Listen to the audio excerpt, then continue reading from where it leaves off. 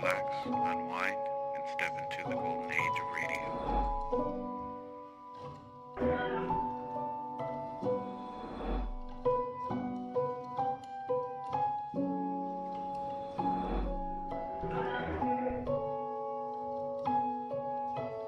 You're now listening to Golden Radio Hour.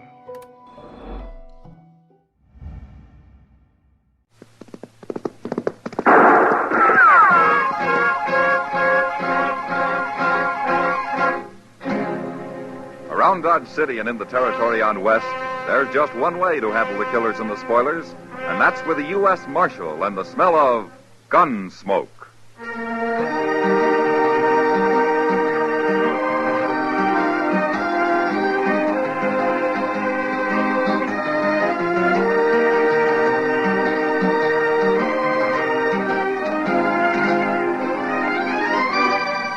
Gunsmoke, starring William Conrad. The story of the violence that moved west with young America. The story of a man who moved with it. Matt Dillon, United States Marshal.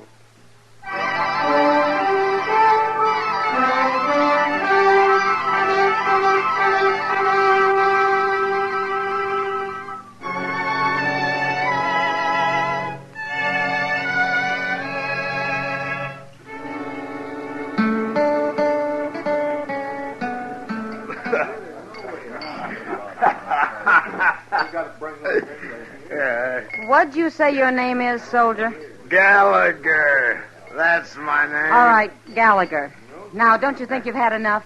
It isn't even night yet. I'll never have enough. You plan to show up at the fort this drunk?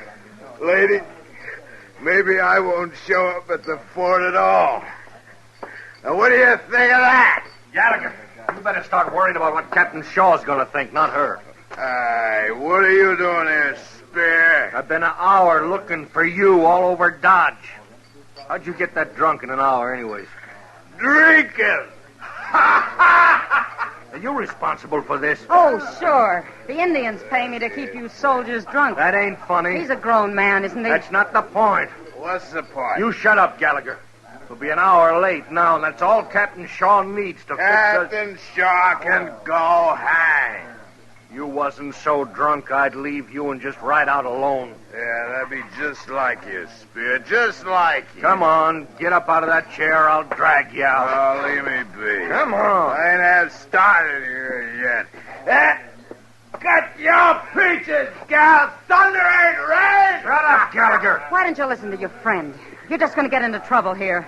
Who's kissing your hand anyway? That's no way to talk. Why, I'll kill you for that, Spear. Beat your drunk.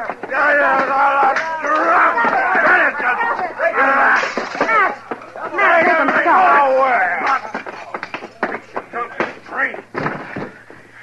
All right. You want the same treatment, soldier? Huh? I had nothing to do with it, Marshal. What? He was drunk. And you're cold sober. Of course I am. It's true, Matt. He just came in looking for him on the floor there, Gallagher. I'll take your gun, soldier. Oh, you can't do this, Marshal. All right, now pick up your friend. We're going to Matt, jail. listen to me. Gallagher started it. He was only trying to get him out of here. Back to the fort. He can take him back tomorrow. Fighting's against the law in Dodge. No, Matt. Come on, let's get going, soldier. Pick him up.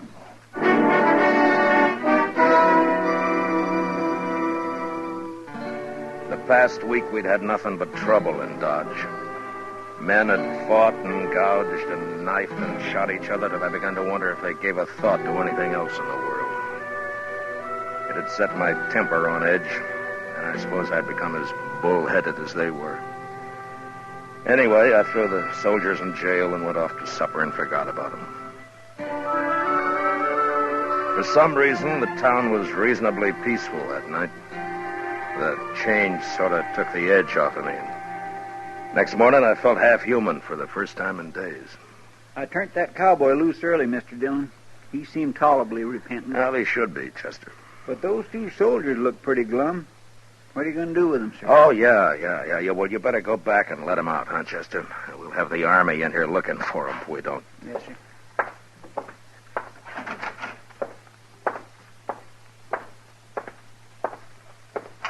You've done your time, men.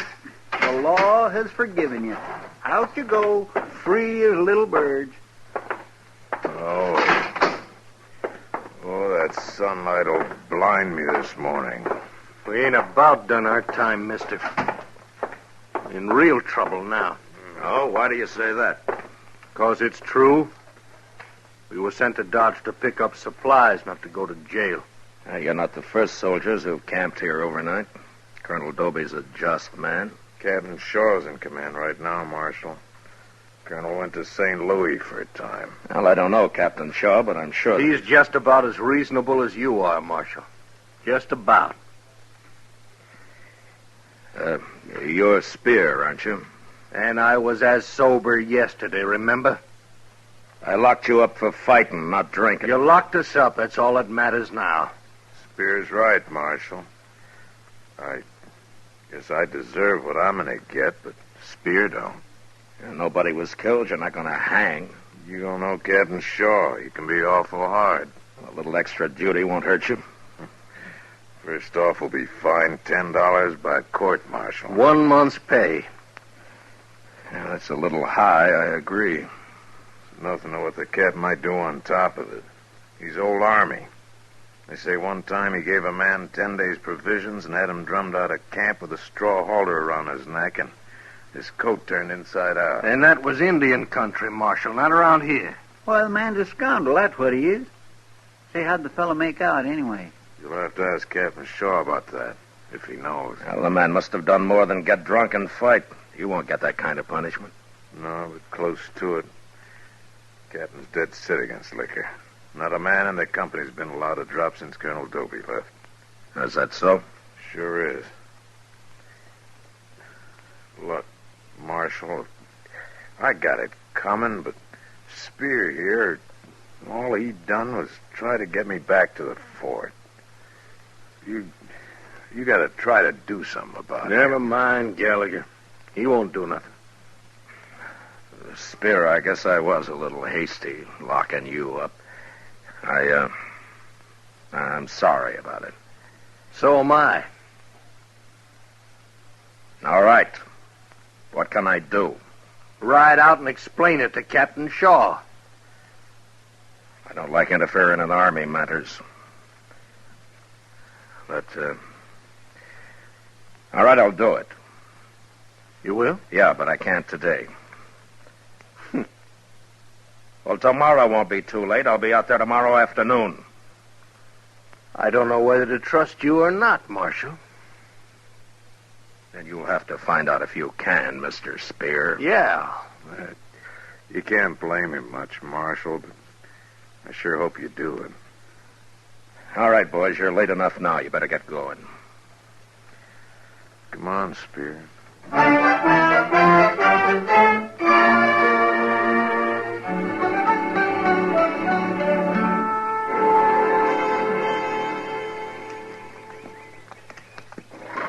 While you're talking to Captain Shaw, I think I'll go see the sutler, Mr. Dillon. He's an old friend of mine. All right, Chester. Name's Larson. Been selling goods to soldiers for 10 years that I know of. Say, I'll eat with him, too, in case you should get asked to supper. Oh, fine. Say, doesn't that look like Spear there? Where? Just outside the fort there, the man with the shovel. Oh, yeah. Say, what's he digging anyway? Come on, let's ride over there.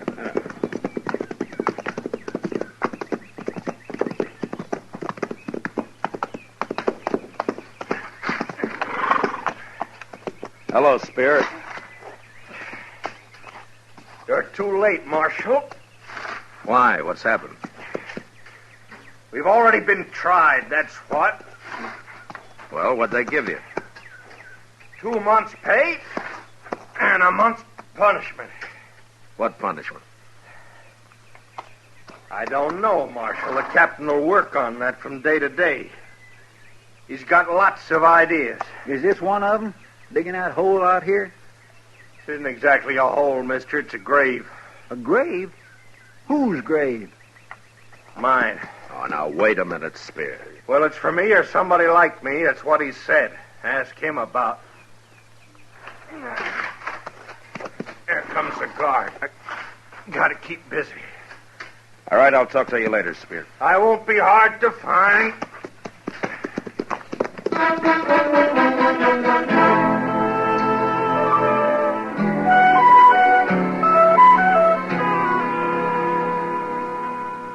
And that's the whole story, Captain. I locked Spear up, too, and for no justifiable reason at all. He was fighting, wasn't he, Marshal?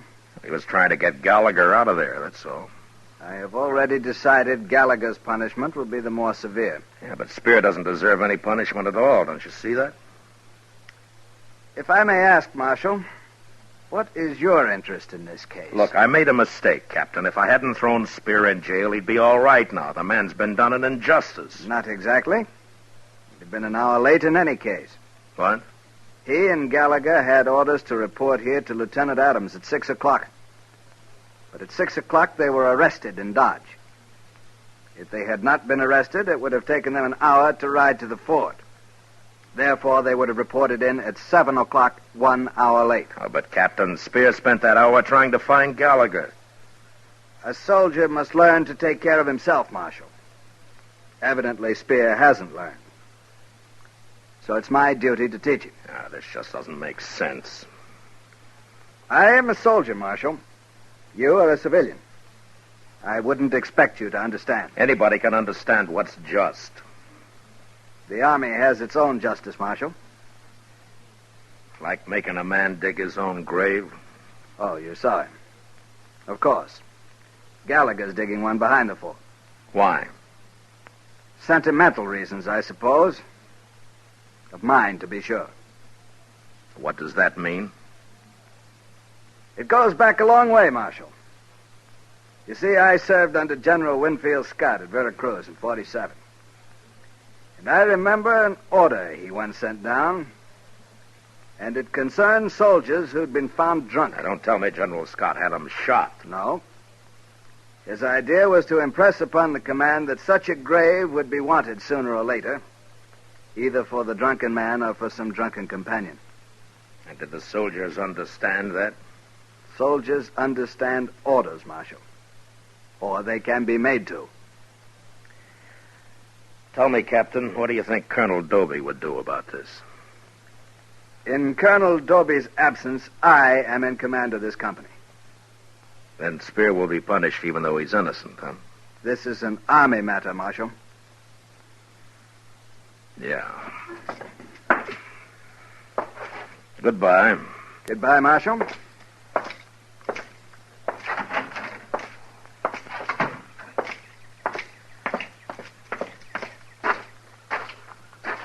Marshal Dillon. Huh?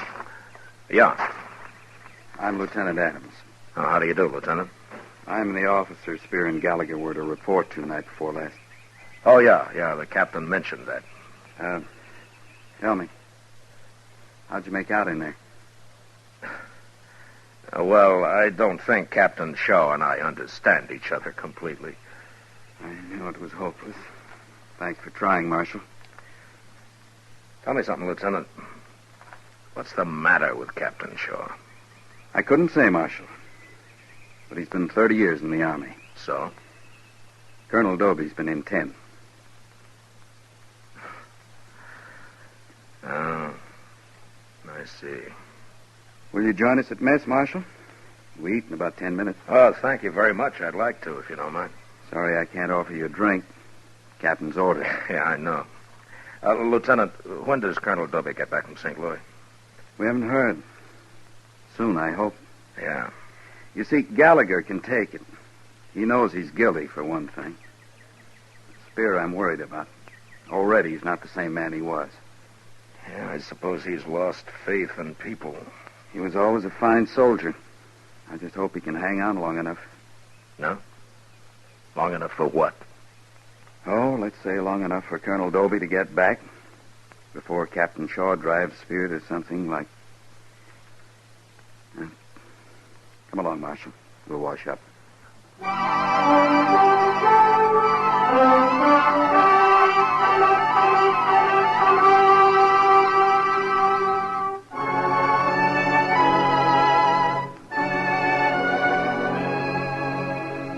I was pretty busy the next few days, and there wasn't much time to think about Spear.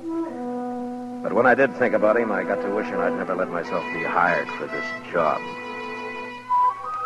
Nearly a week passed, and then one day, about noon, I went to the office and found Kitty waiting there with Chester.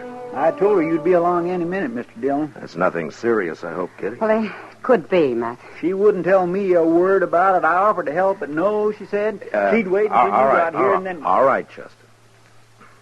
Well, Kitty. Matt, this morning, about 8 o'clock it was, I was... Wait a minute. Lieutenant Adams. Hello, Marshal. Chester? Hello, Lieutenant. This is Miss Kitty, Lieutenant. Oh, yes, of course. I didn't recognize you, Miss Kitty. That's all right, Lieutenant. I'll be brief, Marshal. It's about Spear. He's deserted. What? Last night, just before chow. How'd you get away? Well, Captain Shaw hasn't had those men guarded very close. They're still digging graves, and with only one guard for the two of them. Spear took off when the guard was at the back of the fort near Gallagher, and so... Well, have they found him yet? No. But the captain has the whole company out after him. I just posted a couple of men at the depot. Most everyone else is fanned out over the prairie, horseback. You think maybe the captain wanted him to run off, Lieutenant? Maybe that's why he made it so easy, huh? A lieutenant doesn't judge his captain, Marshal. But I'm worried about Spear. He might do anything now. Yeah. I knew you'd be interested, so I just dropped by to let you know what's happened. Well, thank you, Lieutenant. There's something else, Marshal. What? Captain Shaw has ordered me to search the town. Oh? He's sending me 2 more men. I hope you won't object. Well, ordinarily I would, but I understand. Thank you, Marshal. Goodbye, Miss Kitty. Goodbye. Chester? Bye, Lieutenant. Matt, that's what I came to tell you about. Spear's hiding in my room. What? Since when? This morning he showed up about 8 o'clock. Said he has to hide during the day. He promised to leave tonight. But why did he come to you? Well, he remembered I tried to keep him from being arrested that day, and he said I was the only person he could trust. Oh, I see. I don't know what to do, Matt. Is he armed, Kitty? Yeah. Yes, he's armed. And he said if anyone but me tried to get in the room, he'd kill him. He's awful desperate, Matt. Yeah. He's got to turn himself in, Kitty. After the way he's been treated... They'll catch him anyway, sooner or later. He's got to face this thing on his own free will. If he doesn't, it'll ruin him inside. He won't be any good again. You understand what I mean? Yeah, I think I do. All right, then go tell him. I can't, Matt. I'm not a man. He wouldn't listen to me. All right, I'll go. You can't. He'll shoot you as soon as you open that door. Well, look, you'll have to help us trick him, Kitty.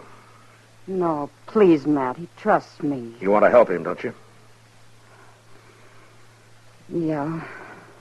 All right. Chester, go out and buy a big bag of groceries and hurry. Groceries? Yes, sir, Mr. Dillon. We'll wait for you here.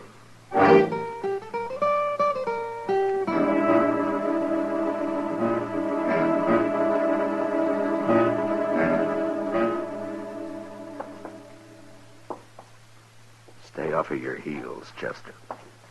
Quiet. All right, you go ahead, Kitty. We'll be there when he opens the door. All right, Matt.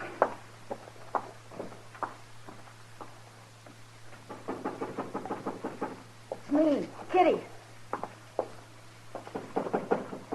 Open the door. I can't hold all these groceries much longer. All right, come on in quick. Take this. My arm's breaking. All right, I got it.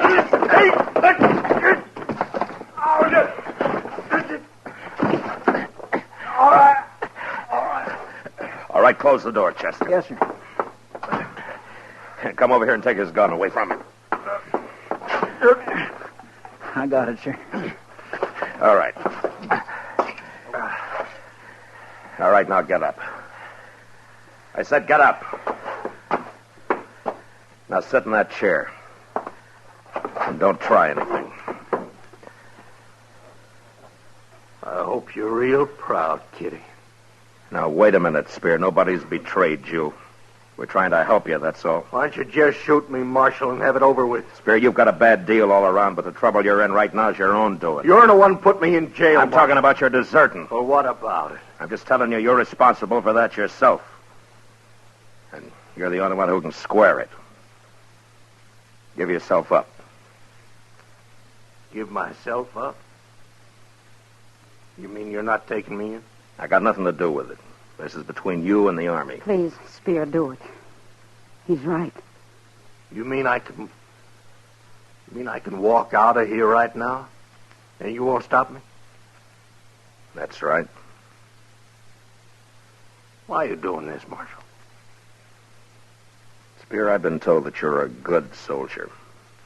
But right now you're in trouble. And you and I are both responsible for it. I shouldn't have thrown you in jail, and you shouldn't have deserted. Well, so? I'll do my part, and I think you'll do yours. You'll do yours by turning yourself in. I don't know, Marshal. Yeah, what, Chester? Down there in the street. Lieutenant Adams and 2 soldiers, and they're headed right in here. Give myself up, huh? You got it planned pretty neat, Marshal. Maybe the Army will give you a reward for this, huh? Maybe they'll Adams said he was going to search the town. That's all I know about. And followed you right here, didn't he? You sure trust me. All right, shut up a minute. Kitty, is that a closet there? Is it empty? Look, well, almost, yeah. All right, Spear, I'll prove that I trust you. They won't find you till you're ready to give yourself up. Now get in that closet and hurry. You mean it? Here, take my gun with you. Now do you think I mean it? Your gun? Go on, take it. Oh, but I didn't mean... All right, hurry up, get in there. Mr. Dillon, are you sure you are to take a chance like that? Open the door, Kitty. All right.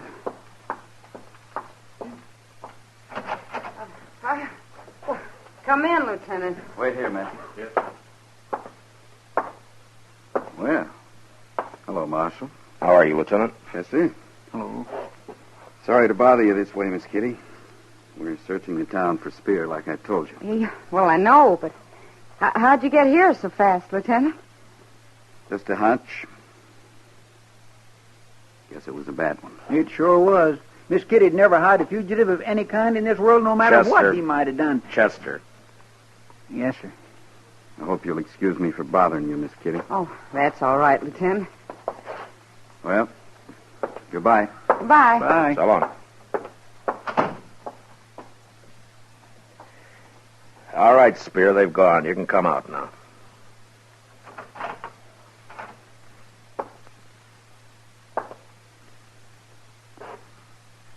Well?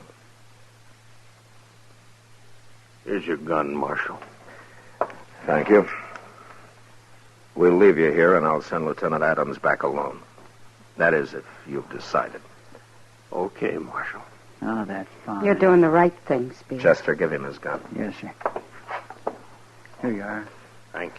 Come on, Kitty. Chester. So, Marshal, Yeah?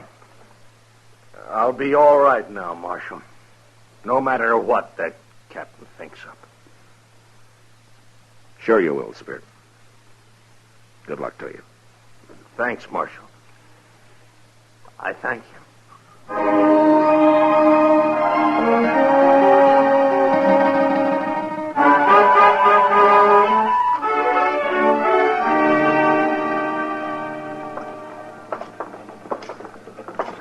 There's Lieutenant Adams right across the street, Mr. Dillon.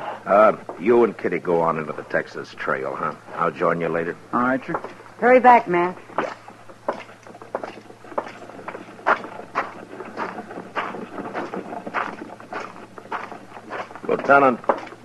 Lieutenant Adams. Yes, Marshal. Where are your men? Oh, they're scouting the Alafraganza there. I don't think they'll find him, though. You don't? No, I don't. I see you got your gun back, Marshal. You don't miss much, do you? I kind of wondered at first why you didn't have it upstairs, eh? And? Well, I don't suppose Captain Shaw'd much appreciate an officer who searched a room, didn't even bother with the closet, would he? Captain Shaw might not, Lieutenant, but I think Spear will. be waiting for me, Marshal? Mm-hmm. It was a mighty long chance you took. Yeah, it was worth it. Let me know how he makes out, Lieutenant. I sure will, Marshal. Especially seeing as how you kind of got a stake in him now. Well, so long. Goodbye, Lieutenant.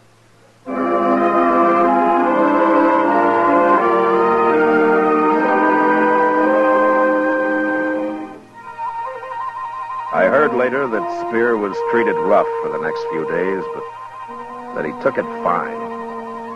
And then Colonel Doby returned to his command, and he decided that Spear had been punished enough.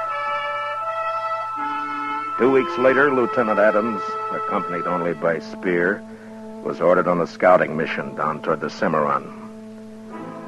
It may have been Indians, or it may have been the river, but neither man was seen or heard of again. Yesterday, I received a message from Colonel Doby. A formation is to be held at Fort Dodge, honoring those 2 good soldiers. The colonel thought I might want to be there.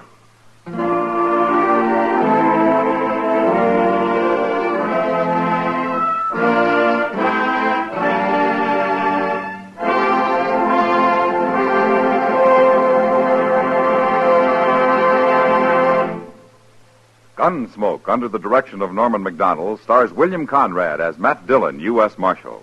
Tonight's story was specially written for Gunsmoke by John Meston, with music composed and conducted by Rex Corey. Featured in the cast were Lawrence Dobkin, Harry Bartell, Paul Frees, and Vic Perrin.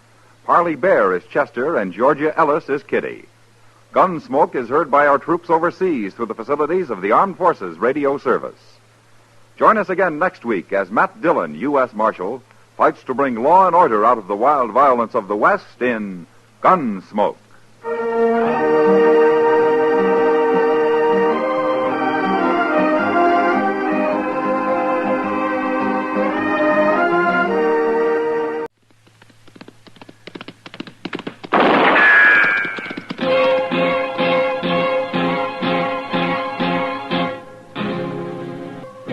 Around Dodge City and in the territory on West, there's just one way to handle the killers and the spoilers, and that's with a U.S. Marshal and the smell of gun smoke.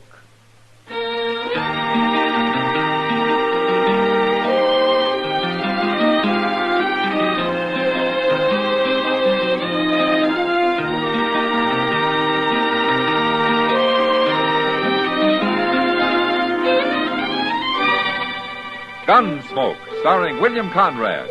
A transcribed story of the violence that moved west with young America. And the story of a man who moved with it. I'm that man, Matt Dillon, United States Marshal.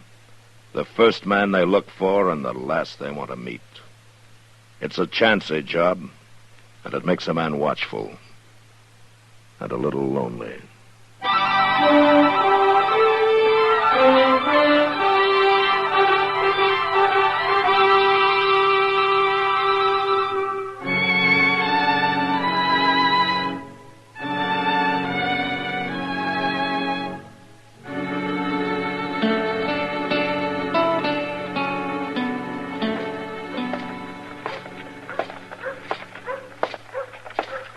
Hello, Marshal. Oh, Mr. Hightower, how are you this morning? Fine, thank you.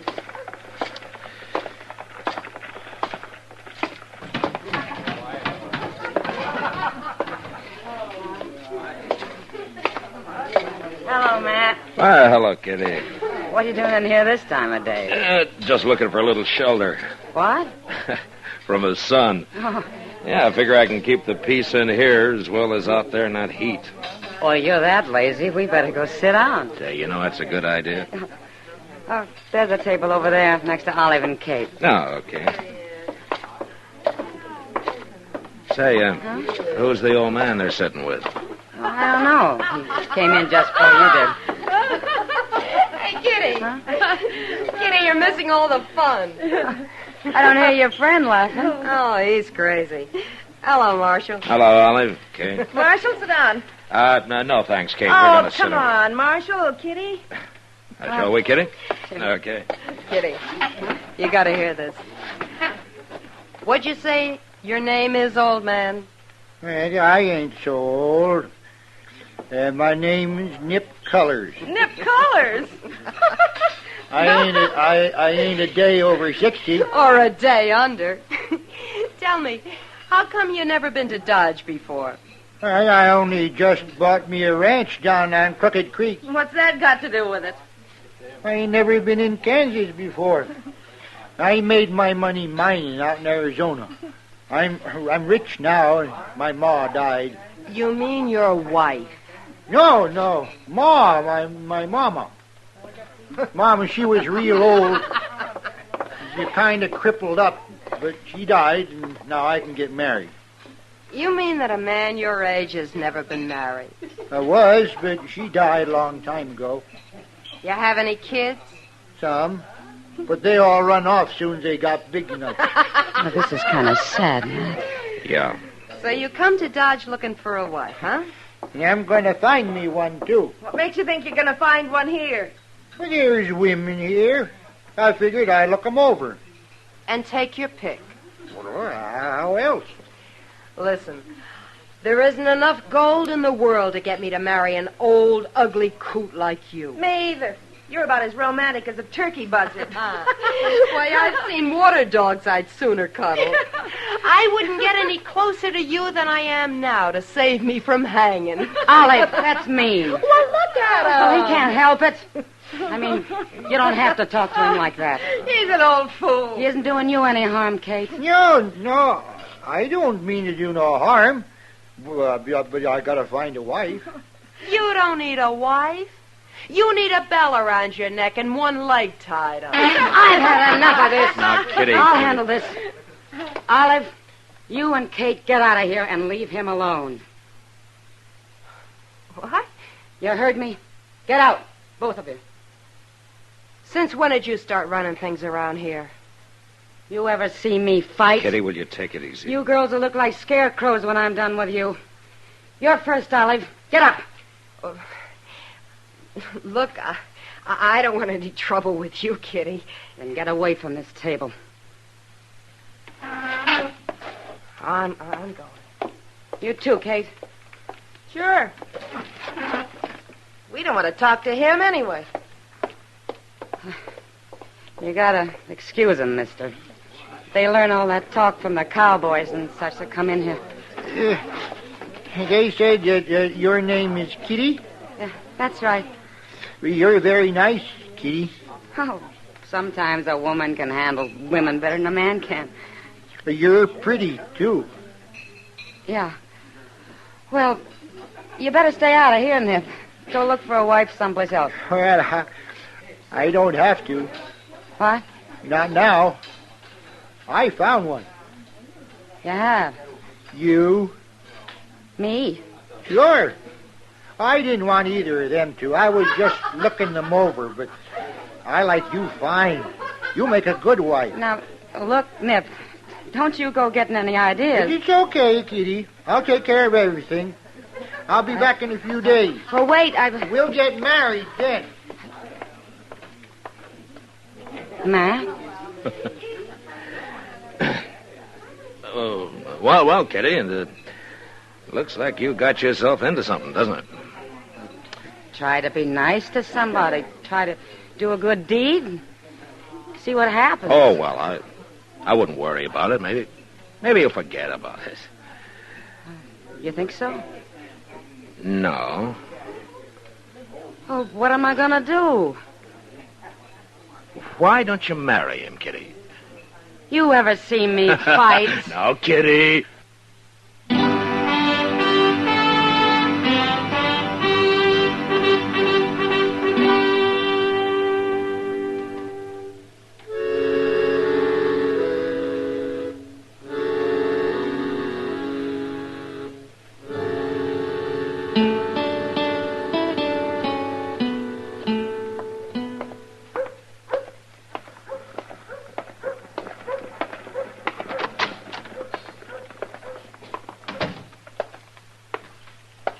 Well, the stage come in, Mr. Dillon. Oh? Now, didn't you think it would, Chester? Oh, yes, sir. Sure, I knew it would. It was awful late, though. Oh, was it? Yes, sir, it was late. Oh, why? Well, I declare, I don't know. I didn't bother to ask. Oh, I see. Well, what else is new, Chester? Well, sir, nothing I know of. You know, Chester, you ought to stay in the office more and keep out of the sun. Oh, well, the sun's already went down, Mr. Dillon. Well, now, that's something new. I hadn't noticed that. Well, yes, sir, you're right. It has. Well, yes, sir, it sure has. Matt? Oh, hello, Kitty. Come on in. Evening, Miss Kitty. Chester?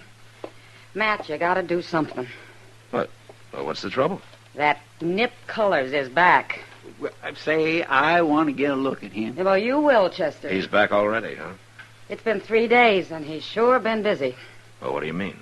Well, first he's gone and bought a lot of new clothes. Got himself all duded up. Well, he needed it. Well, that's not the point. They're wedding clothes. Oh? He came into the Long Branch wearing them. He's over there now buying drinks for the house. Celebrating. I nearly died of shame, Matt. Everybody laughing at him and at me. I left. I got out. Well, that's funny, Kitty. I'd have thought you'd have got mad or laughed it off yourself. Matt, he's serious. I don't know how to stop him. And what's more, I am mad now. That's why I came here. Oh? I ran into the preacher on the street. And you know what he said? He's real pleased he's going to marry me and Nip Colors tomorrow. That old fool's gone and set up a wedding. Oh, my goodness. It's got to stop. It's got to stop, Matt. You've got to help me. Well, Kitty, Please, Matt. Oh, sure, Kitty. Of course I will. I'll go over there now and see what I can do. Well, I'm going with you. Well, you don't have to, Kitty. I want to.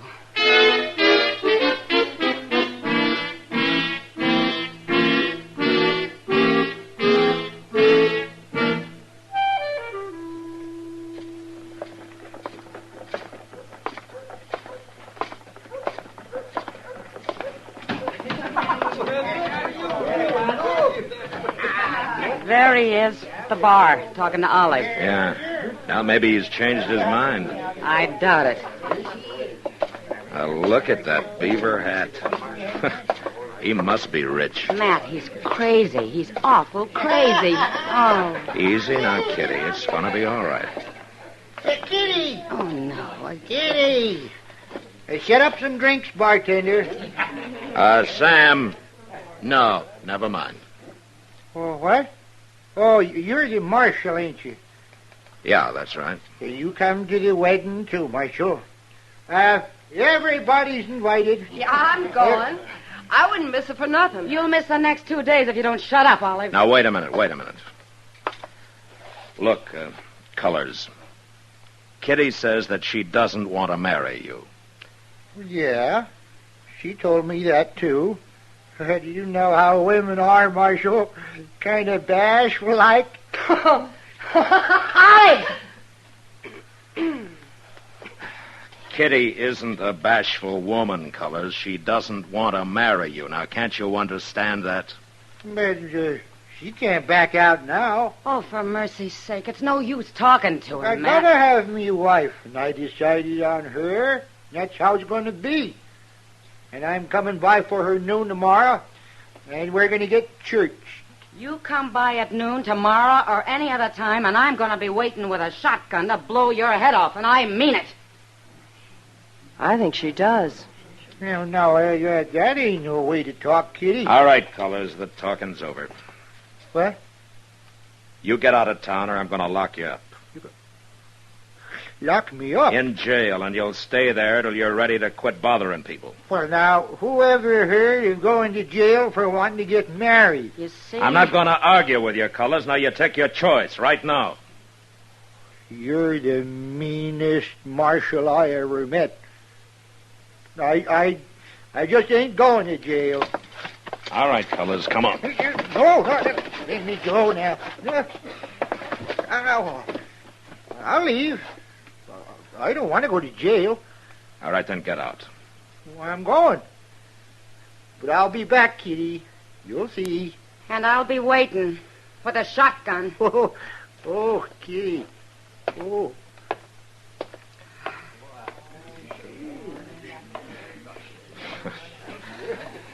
Well,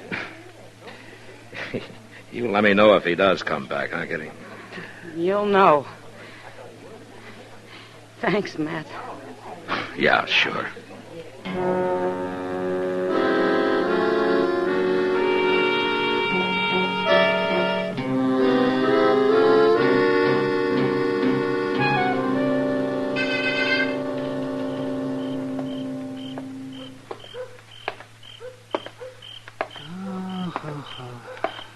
I'm kind of tired tonight. Well, it was a good dinner, though.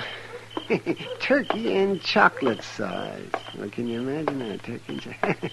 Doc! Yeah, huh? Hey, Doc! What? Over here. Oh!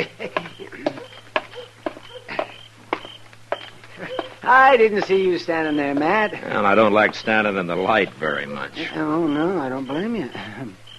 Oh, where you been? On a call? No, I had a late supper. I was busy until, after 10 o'clock tonight. No? I was over at Delmonico's? No, I wasn't. I went to that new Mexican place. I had some of their turkey and chocolate sauce. Say, you tried that? Yeah, it's good, too. Yes, it is. Yeah, well, I think I'll turn in now. Okay. Wait a minute, Doc. Why, it's Chester. Mr. Dillon, you better come too, Doc.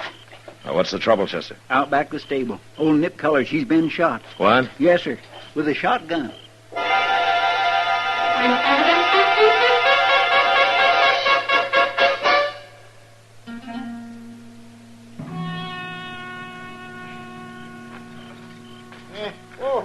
Oh, now, take it easy. Well, it's right. Oh, Well, Doc, how does he look? he looks like a Virginia ham just sprinkled with cloves. Well, now, that's no way for a doctor to talk. I've been shot. It isn't my talk you should be worrying about. It's whether I can dig all those pellets out. Ooh. That's going to be quite a task. Yes, sir. It's going to be quite a task. Well, why don't you get started before I die? Oh, be quiet. Better get him up to my office, man. I'll need better light than that lantern of Chester's. Well, one lantern's all I could get, Doc. You know, I ain't in the habit of carrying more than half a dozen around with me. Never mind, Chester. Excuse me, Doc. Would you let me get on there, please? Yes. Colors, what happened? Who shot you?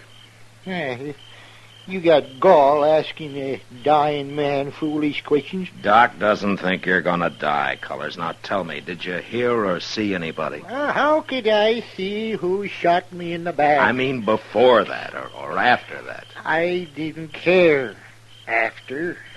I just lay here hoping they wouldn't pepper me again. And before it happened? I didn't see nobody. But I can tell you who it was. You heard her. It's Kitty. She said she was going to shoot me with a shotgun, too. Now, wait a minute. She said she'd shoot you if you came back bothering her, but that was just talk.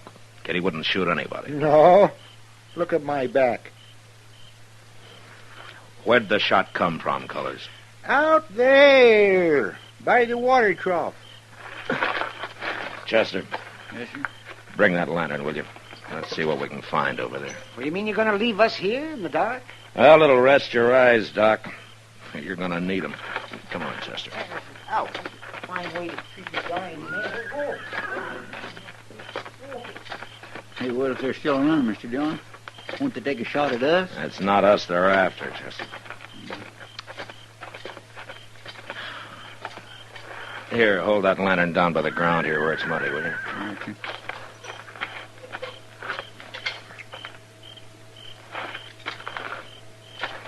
Wait a minute.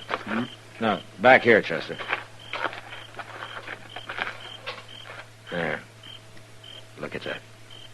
Well, I do declare, Mr. Dillon, them is woman footprints. Yeah.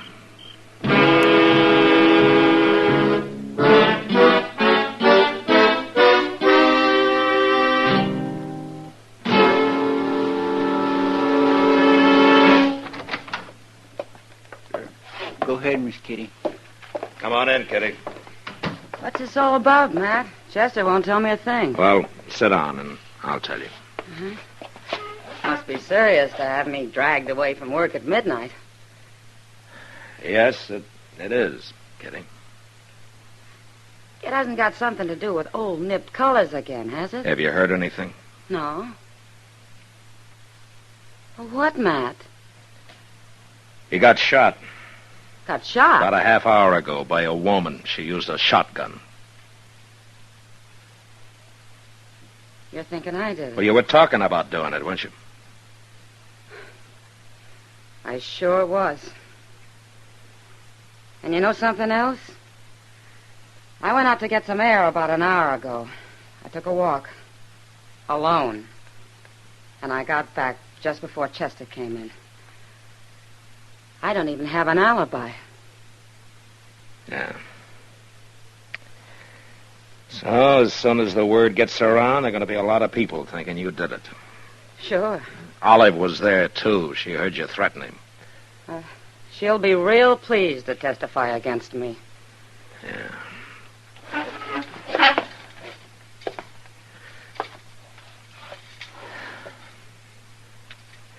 Kitty, might be easier for you if you laid low till I find out who did this, huh? How do you know I didn't? Well, I don't know. Not that way. Not so's I could prove it legally. All right, Matt. I'll lay low. Mr. Dillon. Yeah, what is it, Chester? Somebody just went upstairs to Doc. So? I seen her out the window here. Her? Yes, sir.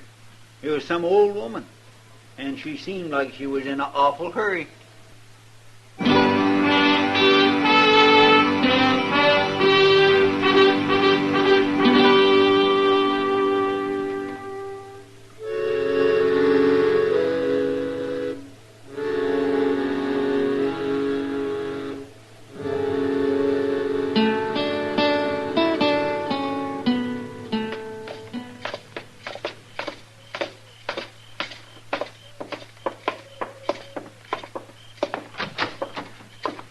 Hello. Where is he?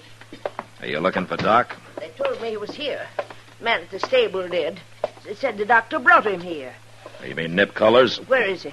Well, Doc's working on him in the back room there. He got shot. I know he got shot. Here, now, wait a minute. Oh.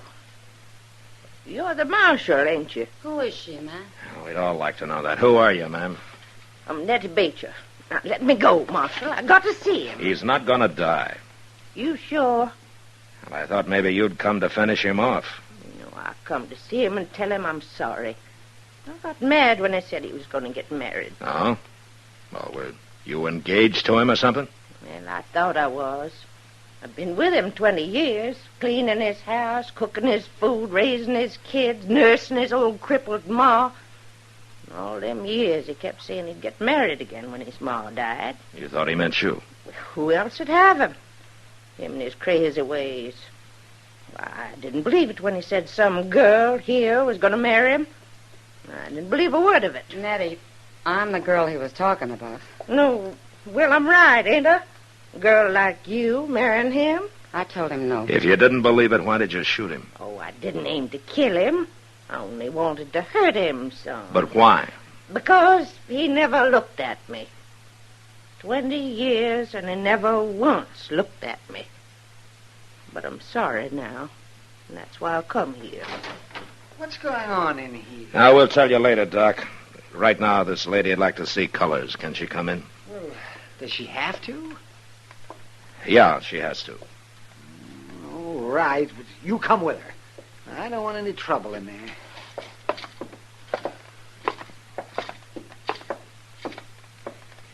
There he is, lady.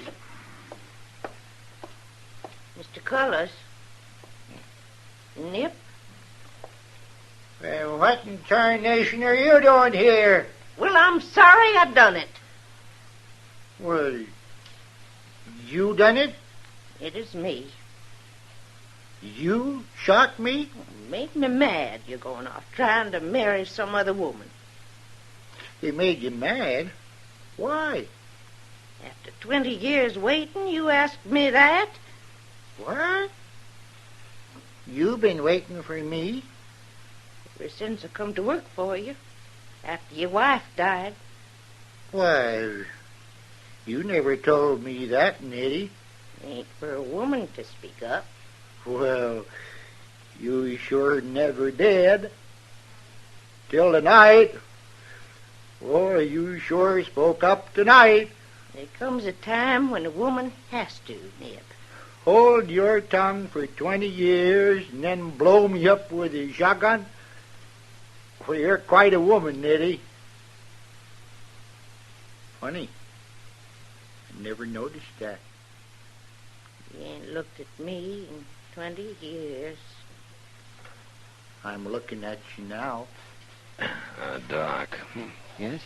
There isn't going to be any trouble. No. Come on.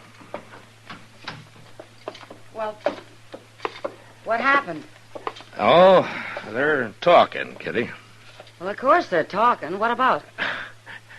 Well, let's say that you just lost yourself a bridegroom. Well, I can't say I'm sorry. But you know something, Matt? What? I lost him to a pretty good woman.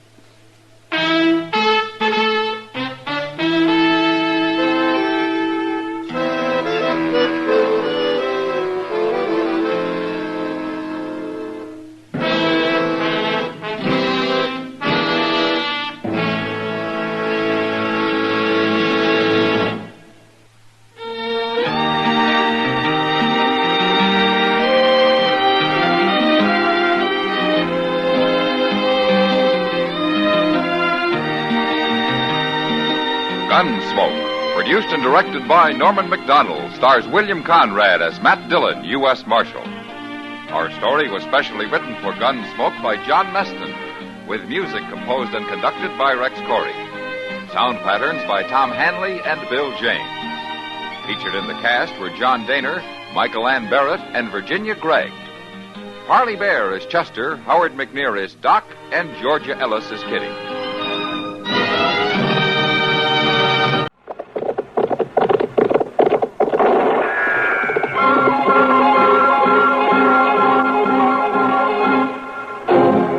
Around Dodge City and in the territory on West, there's just one way to handle the killers and the spoilers, and that's with a U.S. Marshal and the smell of Gunsmoke.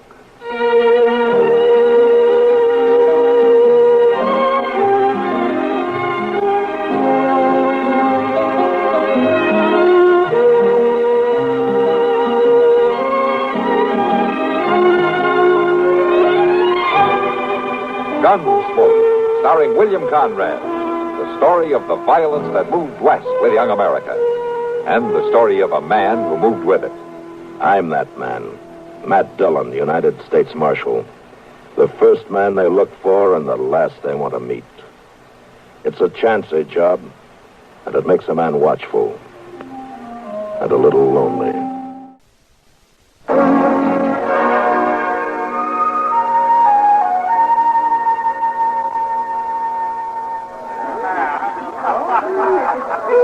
Well, it doesn't look like your customers are in any hurry to go home tonight, Kitty. They're really roaring. Yeah, it must be the sign of the moon or something. Well, whatever it is, it's good for business. Yeah. But I'd settle for a little peace and quiet right now. Be all right with me if they all went home. Well, I can take a hint. Oh, you know I didn't mean you, Matt. Have another drink. No? No, I don't think so, Kitty. Oh, Matt. Don't worry about it, Kitty. I'm tired. I just want to turn in. Oh, all right. Okay. I'll see you tomorrow, Kitty. Sure, Matt. Night. Good night.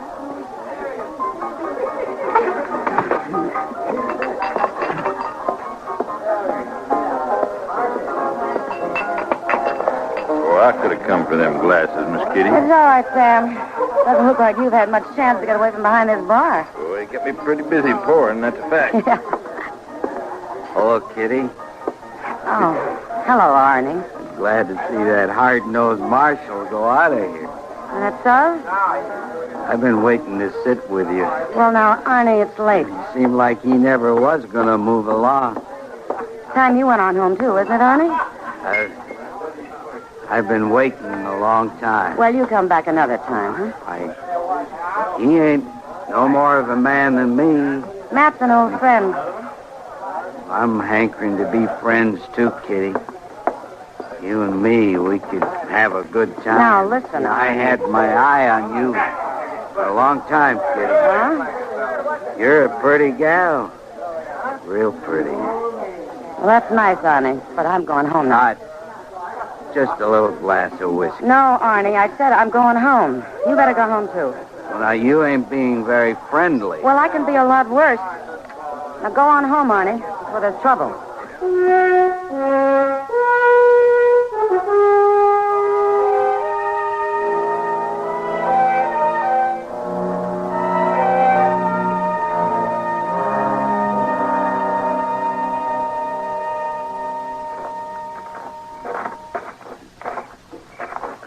Been a little friendly.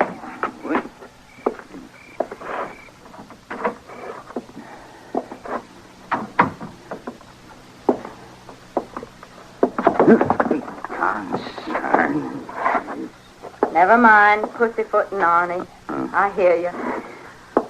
I just didn't want to disturb your sleep, Patty. I reckon you didn't. I didn't figure it'd be so late. You never do. Turn up that lamp. Ain't no sense in you sitting up. I got no feel for sleep when you're with that woman. Oh, now, Hattie, there ain't nothing. I've watched you making cow eyes at her every time I've been in town. There ain't nothing to it. There's enough to it, so you haven't been home to supper in a week. Oh, now, Hattie, let's not... Set out on the table for you night after night. A man has business to tend to. Business. Well, I'll tell you something, Arnie Grimes. It's the kind of business I ain't about to stand for. I come out here with you to this misbegotten country. I parch and peel and wrinkle up, taking care of you and tending to your place. Well, it ain't an easy country, Hattie. I ain't expecting it to be easy. But I got a right to expect you to pay me some mind. A man's got a right to go into town. And take up with every saloon woman he meets, I suppose. Now, there ain't no harm in what I do. I seen her with her fancy clothes, a painted mouth, tempting a man away from his wife. I ain't left you, Hattie. Well, you may not have left our house, but you left me all right. You left me a long time ago.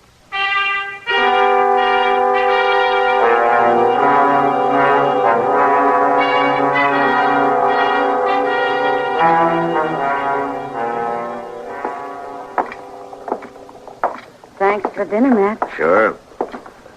Maybe I should have eaten more while I had the chance. Now, what do you mean? I'm not going to have you around to buy my meals for me. You'll make out. Now, Matt. I was joking, Kitty. How long do you expect to be gone? Oh, 3-4 days, I imagine. At least till Sally's back on her feet again. I don't expect she'll stay in bed too long. She never does when she has a baby. She and Hank are getting to have quite a family, aren't they? Yeah, 7 of them, I think. No, this will make 8. You know, marriage is a good thing, Matt. Huh? You thinking about it? I said it was good. I didn't say I was going to do it. I better get you back to your place. The stage leaves around 2 o'clock. I'm all packed. And I'll carry your bags down to the depot for you. All right. Now, look there. A couple of your friends. What? Arnie Grimes and his wife. That man gives me the creeps. You know, the way I heard it, he's kind of sweet on you. No, Matt. Wonder what they're doing in town this time of day. I don't know, but it looks like they're heading for the stage depot. Yeah, they sure are.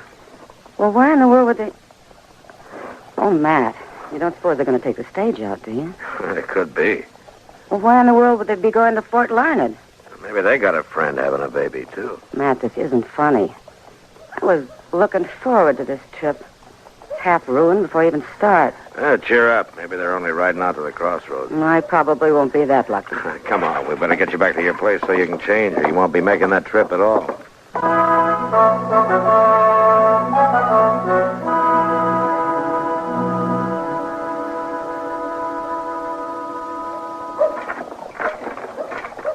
Here you go, Jim. Oh, Marshal, I can see you standing there. Might as well put this bag up, huh? Yeah, sure. You riding with me today, Marshal? No, not me, Jim. Miss Kitty. She'll be along in a minute. Well, I guess I should have known. This ain't exactly your kind of bag. No, not exactly. Yeah, my ski going far? At Fort Larned. You think you can keep that rig on the road? Well, now, Marshal, seeing as Miss Kitty's a passenger, I'll sure try. She'll be glad to hear that. Hello, Marshal. Oh, Arnie. Miss Grimes. Afternoon, Marshal. Give the man the bag, Arnie. He ain't going without it. And tell him to be careful with it. Oh, I'll be careful, ma'am. Yeah, I'll take it. Marshal, did I hear you say Miss Kitty was taking this stage? That's right. Well, what do you know? Arnie, give me a hand into the stage. All right, Hattie, all right. And you needn't think you're going to stand out there in the street waiting to ogle her either. You come up here on the stage and take your seat. I'm coming.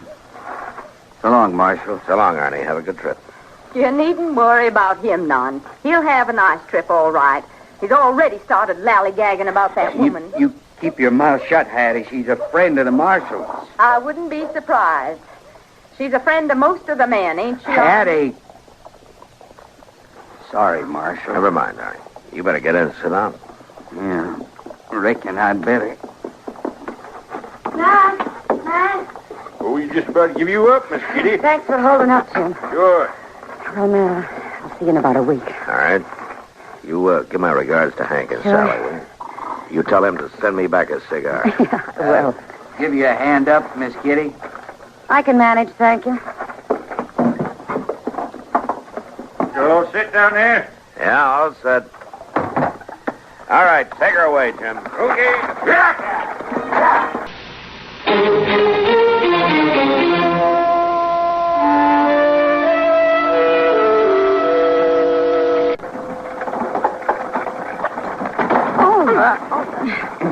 Seems like that driver could at least miss the biggest holes in the road.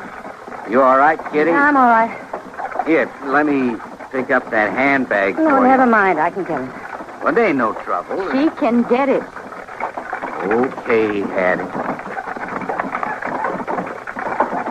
Sure is a funny thing. We should all be riding along together this way. Hattie and me ain't been up to see your folks in 2 years. I reckon you don't make this trip often neither, do you, Kitty? Not often.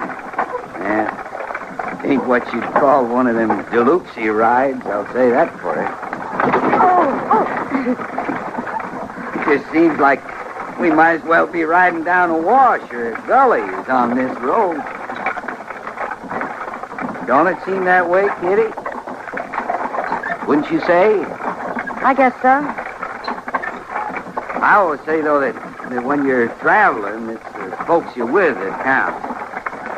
It sure is pleasurable to be riding along with you, Kitty. Ain't you got nothing to say to that? Listen, Arnie, I don't feel much like talking. Arnie, quit making a fool of yourself. Now, there ain't nothing foolish about a man trying to be friendly-like. Is there, Kitty? I don't know, Arnie. Your wife may be right.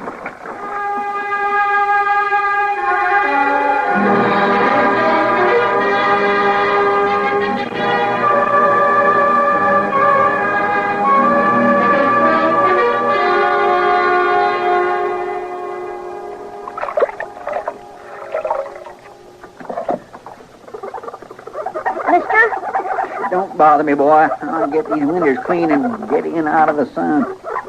Mister? I told you to quit bothering me. Go on now, get. You aiming to get them windows clean? Well, and yes, I'm aiming to get them clean. What do you think I'm scrubbing at them for? You ain't got that top one over there. Yeah. Now, look, you listen to me, boy. I can see it just as plain. You left a big smear. I told you once before, I ain't telling you again. Now, get. You ain't done it right. I don't care if there's a big old smear up there. Boy, I'm going to bang your head in a minute. Now, get.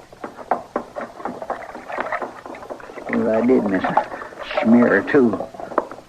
Bad enough. But it has to bother us. That Charlie got some smart. Like kid come along smart enough. And well, hello there, Miss Grimes.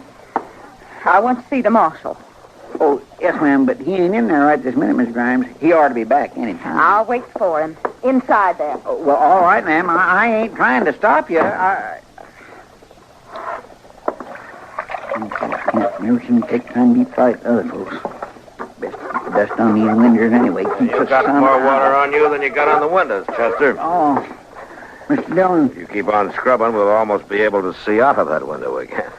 It don't seem to me there's much worth seeing around here. You may be right. Mr. Dillon, you better get on in there. Oh? Well, what's the trouble? I don't know what the trouble is, but Arnie Grimes, his wife, is waiting to see, and she don't look like no patient woman to me. Oh. Well, I just soon wash windows.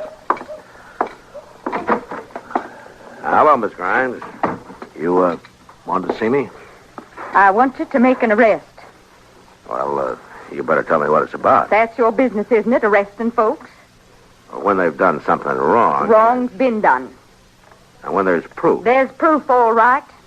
Well, who do you want me to arrest? That woman, Kitty. Kitty? Kitty Russell? That's the one, that saloon girl. Miss Grimes, accusing a person is pretty serious business. It certainly is, Marshal, and I want you to lock her up. Well, what's she done? She stole. Stole? Kitty stole? My pin, my diamond pin. I want you to go get it, Marshal, and then I want you to lock her up. Now, Miss Grimes, Kitty had no reason to steal. No reason. She don't mind stealing anything at all. Look, Miss Grimes, I know Kitty pretty well. Maybe you better go home and think this over, huh? I've been thinking, Marshal, a good deal, and I want you to get to the bottom of this. That's your job, isn't it, to protect honest folks? Yeah. Yeah, that's my job. All right, then. You do something about that woman.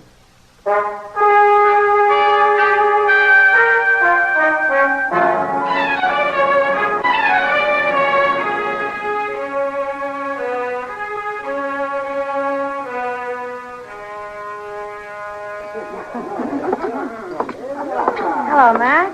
Sit down. Hello, Kitty. Thanks. You want a drink? Yeah, I guess I do.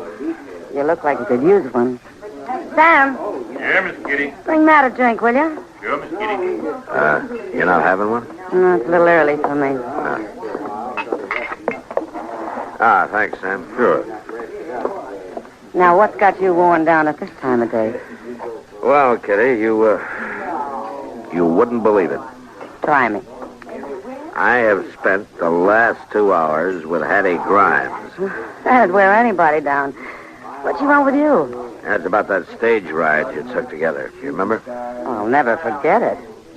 Poor Hattie sitting there like a crow on a barn roof with Arnie acting like a darn fool. It was a miserable trip. Yeah, I can imagine. What'd she want?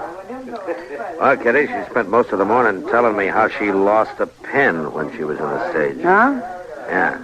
And she's been telling me that you took it. I took it? Uh-huh. She wants me to lock you up.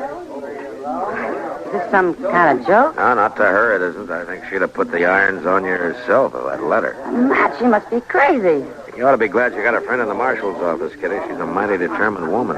Poor thing. I guess I kind of feel sorry for her. Sorry? Mm-hmm. I don't know why you'd be sorry for her, Kitty. Well, I know, Matt. And Hattie knows.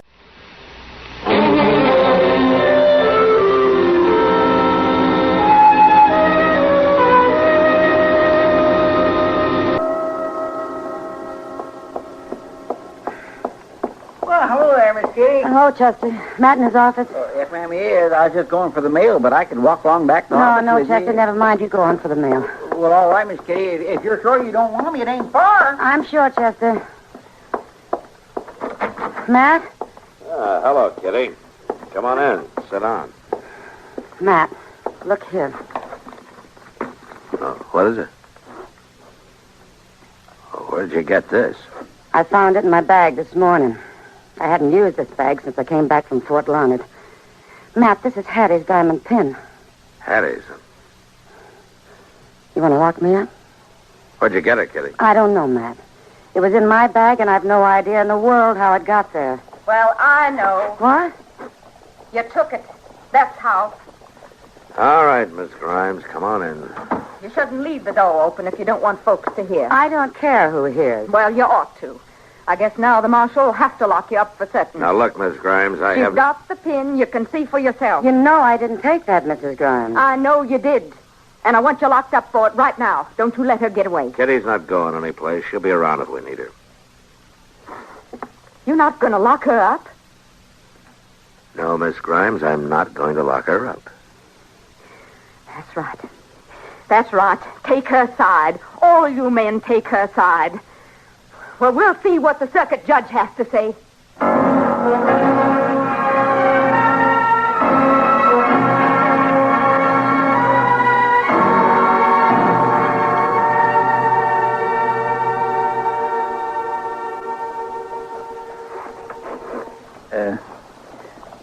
Miss Dillon? Yeah, Chester? It's all seemed to you. I'd rather you didn't lean your chair back against the window I cleaned so hard yesterday. Huh? I'm sorry, Chester. I forgot about your house cleanup. Well, it's mean enough to have to do it without somebody to...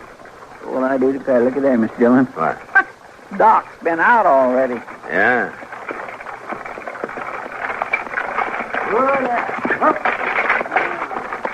What's the matter, Doc? Couldn't you sleep? Yeah, Doc. Or did you just stay up all night?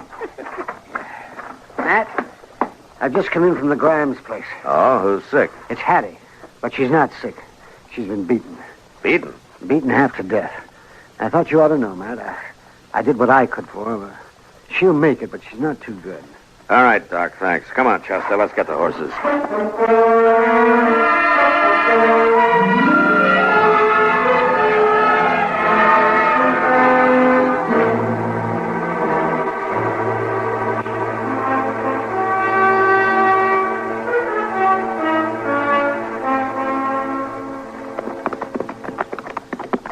This land around Arnie Grimes' place is good growing land, ain't it, Miss Dillon? Yeah, it's rich soil around here. You'd think a man and his wife could live contented out here, now couldn't you? You need more than good crops for that, Chester. Yes, I suppose you're right. You reckon Arnie done it? Yeah, he could have. Looks like we're going to get a chance to ask him. Yeah. That is him riding his way. Uh-huh. Let's wait for him.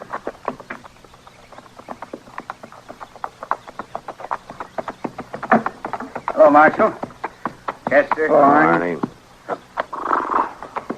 You on your way out to my place? Uh-huh. We were. Yeah, I figured you might be. I'm saving you the rest of the trip. Go on. I did it, Marshal. I beat her. I figured you did. I ain't proud of it. I ain't never hit a woman before. She had to tell me, Marshal. She had to tell me true. About the pin? Yeah, about the pin. She hid it in Kitty's purse, Marshal. She hid it there herself. She'd have seen her go to jail for it. Yeah. So I made her tell me true. I'm ready for whatever the law says. I ain't proud of what I done, and it ain't easy to hit a woman. Not supposed to be easy, Arnie. All right, come on.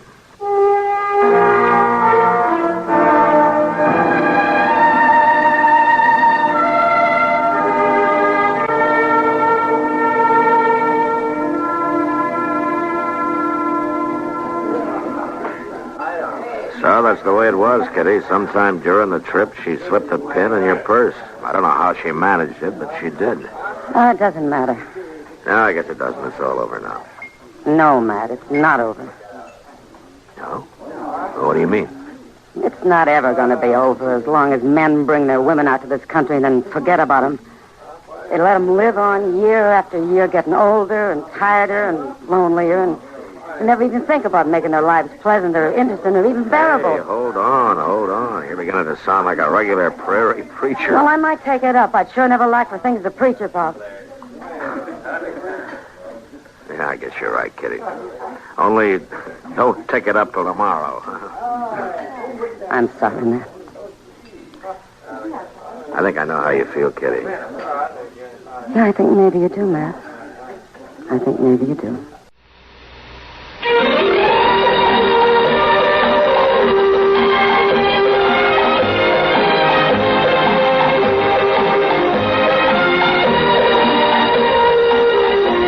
Gunsmoke. Produced and directed in Hollywood by Norman Macdonald, stars William Conrad as Matt Dillon, U.S. Marshal. The story was specially written for Gunsmoke by Marion Clark, with editorial supervision by John Meston. Featured in the cast were Vic Perrin, Virginia Christine, Barney Phillips, and Richard Beals. Harley Bear is Chester, Howard McNear is Doc, and Georgia Ellis is Kitty.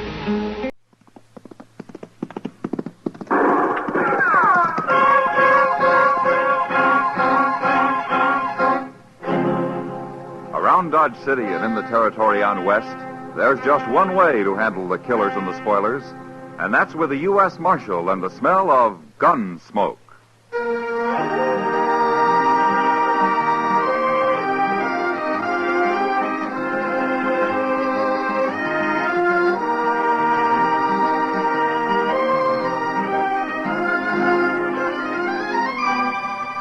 Gunsmoke, starring William Conrad, the story of the violence that moved west with young America. The story of a man who moved with it. Matt Dillon, United States Marshal.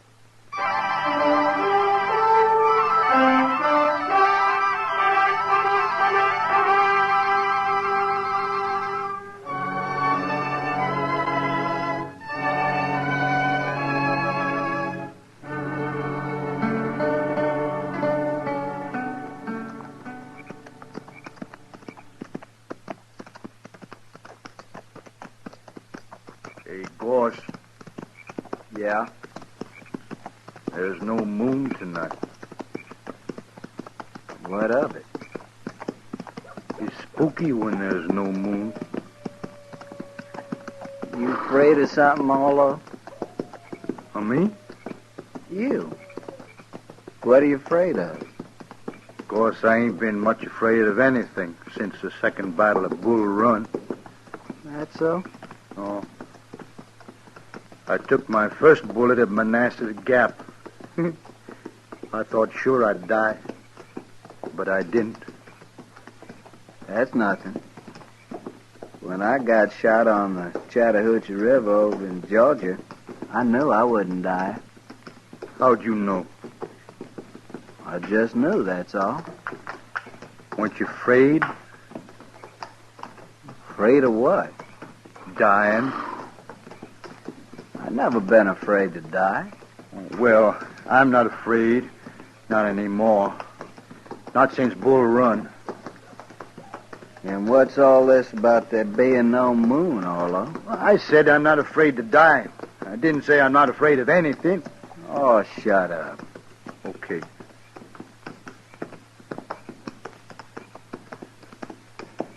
Hey, Gorse. Yeah? Wished we could stop and light a fire. What? I got some pork to cook. Now listen here, Arlo. You trying to tie the rope around your own neck? No. And eat your meat raw, you hear? Raw meat gives me the bellyache. You needn't worry about that, Arlo. Those people back in Dodge, they got a cure for bellyache. They have? They have.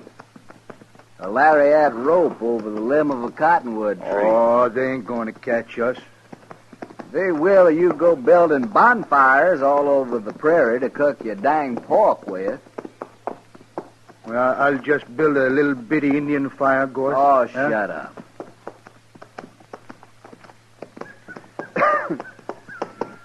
Arlo? Look over there. Where? Over there. At the foot of that little rise. I don't see nothing.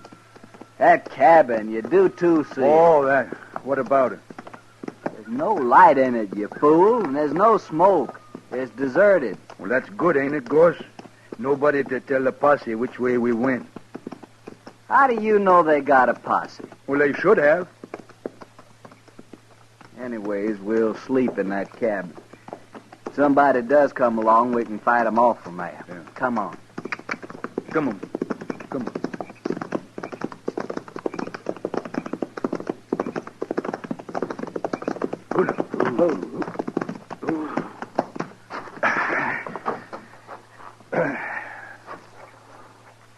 It's big, ain't it, Gorse? Big enough for us, anyway. Come on, maybe there's some food inside.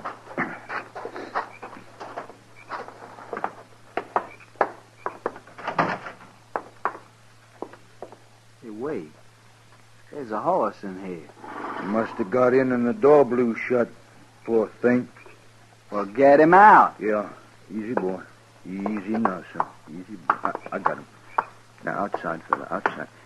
Come on. Yeah. Hey, that's funny. What's funny? That horse. He's all wet with lather. Lather? Hold it right there. Hey, there's somebody in Now there. get your hands up. What? You're framed in the door and you'll die if you make a wrong move. Now turn around and stand there. Now take your guns.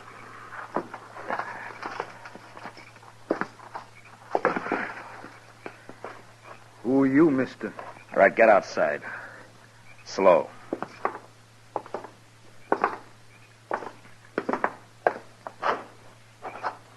All right, that's far enough. Now you can turn around. All right, you, what's your name? Orlo. Orlo what? Just Orlo. And you? William Goss, but I don't use the William. I'll remember that. Look, mister, we don't mean no harm. We just thought your cabin was deserted and we could sleep in there tonight. It's deserted, but you won't be sleeping anywhere tonight. Now, mister, you got no right You'll to... sleep in Dodge when we get there. Oh, no. No, we can't go back to Dodge. No? Why can't you? Well, you see, we shot a man that day. Orlo. This morning it was. Orlo, and you shut up. But, Gorse, you know we can't go back. I'll shut you up. Hold it, Gorse. Well, he always did talk too much. The war made him like that, mister. He was all right before the war. So they say, anyway. Now, listen to me, both of you. This isn't my cabin. It isn't. Then why'd you put us out of it? I'm trying to tell you why. I'm a United States Marshal. What? Oh, Gorse, we got caught. You're both under arrest for murder. Well, I'll be. So that's why his horse was hot. He'd been chasing us, Gorse.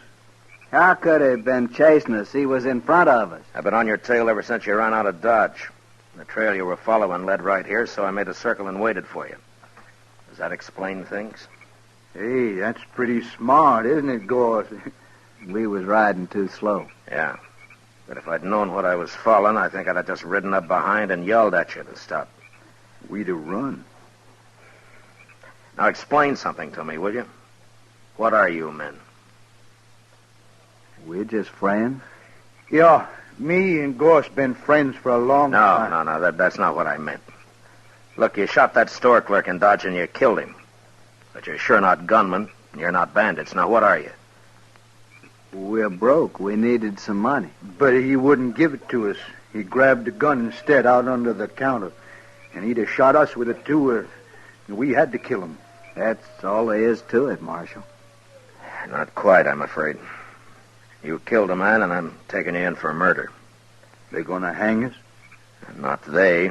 The law, maybe. But you'll get a fair trial. Won't matter. We done it. We'll hang. Yeah, you're right, Gorse. We'll hang, sure. I don't know. I suppose you'd have killed somebody sooner or later. All right, get your horses.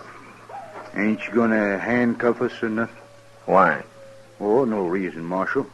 I was just asking. I thought so. All right, come on. It's a long ride to Dodge.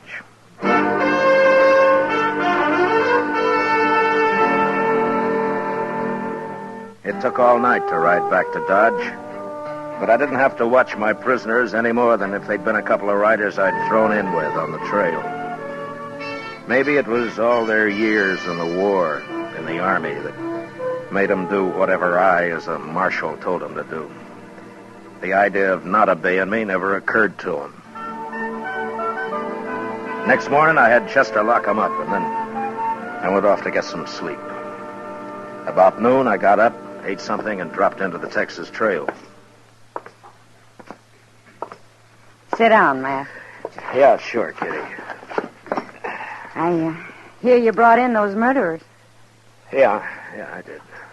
Well, aren't you glad? Yeah, sure, Kitty. I'm glad. Well, they're the ones, aren't they? You got the right men. Yeah, they're the ones. They did it. Matt, sometimes I don't know... Kitty, they're just a couple of not very bright men who've had too much war. I guess they just got used to killing. I don't think it means anything at all to them. Well, then they're not mean, and they're not vicious. They're just kind of loco. Well, that's what makes them dangerous, I guess. Marshal Dillon? Yeah. I hear you brought in 2 men this morning, Gorse and Orlo. No? How do you know their names? Well, everybody does by now. Yeah, I suppose so. They didn't do it, Marshal. What? They're innocent. They didn't kill that clerk. Who are you, mister? My name is Blaine, George Blaine. All right, Blaine, what's this all about? Oh, what I said, Marshal. They're innocent. You see, I and Ned and Lou, well, over there at the bar, we saw them just leaving Kelly's stable when that shooting took place. Would you swear to that in court? Why, sure, Marshal. How come you arrested them anyway? Well, I'll tell you, Blaine. They shot a man. Nobody saw that killing. Look, I don't know who you are or what your interest in this is, but they admit killing that clerk. So why don't you just go back and join your friends at the bar and forget about it, huh? No, Marshal, we won't forget about it. You shouldn't have arrested those men. And what's more, we're going to see to it they don't stay arrested. Oh? You want to see to it right now, Mr. Blaine? No. No, there are other men around here interested in justice, Marshal. And I think we'll talk to them first. Don't do it, Blaine. Don't get anything like that started here in Dodge. See you later, Marshal. Who is he, Kitty? I don't know, Matt. He and his 2 friends came in on the Santa Fe from St. Louis a couple of days ago. That's all I know. I wonder what they got in mind. Oh, they've been drinking. It's just talk, Matt. Yeah, maybe. I'll see you later, Kitty. So long. Hurry back, Matt.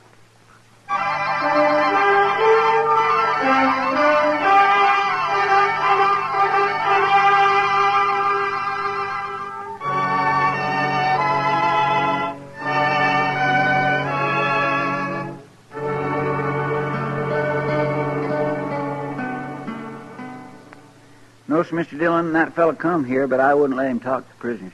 Was he alone, or did he have his 2 friends with him, Chester? No, he was alone, sir. But I did notice a couple of men waiting around outside now that you mention it. You, haven't heard anything about this Blaine or his friends the last day or so, have you? No, sir. Nobody's mentioned them. Around me, anyway. Well, it sure stumps me. You think maybe they're going to cause trouble, Mr. Dillon? I don't know, Chester. They might try, but it'd be easier to stop if I knew what was behind it. Yes, sir. Yeah, mobs have tried to open this jail before, but to lynch somebody, not to turn them loose. Mighty curious, all right. Well, Chester, I'm going to have a talk with the prisoners. Maybe they might know something. Well, it's worth a try, sir. Yeah.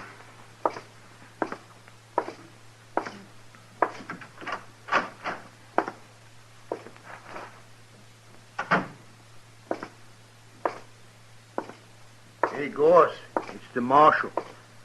Hello, Marshal. Hello, Orlo. Gorse. How are you, Marshal? Well, is Chester treating you all right? Well, it wasn't much of the bait we had this morning, but the noon meal was fine. Marshal? We get supper, too? Of course you do. When they gonna hang us, Marshal? Well, Orlo, you haven't been tried yet. Nothing's going to happen until you have a trial. How long will that take, Marshal? Well, what difference it make, Gorse, as long as we get fed every day? Listen, you men, I want to ask you something. Sure, Marshal. Have you ever heard of a man named Blaine? He's tall, has black hair. Blaine. He's, Wasn't that the fella's name who was here this morning, Orlo? Yeah, that's right. Blaine. Here this morning? Chester said he kept him out of here. Oh, he come around back, outside, talked through the window there. Seemed like a nice fella. Sort of crazy, though. Now, why do you say that, Orlo? What do you want? Oh, he kept saying he had witnesses and all like that. Said we're innocent. We shouldn't be in here. Well, what'd you tell him? Well, we told him how you caught us and what we did and all. We told him there wasn't any witnesses we could see. Just us. And that clerk, but we killed him. Sure, but Blaine was saying him and his friends saw us down by some corral or something. I don't know. He was all mixed up. Tell me, have either one of you ever seen this Blaine before? Oh, no, Marshal. Never laid eyes on him. And that's the truth. That's right, Marshal. Me and Gorse, we never tell lies. Yeah, I know. Did Blaine tell you what he's going to do? What his plans are? Nary a word, Marshal. Except he did say for us to set up a holler that we didn't kill that fella. Oh, he's crazy, that Blaine. I couldn't get his drift at all. Well, I'll tell you what it is, Orlo. For some reason that I don't know, Blaine wants you two out of jail. He may come here with a mob and try and get you out. Well, he can't do that. We're under arrest here. Yeah, I know. But he might try. What'll we do about it, Marshal? Nothing, of course, nothing. I'll handle it. You sure, Marshal? Let me know if you need anything, huh? Oh, we're fine, Marshal. Thanks just the same. Sure. Okay. I'll see you later, then.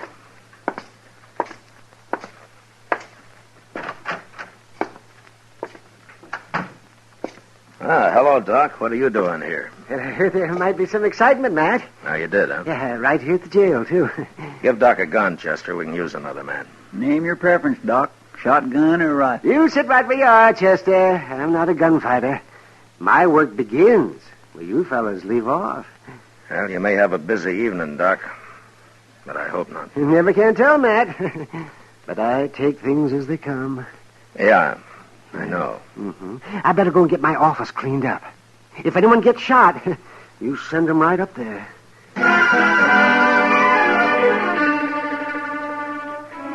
It doesn't improve a man's temper to spend the afternoon sitting around and waiting for a mob to form. A mob that's going to head his way when it gets its spirits high enough. Chester and I didn't talk much. We just sat and waited. Long about dusk, we saw a couple of dozen men gather in the middle of the plaza. And then Blaine appeared, and he began haranguing them. And the crowd grew. In a little while, it started moving down Front Street, down toward the jail, and us. Looks like everybody in Dodge is taking an interest, Mr. Dillon. We'll use shotguns, Chester. I never saw a mob yet that was eager to jump a shotgun. Yes, sir.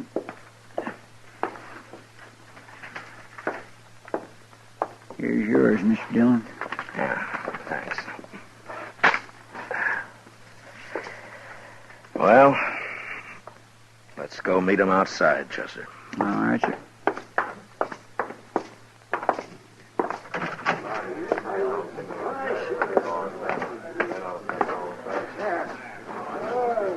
Here, this is good enough. Pretty big crowd coming, Mr. Dillon. Yeah, maybe most of them are just curious. I sure am, anyway. What do you mean, sir? Well, I haven't got this Blaine figured, that's all.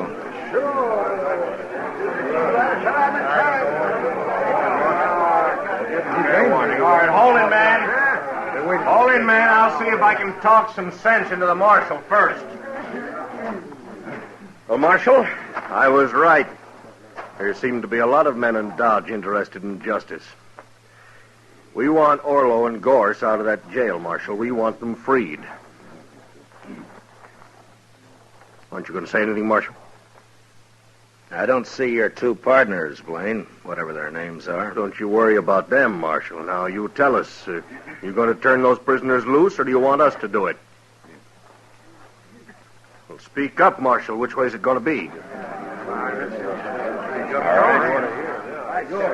All right. Now, you've all heard Blaine's story. He claims he and his friends saw Orlo and Gorse at Kelly's stable when the shooting took place. Now, that's pretty good evidence that they didn't kill that clerk. And it could be true. I'm going to go inside and I'm going to talk to him about it. And I'll give you my answer in half an hour. Now, is that fair enough?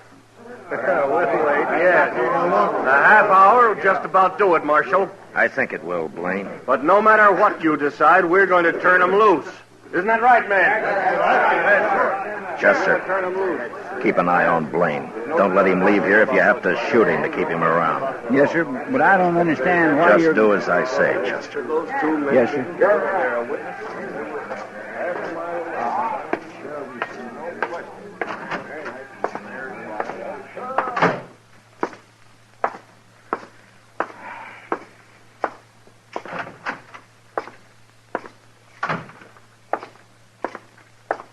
What's doing, Marshal? I don't know, Gorse, but I just might find out. This Dodge is a mighty strange place, wanting to turn prisoners loose. Yeah.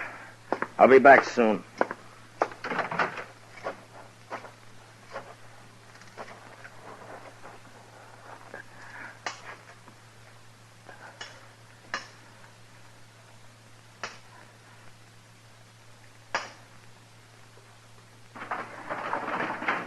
Matt! What are you up to? You're going to break my window with those rocks. Get on here, Doc. I need you, and hurry. Huh? Oh, why, sure, Matt. Stand out of the window here, and I'll climb down on top of you. Yeah, it's only a few feet. Okay. All right, come on, hurry. Yeah, well, what's this all about, Matt? Where we're going? We're going to the express company first. Well, what for? It's closed. Maybe not. It's not quite 6. Everybody in Dodge is out there in the street. I was watching from my front window. Not quite everybody, Doc. Blaine's 2 friends aren't there. Yeah, right. Well, what do you I'm mean? working on a hunch, Doc. If I'm right, I want you as a witness. And we'll go back and show that mob what fools they are. Yeah, whatever you say, Matt. But I haven't got a gun. Don't worry, I'll do the shooting.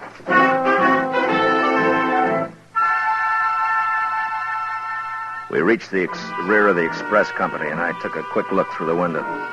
The single room was deserted. And the only other place would be the bank, if I was right. And I was. 2 horses were tied to a tree outside the back entrance, the door of which was ajar. I made Doc get around the corner of the building where he'd be safe. And I stood close to the door and waited. In about 5 minutes, I heard him coming out. Got to get that mask off. Yeah, we'll hide this stuff at the stable, go down and join Blaine. Hurry, Lou, we're late now. Get your hands up. This is a shotgun. Don't use it. You got us. Don't shoot. Well, you're not the fightingest men I ever saw. All right, I'll take your guns now, and don't try anything. Yeah. And yours? Doc. Yes. Well, what do you know? Blaine's partners. You sure guessed right, Matt. Now, who's inside? We didn't hurt him, Marshal. Just tied him up. Who, I said? Well, that old man, the banker. All right, go take a look at him, Doc. Take those money bags with you. But be quick, we haven't got much time.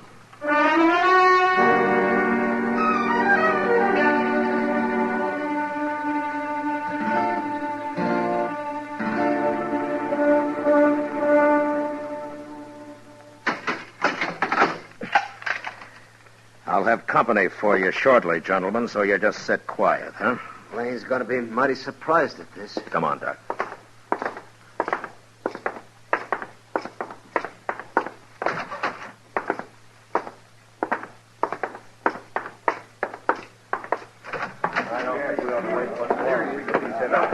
My gracious, I thought you was never going to come out, Mr. Dillon. Well, Marshal, are you going to be smart? Are you going to turn him loose? You're under arrest, Blaine. What? Marshal, don't be a fool. You aren't arresting anybody. Is he, man? Tell him who I just locked up, Doc. All right. That's right, man. Marshal just arrested Blaine's 2 friends. What? You make one move and I'll cut you in half, Blaine. All right, go ahead, Doc. I was right there with him. Caught him up the street, raiding the bank. They're locked up inside right now. Well, they're no friends of mine. We've been drinking together, that's all. And besides, I wasn't anywhere near that bank. I was right here. Yeah. You men saw me here. And you got nearly everybody else in town here, too, Blaine. So your partners could work unmolested. Take his gun, Chester. Yes, sir. All right. All right. All right, you men. Now, you've made fools enough of yourselves for one evening. Now, you go back where you came from and stay there. Now, go on. Inside, Blaine. Your friends are waiting for you.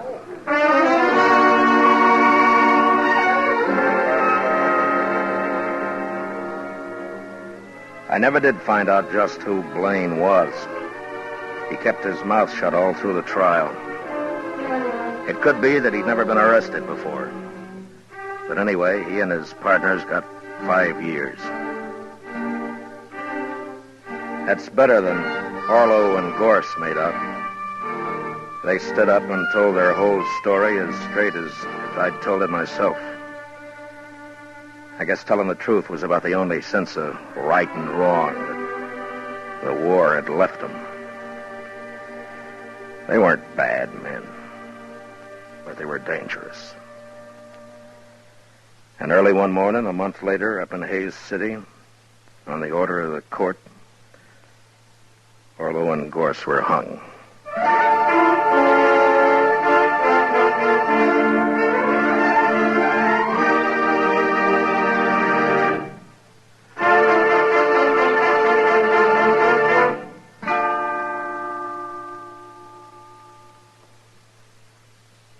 Gunsmoke, under the direction of Norman Macdonald, stars William Conrad as Matt Dillon, U.S. Marshal.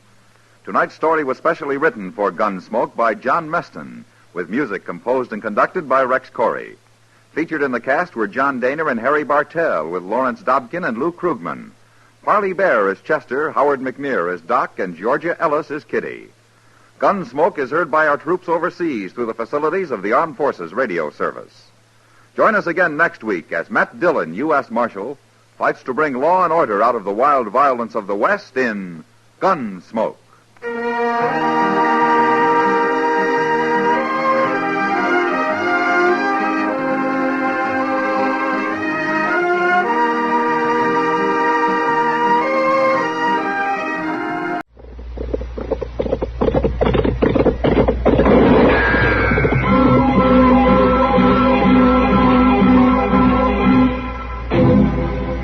Dodge City and in the territory on West, there's just one way to handle the killers and the spoilers, and that's with a U.S. Marshal and the smell of Gunsmoke.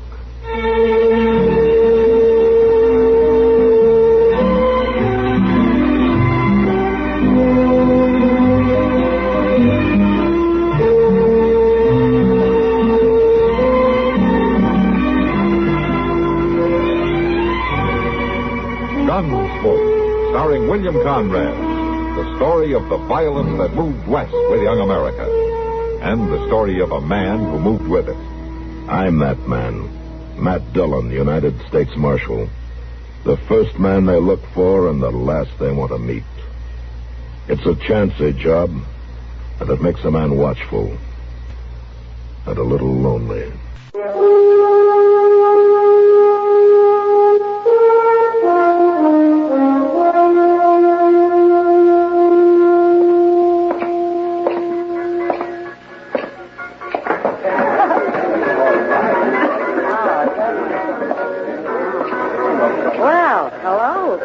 Evening, Kitty.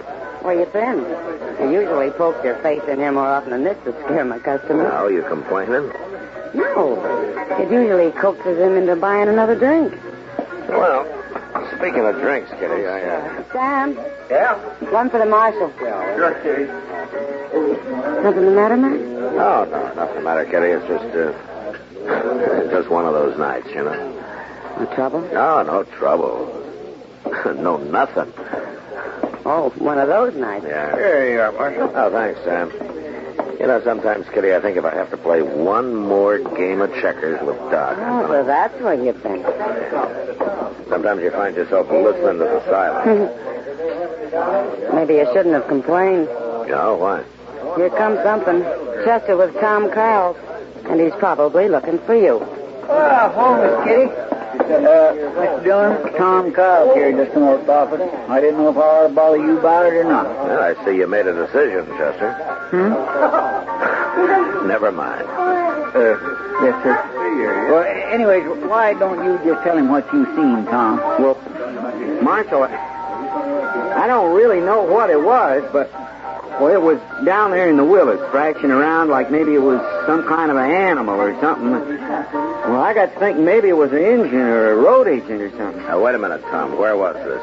Well, down by the river, right under the bank. And what exactly did you see? Now, it was too dark to see, really, but I could hear it thrashing around, making a kind of a moaning sound. The way them willows was bending and waving around, I knew it must be pretty big. Why didn't you go in and look? Now, how'd we know what it might be? It was dark. We? Well, me and a young lady. We just left there quick, Mark. Oh, I see.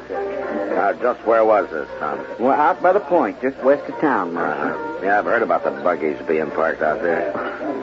Tom, you sure that this wasn't your imagination? Oh, no. No, sir. There was something there. I know that. An animal, maybe, or Injun. That's why I thought I ought to come and tell you. Are you sure it wasn't some friends of yours playing a trick on you and your young lady? No, ma'am. They'd have showed themselves. I know. I think you ought to go look, Marshal. All right, Tom. Chester, go get a lantern, will you? Yes, sir. Come on, Tom. I suppose it sounds kind of silly. Well, Mark, you were starved for excitement. Yeah. Some excitement, huh? You know what it sounds like to me? No, what? I think you're going on a snipe hunt.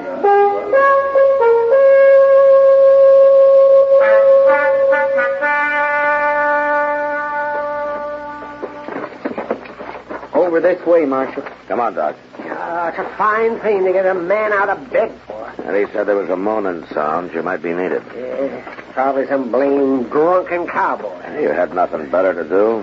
What about sleeping? It's near midnight. You're always complaining about not being able to sleep anyway, Doc. Right down there, Marshal.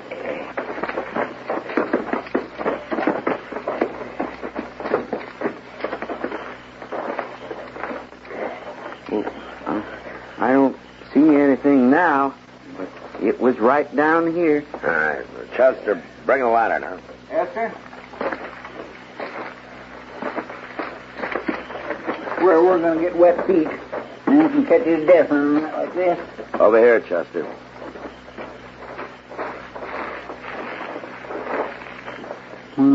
Gracious. You find something, Matt? Yeah, something for you, Doc. Come over here. My God, Mr. Dillon. You recognize him? Yeah. It's old Tug Marsh, that trapper who went through here with his partner last fall. Does it hold that lantern a little bit higher there, will it, Chester? Sure enough. Yeah, that's better. Any pair I never would have recognized him. What could have done that to him, Mr. Dillon? Some big animal of some kind, a bear maybe, or a wolf. This close to town? That's possible. Oh, Doc, what about him? Well, he's alive. That's about all I can say. There's one thing, though, Mayor. These wounds are crusted. Oh, what do you mean? I mean he didn't get them tonight. Or even today. This happened 3-4 days ago. Maybe more.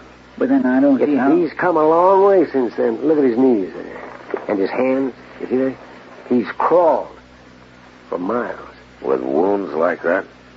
Half naked and half dead? He was half dead when he started, Matt. He's a lot more than that now. He's hanging on by a thread. We better get him to my office.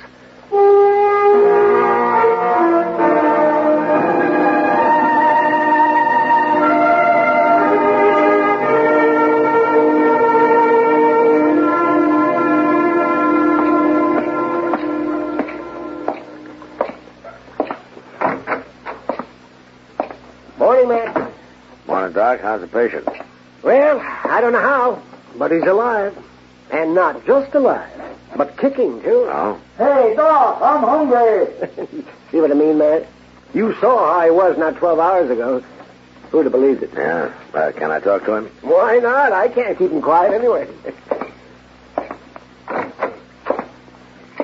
Hello, Tug. Howdy, Marshal. Why don't you make that dang doctor give me something to eat? I'm making you some soup. Now shut up. Soup?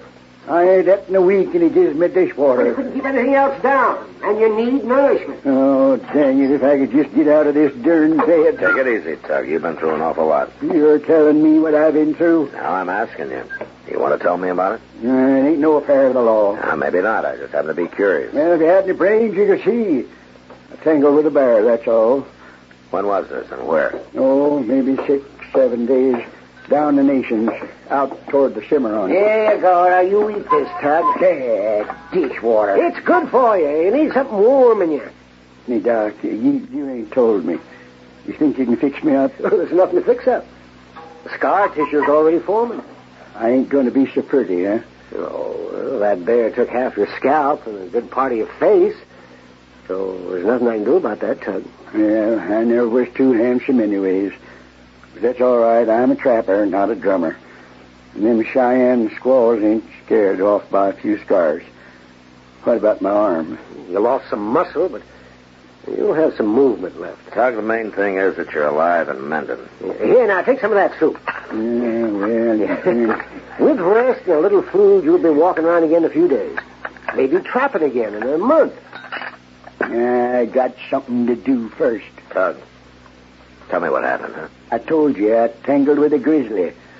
Walked into him in this thicket, and the critter attacked me before I get my gun up. Finally killed him with my knife, but not before he chawed me. What about your partner, Billy Adams? Yeah, he couldn't wait. Couldn't wait? Yeah, found me near dead. Done what he could, but wasn't much. We both figured I was a goner. And there's hostiles around, Comanches. He's nervous, I guess, sitting beaver alone with a dying man on his hands. Only I wouldn't die for him so as he could bury me and have done with. You mean he left you? Yeah, next morning. He took everything. Didn't even leave me a knife to slip between my ribs. Now, you wouldn't do that to an animal, now would you, Marshal? Just leave him to die alone in the wilderness? You'd slit his throat for him at least. But Billy wouldn't do that for me. And that's when I decided... What? That I wouldn't die. That I'd come after him. I'd live to find him. So I started crawling. 5 days on my hands and knees without food or water. And when I find him, I'm going to kill him. But not fast. No. Slow. Real slow. Well, I can't say I blame you much, Tug. But there is one thing I'm thankful for. What's that? Billy Adams isn't in Dodge. I'd hate to have to arrest you for murder. Well, then as long as I'm here, you better see he stays away.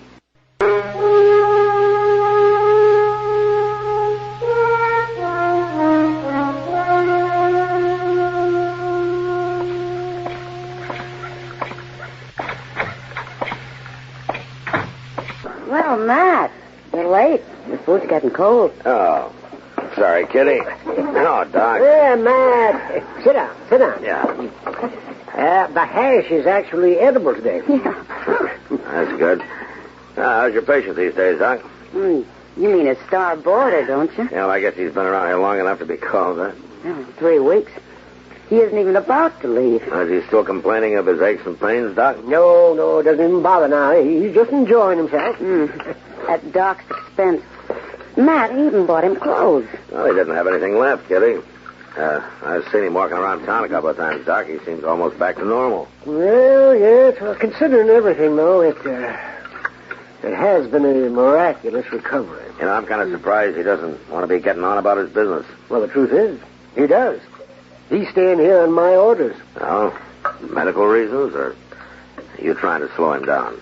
Well, if I can help to keep him out of trouble, why not? You've kind of taken a liking to the old coot yourself. Haven't you, man? Yeah, I'm afraid I have, Doc. What kind of trouble are you talking about, Doc? The kind a man gets into when he's bitter about something. You mean Billy Adams? Yeah. Maybe we could keep Tug here long enough he could cool down, Kitty, but I don't know how long Doc can afford the expense. Mr. Dillon? Mr. Dillon? Yeah, what is it, Chester? You know who just rode into town? He's down at Moss Grimmich's right now. Oh, who? Billy Adams. Good, just goes to show you I'm not as smart as I thought. I should have sent Tug packing. It's Billy Adams who's going to be sent packing, Doc. And right now.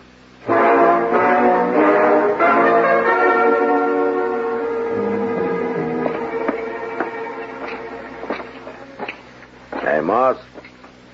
Oh. Hello, Marshal. He's out back, shoeing his horse. Huh. You didn't tell him anything about Tug being here or alive, huh? Wasn't my business to, Marshal. Good.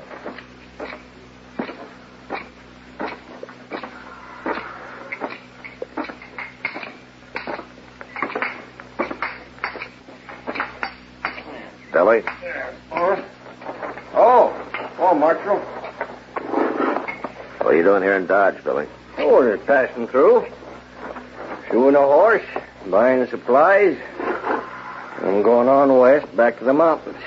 Why, Marshal? The last time he went through here, you had a partner, Billy. What happened to him? Oh. I didn't know anybody in Dodge heard about that. Somebody from Pueblo come through and told the story, huh? Suppose you tell it to me, huh? Well, just the way you heard, Marshal. Powerful sad thing. Tug got killed by a bear. He got caught in a thicket with a big grizzly. Killed Tug outright, did it? No, he lasted till next day. Oh, nothing I could do for him, no. He was clawed so bad. Oh. So you buried him, huh? Oh, that's it, huh? Somebody found the body. You know, I felt bad about that, Marshal. I didn't have time to bury him. There was Comanches snuffing around, and I had to get out of there quick without no fuss or no noise. So I left him in that thicket. I figured he'd be just as safe there as in a shallow grave, what was left to him. Besides, Tug, he didn't put much stock in ceremony. You made just one mistake, Billy. What? You should have made sure he was dead. What do you mean, Marshal? He's alive. Right here in Dodge. He is? Oh, I'm right glad to hear that. Oh, I really am. I'm not so sure you will be, Billy. Maybe Tug didn't put much stock in ceremony, but he's sure looking for you. Yeah, I guess he would be. And my advice to you is to get on that horse and ride. Well, no, I couldn't do that, Marshal. Why not? Well, I got to see him. I got to explain. Look, Billy, I don't care about you, but I don't want to see Tug up for murder or see him shot down and No, Marshal, it wouldn't be like that.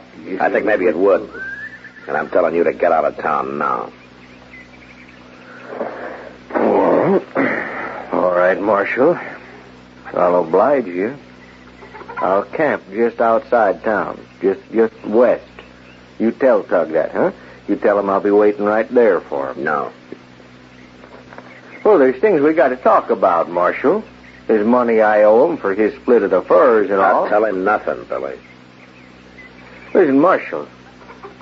We was partners, Tug and me. And friends, even if he was a lot older than me. Now, I guess this here is something that's got to be settled between us, one way or the other. I'll be waiting.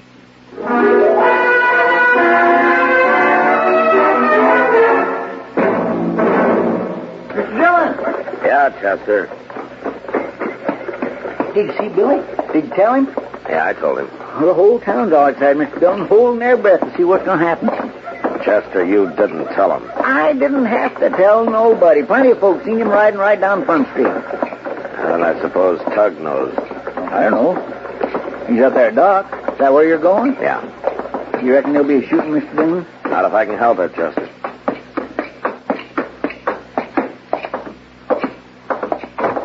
Now, wait a minute. You let go of me. Now, wait. No. Oh, Matt. Oh, I'm glad you're here. Now, don't try to stop me, Marshal. Get out of my way. I see you've heard the news, Tug. Yeah, I heard all right. Ain't nobody going to stop me. You don't even have a gun. You gonna tackle him with your bare hands? Maybe you will. I could break him in two. Well, he's got a gun, so maybe you better think it over, huh? Nothing you can say is going to stop me, Marshal. Now, wait a minute, you obstinate old fool. Billy was your partner. He was your friend, so he deserted you. All right, maybe you got a cause for a grudge. Maybe. All right. But what good's it going to do for one of you to get killed just to satisfy your need for revenge?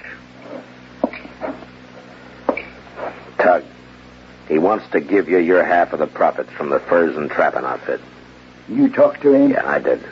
And he told me his side of it. He thought you were already dead. Yeah, that's a lie. Maybe it is. But he seemed mighty surprised that you were alive. Sure. And he was glad, too. Glad? I bet. It's true. And he wouldn't take my advice to run away. He's waiting for you outside town. He told me to tell you that he wants to see you, Tug. Yeah. I'll see him all right as soon as I get me a gun. Tug, isn't there anything I can say that'll stop you? Ain't none of your business, Marshal. I got a right to go after him, Ada. Yeah, I guess maybe you have. All right, then. I'm going to find me a gun. Maxwell, what are you going to do? Not much I can do, Doc. They'll tango sooner or later. I'm just going to be there to see that whatever happens fair.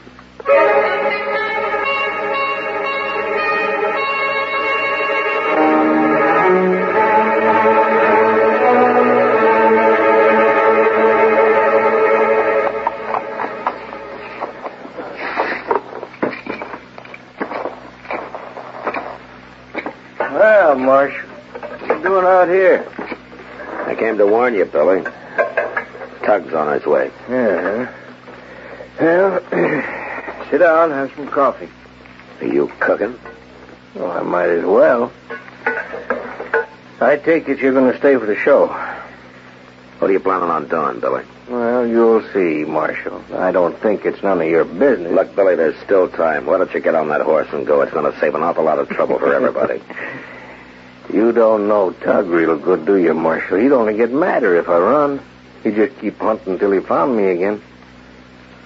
Besides that... Well, I guess he's got a right to... He's got a right to hold a hate for me. I done a wrong thing. Leave him like that. Billy. You really didn't think he was dead, did you? No, but I thought it was just a matter of minutes, and there was minutes might have meant I'd be dead, too. I guess it was wrong of me to think of saving my own life. Well, at least that was a human mistake to make. I'm just glad now I didn't go ahead and do what I almost did, what I thought I should have done. What do you mean? Well, you know what you do for any dying animal. Took out my knife, I held it up to his throat. I couldn't bring myself to it, and I'm glad now. Yeah. In a way, me being a coward that way, that saved his life, and I'm glad of that. He done a lot for me, Marshal. He was like a father, Tug. He taught me all I know. How could you go off and leave him, Billy? Maybe I just couldn't stay and see him die. I don't know it. Well, he's out there. What? Where? You sure? Oh. Marshal, him and me living the way we do, we hear things, we see things that town folks miss there. Don't you worry now. It'll come out the way you want. What do you mean? Well, I can't fight him, Marshal, but I'll make it look all right so you won't have to arrest him. Now, wait a minute, Billy. Tug, come on in. Coffee's hot. Hello, Billy. Biscuits be ready directly, Tug. Now, listen, Tug. Don't worry, Marshal. I didn't even get a gun. I guess I couldn't have used it if I had. Billy, a trapper needs a partner. Good ones is hard to find. You can't expect them to be perfect, not make a mistake or two. Tug. Now, just pour the coffee, Billy. Plenty of time for talk later. Oh, sure, Tug, sure. Won't you have some coffee, Marshal? I don't mind if I do.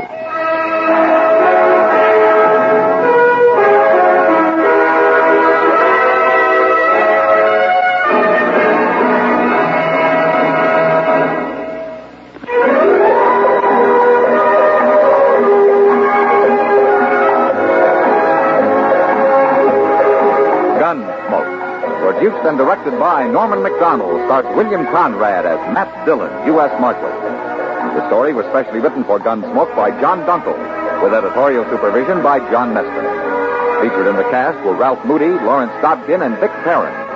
Harley Bear is Chester, Howard McNear is Doc, and Georgia Ellis is Kitty.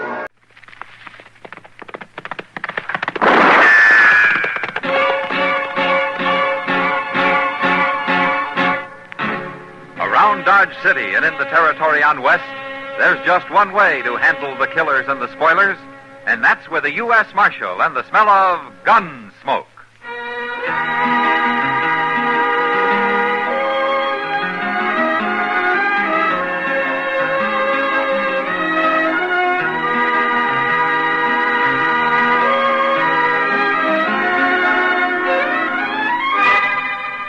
Gunsmoke, starring William Conrad. Transcribed story of the violence that moved west with young America, and the story of a man who moved with it. I'm that man, Matt Dillon, United States Marshal. The first man they look for and the last they want to meet. It's a chancy job, and it makes a man watchful and a little lonely.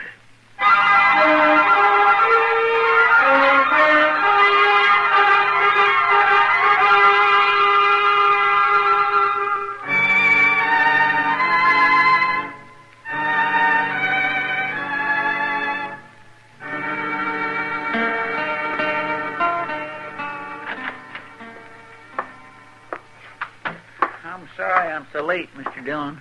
You know, it's 5 miles to Fort Dodge and 5 miles back, Chester. Figuring the time you were gone, you traveled about 2 miles an hour. Well, Major Honeyman kept me waiting almost 3 hours, Mr. Dillon. Well, why didn't you leave the papers with the first sergeant? You told me to deliver them to the Major. Well, I should have explained, I guess. Well, that's all right. Me and the first sergeant enjoyed a couple of beers at the Sutler's. Oh. Well, I trust Major Honeyman didn't mind waiting. Him? Oh, no, sir. It was me, Mr. Dillon. You see, when I got there... It's all right. It doesn't matter. It's all right, Chester. It's all right. Wait. After all, it's a pretty hot day. Oh, hot ain't nothing like it. You know, sir, I was wondering all the way back, do you think maybe someday they'll invent a way to kind of cover up the sun a little? What? Who's they, Chester? Well, I don't know. The people that works on stuff like that. Them fellas that goes to school and all. You think they will? Well, I think any man that went to school very long ought to have more sense than to try to cover up the sun. Oh, well, I didn't mean all the way up. I meant just part of it. Oh, well, I can think of one man that's already done that. Really? Who's that? A fella called John B. Stetson. Oh, now, Mr. Dillon, I'm serious. So am I, Chester. Marshal Dillon? Hello. Jim Hill, Marshal, from Amarillo. How do you do? This is Chester Proudfoot. Chester? Glad to know you. I'm looking for a man, Marshal. Fella called Dan Gratt. You know him? No, never heard of him. Have you, Chester? Ain't no Dan Gratt around here. Well, he's coming here. Told one of his girls in Amarillo he was. I'll wait for him. What do you want him for, Hill? Murder? Murder? He shot 3 men in Amarillo. 2 of them in a fair fight, but he made a mistake with the last one. Gratt didn't know it, but the man wasn't even armed. A friend of yours? No, I didn't know him. Some gambler. Oh. Then why are you after Gratt? I thought maybe you'd heard of me, Marshal. I'm sheriff of Amarillo. Oh, I see. Well, it's been a long time since I've been in Amarillo. It's no quieter than it ever was. But it'll get worse if I don't stop men like Dan Gratt, no matter how far they run. You said he didn't know the man wasn't armed. Well, why would he be running? He found out after he'd shot him. They say it shamed him killing an unarmed man. One thing about Gratt, Marshal, he ain't no coward.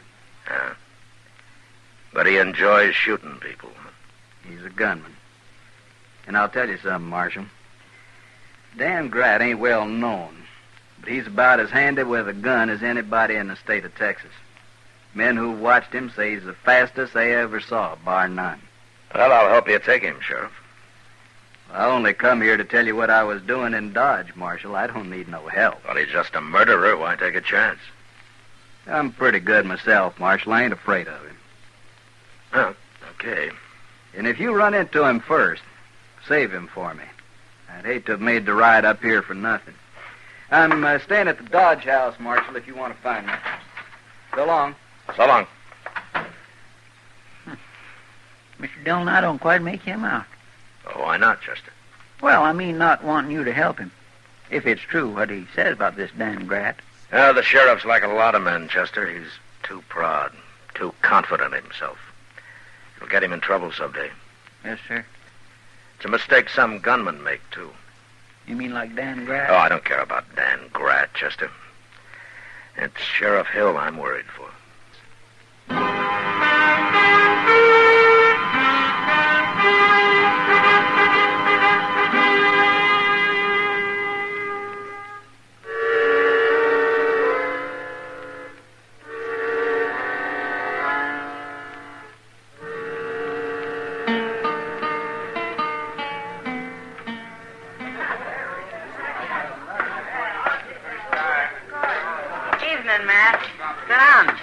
Thanks, Kitty. Why didn't Chester come over? Oh, he's waiting at the bar for a friend of his. Huh? Man or woman? Oh, man. He owes Chester some money, he said. Then they won't be friends for long.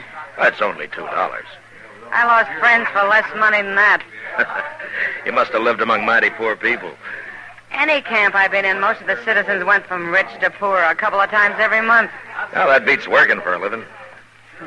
You believe that? Why don't you take up gambling, Matt? You know, sometimes I think that might be a good idea. Well, it's safer than what you're doing now. Instead of being safe, all I wanted, I'd take up raising hogs and potatoes, Kitty. That's about what I figured. They told me at the bar you was Marshal Dillon. Yeah, that's right. I just rode into town, Marshal. You're the first man I wanted to see. Well, what about? Like this, Marshal. I'm kind of free and easy in my ways. Sometimes people don't understand. Understand what? That they shouldn't try to stop me. Well, nobody's stopping you, stranger. You do whatever you want. Short of breaking the law. It's the law I'm talking about, Marshal.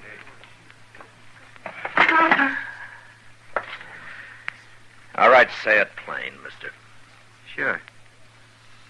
I get in a fight. I kill somebody. I don't want no trouble about it. That plain enough? Where are you from? Texas. Amarillo? How'd you know? The sheriff, Jim Hill, he's here waiting for you. Grat. Where is he? I don't know. He'll probably be in here later. Why don't you wait? No. I'll find him. And after I do, we'll talk some more, Marshal.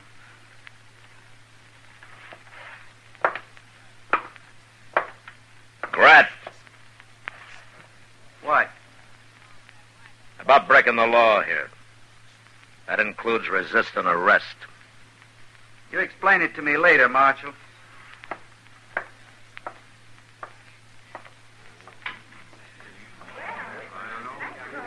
Chester.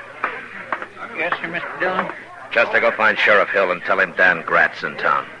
The least we can do is warn him. Okay, sir. Where's your gun, Chester? My gun? Oh, it must be over at the office. I'll go right over and get it. You better find the sheriff first. And hurry. Yes, sir. I'll try the Dodge house. Can't you stop it, Matt? I can't interfere with another lawman, Kitty. I offered to help, but he wouldn't have it. Why not? You too proud? Yeah, that's right, Kitty. He's too proud. You think Grat's going to kill him? Well, I think he'll try. You don't like not being able to do anything about it, do you, Matt? No, Kitty, I don't. Yeah, you stay in here, Kitty. Grat found him, Mr. Dillon. Right there in the street. He yelled at him, and then he shot him. As soon as he turned around and got set. Oh, that Grat's the one fastest man I ever saw. I mean, he's just terrible Keep fast. out of the way, Chester. He's waiting for me. Yes, sir.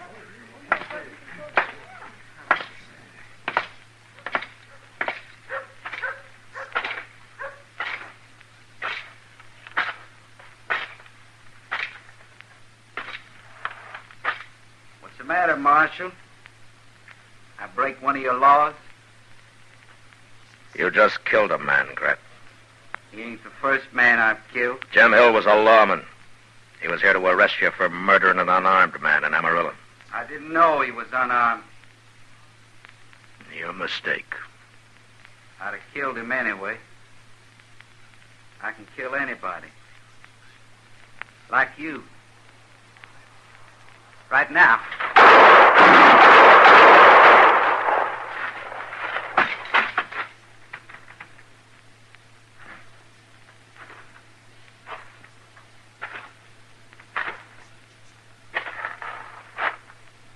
See, Marshal?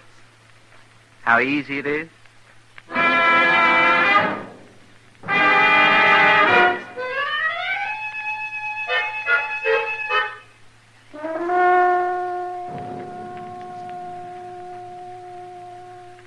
How is he, Doc? Well, I can't tell yet, Chester. Oh, Doc. He was hit in the head as well as the arm, Chester, and he's still unconscious. We'll know what damage it did when he comes to, and not before. I've done everything I can for him. Yeah, I know, Doc. Of course you have. Another fraction of an inch, he'd be dead now. As it is, he may be all right in 10 days.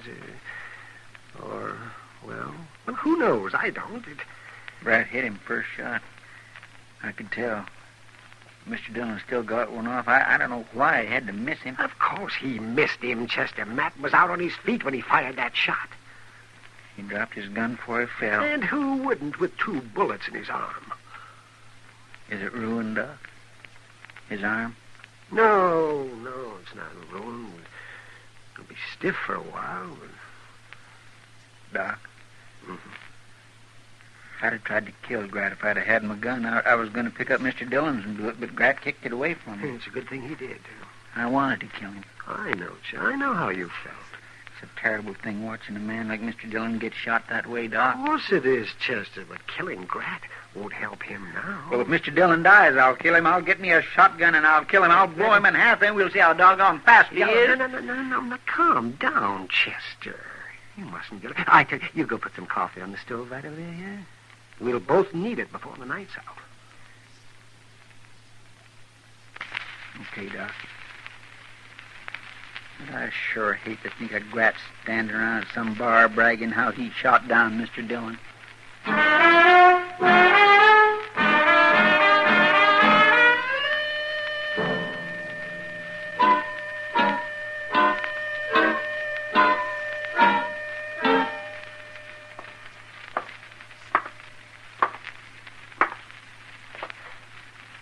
Bartender, give me some whiskey.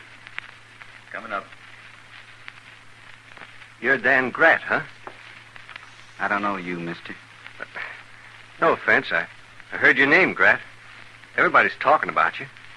What are they saying? How you shot the marshal and all. You're pretty fast, Grat. The man that beat me ain't found a father yet.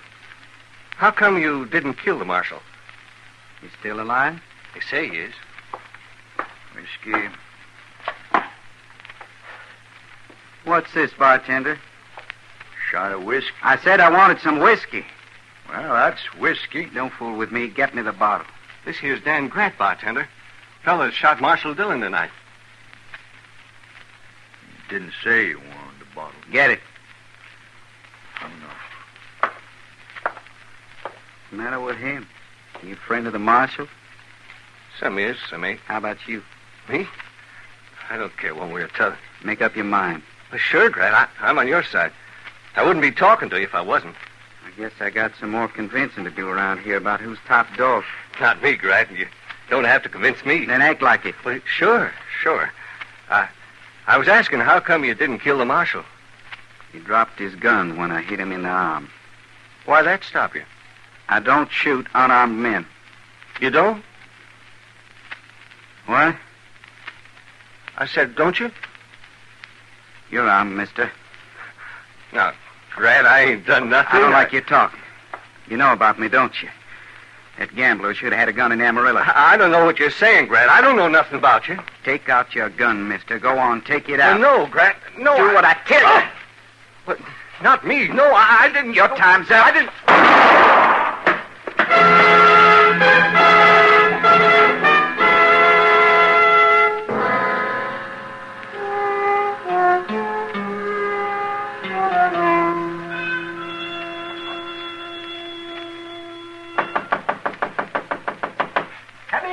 Come in.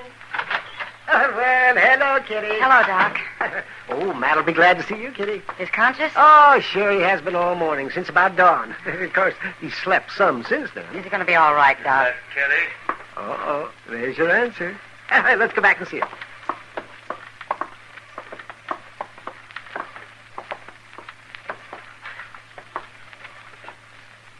Hello, Matt. That's nice of you to come by, Kitty. I was going to make you some soup or something, but I thought I'd see what you wanted first. Oh, good. You know, that's been worrying me, Kitty. I was hoping somebody'd come by in time to keep me from being poisoned by Doc's cooking. Oh, poison, but you watch what you're saying, Matt. I could decide you're too sick to eat. Yeah, I could. I could keep you starved for weeks. It wouldn't be worth it to you, Doc. Not with me taking up your bed the whole time. How long will he be in bed, Doc? Oh, maybe 10 days. 5 will do it. I said 10. I'll make you a bet, Doc. You ought to rest, Matt. Especially with your arm hurt. You wouldn't dare go out to use it again. I hear Grat killed another man last night. Some stranger. They say Grat slapped him and then shot him down. Just like that. And he was standing real close to him. Why? What's that got to do with it? Grat's the fastest man I ever saw, Kitty. And that's his weakness. What do you mean? It makes him overconfident. He draws and shoots so fast, most men haven't got a chance. Like Sheriff Hill. He didn't even shoot back. Well, how's that a weakness? Well, Grat was lucky with Hill. But with me, a fraction of an inch, and he'd have missed entirely. And if he had, I'd have killed him. No, it's simple, Kitty. He doesn't take time to shoot straight.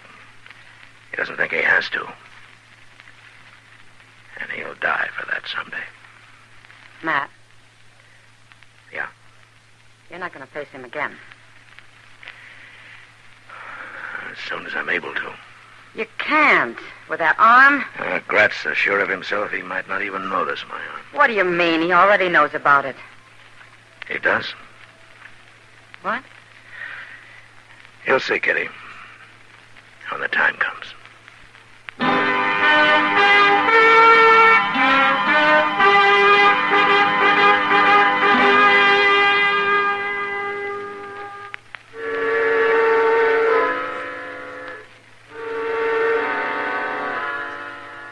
It made Doc awful mad, but 5 days later I got up.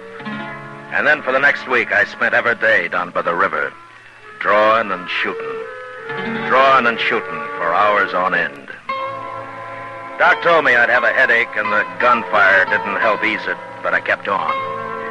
Grat found a fight and killed another man while I was at it. And I guess that spurred me some. Finally, I'd had enough, and I went into the office one noon where Chester was waiting for me. I declare, Mr. Dillon, your arm won't never heal if you keep working it so hard. Oh, my arm's in fine shape, Chester. I don't see how it could be. And I'm hoping Grat won't see how it could be either. I don't understand, Mr. Dillon. Grat's so sure of himself, I'm gambling he won't notice it. Notice what? My gun. Your gun? Why, you're wearing it in your belt, Mr. Dillon. What'd you do with your holster? It's hanging on the wall over there, Chester, where it's been all week. Well, forevermore. It's easier on your arm drawing it from your belt, is that it? Well, that's part of it, Chester. Have you seen Grat today? Yes, sir. This morning. Over at the Alafraganza, playing faro. Yeah. All right, Chester. Go find him, will you? Yes, sir. But what'll I tell him? Tell him that I'm going to arrest him about sundown. Let's say 5 o'clock. And I'll start looking for him in the plaza. That way the word will get around and nobody but us will get hurt.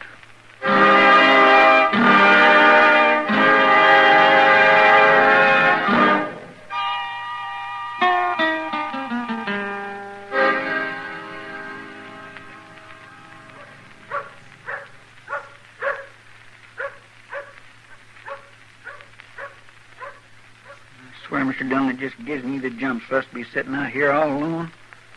Ain't hardly 5 o'clock yet, and Dodge already looks like a ghost town. Ain't one person here in the plaza. I can see a few heads peeking out here and there, Chester. Vultures, that's what they are, waiting for somebody to die. Sorry, Mr. Dillon, I didn't... Somebody usually does die in a gunfight, Chester.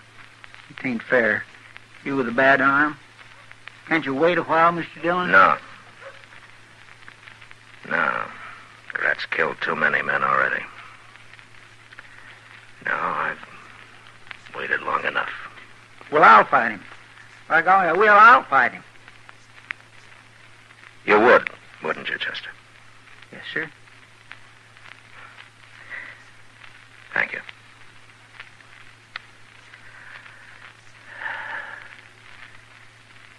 Uh-oh. There he comes. All right, Chester. Get out of the way now. No. You heard me, Chester. Yes, sir.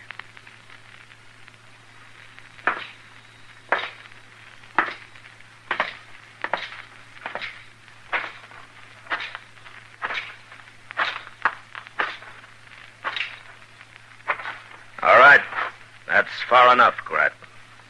I was just going to shake hands with you, Marshal. What? Before I kill you. You're a brave man, Marshal. I shot you down once and you're back even before you're well. You're either brave or you're crazy. Doesn't matter, does it? No. I'll kill you anyway. You're pretty sure of that, aren't you, Grat? Why shouldn't I be? I already know I can outdraw you, even without your arm being bad. Yeah. Yeah, that's right. You can. Never saw a man wanted to die so much as you do. What's the matter with you, Marshal? Wait a minute. You ain't wearing a gun. It's stuck in my belt. Oh, yeah. Well, that'll make it even easier, won't it? Let's find out, Grat.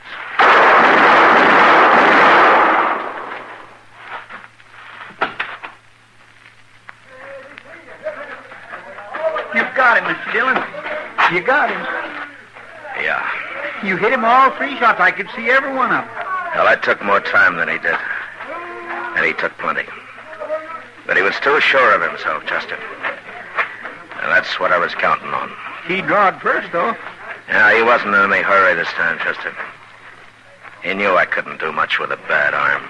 Well, he was sure wrong. You killed him with it. You don't see any better than he did, Chester. What? The gun in my belt, Chester. The butt's pointing to the left. That's going to be weeks before I can use my right arm again. By golly, that's right, yeah. You use your left hand. It wasn't until I started to draw that he noticed it. And when he did, it gave me an extra second. And it cost him his life.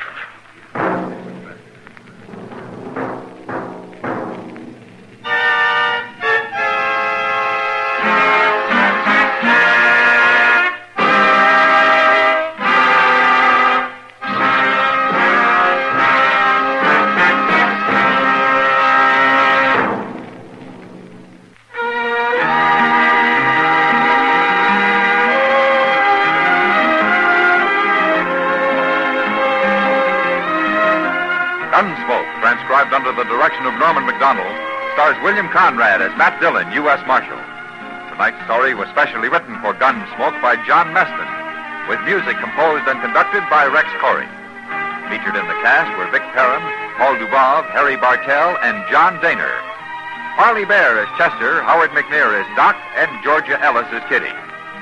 Join us again next week as Matt Dillon, U.S. Marshal, fights to bring law and order out of the wild violence of the West in Gunsmoke.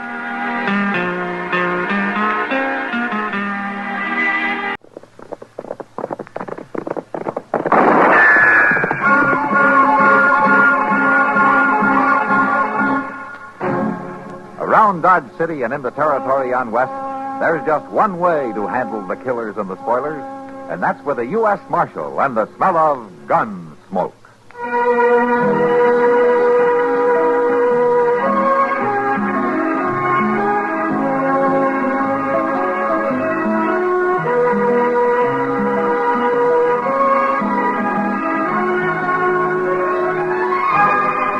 Gunsmoke, starring William Conrad.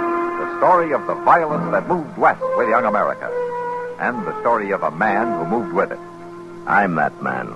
Matt Dillon, United States Marshal. The first man they look for and the last they want to meet.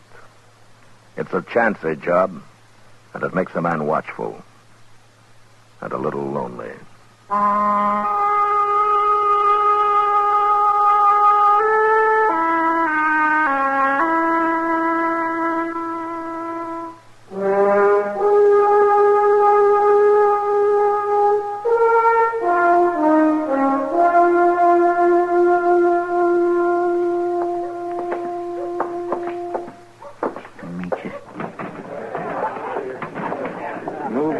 Yes. Let's see if there's one place in town that'll sell us a decent drink. Me and my brother will have a drink of whiskey. There's the bottle. Me and my brother are used to the best whiskey there is. Isn't that right, Jess? That's right, Clay. Is this your best whiskey? It's what we got, mister. We'll see.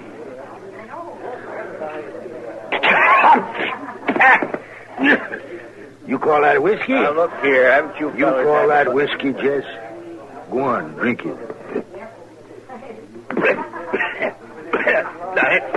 That ain't whiskey. You gotta do better than that, Mr. Barker. I told you, friend, that's the whiskey we got. You don't have to drink You it. gotta do better than that. Now, you dig out a bottle of good whiskey because we don't like this one. You're going to pay for that bottle, mister. Listen to him, Jess.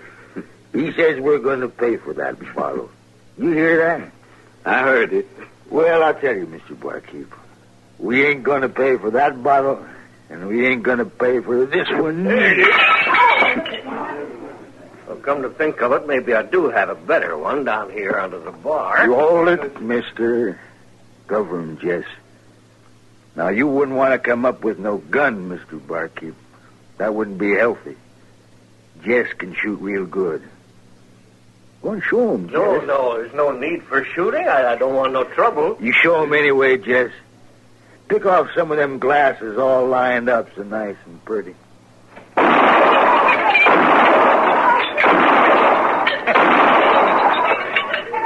That's real nice, Jess. You got no call to shoot up Listen, my... Mr. Barkeep. You're lucky Jess don't drill some holes through them whiskey bottles on the shelf there, the way he did a couple of places up the street. Come on, Jess. Let's you and me try the next saloon. Maybe they got some real drinking whiskey.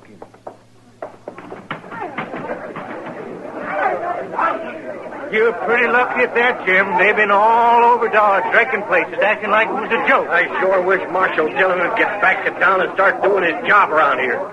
Be doggone if I'm going to do it for him.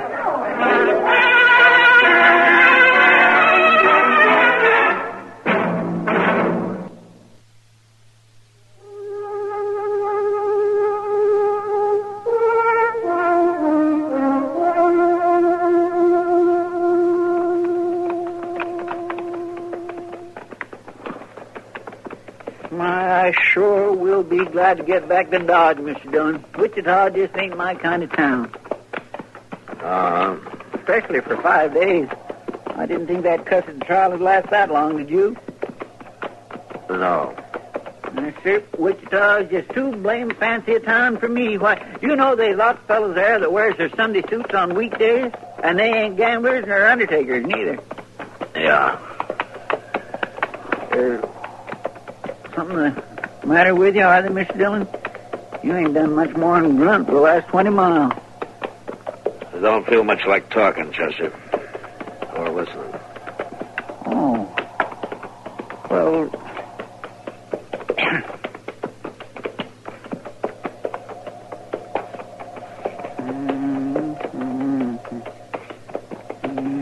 And far from peaceful shore. Hey, Mr. Dillon, what? My land of ghosts. What? Oh, that's all right. All right, Chester. Why, I declare you like to slid right off your horse. Yeah. Thanks for catching me. I guess I was a little dizzy there for a minute. Your face is all kind of green, Mr. Dillon. You look awful puny. I do believe you're ailing. I guess I am. Must have picked up some of that ague that was going around Wichita. Well, you want to stop off and rest a while? I do not. It might make you feel stronger. No, I just want to get to Dodge and get off this horse. And Doc give me a headache powder and sleep for about 3 days. Oh, you got a real bad headache? Well, it'll do for now. Mr. Dillon, did you ever try binding a snake skin around your head? Snake skin? Oh, yes, sir. My ma used to swear by it for headaches. I'd be glad to get you one. I can chase up a snake sometime else anywhere around here. No, No trouble. Chester, no. I just think I'll let Doc stir me up something, if you don't mind. All right. But do you really feel well enough to ride on now? Yeah, I'm all right. Now, let's go. Chester. Yes, sir? We'll go into town the back way, huh? I don't feel like answering any questions. Okay, sir.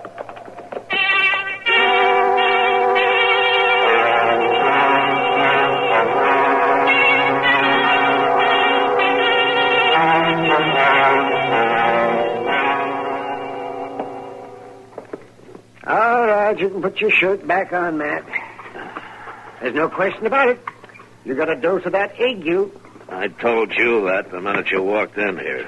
Well, I'm just telling you I agree with you. Oh, thanks. Now, do you want me to prescribe for myself, or are you willing to take that on? Yeah, my, the fever sure hasn't improved your disposition any. I'm going to give you a couple of powders to make your head quit hurting. And if you'll take my advice, you'll stay down for the better part of a week until this thing wears itself out. Well, for once you're giving me advice I'll take. I'm going to stay on this cot whether school keeps or not. I'll send the powders over by Chester. And I'll look in on you again this evening. By then, I hope either the fever or your temper has improved. Thanks for nothing, Doc. Yeah. Marshal Dillon? Oh, hello, Doc. Adobe. See you later, man. Well, Marshal, I sure am glad you're back in town. Those two fellas just about wrecked it. About time you got here to stop them. Wait a minute, Dobie. What two fellows? What are you talking about? Why, the Rook brothers. They busted up just about every saloon in Dodge. Scandalous the way they're carrying on. Who are the Rook brothers? Why, those fellows dropped off here after the last cattle drive hit Dodge. They stayed right on. You've been gone 5 days, you know. I know how long I've been gone. All right, tell me exactly what have these fellows been doing. Well, they've been going from saloon to saloon just like it was a big joke, smashing bottles and glasses wherever they go. And I want you to put a stop to it. Uh-huh. You're worried that they'll come into the Dodge house next, is that it? Of course I'm worried about the Dodge house, Marshal. I run it. It's my job to worry about it. And I don't want those fellas causing trouble over there. Have they killed anybody? Well, no. Have they hurt anybody? No, Marshal, but the Dodge house is entitled to protection. Well, why don't you go right back over there and protect it, then? Ain't you going out and get them? No, Dobie, I'm not. I'm going to stay right here on this cot, and I'm going to try to go to sleep. I don't feel good, and you're making me feel a lot worse. Now, Marshal, it's your duty. duty. Dobie, I got one duty right now, and it's to get some sleep. Now, my advice to you is to put your breakables away until the Rook brothers get tired. It's up to the law. I'll tell you what I'll do, Dobie. I'll be glad to deputize you right now, and then you can be the law, huh? No, I don't want to be a deputy. I'm just a plain citizen. It's your town, too, you know. Well, I know. Now, you citizens ought to be able to handle a couple of cowhands without calling the Federals up. I don't think folks are going to take kindly to this, Marshal. No? You let me worry about that, huh? I'll do that. I certainly will.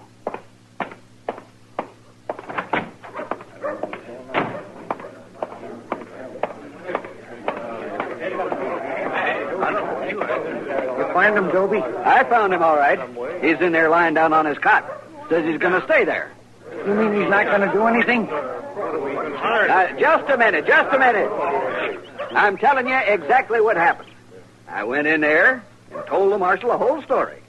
And he says he's not going to do anything. Says he wants to go to sleep.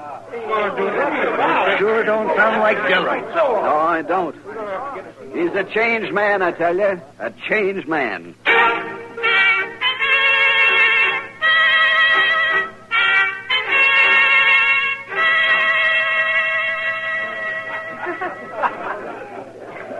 This whiskey ain't so bad, and this saloon is in most just.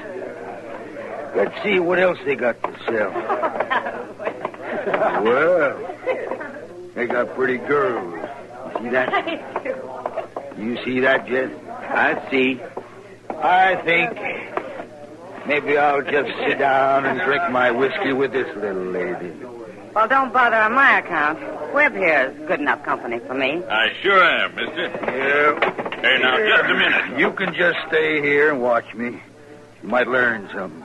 Mister, the lady is sitting with me. Well, now she's sitting with both of us. Ain't that nice?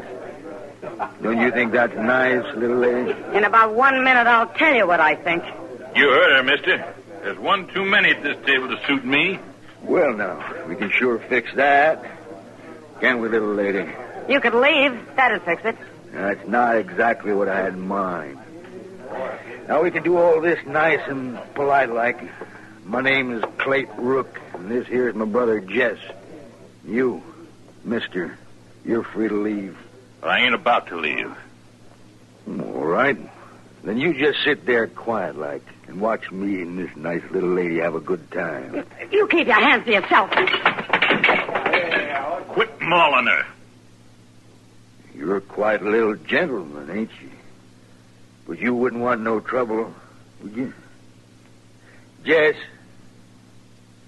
show the man some tricks. I heard about you and how you carry your brother around to do your shooting for you.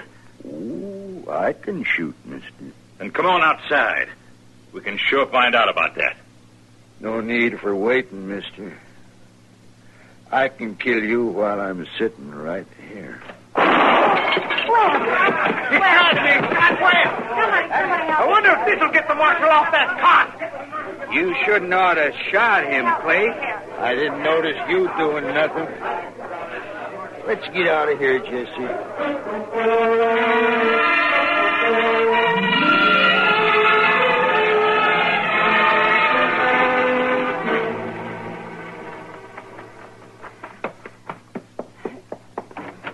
Matt? Well, what's the matter, Kitty? He's killed Webb Hayes. Webb Hayes? Who killed him? When? What? It was just now down to Long Branch. One of those brothers. Oh, you mean those Rook brothers? Yeah, it was the big one did it. Clayt. The one that does all the talking. Usually he has his brother do the shooting, but this time he did it himself. Matt, he didn't give Webb a chance. Oh, where did Chester put my gun? Huh? Oh, here it is, Matt. Oh, thanks, Kitty. Oh, Matt, you look weak as a woman. You don't walk too steady. That's sure true. Dillon? Yeah, I know, Chester. Kitty just told me. You know where they are? Well, they was headed for the liver stable, but if you feel so bad, you are... I guess I feel well enough to get shot at, Chester. Come on.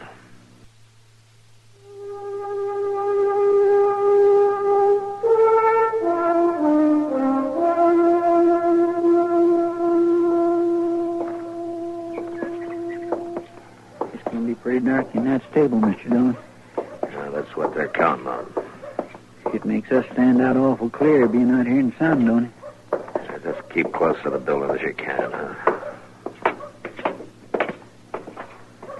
You got a plan? We'll work up along the side here and play it the way the cards fall. Yes, sir.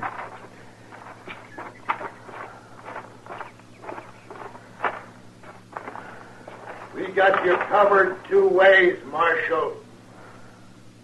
You better drop your gun. Let us clear out of here. Just stand quiet, Chester. My brother's in the shed behind you. Tell him, Jess. I'm here, Clay. Shoot him, Jess. I'm coming out, Clay. But I ain't gonna fire. You shoot him, Jess, or I'll open up on you. I don't hold with shooting people, Clay. Why, you dirty. You cover Jess, Chester. I'll handle Clayt. Yes, sir. Clayt! You just shot down your brother. You're on your own now. There's two of you, ain't there, Marshal? You can make it easy on yourself. Just throw out your gun. Yeah. Could do that.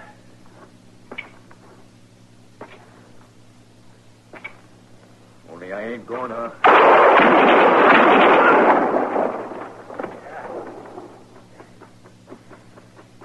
You get him, Mr. Dillon? Yeah, I think so, Chester. Come on.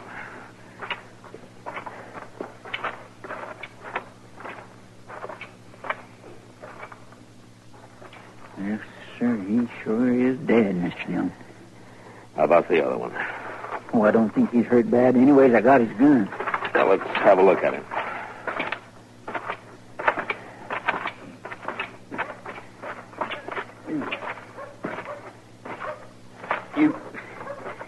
You shoot Clayt, Marshal?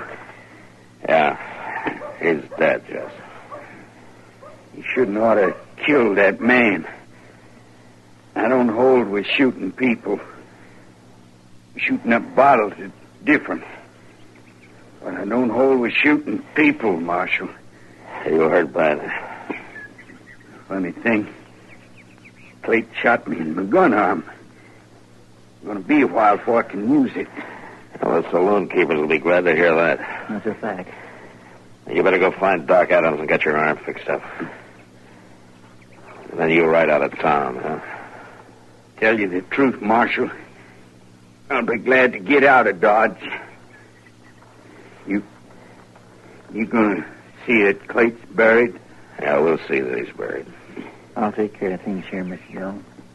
Okay, thanks, Chester.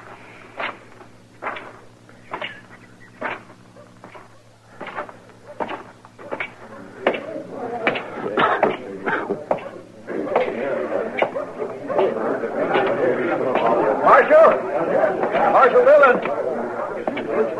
Yeah, what is it, Toby? I want you to know that I'm mighty pleased with the way you handled everything. Of course, you could have stopped it before it got so bad. So could the rest of you. Yes, but anyway, Marshal, I want to thank you. The Dodge House still standing, Toby? Yes, it is.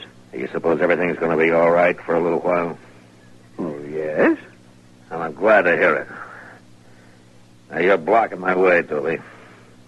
I'm going to go back to the office and try to get some sleep.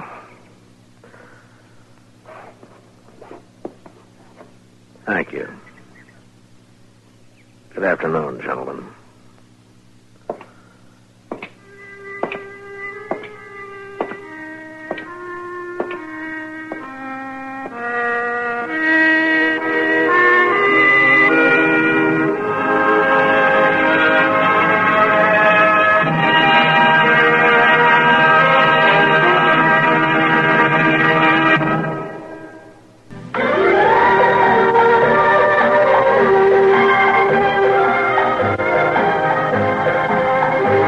Gunsmoke, produced and directed by Norman Macdonald, stars William Conrad as Matt Dillon, U.S. Marshal.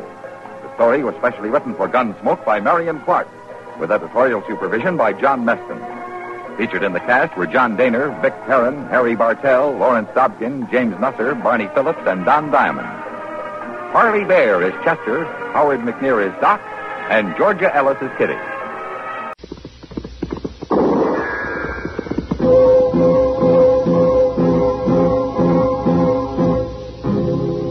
Around Dodge City and in the territory on West, there's just one way to handle the killers and the spoilers, and that's with a U.S. Marshal and the smell of Gunsmoke.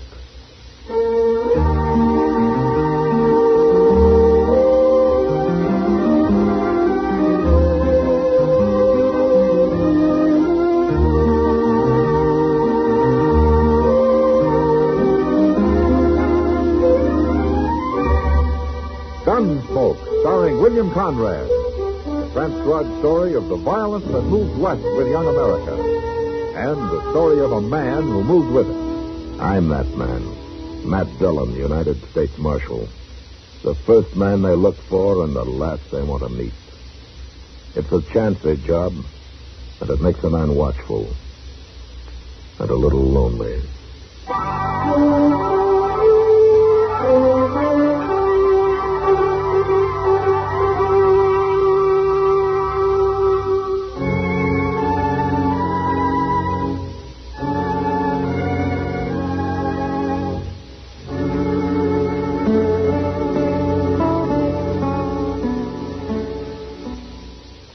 Is there something wrong, Chester? No, sir, but I've been waiting here with Doc. I thought you might want me for something. No, but there's somebody up the street that wants you. Wants me? Yeah, Peter said he came in a barber shop and asked where the marshal's office was. He mentioned your name. Oh. Yeah, then you didn't see him, huh? I didn't talk to him, but I saw him getting back on his horse. He headed for the OK stable.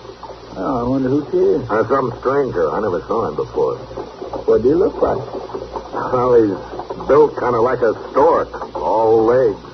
Got reddish hair with a white streak running right down the middle. Oh, built like a stork and looks like a skunk. Oh, looks like a skunk. Well, you sure have some handsome friends, Chester. Mr. Dillon? Yeah. You sure about that white streak in his hair? Well, he took his hat off to swat a horsefly. I couldn't miss it. Oh, my goodness. What's wrong? It's him. It couldn't be nobody else. Hey, you look scared, Chester. Is this man after you? Don't tell him where I'm at, Mr. Dillon. Tell him I went to Wyoming or somewhere. Doc, I'll get my stuff together, and then I'll hide in your office till it gets dark. Now, wait a minute, Chester. If you're in trouble, I'll help you. You can't help me. I'll go hole up out on the prairie somewhere till he leaves. I gotta get out of here. Huh. Well, what do you make of that? Well, you know, he must be in trouble, man. I never saw Chester act that way before. No. Look, Doc, let's go down and wait for him in your office, huh? Maybe we can get some sense out of him there.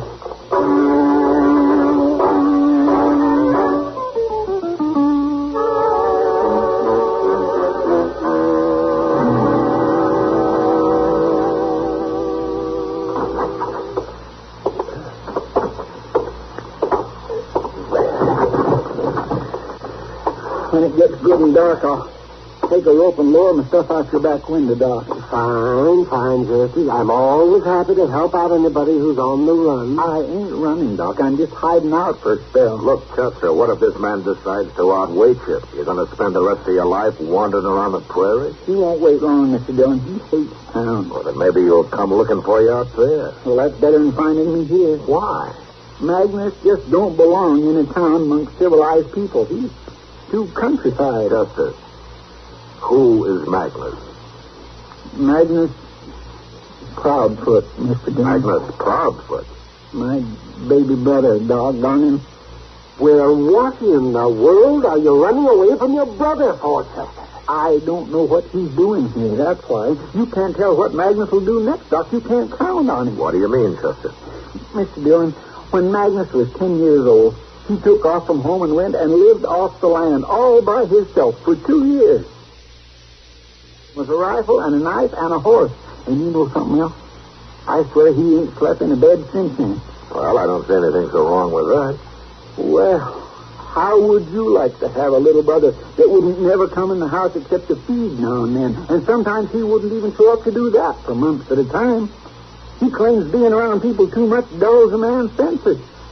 Magnus is crazy, Mr. Dillon. He embarrasses me. How long has it been since you've seen Magnus, Chester? Well, I left Waco in 62 to join the war. I ain't never been back. The last I heard a couple of years ago, you did Magnus. How'd he find out where I'm at? Well, anyway? he's not going to shoot you, Chester. He came to visit his big brother. What's wrong with that? Oh, no. Magnus has got something on his mind. He didn't come here just to say hello, not Magnus. He's got some scheme going. Probably wants me to go live with the Indians or some fool thing like that. I remember one time he tried to get me to go up into the Rocky Mountains with him during the winter. He said if we got cold, we could sleep in caves with bears. Well, now, that sounds like fun. Now, why didn't you go? All right, you can laugh all you want to, Doc. It ain't your brother. No. I'm sorry, Chester, no. But running away won't do any good. Yeah, Doc's right, Chester. Magnus doesn't sound like the kind of a man who'll give up finding you just because you aren't anywhere around. Now, you might as well stay and see what he wants, huh? You think it over for a while. You'll see that we're right.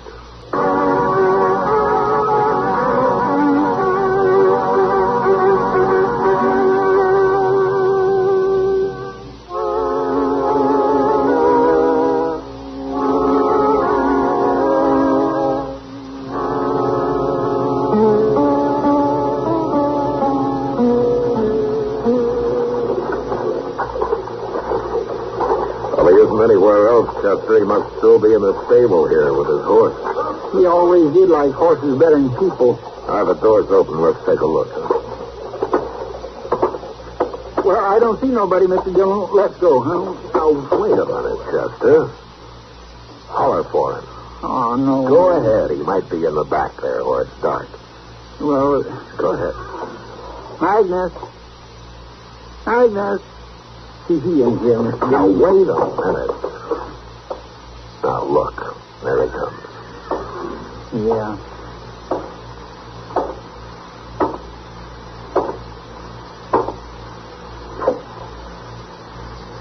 Chester, you have got floppy fat.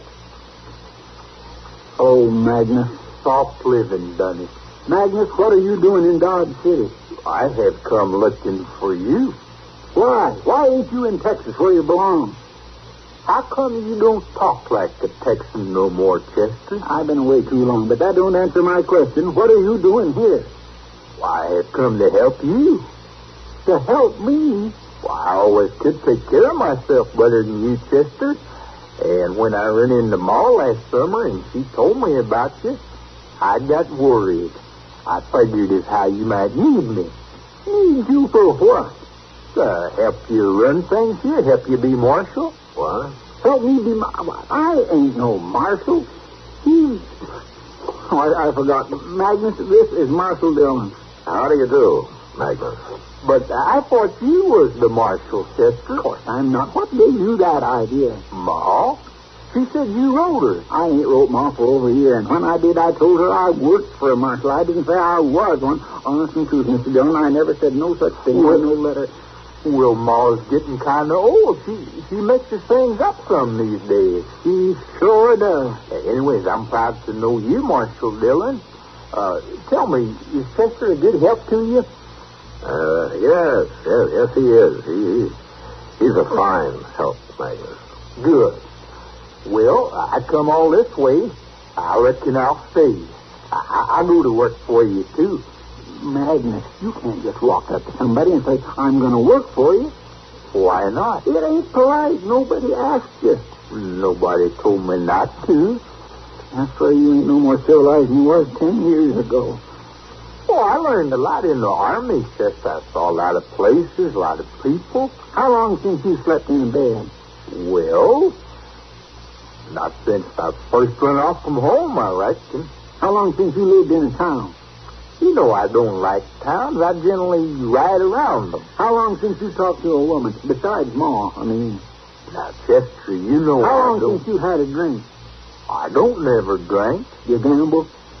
Feller in the Army taught me, but I never used to. You see, Mr. Dillon, he ain't civilized. Now, wait a minute, Chester. You're not being quite fair. A man doesn't have to do all those things to be civilized. I'm just trying to show him how crazy it is for him to say he wants to stay here and all, Mr. Dillon. You know, I might like it, Chester. I never give it a fair chance. Living like you might be exciting. Yeah, maybe I've been missing something. You would hate it, Magnus. I'm telling you for your own good. I know you better than you do. You're half wild, that's what you are. You couldn't stand living the way I do. I never tried it, Chester. Well, go try it somewhere else. You just get me in trouble here. You always did. I promise I will not get you in no trouble. Besides, Marshal Dillon don't need no help. You can't stay here without a job. Well, I got some money. Let's go some trapping last winter. You still eat with your fingers, Magnus? Now, wait a minute, you two. Look, I got an idea. Now, maybe Chester's right, Magnus. Maybe you wouldn't like living in the town. Of course he wouldn't. He'd be miserable. But it's like Magnus says, Chester. He never gave it a chance. Now, why don't you let him find out for himself? If he gets in trouble, I'll be in trouble. Magnus don't know how to live around people, Mr. Dillon. Well, I live with people in the Army. That's different. Well, I'm staying anyway, Chester. There's no use to argue. Give him a chance, Chester. Show him Dodge. Show him what it's like. And let him make up his own mind about it. Oh, all right. He won't leave anyway. But you're going to do what I tell you, Magnus. You're going to live exactly the way I do. That's the deal. I'll do it, Chester. All right. And we'll start by getting you a room at the Dodge House.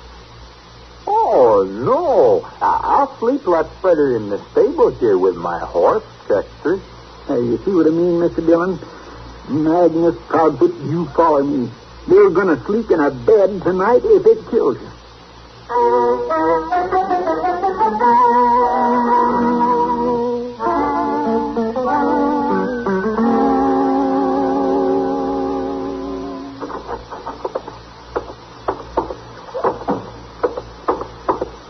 Morning, Mr. Dillon. Oh, hello, Chester. Magnus. Marshal? Oh, where did you get to last night, Magnus? I didn't see you around anywhere. It gets dark. I generally go to sleep, Marshal.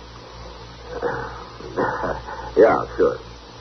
Well, how did you like the Dodge house? Tell the truth now, Magnus. It's too hot. Not enough fire. That ain't all. The bed was too soft.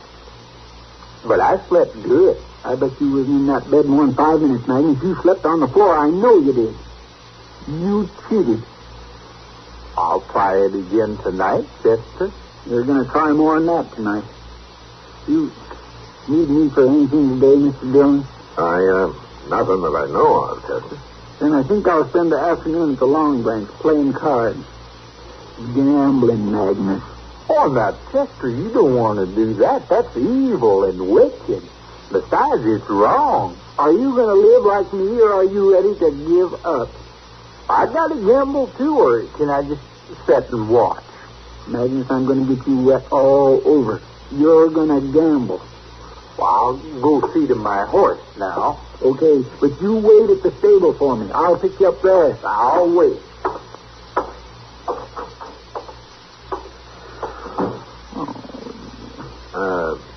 Chester, you're being kind of rough on him, aren't you? Don't you think you should take it a little slower? If I give him enough time, he might fool himself into thinking he likes town life, Mr. Dillon. And you don't think Magnus ever really would, huh? A man like him never changes. Magnus can live off the country like an animal, but he just don't know how to take care of himself around people. Well, I guess you know what you're doing, Chester, but I was just thinking, if it doesn't work and he wants to stay, I think with his experience and everything that he might be a great help to me. What? Oh, now, Mr. Dillon, don't tell him that. Please don't. Anyhow, not till I've had a chance to show him what life's like around here. Please. Well, okay, Chester, I won't. So you work on him first and see what happens. I'll wait.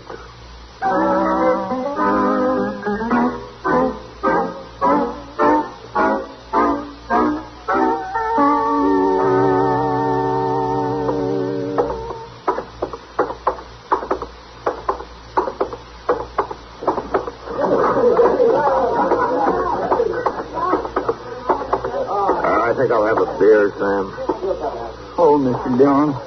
Chester, I thought you were gambling. What are you doing at the bar? Where's Magnus? We've been gambling all afternoon. Playing blackjack against that new dealer they got here. Oh, how'd you make out? Well, you know how it is with me, Mr. Dillon. I never do win a whole lot. That means you lost. But I'll get it back next payday, maybe. Next payday? No, he really did pay you, didn't he? Yes, sir. He did. Oh, what about Magnus? Here he comes. Ask him. Hello, Marshal. Well, that's quite a handful of bills you got there, Magnus. Well, it's all he had, but I am just as glad. I was getting mighty weary sitting in one place all afternoon. You mean you broke the dealer? Well, he claims I did. Anyway, he quit trying. Well, for a man that doesn't gamble, you seem to be a pretty fair blackjack player, Magnus.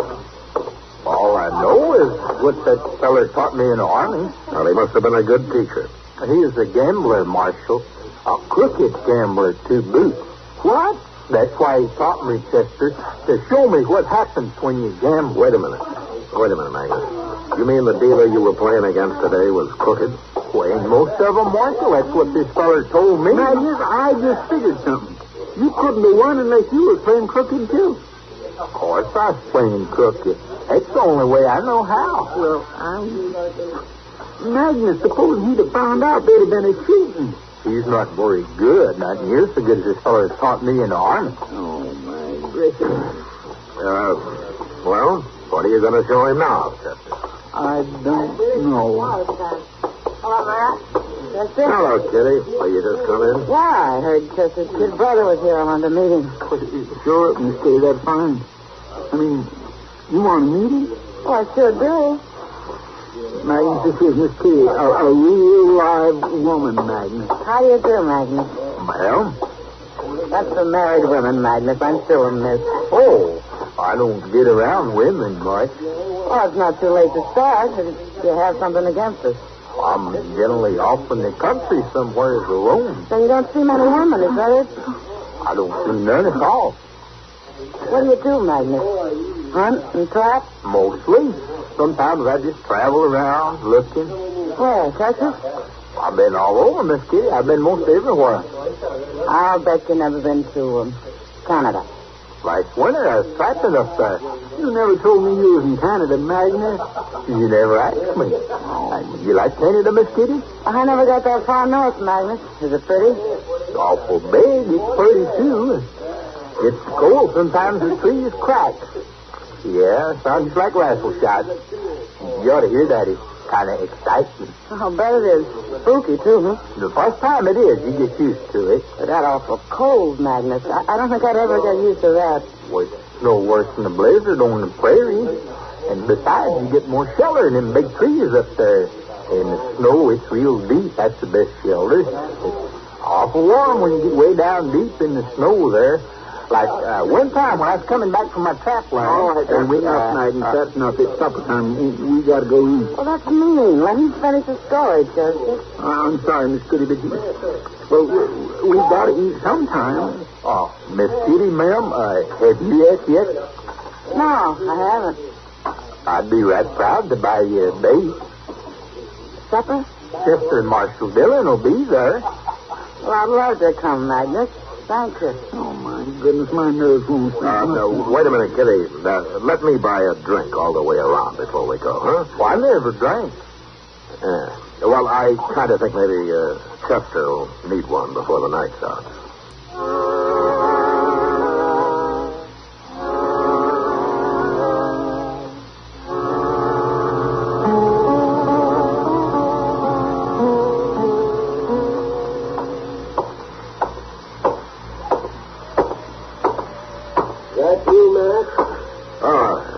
It's me. So what are you doing out so late, Doc? What time is it? Oh, it's a good hour past midnight. I was about to turn in myself. Town's pretty quiet tonight. Oh, I'm hungry, man. You know something? You should have had supper with us tonight. I wish I had. No, not just to eat. To hear Magnus. He asked Kitty along, and he never stopped talking to her once. I thought he was woman-shot. Yeah, well, so did Chester. I'm sorry I missed it. Where is he now? I don't know. Chester took him off somewhere. Oh, Chester's going to get into trouble. Yeah. Wait a minute. What's this coming here? What is it? It's a man carrying somebody. It's Magnus, man. Yeah. Why, that's Chester he's got. Oh, what happened, Magnus? Is Chester hurt? He ain't hurt, Marshal. He didn't knock. Well, what's the matter with him, Magnus? Oh, he got sleepy. Why? Well, Marshal, at the supper, Chester said we was going to have to do some drinking. He said we was going to have 3-4 drinks in every saloon in town. I didn't want to do it, but, well, you know how he's been talking. Yeah, I know. How far did you get, Magnus? Well, I made all of them.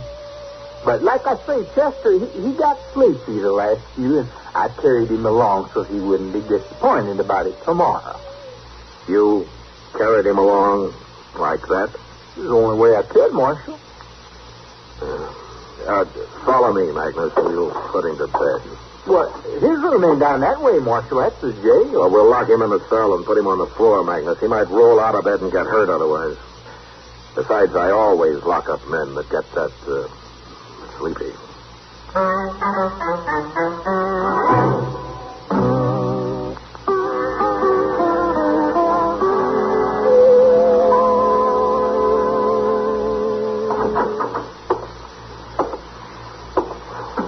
Good morning, Magnus.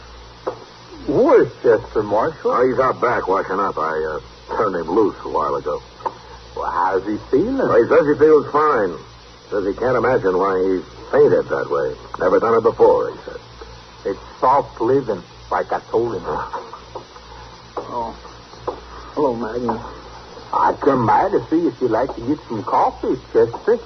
Oh, I could use some. You look pretty good this morning, Magnus. I cheated again, Chester. I slept on the floor last night. Oh, that's why, huh? It's no use, Chester. I've been thinking, I just ain't fitting for town life. I'm going to leave. What? I'm going to leave. I'm better off out there in the open. Well, now, wait, Magnus. You can't leave. Well, you told me so yourself. Well, I didn't know then. I didn't know about you. Magnus, you're better off in a town than I am. Thanks, Chester, but I know where I belong. No, now, you can't leave now, can you, Mr. Dillon? Well, it's up to him, Chester, but if he wants to stay, why, I'll give him a job of some kind. We could use him. There, you see, Magnus? No, I tried it. You have to try everything once. But it just ain't for me. Well, why not? You get along fine here. What's wrong with it? Well, it's all right for you, Chester, but for me, it just ain't exciting enough. Not exciting enough? Well, what's exciting about living on the ground like an animal? You'd have to try that to find out, Chester. You want to come with me now? No, of course I don't. I couldn't stand it. I guess we're just different, Magnus. Now, there's nothing wrong with being different, Chester. Guess you've both learned that by now. Yes, sir. I sure have. But, Magnus, you don't have to leave today. You can stay till after New Year's. You got to. Why? Well, because I want you to. You're my little brother, ain't you? Well, Magnus, I'm kind of proud of you. Okay, Chester, but I'm getting out of that blasted hotel. I want to move back in with my horse. All right, that's fine, Magnus. Of course you are. And, look, I'll come help you get your stuff. We'll tote it over together.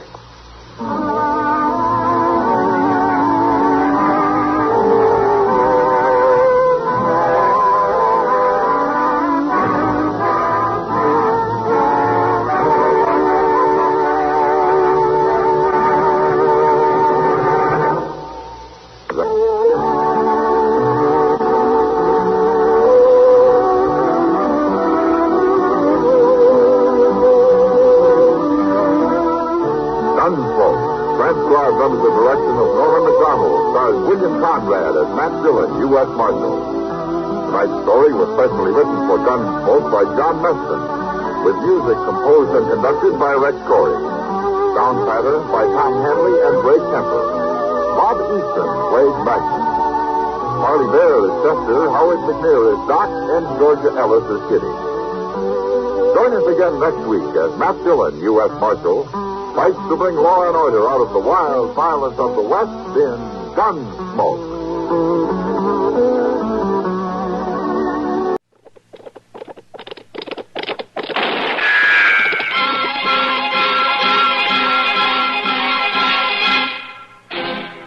Around Dodge City and in the territory on West, there's just one way to handle the killers and the spoilers, and that's with a U.S. Marshal and the smell of gun smoke.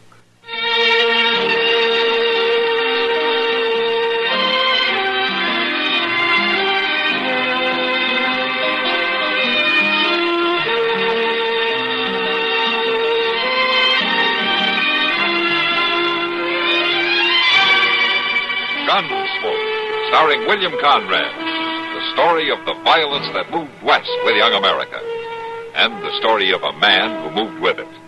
I'm that man, Matt Dillon, United States Marshal. The first man they look for and the last they want to meet. It's a chancy job, and it makes a man watchful and a little lonely.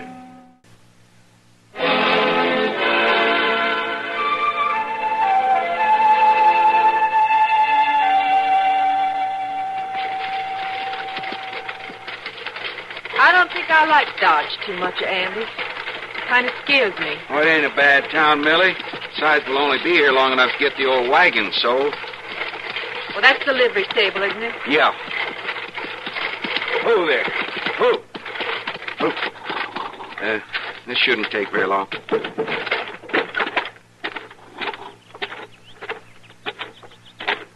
Hello? Hello, stranger. You run this stable? I own it. Moss Grimmick. Well, I'm Andy Coe. I had in mind to sell my wagon. Oh? I was told you might buy it. It's a good wagon. A little old, maybe. You must be kind of broke.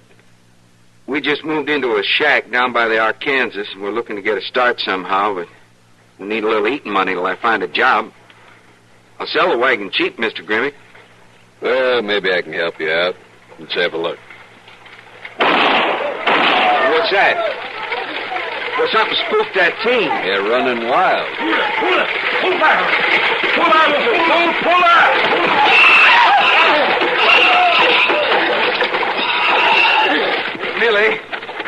Millie, are you hurt? I'm all right. Are you sure? Let me help you down. I'm too scared.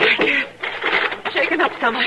I should have jumped. Who was that man driving the team? Ed Fallon. He runs a freight line here. Now, Andy, don't start trouble. The woman's all right, isn't she? Can't you handle them mules, mister? Now, Andy. You do that on purpose? Of course I didn't do it on purpose. Some drunk come out of the saloon and spooked him. I feel terrible about this. Well, you ought to feel terrible. You nearly killed her, you darn fool. Andy!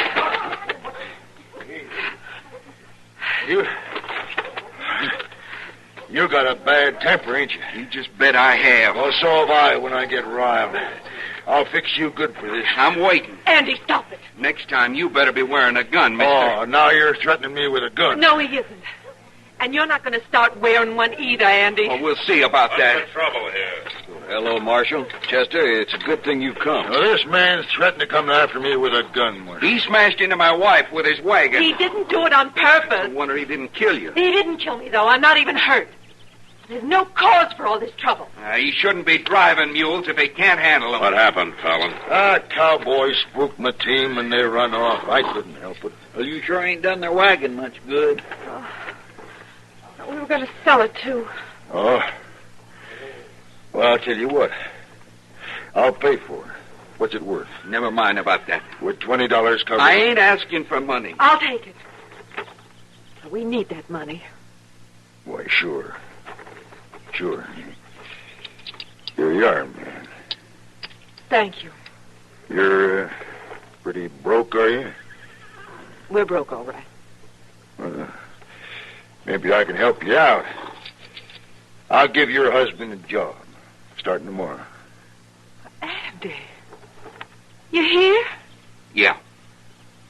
Yeah, I hear and I don't like it. Why should he offer me a job? It don't make sense. My gracious, Mr. Fallon's just trying to be nice to you. Looks to me like you could use a job, son. He's right, Andy. All right. All right, I'll try your job, Mr. Fallon, but probably not for long. You sure don't make it easy. Anyway, my office is right over there. I'll see you in the morning. And, good day, ma'am. Good day, Mr. Fallon. Why, you see? It worked out fine, Andy. I sold the wagon and you got a job. Yeah. But I don't like that man, Millie. You got quite a temper, son. Why don't you just relax and take your wife on home? Huh? Yeah, sure. Come on, Millie. Goodness me, he sure is a hothead, ain't he? Yeah, and a temper like that can cause a lot of trouble. Especially with a wife that pretty.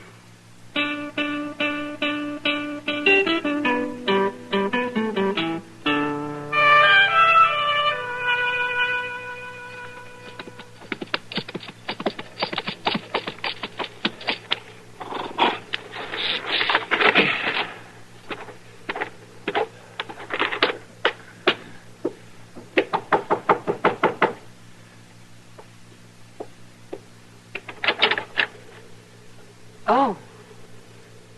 Mr. Fallon. Mrs. Cole, I had to ride out in the country today and just stop by your place to see how things were going. Well, that's very kind of you. Well, you look like you thought maybe it was some bandit riding up. I didn't know. No, I just wanted to be sure Andy wasn't home playing hooky while I was gone. Andy wouldn't do a thing like that. No, I was just joking. He's there on the job, all right, I'm sure of that. He's got 3 freight wagons to get loaded by noon. Andy's a hard worker.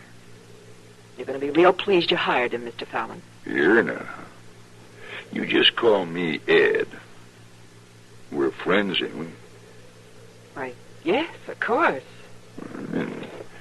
How about inviting me in for a cup of coffee? Well, I'm not sure that would be proper. No, it ain't nobody around. Ain't nobody to even know. Well, Millie, that job I give Andy, I'm paying him $1 a day more than it's worth. I know. Well,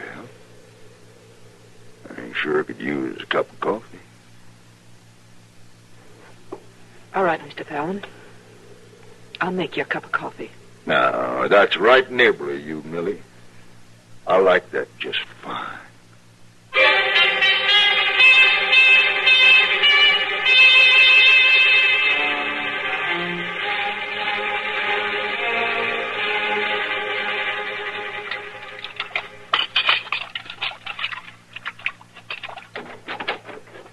Hello, Millie. Oh, Andy. I didn't hear you ride up. No? What are you looking for? There's been somebody here. What? I thought maybe he was still around. I don't know what you're talking about. I seen tracks outside, boot marks. Well, they're yours. No, they ain't mine. I don't wear Spanish heels. Now, who was here, Millie? Nobody was here. What's got into you anyway? Now, don't you lie to me. You never lied to me. And I'm not lying now. Andy, you been drinking. I never drink, and you know it. Who was here today, Millie? Nobody. Nobody was here. Now, I won't stand for this, Andy. Well, I won't stand for it either. Where are you going? Andy. Andy, put that gun back. Put it back, you hear? You're covering up something, Millie. I'll find out who it is, and then I'll put the gun back. Not before.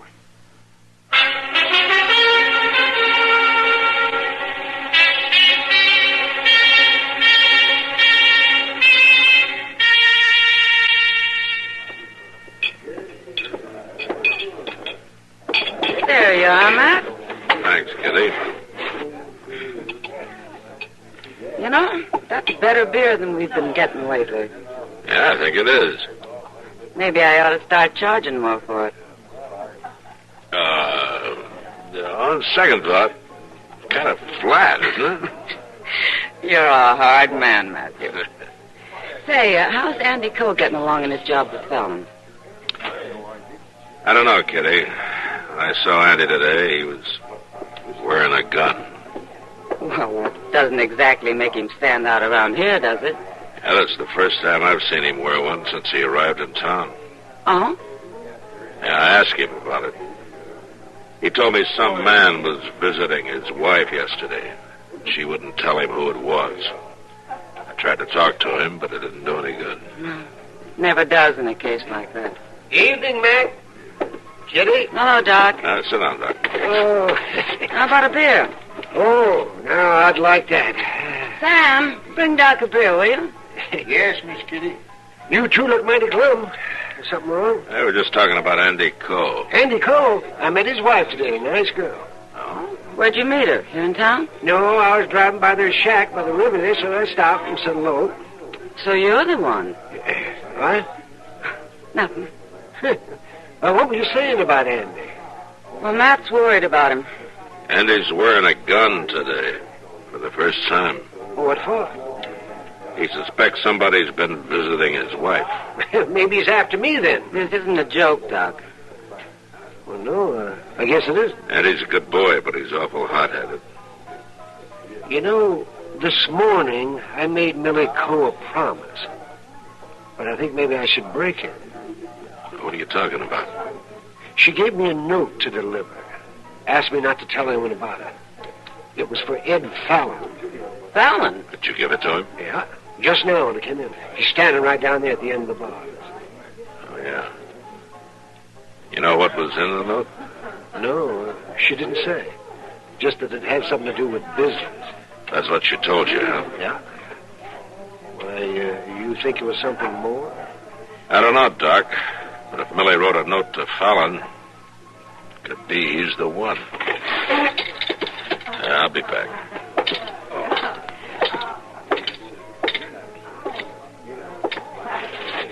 Fallon? Yeah. Ah. Oh, Marshal. It's on your mind. I want to talk to you about Millie Coe. What?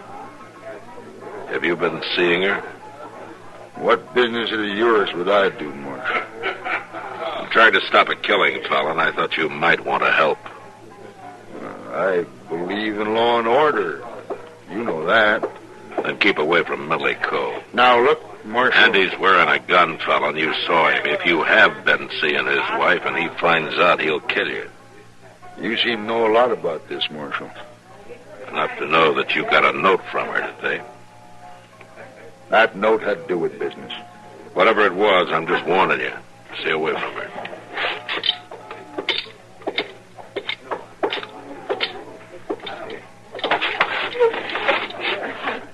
Well, what'd you find out, Matt? I can't pin him down. You tell him about the note? Mm-hmm. Well, you'd never own up to it anyway. Well, I gotta make sure before Andy finds out. Why are you going to do that? Go out tomorrow and talk to Millie Coe. Face her with it. Hope she tells the truth.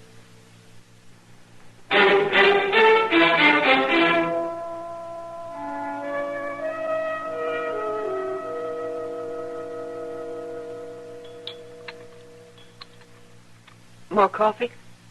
No, thanks, Millie. Marshal, I don't know what makes you think Mr. Fallon has been visiting me. Andy's wearing a gun, Millie, and he means to use it. I know. Was it Fallon? Nobody's been out here except you and Doc Adams. Andy doesn't believe that. Do you? No. Marshal, it's true. What's the matter with you men? Would you take a woman's word for anything? Andy. Oh. Marshal Dillon. You're about the last man I would have suspected, Marshal. Andy, wait. You stay out of this, Millie. You just keep your hands where they are, Marshal. You're making a mistake, Andy. You've already made yours, and it was a bad one, a real bad one. Now, you listen to me. I'll kill you, Marshal. I swear I will. Andy, it wasn't the Marshal. No? Andy, I think it was Fallon. Fallon? I came out here to prove it if I could. How are you going to do that? By facing Millie with it. She's a poor liar, Andy. Was it Fallon, Millie? There wasn't anybody out here, Andy. You're lying. It was Fallon. Who else would it be? Sure, the whole thing figures out easy. Now, wait a minute, Andy. I know you're trying to stop a shooting, Marshal, but it won't do no good. I'll kill Fallon on sight. Not while I'm around, you won't. You're going to go back to Dodge with me, Andy, and we'll have this out there and without gunplay. Now, let's go. Don't worry, Millie. It's going to be all right.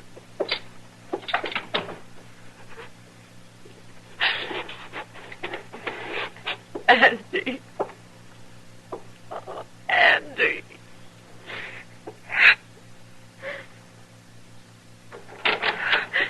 Andy.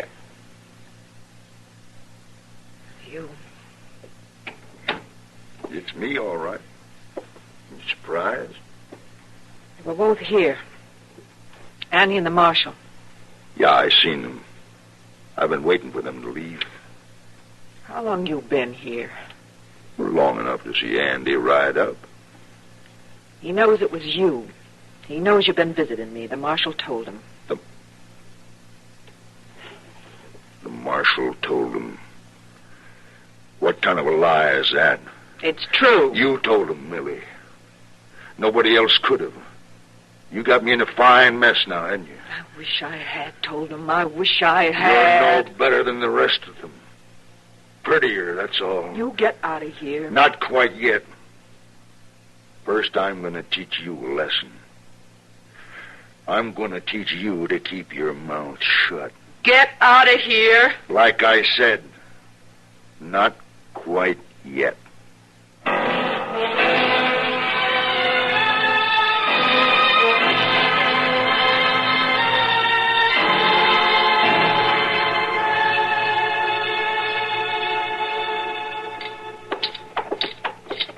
I ain't saw Fallon around town all day, Mr. Dillon. He may be here at his office. He better be. Well, Andy, where you been? I looked everywhere for you. Where's Fallon, Jenkins? I don't know. Take a look out back, Chester. Yes, sir. Maybe you wouldn't mind telling me what's going on here, Marshal. Like Andy said, we're looking for Fallon. Well, Fallon's going to be looking for him. He finds out Andy's been loafing on the job. Fallon's paying Andy too much money as it is. Not for long, he ain't. You're getting $1 a day more than you're worth, Andy. Whose idea was that, Jenkins, to pay him that money? It wasn't mine. I'm only the clerk here. Besides, I don't have no reason for it, do I? But Fallon does, huh? Ain't nobody back there, Mr. Dillon. All right, where is he, Jenkins? You sure you want me to tell you, Marshal? Did he go out to Andy's place? He was looking kind of worried after talking to you last night. Then he is out there. He sure is, and you're looking mighty stupid, son. Running all over the country while Fallon's out there courting your wife, having himself a fine time. Why, you... Come on, Andy, don't waste your time. Let's go.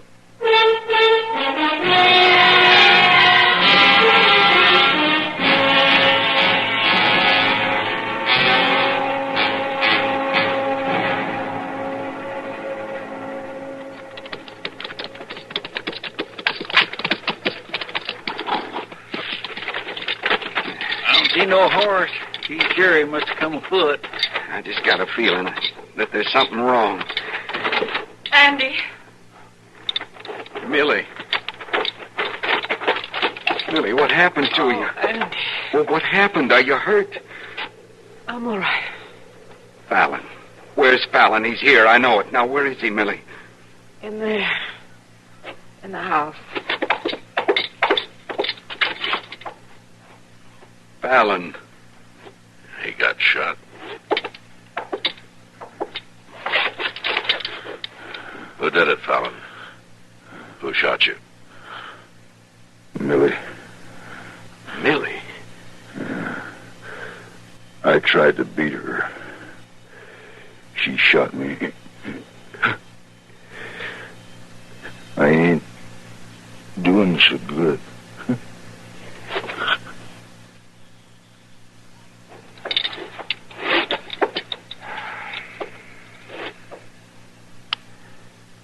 You better go on out to Millie.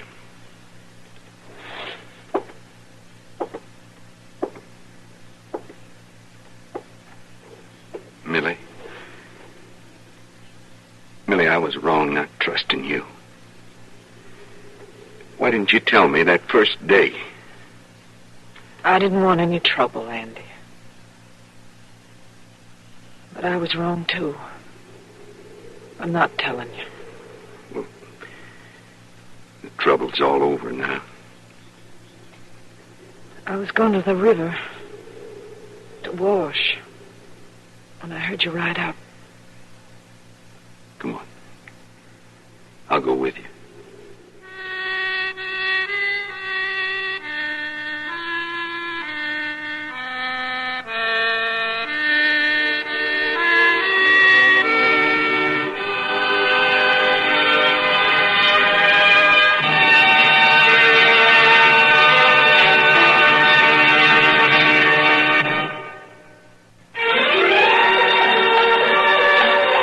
Gunsmoke. Produced and directed in Hollywood by Norman Macdonald, stars William Conrad as Matt Dillon, U.S. Marshal. The story was specially written for Gunsmoke by John Meston and adapted for radio by Mr. Macdonald. Featured in the cast were Gene Bates, Vic Perrin, John Daner, and Harry Bartell. Harley Bear is Chester, Howard McNear is Doc, and Georgia Ellis is Kitty.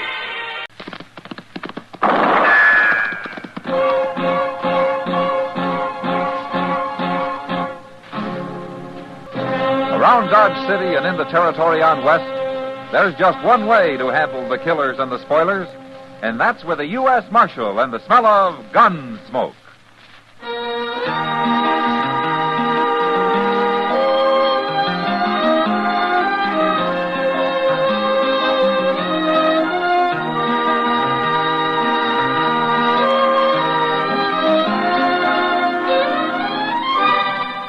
Gunsmoke, starring William Conrad.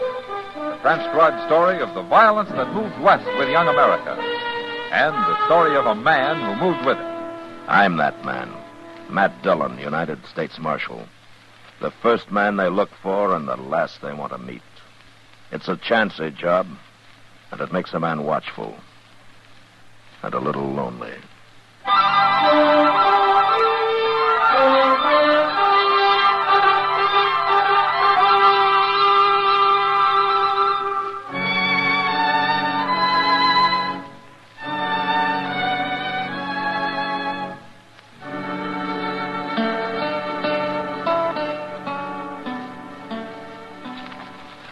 Chester, will you take this stuff down to the depot and see that it gets in the mail for me, huh? Yes, sir. Now, what's he doing? Huh? What's who doing? Old man McCready's boy, Mr. Dillon. What's he doing anyway? Well, you're the one who's looking out the window, Chester. Well, he ain't up to no good. Look at him. Well, I guess I'd better, or I'll never find out. Oh, he's jumping on his horse. There he goes. Well, what was he doing, Chester? Fooling around that wagon team there. He was messing with the traces for some reason. Oh, well, let's go have a look. That Billy McCready always was a wild one. Oh, he's young, Chester, and he's only got his old man to bring him up. Sure, he'll probably grow up to be just as mean as old man is. Well, I hope not. Wonder whose wagon this is, anyway. I don't know, Mr. Dillon. Ain't much wagon, though, is it? Must belong to some starving Sod-buster. Chester, come here. Look, that's what Billy was doing. Well, he's got them traces half cut, Mr. Dillon. Yeah. They'll still hold for quite a few miles, though. Enough to leave whoever's driving this wagon a long way out on the prairie. Well, now, why would Billy do a thing Here. like that? What are you fellas doing with that harness? Oh, is this your wagon, mister? It's our wagon. Me and my wife's here. What are you men doing with it? Oh, your traces have been cut, man. Cut? What do you mean? Come here, take a look. Well, who done that? Billy McCready. I told you, Jim. I told you something was going to happen. What's Billy McCready got against you people? Don't you tell them nothing, Jim. Ain't none of their business. Look, I'm a U.S. Marshal, man. Maybe I can help you. You Marshal Dillon? That's right. Tell them our name, Jim. It's Gabriel. I got a quarter section near Sky Mountain. Oh? Well, that's on the way to McCready's ranch, isn't it? Marshal, McCready can have all the land he wants, except mine. I filed on that land 8 months ago, and I've been living on it like the law says, and I've been proving it up. It's mine, and he ain't going to get it. Well, hasn't McCready got enough land for his cattle out there without needing yours? It ain't the land so much as the water, Marshal. I've opened me a spring, and I've dug a well. It's the water he wants. They're trying to hound us off there, Marshal. Yeah, like Billy cutting our traces. They figured we'd lose the team on the way home, I guess. Who's they? The old man and Billy? Old man don't come around. It's Billy and one of them riders, Bart. A real ornery-looking fella. They're the ones. But it's McCready tells them what to do. They're going to start plaguing us real bad now. And I'll fight 'em. Me and the boy'll stop 'em. Oh, you got a son? He's down buying grain. We're picking him up on the way out of town. Ah. Well, you better mend those traces first. Yeah. Look, Gabriel, I think Chester and I better ride out with you, huh? Maybe we can find out what Billy had in mind.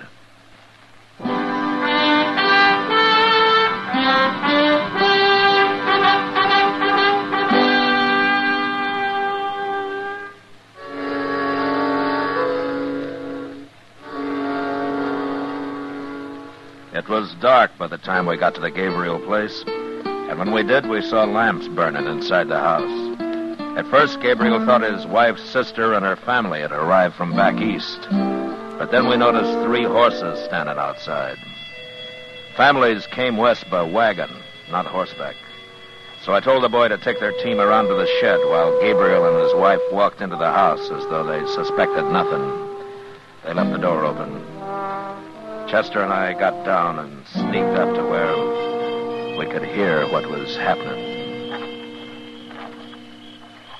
I hope they don't get hurt, Mr. Dillon. And Gabriel seems like good people. Quiet now, How'd you Chester. get back here so soon, Keep out of the Gabriel? light. Same way we got the dog in our wagon. That's old man McCready, Mr. Dillon. Billy, you been lying to me? No, Pa. I've done what you told me. Honest, I did. You shut up about what I told you. Don't matter none, Mr. McCready. Nobody's gonna believe nothing that Gabriel say. Why don't you give up and go back east, wherever you come from, Gabriel? There's too many people out here already. And there's more coming right here, too. What? My wife's sister and her husband. And they're bringing the little girl with them. One more man to fight, huh? All right, Gabriel, I'll tell you something. You must have noticed your harness being cut and fixed it. There, he admits it. Otherwise, Be you'd quiet, be out on the Chester. prairie somewhere learning your first lesson. And when you did get home, you were going to find this place wrecked. We've been sitting here resting some before we got to work on it. It ain't too late, Mr. McCready. Sure, Pa. Let them watch us wreck it. Might be more interesting that way. Maybe you're right, son. Maybe that'll learn them. Okay, get over there in the You corner, ready, Gabriel. Chester? I You sure and the am, woman. Mr. Dillon. Right over there. Now. Evening, McCready. Bart, you move your hand any closer to that gun and I'll shoot it off. I ain't doing nothing. What are you doing out here, Marshal? Same thing I'd be doing if I was in Dodge, McCready, enforcing the law. Well, what are you bothering us for? Can we drop in here for a neighborly visit without everybody making a fuss? You're bad as Gabriel. You've been talking real wild. You ought to hear him. I did hear him, McCready. I heard you, too. Huh? Well, that don't mean nothing. You can't jail a man for talking. You're sure shy at the idea of going to jail, don't you, McCready? When I first come out here, there wasn't no jails. Gabriel tells me that you've stayed out of this business so far. You've let Bart and Billy do the talking for you. What they do, I'll take the blame for. You bet you will. And the first thing that goes wrong out here, any trouble at all, you're the one that's going to jail first, McCready. All right, now you get out of here. All three of you. Come on, boys. Stinks in here anyways. Well, you sure made the old man tuck his tail, Marshal. Don't you be so sure, Jim. McCready's as smart as he's mean. I'm afraid you're right, ma'am. He'll think of something. But as soon as you find out what it is, you'll let me know.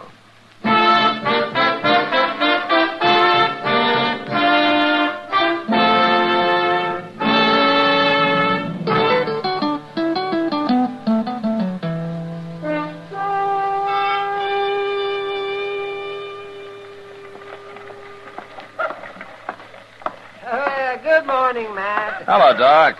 Well, come on, sit down. Unless you're in a hurry to get to your hospital. My hospital? Oh, Matt, my hospital. Oh, well, if the day comes when I'm in a hurry to get to my hospital, you'll be warden of the Dodge City Penitentiary. Hey, well, that sounds like a nice, warm inside job, Doc. And I hope you get it, too, Matt. And when you do, I hope old man McCready there is your first customer. McCready? Oh, I see. He sees you, too. Guess he wants to talk to you. Well, like he says, I can't jail him for talking. Morning, Marshal. Doc? Hello. Oh, what can I do for you, McCready? Nothing, Marshal. Can a man stop and say hello? Sure. All right, what's on your mind? All right, then, I'll tell you. I've been thinking about it all week. So I went over to the land office to see if Gabriel's claim is filed proper. Mm-hmm. And is it? Maybe. Maybe not. But I'll find a way, Marshal. Look, McCready, you got plenty of grass out there. You got the whole prairie. Sure, but Gabriel's camping on the only piece that's got good water. Well, go look for some springs yourself. That's what he did. Marshal! Hey, Marshal! It's Gabriel. Say, he sure got that horse and the lather. Yeah, you stay right here, McCready. I ain't done nothing to him. Oh, Doc. Doc, it's you I was looking for. What's wrong, Gabriel? It's my boy. He's sick. He's awful sick. You gotta come, Doc. Why, what's the matter with him? I don't know. But my wife's sister, she got here a few days ago from back east, and their little girl was sick the same way, and she died the first night, before I could even get started for Dodge. Oh, well, what's it like, Gabriel? How's he showing? Well, he gets awful cramps in his legs, mostly, and he turns kind of blue all over, and he can't talk much. Turns blue? Does his stomach hurt? Something terrible. He's always yelling for water, but it don't seem to do no good. Uh-huh. And this is the same thing the little girl died of? It's just like it. He ain't going to die, too, is he, Doc? I'll do what I can for him, Gabriel. What is it, Doc? Some kind of a poison? I hope I'm wrong, Matt, but those symptoms are pretty plain. Sounds like cholera to me. What? Cholera? That little girl and her family must have brought it from back east. Gabriel, you ride back home right now. Tell your wife to burn all the clothes and the blankets, anything the little girl touched. And make everybody keep away from your boy as much as possible, you understand? And whatever you do, don't get anything you feed him out of mixed up with yours. Keep it separate. Cholera is mighty contagious. You can all catch it. I'll tell him.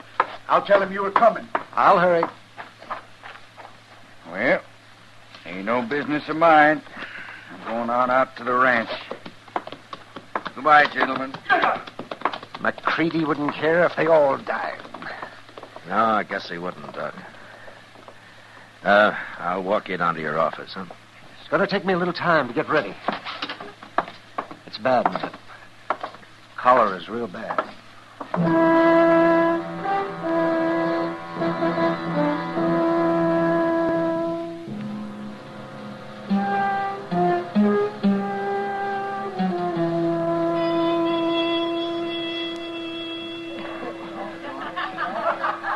You're worried tonight, Matt. No, it's just that I can't help thinking about the Gabriels, Kitty. That's a terrible thing. Those poor people. Look, don't say anything about it around here, though, huh? I wouldn't want to get a panic started. Oh, of course I won't, Matt. But do you think there's any danger of it spreading to Doc? Well, Doc says not as long as the family stays out of town. Yeah, but they might catch it from each other. They ought to burn everything Mrs. Gabriel's sister brought with her. Well, that's what Doc said, Kitty. Well, for once I'm right. Just because it makes sense, I guess. Yeah. I never been around cholera. Have you? No, but I've heard a lot about it. Seems to me in this job I've heard a lot about practically everything there is. And a lot there isn't, too, I bet. Oh, I'll say. Hey, Marshal! Gabriel, what are you doing here? I'm looking for Doc. Where is he? Doc?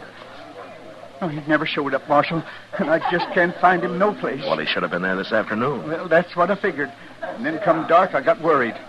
My boy's worse, Marshal. I've just got to find him, even if it is the middle of the night. Well, he left here. What could have happened to him, Marshal? Well, I got a pretty good idea. Come on, Gabriel. I'm riding back with you. Your place is right on the way to where I'm headed. Where's that? McCready's.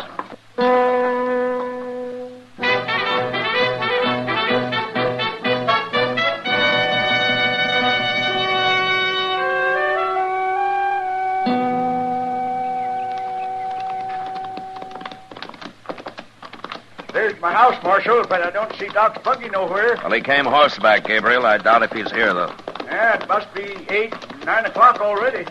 Well, it was after 2 when we left Dodge last night. We made good time, though. Oh, there's your wife. Yeah, she's going to be awful disappointed. How's the boy, Jenny? Worse. Oh. I couldn't find Doc. I have an idea of where he is, Miss Gabriel, and I'm riding on to find him. I know where Doc is, Marshal. You do? I figured it all out after my husband left for Dodge last night. It's easy.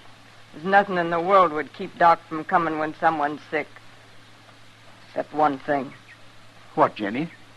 Somebody stopped him from coming. Oh. Well, that's what the marshal figured, but I didn't want to worry you about it. Miss Gabriel, if McCready's holding Doc somewhere, he isn't going to hold him long. I promise you that. He wants us all dead, and he'll keep Doc till we are. Except I got him beat. Well, what do you mean? I'll tell you in a minute. Look what's coming behind you. Hey, it's McCready and that fella Bart. I'm going to get my rifle. No, Gabriel. No, wait. They're not going to start any trouble. Yeah, they better not.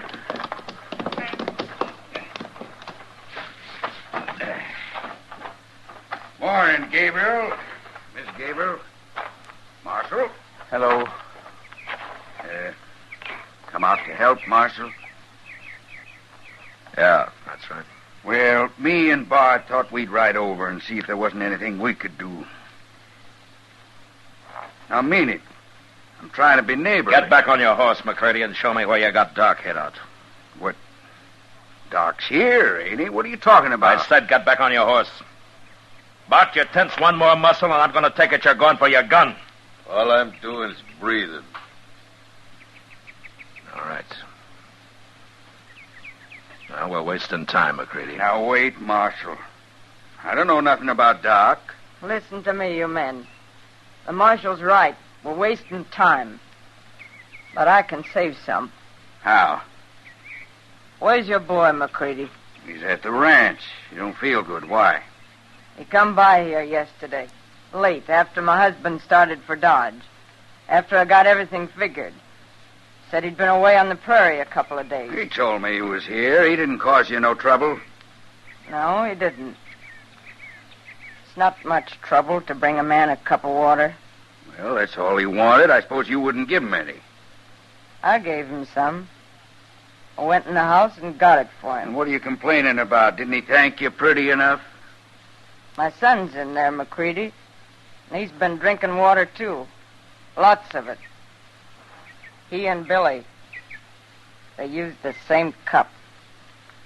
Doc said don't let nobody touch what your boy used. My husband told me what Doc said. Billy ain't feeling good. He's got it. He's got cholera off in that cup. I expect he has. Cholera. Now I reckon you'll turn Doc loose. Billy'll die. Sure he'll die. Without Doc. No. It's up to you, McCready. All right. I admit it. We're holding Doc. Where is he, McCready? In a cabin I got 5-6 miles from here. We took him, me and Bart. We put on bandanas, and we didn't say nothing so he wouldn't recognize us. He's there, locked in tight. Like I said, McCready, get on your horse. Sure, but let's hurry.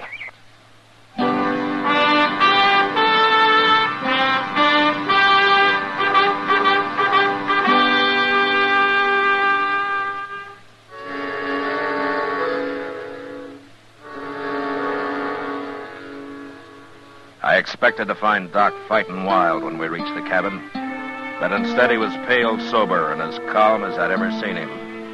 And when McCready demanded that he go take care of Billy first, Doc didn't even answer him. He just mounted his horse and quietly asked me to lead him to the way to Gabriel's. When we got there, McCready sent Bart off to see how Billy was doing, and then sat down with Chester and me in the dirt outside the cabin and waited. It was along late in the afternoon when Doc finally came out, and he walked over to us. How is he, Doc? Any better? He's dead, Chester. Dead? Died about a half an hour ago. I've been telling the family what they've got to do to keep from catching it themselves. You already told Gabriel that back in Dodge, Doc. Haven't they done what you said? No. And I didn't think they would without my coming out here and prodding them. It's hard for people to burn what few clothes and things they have, man. Yeah. Come on, Doc. Now the boy's dead. Let's get over to my place. We're wasting time, John, here. McCready. Hey, look. Ain't that Bart coming? Yeah, that's Bart. Guess he got tired waiting for us. Shouldn't have left Billy alone, though. How are the Gabriels taking it, Doc? Hard to say, Matt. They aren't talking much, and they aren't crying at all. That's about what I'd expect. They're pretty lean people. It's a good thing they are. What are you doing here, Bart? Why didn't you stay with Billy? We're about to leave now. Mr. McCready. Well, what is it, Bart? What are you trying to say? Billy's dead. Died right there in his bed. I couldn't do nothing for him. He's dead. I didn't know what to do for him.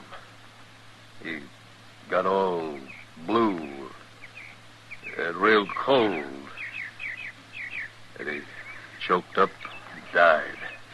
Doc should have been there. I should have made him go. It's your fault, Doc. Chester? Yeah, Doc? Go into the house and tell the Gabriels to come out here. All right, Doc. And tell them about Billy McCready. I want to see them Gabriels. I don't ever want to see him. If they'd never come here, my boy'd be alive now. He's too young to die. Billy's too young. It ain't right. It just ain't right. I've done all I could, Mr. McCready.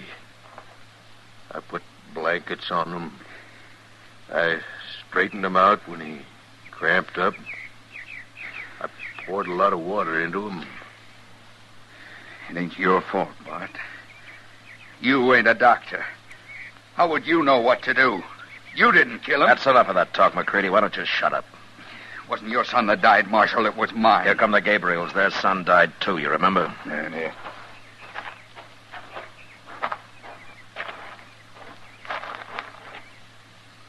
What do you want, Doc? I want to explain something. To you and to Mrs. Gabriel. Now, don't you start preaching, Doc. I ain't in no mood to listen to your talk. You'll listen, McCready, if I have to ram a stick in your mouth and tie you against that tree over there. All right, go on, Doc. First, I want to ask Mrs. Gabriel something. Chester told me about Billy, Doc. Looks like I killed him. No. You only wanted him to get sick so as McCready'd have to turn me loose. You thought he'd do that right away so I could save your boy and Billy, too. Could have saved Billy if he hadn't come here first. No, that's where you're all wrong. What do you mean? Medicine's still a pretty crude science, Mrs. Gabriel. Someday maybe they'll know, but right now I've got no more idea how to treat cholera than I do insanity. There's absolutely nothing I know to do for it. Is that true, Doc? It's true. And I did kill Billy. Killed him with my own hand. No, Mrs. Gabriel. If you'd known I couldn't help him, you'd never let him touch that cup. No. No, of course I wouldn't. Oh, I never would have. It's McCready that's the murderer. He hoped keeping me away from here would see you all dead. That's what he wanted.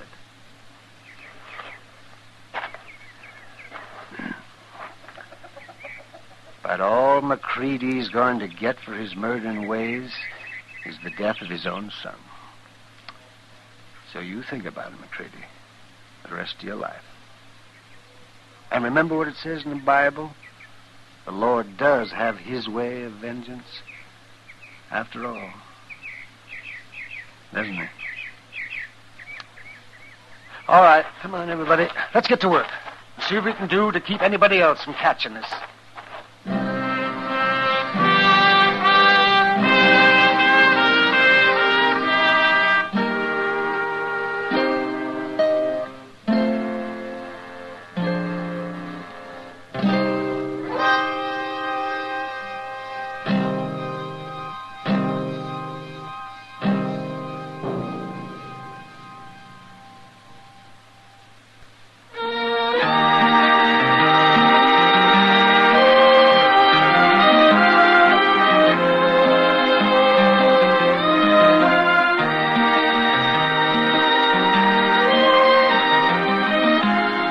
Gunsmoke, transcribed under the direction of Norman Macdonald, stars William Conrad as Matt Dillon, U.S. Marshal.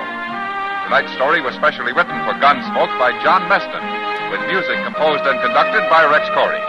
Sound patterns by Tom Hanley and Ray Kemper. Featured in the cast were Ralph Moody, Virginia Christine, Vic Perrin, Clayton Post, and Sam Edwards. Farley Bear as Chester, Howard McNear as Doc, and Georgia Ellis as Kitty. Join us again next week as Matt Dillon, U.S. Marshal, fights to bring law and order out of the wild violence of the West in Gunsmoke.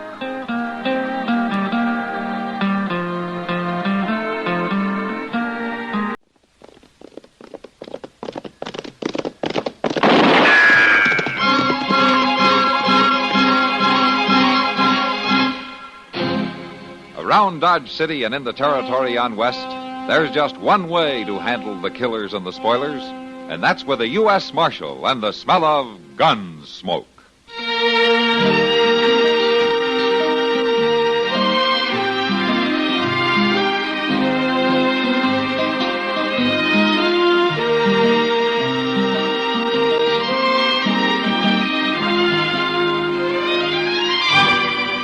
Gunsmoke, starring William Conrad, the story of the violence that moved west with young America, and the story of a man who moved with it.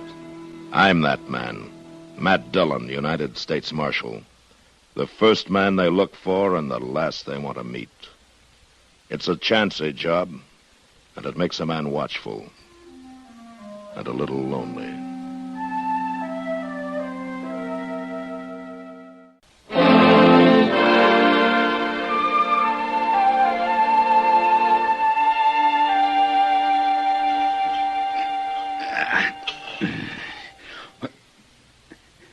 Maisie! Maisie!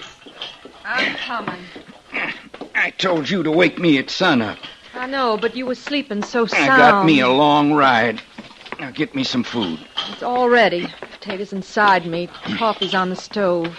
Vince. I'll want some grub to take with me. It's ready, but... And some water. You fill up them canteens. Vince, you listen to me. I ain't got time for talking.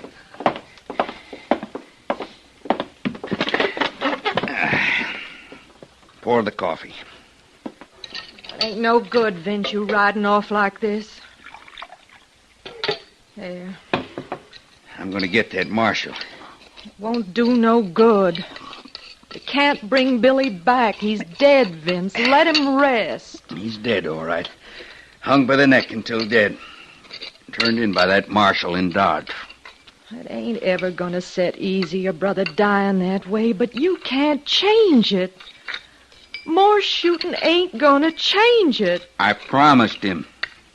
I promised him the night before. All the way riding back yesterday, I could hear him. Get me that marshal, Vince. Get him for me. I'm going to do it. You ain't gonna win by no gun battle.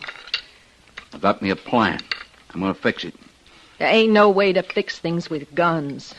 You shoot him, you'll hang. He's going to make me kill him. You ain't talking sense. Oh, yes, I am. He's going to make me kill him. He's going to draw first. He's going to arrange it all himself. When he does, I'll get him. Oh, Vince. That's the way it's going to be, Maisie, pure and simple. Don't you fret none. I'll get him, and I'll ride out scot-free. Come on now. Pack me that grub. It's a long ride to Dodge.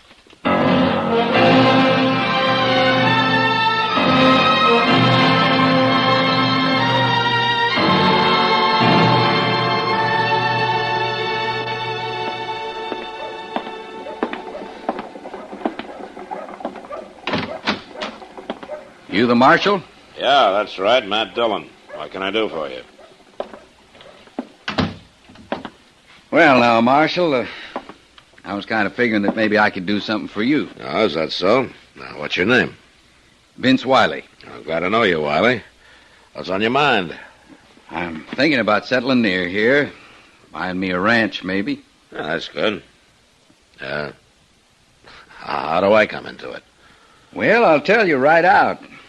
I was thinking that maybe you could use my help. Oh? How's that? Well, now, Dodge is a hard-living town, ain't it? Yeah, it can be. Must run a lawman ragged, keeping the peace. I manage. Sure you do, Marshal. Of course you do, but it seems to me there ain't no man living can't use some help. I got help. Yes, I know. I've heard about Chester. But I figured you could use somebody who could really handle the job. I'm mighty good with a gun, Marshal. You're anxious to use it, is that it? No, it ain't nothing like that. It's just that I got a real deep interest in the marshals. Well, I'll tell you something, Mr. Wiley. I'll remember what you've said. And if the time ever does come when I need your help, I'll ask you for it, huh? That's just fine, Marshal Dillon. In the meantime, though, you just remember I'll be ready to help keep the peace any time. Well, don't you go to any extra trouble. Well, it wouldn't be no trouble. I'll just be around, ready to step in any time there's any ruckus. You remember that, huh? Uh-huh. All right. Mr. Wiley, I got something I want you to remember, too. Oh? What's that, Marshal? Keeping the peace is my job, not yours.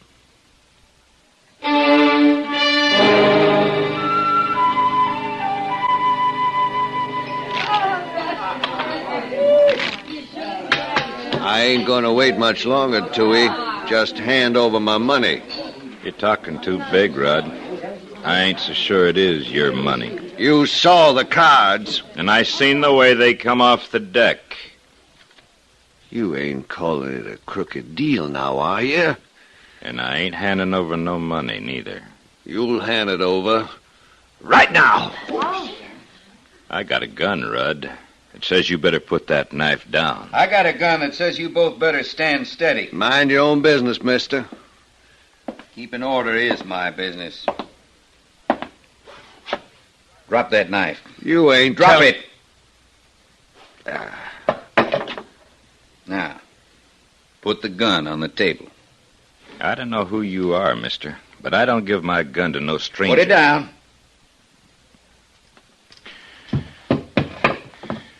It's better. I'm going to turn these things in at the marshal's office. You can pick them up when you're ready to leave. All right, what's the trouble here? Oh, Marshal, I was just coming up to your office. I got a gun and a knife for you. What happened? Marshal, there was going to be bloodshed, sure. One man there drew a knife, the other one drew a gun. So you stepped in and disarmed him, huh? Why, sure. You wouldn't have wanted me to just stand there looking on, would you? Marshal, how about getting my knife back? I guess I better keep it, Rudd, until you're ready to leave. I'll keep your gun, too, Tooey. All right, Marshal. I'm glad you see it my way, Marshal. Yeah. All right, you two men, get out of here and cool off. Go on.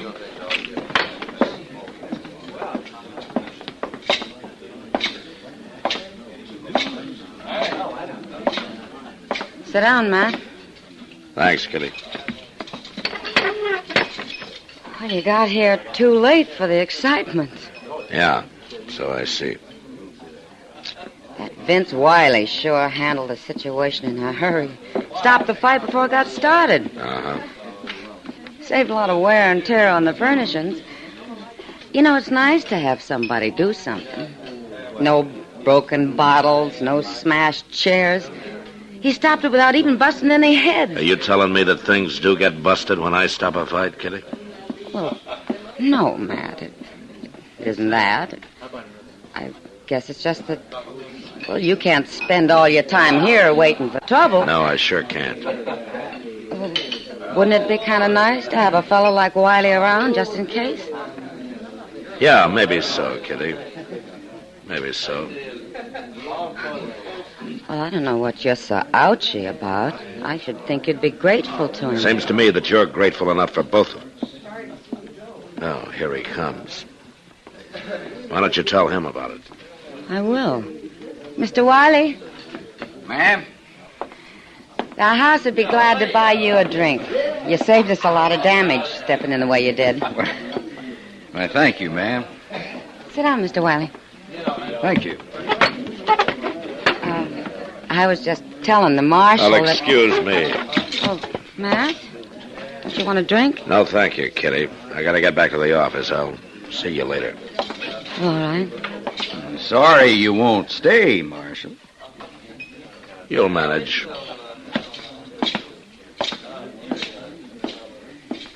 You know, Miss Kitty, I think the Marshal's kind of put out with me. Oh, well, he's got a lot on his mind. No, ma'am.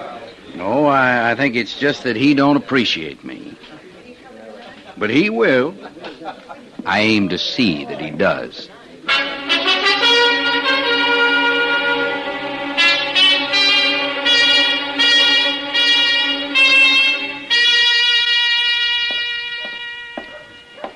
Oh, yeah, there's Matt.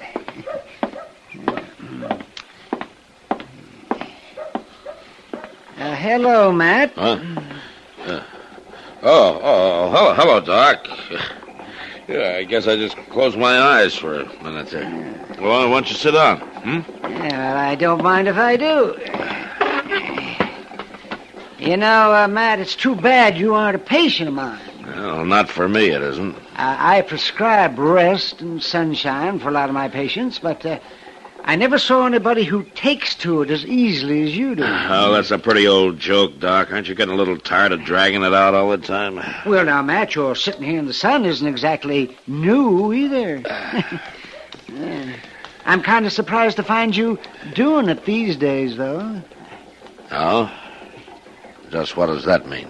Why, the way that young fella's keeping himself busy doing your job, I wouldn't think that you'd want to get caught just sitting around. Wiley, you mean? Of course, Wiley.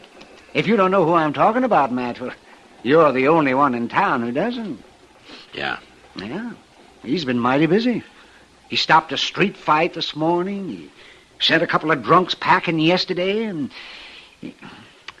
Matt. Yeah, Doc? What do you think he's up to? I'm not quite sure. Well, he's not doing your reputation any good. That's one thing. Maybe that's what he's after, Doc. It could be. Oh. Looks like there's trouble over there that you might have to stop. Yeah.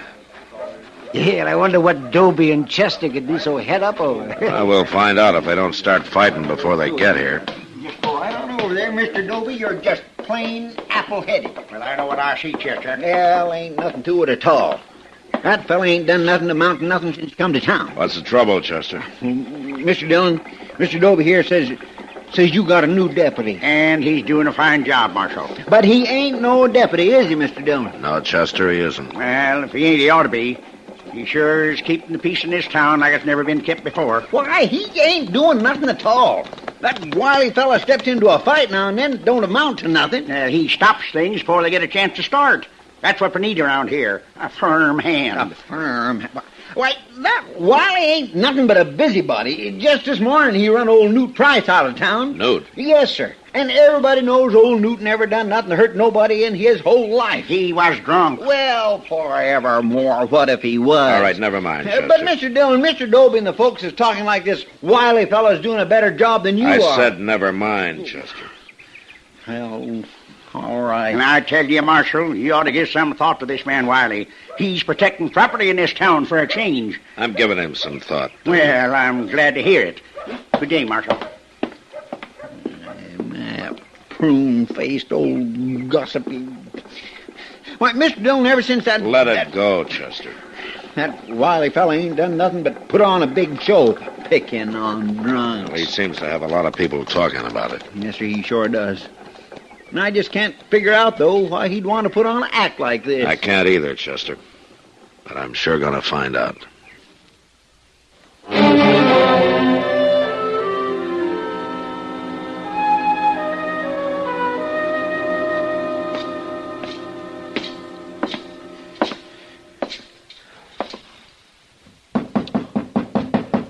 Who's there? It's Matt Dillon.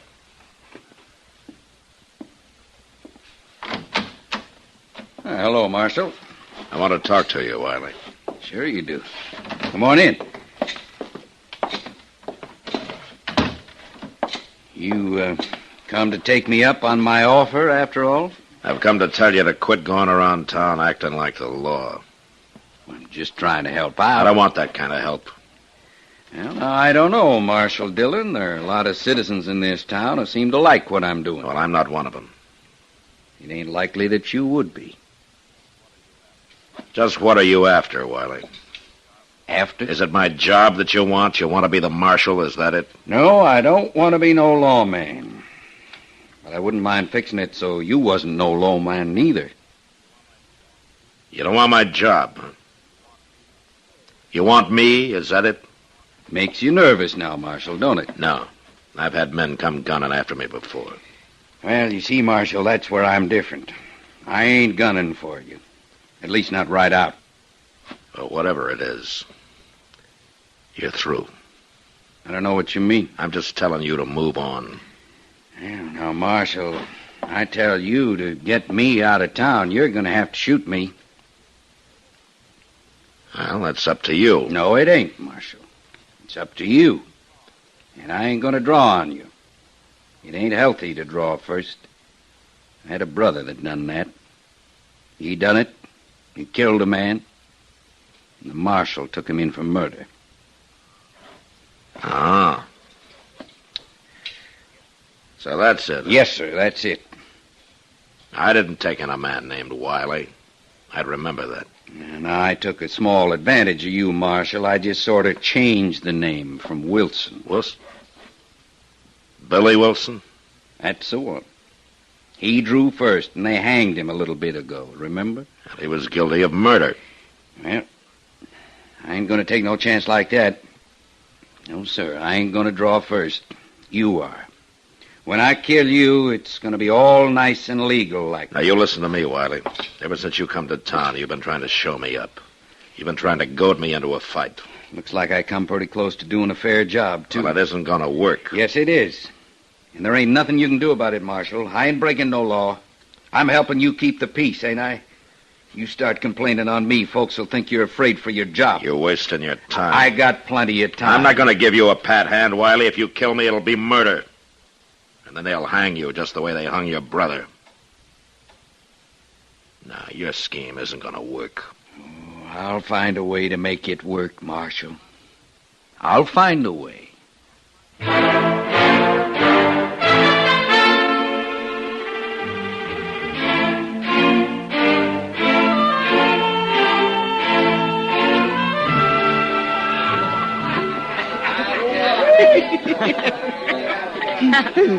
Miss Kitty, if you'll just kindly aim me at that door the next time it comes around, I better get on. Come on, Chester. I'll go with you.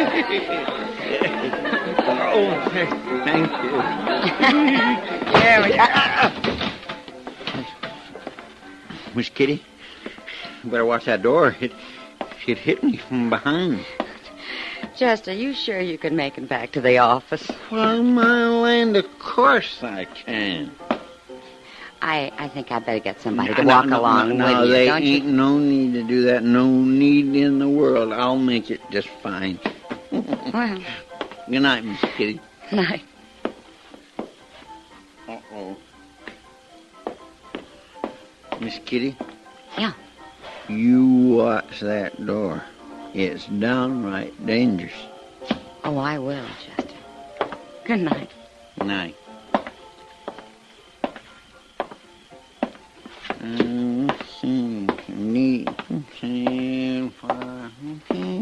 Chester, hold up a minute. Who's it? Well, hello there, Mr. Wiley. You out keeping the peace? As a matter of fact, I've been waiting for you. You have? You've been bellied up to the bar all evening. Well, I had a few. That's a fact. Come to think of it, Chester, I'd say you was drunk. No, I ain't neither drunk. I'm feeling right nice, but I ain't what you'd exactly call drunk. Any self-respecting lawman would call you drunk. Why, they wouldn't do no such a thing. I'm sorry, but I'm going to arrest you. Arrest me? Mm-hmm. What in the world are you talking about? Come on now, I'm going to take you in. Look here now, you ain't going to do no such a thing with me. You give me an argument. All right. I'll settle it.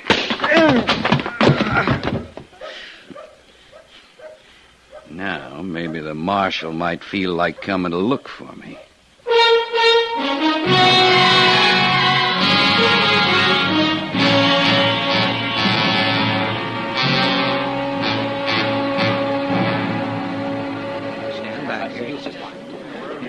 What about it, Doc?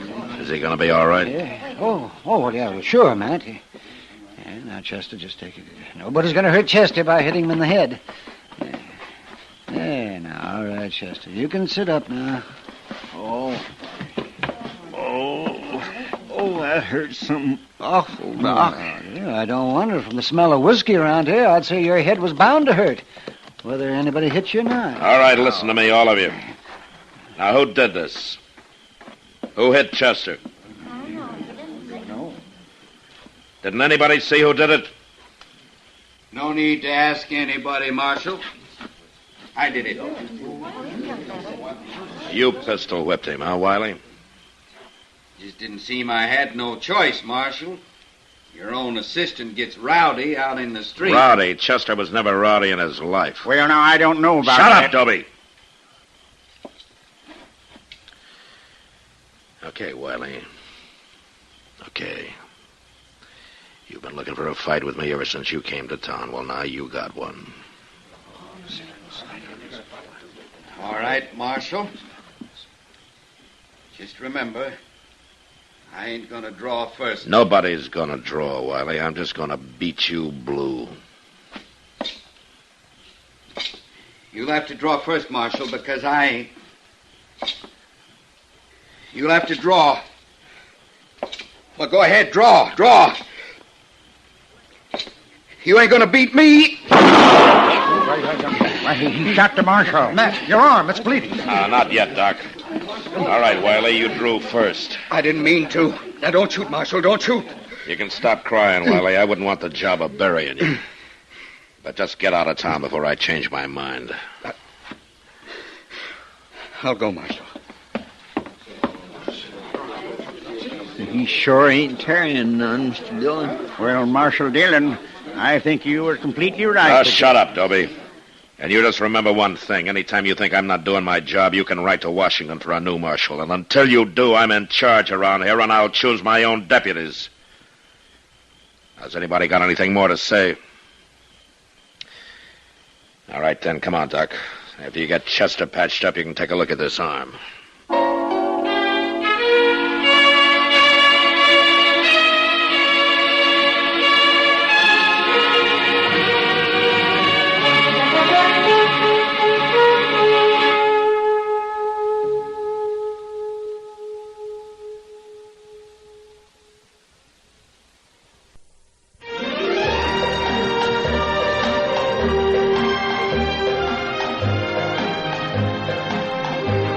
Gunsmoke, produced and directed by Norman Macdonald, stars William Conrad as Matt Dillon, U.S. Marshal. The story was specially written for Gunsmoke by Marion Clark, with editorial supervision by John Meston.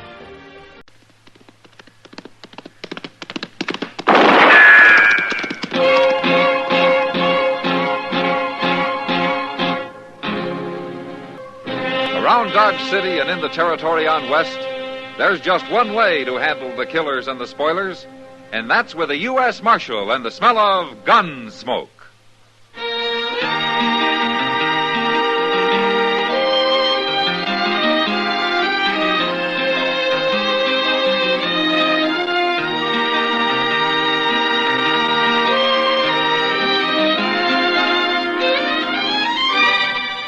Gunsmoke, starring William Conrad. Transcribed story of the violence that moved west with young America, and the story of a man who moved with it. I'm that man, Matt Dillon, United States Marshal. The first man they look for and the last they want to meet. It's a chancy job, and it makes a man watchful and a little lonely.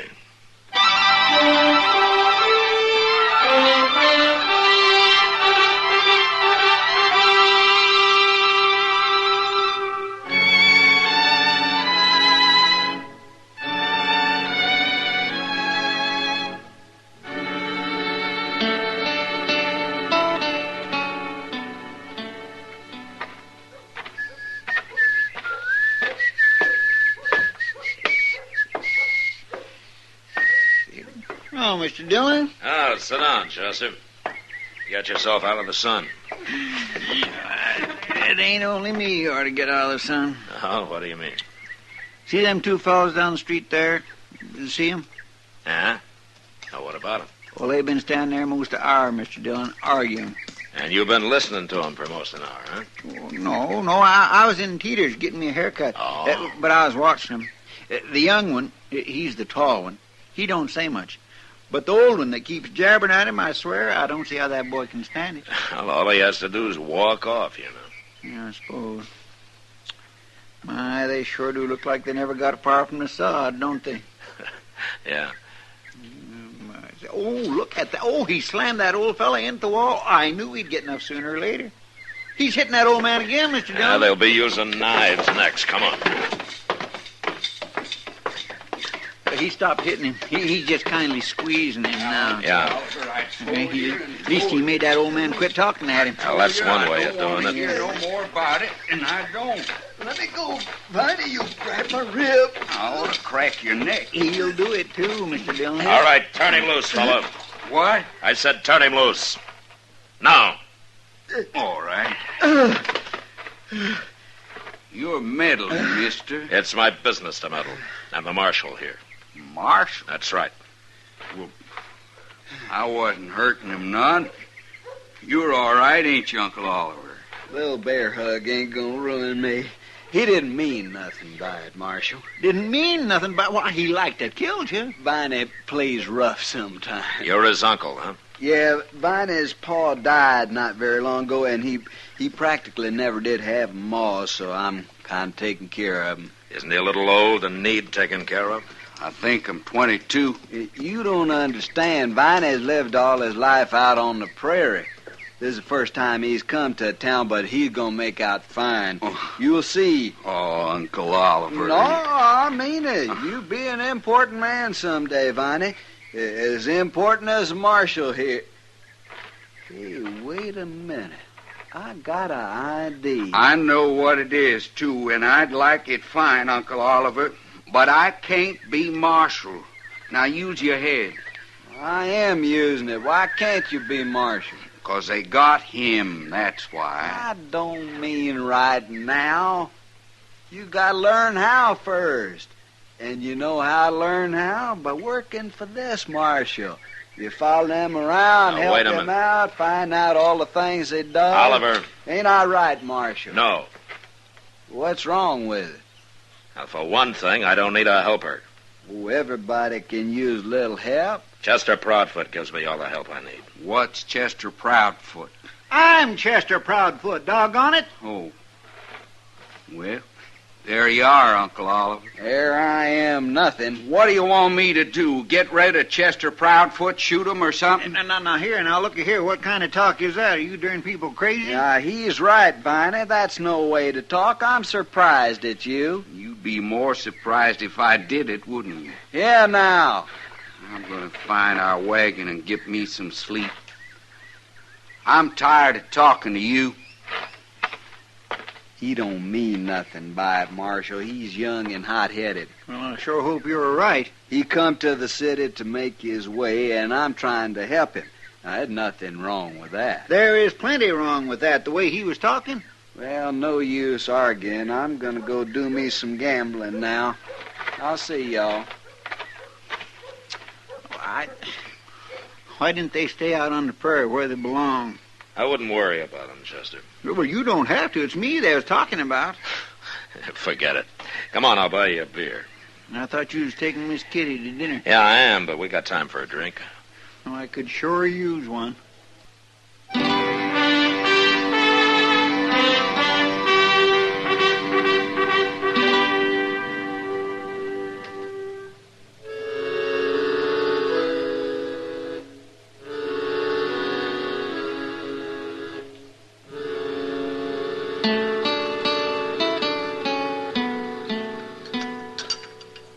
You want some more coffee, Kitty? No, thanks, Matt. Tell me, did you find out their last name? Well, they didn't bother to tell me, but I ran into Moss Grimmick. They're keeping their wagon at his stable. And, he said their name's Stang. Stang? Uh-huh. They sure sound like a great pair. Yeah. You know, maybe in a few weeks in Dodge, around people, they'll start acting more civilized. It sounds like they're just plain simple-minded to me. Yeah, you'll meet him. Oliver, anyway, he's a gambling man. He is, huh? Yeah. What's his game, mumbly peg? Yeah, he might surprise you, Kitty. Well, maybe. From what I've heard about him, he won't surprise any dealers I know. Uh-uh. Huh? What?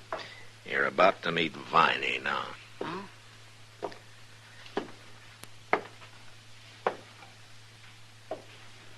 Marshal? Ah, hello, Viney. I don't aim to bust in on you and this lady Marshal. That's all right. I wanted to tell you something. This Miss Russell, Viney Stang. How do you do, lady? How do you do? It's about that job, Marshal, working for you. Well, I thought we'd been through that, Viney. I'm worried you might let Uncle Oliver talk you into something. Well, you can stop worrying. What I come to tell you is I changed my mind. I don't want that job. Well, that's fine, Viney. You don't get it. I don't want no part of it. That's what I come to tell you. Viney, you can quit worrying about the job. It isn't there. Now, why don't you go to work for some freighter or a stable or something, huh? I just might do that, Marshal. I've been thinking on it. Well, good, fine. Like I say, plumb sorry busting in on you this way. I'll be going. You didn't do him justice, Matt. It'd take two of him to be simple-minded. I'm not so sure, Kitty. What do you mean, Matt? Nobody could be as simple as Viney. Not even Viney.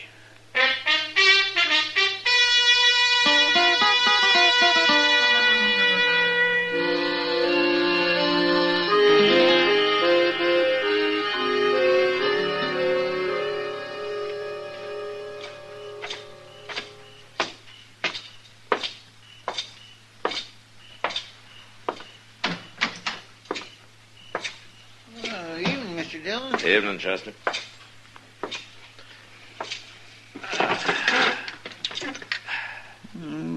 Things seems to be pretty quiet tonight. That's why I came back to the office. There's nothing doing on the street.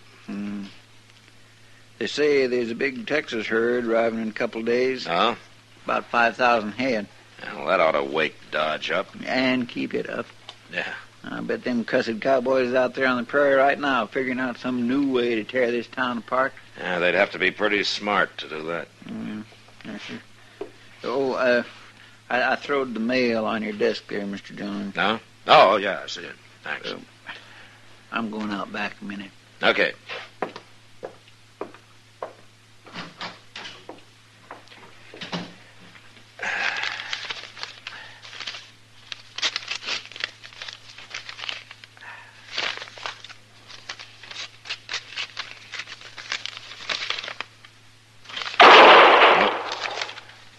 Chester!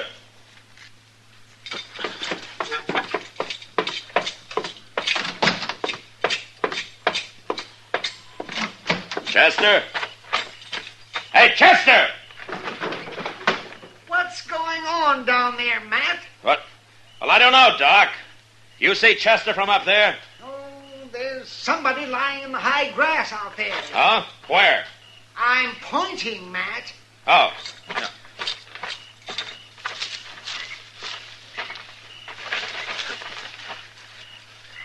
Well, who is it? What's happened? It's Chester, Doc. He's been shot. Chester, get him up here to my office. Now, hurry up. I'll get things ready.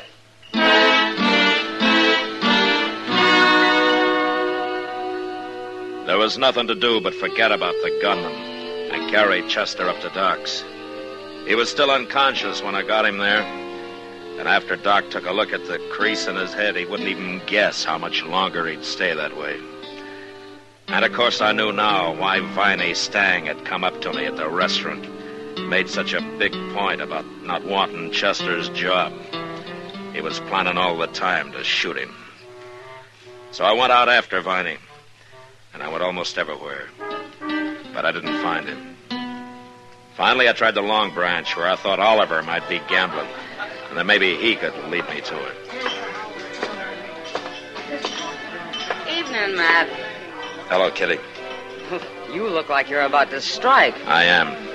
Anybody in particular? Viney Stang. Huh? He ambushed Chester a while ago. Oh, no. Matt, he didn't... Chester's still unconscious, Kitty, but Doc thinks he's going to pull through.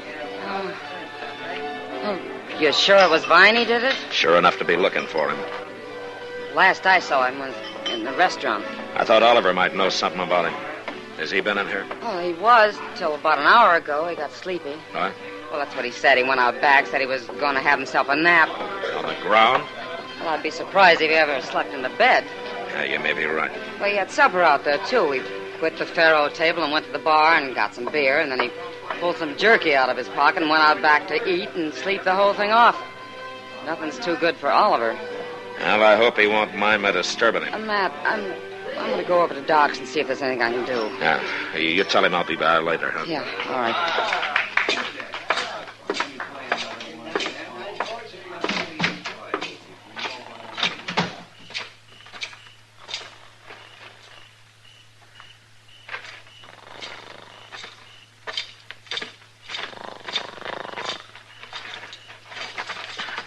Oliver?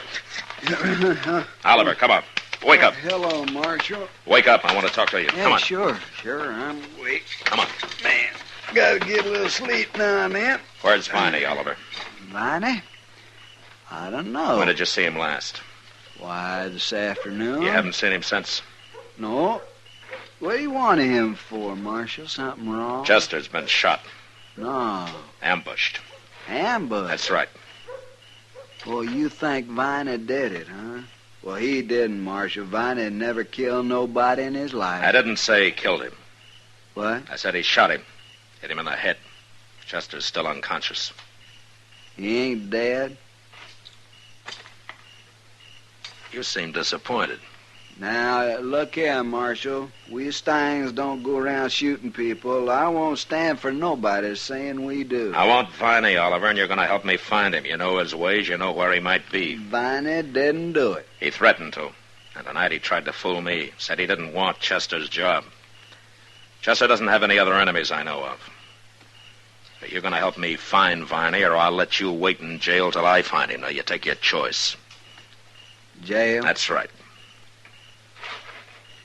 You said Chester ain't come to? What's that got to do with it? Well, if he dies, that'll be real bad, won't it? Yeah. Real bad. Marshal, if Viney done it, I'm as strong agin him as you are, blood kin or not. I'll help you find him. I sure will.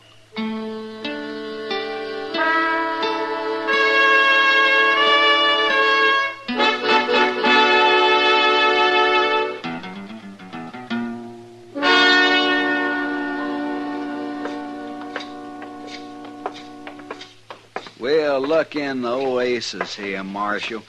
This is the last place I can think of where he might be. Any particular reason why he'd be in here? It's the littlest rag-tailed saloon in town. Can't be many people in there. Viney's more at home where there ain't too many people. All right, I'll go in first, Oliver. Sure.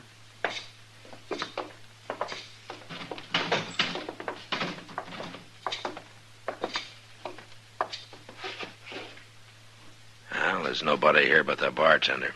And he's asleep. Well, let's wake him up and ask him. No, it wouldn't do any good. They don't talk to the law in this place. Come on.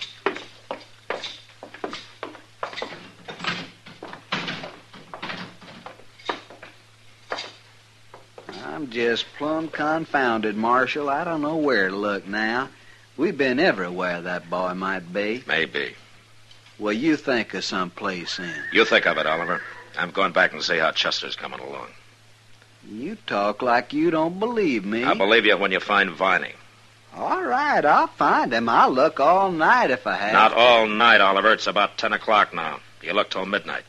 What do you mean? Have Viney in my office by midnight. Now, see, you don't believe me. I believe you. I just think you might have better luck without me hanging around. If he did it, I want him caught bad as you do. I told you that. And if he didn't do it, he's probably got a good alibi. But you find him. And don't you run. I'll track you down if it takes all year. Marshal, you're terrible wrong about me. I'll be waiting in my office, Oliver.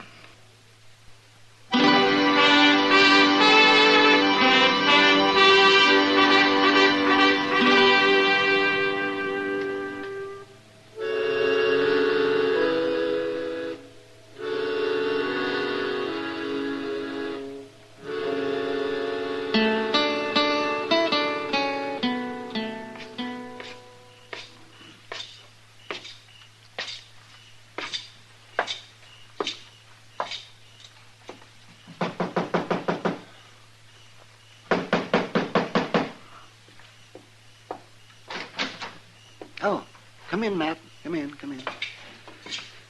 I got Chester in the back room. How is he, Doc?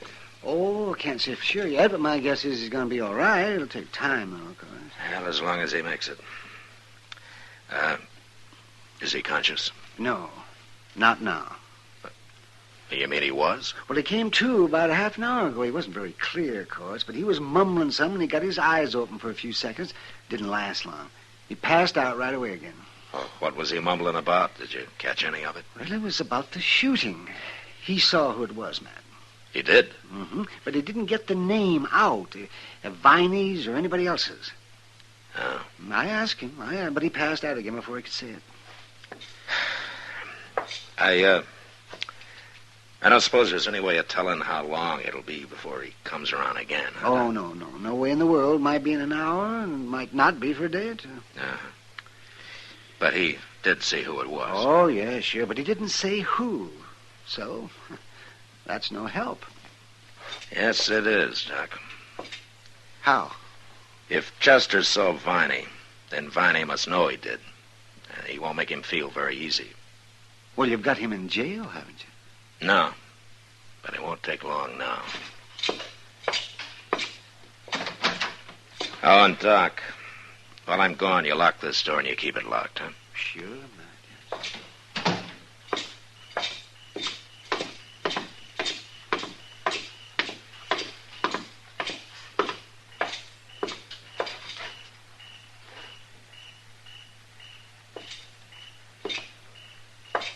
Hello, Oliver. I ain't found him yet, Marshal, but I'm going to. How's Chester? Well, Doc thinks he's going to be all right. He came to a minute or so. He dead? Yeah, long enough to tell Doc he saw who shot him. But he didn't get the name out. Oh. When he does, it's all the evidence I'll need to put Viney in prison for a long time. But there's one good thing. If Chester don't die, Viney don't hang. What I'm worried about is that he's bound to hear Chester's still alive and try to finish him off before he can talk. Marshal, I swear I'll run him down before he does anything like that. He's in bad enough trouble now. Yeah, the way things are, I'm not going to wait for you to do it alone. You look where you think best, Oliver. I'm going to cover the south side of town again. If you find him, you take him to my office and wait. Okay, Marshal. All right, let's get started.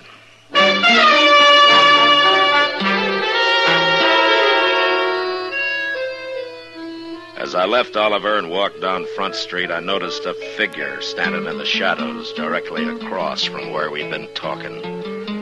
I guessed it was Viney, but I couldn't be sure. And at the moment, it didn't matter much anyway. I walked on a ways. And then I ducked up an alley and ran around back to the rear of Doc's place. A handful of pebbles brought him to his window, and he lowered the fire rope for me, and I was soon inside. We pulled the rope up and locked the window, and then went into the front office to wait. The door's still locked, Matt. He can't get in. Yeah, he'll knock, Doc. When he does, you open the door fast and get behind it and stay there. Yes, I'll stay there, all right. Matt, are you sure Viney's coming up here? He's got to shut Chester up before it's too late, doesn't he? But he must know I'm here with Chester. Yeah, that's right, Doc. Oh, you mean he aims to walk in here and shoot me, too? You must be tired tonight, Doc. Oh.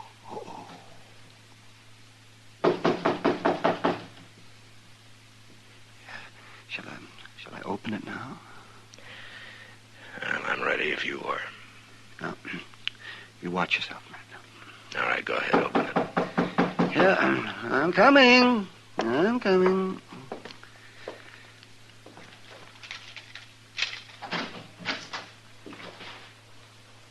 Doc, where are you? All right, drop it. No!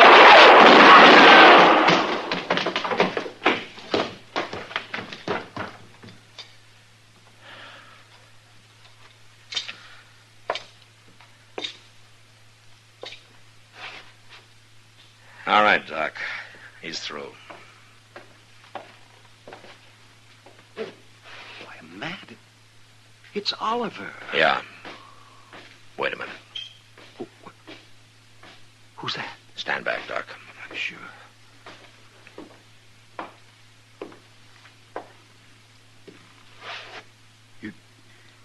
You went and killed Uncle Oliver. I had to, Viney. Well, why didn't you wait?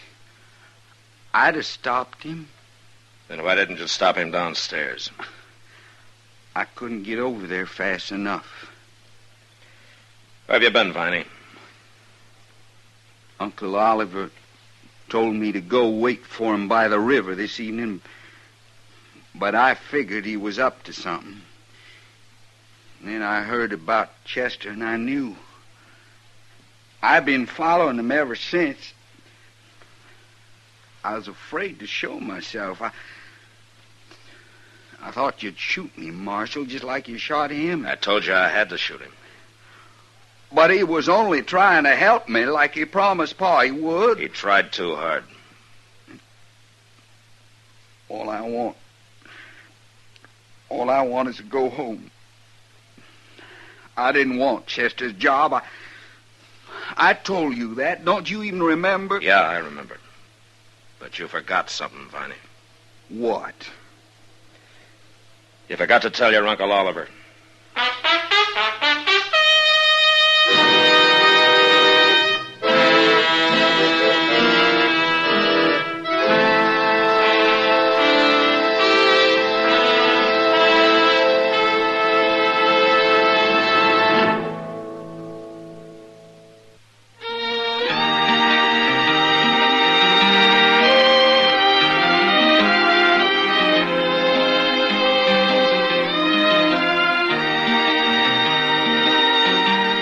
Gunsmoke, produced and directed by Norman Macdonald, stars William Conrad as Matt Dillon, U.S. Marshal.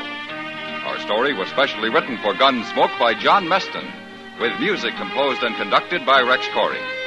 Sound patterns by Tom Hanley and Bill James. Featured in the cast were Vic Perrin and Harry Bartell. Harley Bear is Chester, Howard McNear is Doc, and Georgia Ellis is Kitty.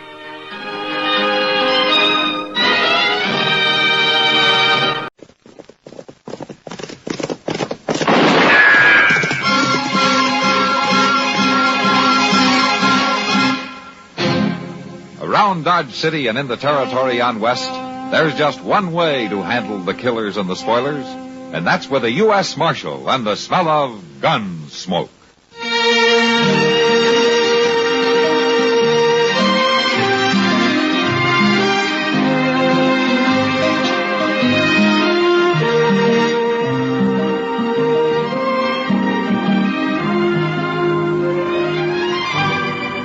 Gunsmoke, starring William Conrad, the story of the violence that moved west with young America, and the story of a man who moved with it.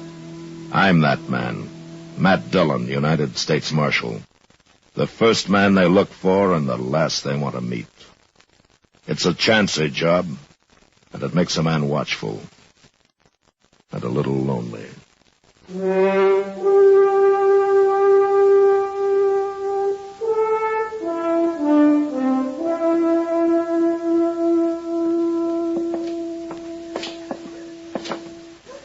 Mr. Dillon, you figure Am will have your horse shod by now? He should have, Chester. He's a good blacksmith.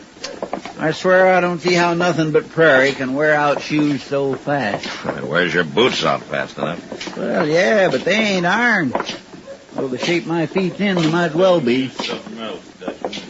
Yeah, Gil Tolman must be waiting for a horse. He's a loudmouth, ornery cuss, ain't he? Got through with him. That horse was so lame he couldn't walk a foot. Ought to break your face. Please, if it was my fault, something I did wrong, don't pay me anything. What's the matter, Emil? Huh? Oh, Marshal, this fool Dutchman messed up my pony. Oh? Maybe it was a stone bruise. Ain't no stone bruise, Marshal. It's pinched feet. That's what it is. I ain't paying a cent to any blacksmith who cripples horses. Well, a mule-headed... It is all right, Chester. Best we forget it now. I purely don't like that, man. How about my horse, Emil? All finished. New shoes all around. Yeah, good. How much owe you? $2. All right. Here you are. Thank you. Yeah, Chester, you get up behind. I'll ride you back to the office, huh? Come on. There. Marshal. Yeah? Mr. Tolman is wrong about me. The horse he ride just now is one I shoot 2 days ago. You can see he is not lame. He didn't seem to be. There sure wasn't nothing wrong with the way he traveled. Hey, well, this has been going on for a long time. Why is Tolman hoorahing you? Do you know? Oh, maybe because I am German, maybe something else, who knows. Well, I'll ask him to pay his bill if you like. Oh, Marshal. Look, you won't get rich if you aren't paid, Emil. Money is good, yeah, but not worth enemies. Now, whatever you say. Ready, Chester? Yes, sir. All right, hold on.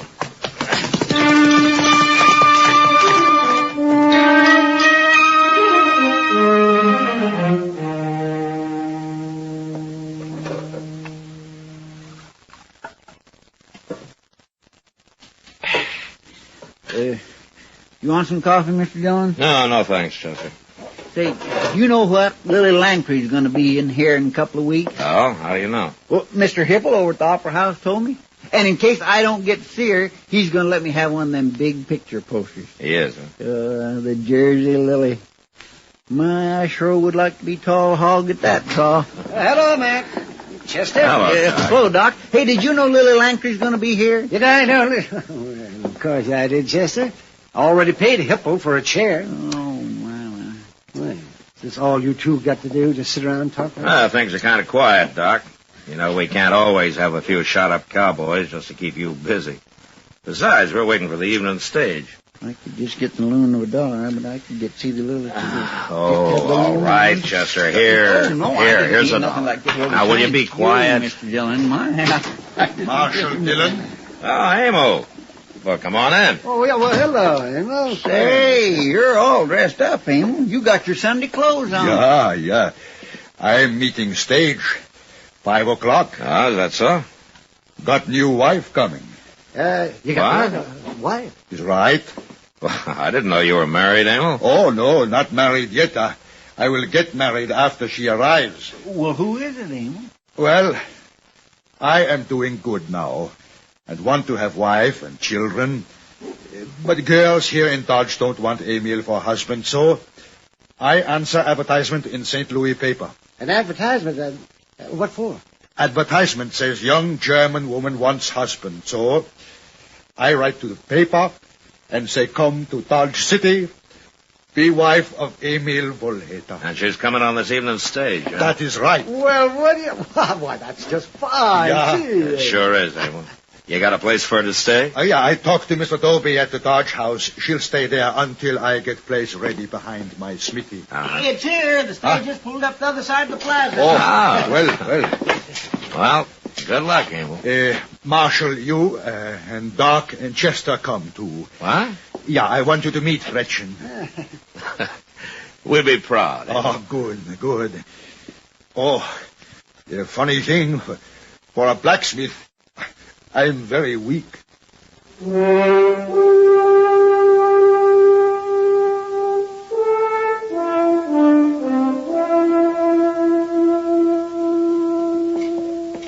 You know, Marshal, all my life I am not afraid of anything, but now, for no reason, my stomach is sick. Yeah.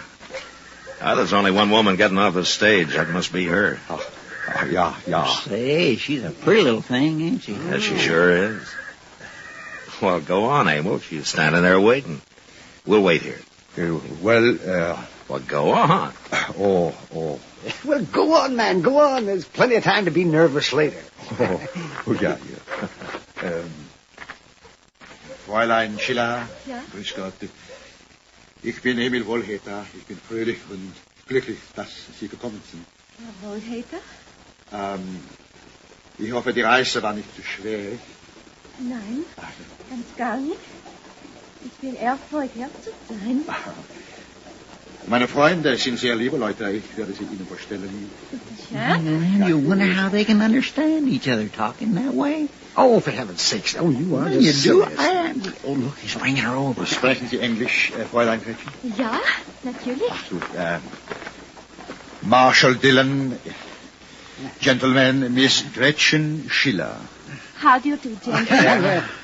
Welcome to Dodge, Miss Schiller. Thank you, Marshal. I hope you'll be very happy here. Yeah, you sure got a fine man. Thank you. I know much about him already. We have written. Now, Marshal, I will take Gretchen to the hotel. Kommen Sie, Gretchen. Wir gehen jetzt. Well, she seems a little scared, doesn't she, man? Now, Doc, she took a big chance coming out here. Yeah. Well, come on, Matt. This is an excuse for some sort of a celebration. I'll buy a glass of rye. What? You too, Chester. Well, all right, Doc, since you're buying. You know, I was just thinking, she's so little and Emil's so big, I sure hope he don't take it into his mind to beat her now. Oh. You know, Chester, Emil's about the gentlest man I've ever known. Besides, Chester, that men don't always beat their wives. Well, I know that, but some does. Sam, set out some glasses and a bottle of rye whiskey, please. All right, Now, it's Gil Tolman again, Mr. Dillon. Yeah. One of them burners is all we need around here. Now there's two. That's too many. Doc, you and Chester wait here, huh? We ought to tar and feather the both of them and send them on their way. That gal he brought out here... How drunk are you? Ain't a man allowed to say what he thinks around Dodge no more, Marshal? Not when he's thinking the way you are. This is between Woolhater and me. There's nothing to do with the law. Why don't you drink up and get out and take Spooner and Willie here with you? Just a minute. You listen to me. All of you. Emil Woolhater's trying to mind his own business. If there's any trouble, I'll know who started it, and he'll go to jail. You saying you can lock me up? Tolman, if Emil Woolhater ever gets mad enough, he'll kill you with his bare hands. Now, you leave him and that girl alone. Girl. Why, she's probably nothing but a...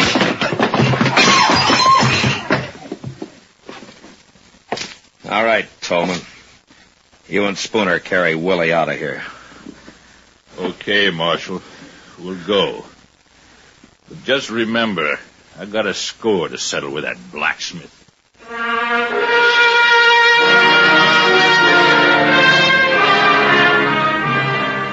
By the end of the next week, Emil Woolhater had finished fixing up the little room out behind his smithy. And the week after that, he married Gretchen Schiller. And on their wedding night, they made quite a picture.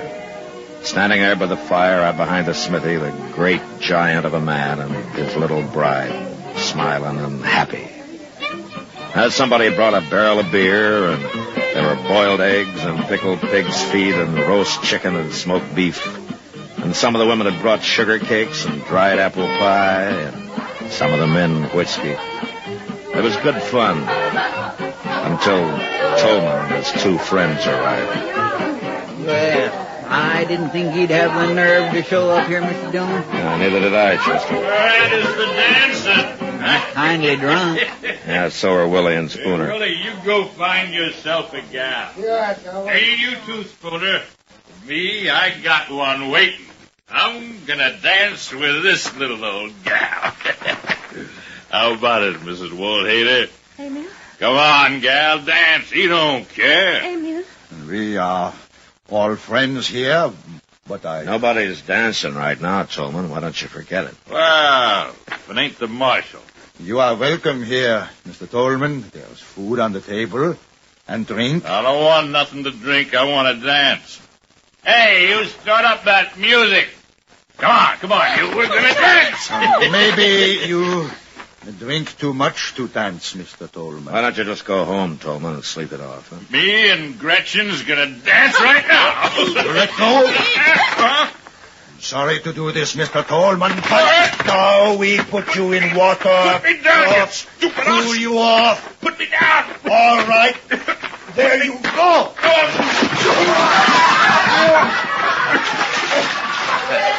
A little quiet him, some, Emil.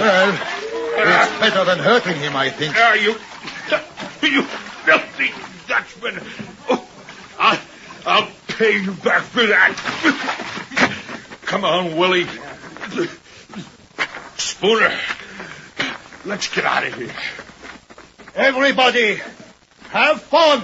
No troubles on wedding night of Gretchen and Emil.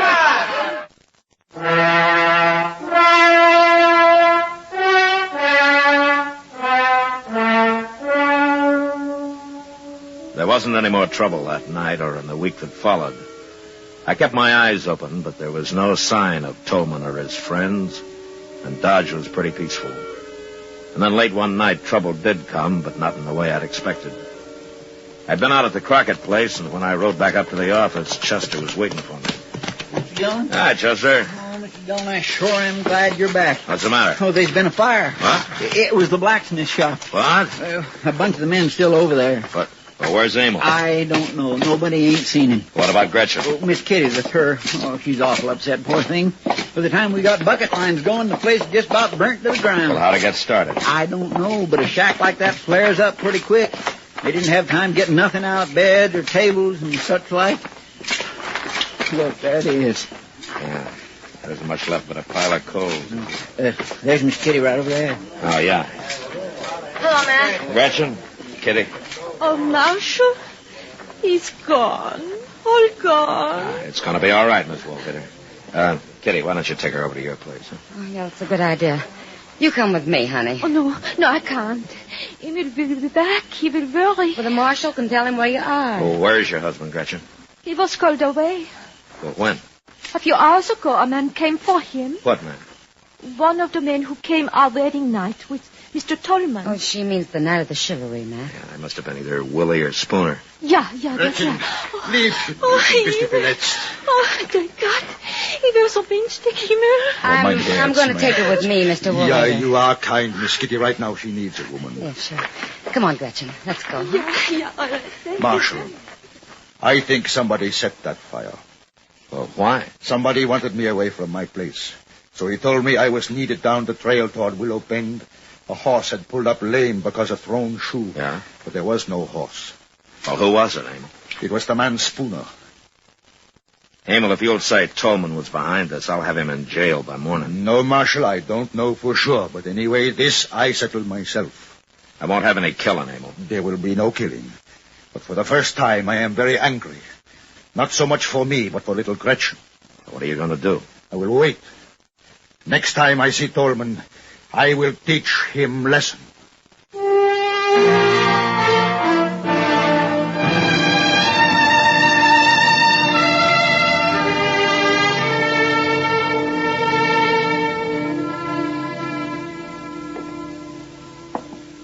Mr. Dillon? Yeah, what is it, Chester? There's Joe Tolman coming. What? He's got Willie and Spooner with him. Oh, come on, Chester. Let's step out onto the porch, huh? I think we might need a little fresh air. Yes, sir. There. Look at the three of them walking right down the middle of the plaza.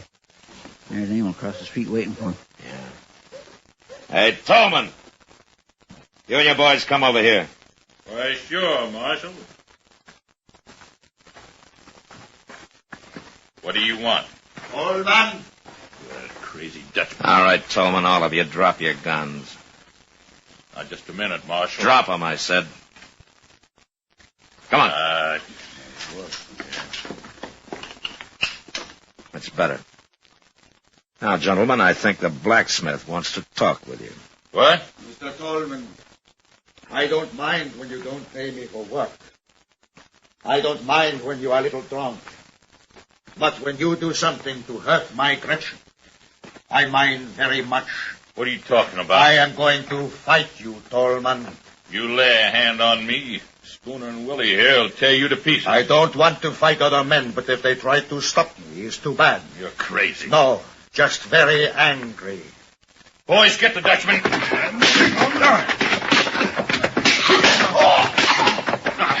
Mr. Dillon, we... Stay out of it, Chester.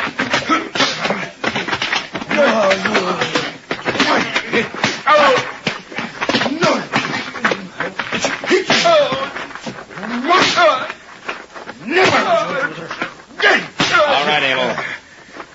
All right, Emil, that's enough. Stop it, Emil. Yeah. Chester, run up and get Doc. Huh? I'm right here, Mac. I saw the whole game. Oh, my, what a beautiful fight. Oh, that was a beautiful thing. All right, some of you there. Will you help Doc carry these three men up to his place? Yes, help me carry it. Just take them like that. Yes, with his feet. Careful now, careful. Watch their heads against the stairs. That's right, boys. Get that man's face out of the dust there. That's it. My gracious alive, I never seen nothing like it. Emil, you want Doc to have a look at you? No. No worse than chewing Missouri mule. No, Marshal. No, I go to Gretchen. It is time that we start building new home.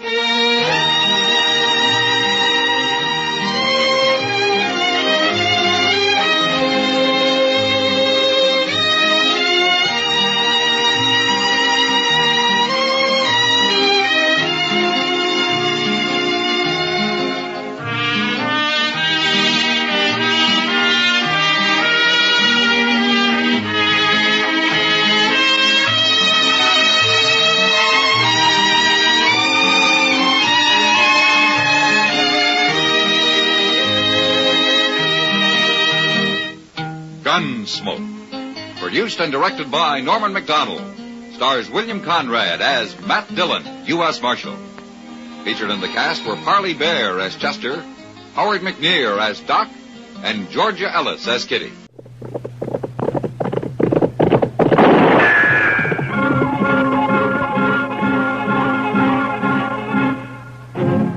Around Dodge City and in the territory on West, there's just one way to handle the killers and the spoilers, and that's with a U.S. Marshal and the smell of Gunsmoke.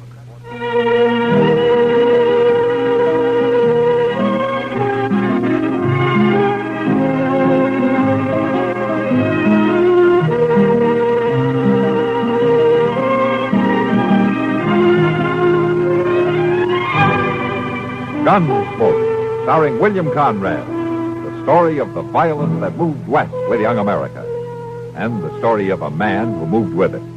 I'm that man, Matt Dillon, United States Marshal. The first man they look for and the last they want to meet. It's a chancy job, and it makes a man watchful and a little lonely.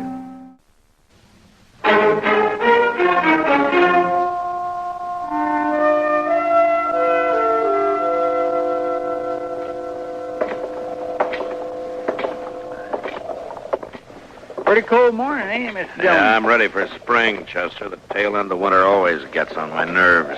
I shouldn't already belong now. Worst of it's bound to be over. I sure hope so. Well, let's try Delmonico's here. I'm always ready to eat. Well, look, Kitty. We've got company. Yeah, morning, Ma. Hello, Kitty. Morning. Doc. How about joining us? Yeah. All right, thank you. Gracious, I could eat a bear, feet and all. In here, that's probably what you'll get. Well, you're up early this morning, Matt. Most of the times you don't even start breathing before noon. It's too cold to sleep, Doc. A jail stove always burns itself out around 5 o'clock. And from then on, you... Yeah. What is it, Matt? Those three men seated at that second table from the window there. What about him? They call themselves the Pueblo Gang, Kitty. Ran into them about 4 years ago out in Arizona territory. I never heard of them coming this far east before, though. Well... You want some help? No, sit tight, Chester. I'll be right back.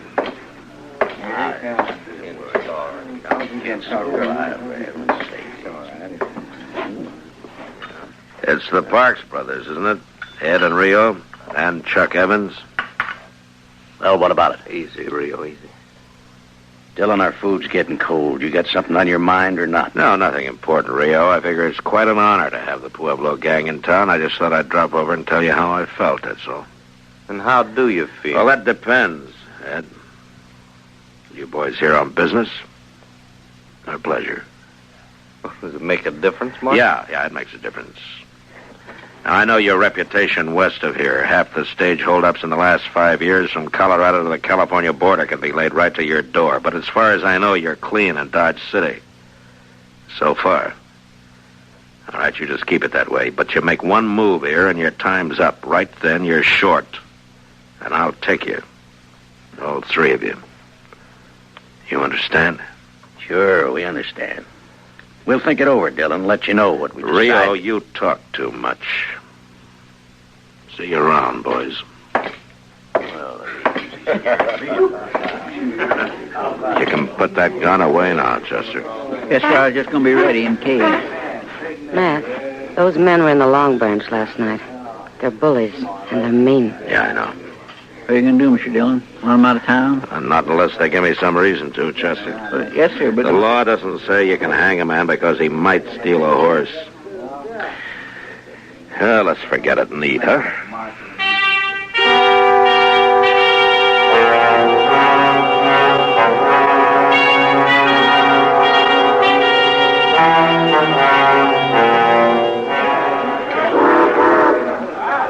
Train about ready to pull out, it looks like. Yeah, it's on time. It's 3 o'clock.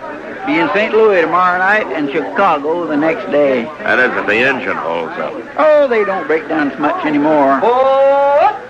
They're getting them worked out, so they're pretty dependable. Yeah, I guess so. Don't you ever get a hankering to take a trip back east? See how things have maybe changed? No, not me, Chester. I've been on the frontier too long. I'd be lost back there. I wouldn't know how to act. Reckon a man could get his rope kinked over which fork to use or what to do. Huh? Hello, Will. What are you doing down here? Watching your competition pull out? There'll be a stagecoach running for a long time to come yet. Railroad's not bothering me any. I'm glad to hear it. Something else is, though. Yeah? Marshal, the stage from Buckeye is more than 2 hours overdue. I'm getting a little worried. Oh, why? It's usually late, isn't it? Not on this particular day of the month, Marshal. Oh, why today in particular? Gold dust. This is the day those placer mines out there always ship their cleanup. Now, Charlie's never missed getting it here at 3 o'clock on time for the eastbound train. Not once. Who's riding shotgun? Houston Jack. He's a good man. I doubt if there's any cause to worry, Will. That shipment runs $80,000 or $100,000 sometimes. Marshal, it's never been late before. Well, Charlie will probably roll in any minute now. Well, I hope you're right. See you later, Marshal. Yeah, so long, Will. What do you think, Mr. Dillon? Same as you do, Chester. Let's ride out to meet that stage.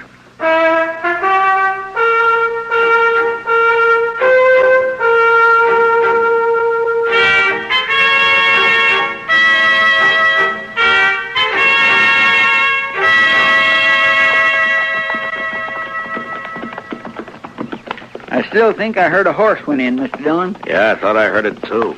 We must be an hour and a half from town the way the stage runs. It sure is late, all right. I hope late is all it is, Chester. There it is again. Yeah, came from that draw over there, somewhere around that sumac thicket. Come on.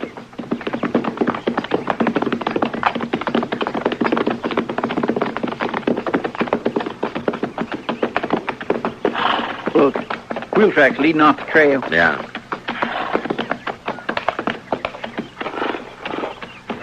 Chester, there's the stage. Don't see no sign of life. Yeah, well, let's take a look.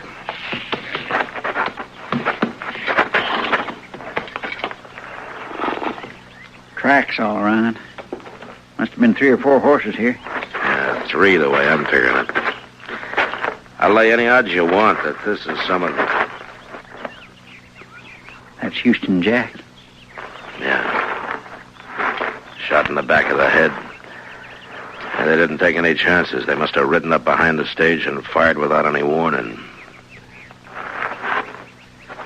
Yeah, that's probably what spooked the horses and started to run away.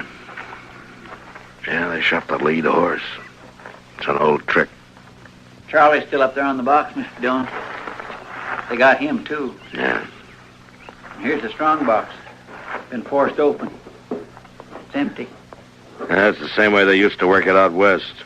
Shoot the guard in the back, let the team run until they're far enough off the trail, then kill the lead horse to stop them. You mean the Pueblo gang? Well, sure. Who else, Chester? Good thing there weren't any passengers. They'd have got the same treatment. Mr. Dillon, I think there was some passengers. One, at least. Huh? Well, there's a carpet bag of some kind inside the stage here. Well, let's have a look. The only bodies are the guards and the drivers. Maybe one of the gang was riding as a passenger. Uh-oh. What's the matter, Mr. Dillon? There's stuff in the carpet bag. Belongs to a woman. But there's no woman here. Yeah, I know.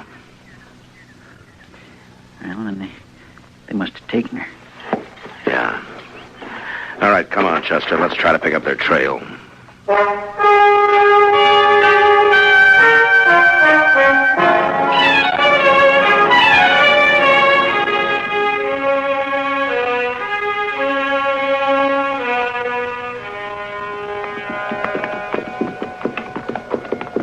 It just ain't no use going any farther, Mr. Dillon. It's too dark to tell what we're doing. They were heading toward the river here. Let's just take a look through these willows, and if we don't find anything, then we can ride on back to town. Yes, sir.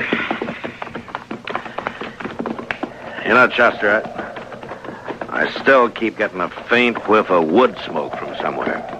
Well, I sure do wish we could find fire. It's getting colder than the hinges. Wait a minute. Look over there. I'll swear. It's fire, all right. Yeah. Or what's left of one. Mr. Dillon, you suppose they're still there? I don't know.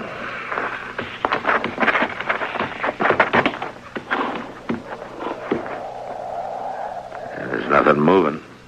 No signs of life. Well, they couldn't have left too long ago. That fire would have burnt itself out.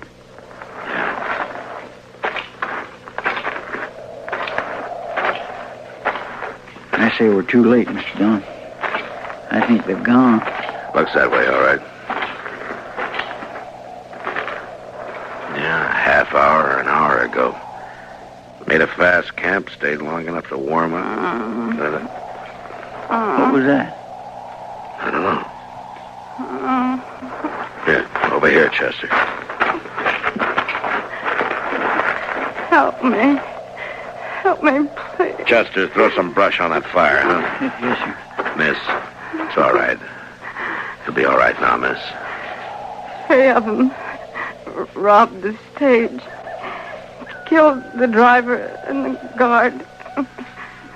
Brought me with them. Anything I can do, Mr. Dillon? Yeah, get some light over here, Chester. Grab one of those branches that caught fire. Bring it over here. Right with just a second. Oh. Take it easy now, man. It's going to be all right. I pleaded with them. I begged them to let me go. This help any, Mr. Dillon? Yeah, hold it over here. Now, closer. Helen. But they wouldn't. They wouldn't let me go. Helen Ford. When they left, they drew their guns and shot me. Now, you just take it easy, They Helen. shot me. Helen, do you know who they were? Helen, can you hear me? One named Rio. One called Chuck. They sat there on their horses. They shot me. Then they laughed. She's in awful bad shape, Mr. Dillon. Shouldn't we get her in the dock? Laughed, but it didn't matter. Not then. Not... Oh.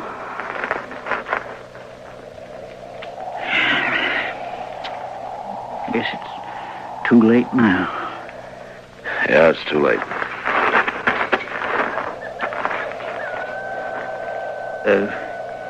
You knew her, Mr. Dillon?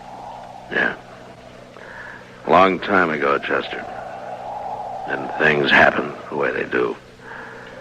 But later she married Bill Ford, went on out to Colorado. It was a long time ago. Didn't expect I'd ever see her again. It's a bad thing. Yeah. But I'm gonna see them hang for it.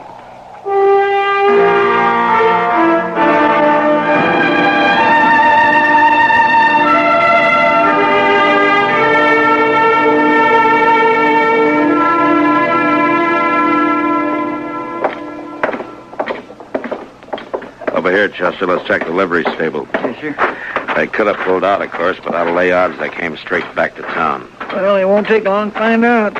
Who's that? Who is it? Matt Dillon. Is that you, Moss? Sure is, Marshal. Here, let me get a lantern lit. There. Just fixing to lock up the stable and go over and grab myself a bite to eat. Got a fire going back in the office, Marshal. Come on back and set a spell. I'd like to, Moss, but we haven't got time. I'm looking for some horses. Well, I got 'em, Marshal. You want to buy, trade, or hire? Just look, Moss. There are 3 fellas staying over at the Dodge House. Been there about a week. Ed and Rio Parks and Chuck Evans. Are they keeping their horses here? They sure are. Right back here. And if I ever saw a ruination of good horse flesh, this is it. Take a look there. That one belongs to the oldest Parks boy, Ed. The one next to it is Rio's. They been rode, Mr. Dillon. They been rode a plenty. Yeah. What time do they come in, Moss? Oh, about an hour ago, more or less. Gone since forenoon and just came back a little while ago. Look at that horse. Been rubbed down twice and he's still wet. They didn't say where they'd been, did they? Not them. They ain't the talking kind. They just left their horses and went over to the hotel. Wherever they was, though, They must have been riding like the devil himself was chasing them. Well, maybe he was. Well, thanks, Moss. Sure, Marshal. Good night. Good night. And I guess there's not much doubt about it, Chester. Oh, sure, it was him, all right. I could have stopped it before it happened. A man shouldn't be jailed on suspicion, I figure, just because he might do something wrong. Everybody has to play it the way he sees it. Yeah, only sometimes you see it a lot plainer afterwards. What are we going to do, Mr. Dillon? Go get him.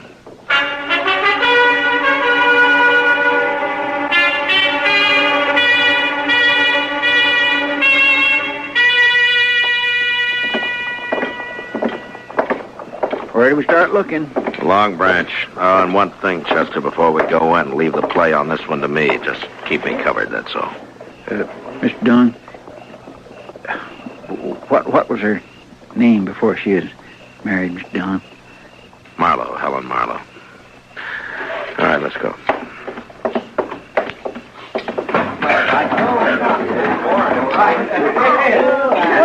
Well, a real dull evening up until now. How are you, Matt? Chester? Oh, Miss Kitty. Kitty, I'm looking for the Pueblo gang. Have any of them been in here?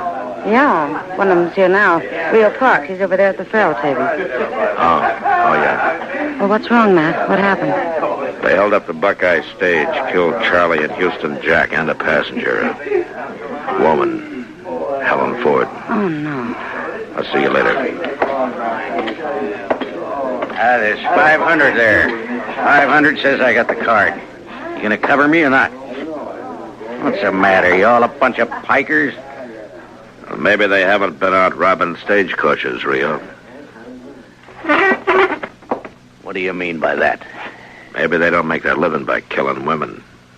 Dylan, a man can get in trouble shooting off his mouth that way. You're already in trouble. All right, boys. Rio's checking in his hand. The game's over. You can slide out the end of the table over there. Rio, you're under arrest for murder. I don't know what you're talking about. Murder. And you're going to hang for it. Now, where are the other two? Go and find them if you want them. I'm going to as soon as I finish with you. I said you're under arrest, Rio. Now get your hands up. Supposing I don't? You're not going to make any play. You don't have the guts. Shooting a man in the back is more in your line. Or killing a woman. Now get your hands up. That's better. All right, Chester, get his gun. Yes, sir. All right, let's go. I still got 2 men to find.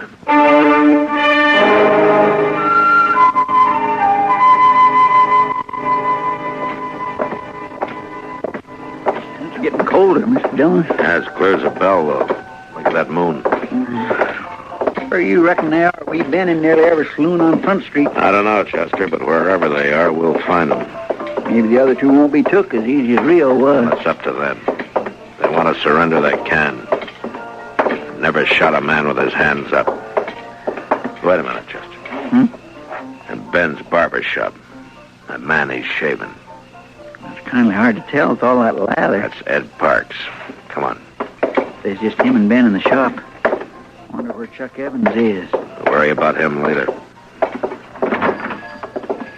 Just help yourself to seat, gentlemen. Be ready for you just soon. Oh, evening, Marshal. Ben? I didn't know you were in the habit of shaving outlaws. Well, now, maybe you're mistaken, Marshal. Now, just have a seat and I recognize him, all right. It's Ed Parks. Well, looks like you got the advantage of me, Dylan. Oh, we can't have that. Wipe the lather off his face, Ben. Yes, sir. Sure thing, Marshal. Just a second now, Mr. Parks. There you are. It's too bad you have to leave that shave half finished, Ben. But they'll give you a free one just before they hang you. What are you talking about, Dylan? Now, gentlemen... You're under arrest for murder, Ed. You got your hands up. Your brother's waiting for you at the jail. You arrested Rio? What about your hands, Ed? Are you going to put them up? No dirty tin heart's going to... Well, that was a pretty fast move for a barber, Ben. Hell, I knew he had a gun under the towel, Marshal. Of course, I couldn't do anything about it, you know. Oh, thank you, Ben. And if you'll send the bill for your shaving mug to the stage company, they'll probably take care of it. Yes, sir, Marshal. All right, Chester, spill some water on him. I want him to walk to jail.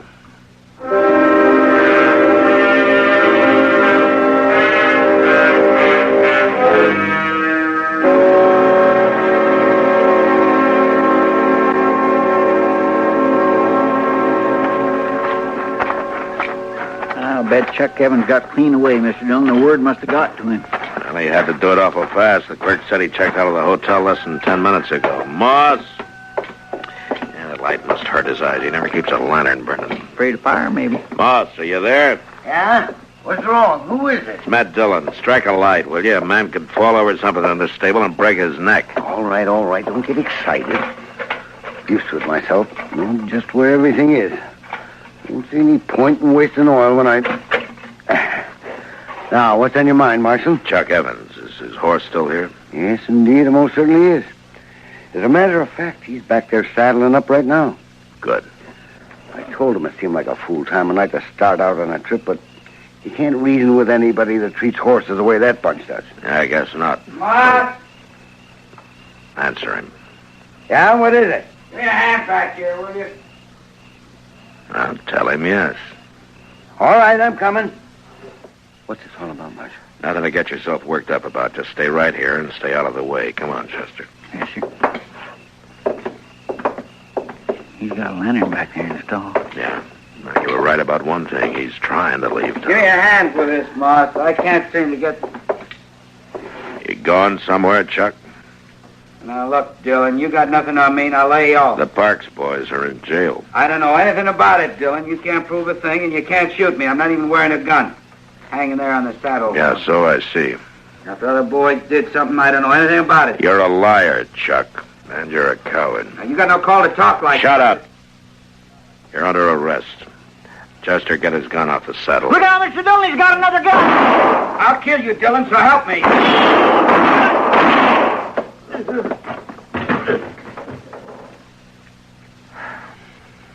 Well, I guess that does it, Chester. Let's go. What was it, Marshal? What happened? Evans is dead. The Parks boys are going to hang.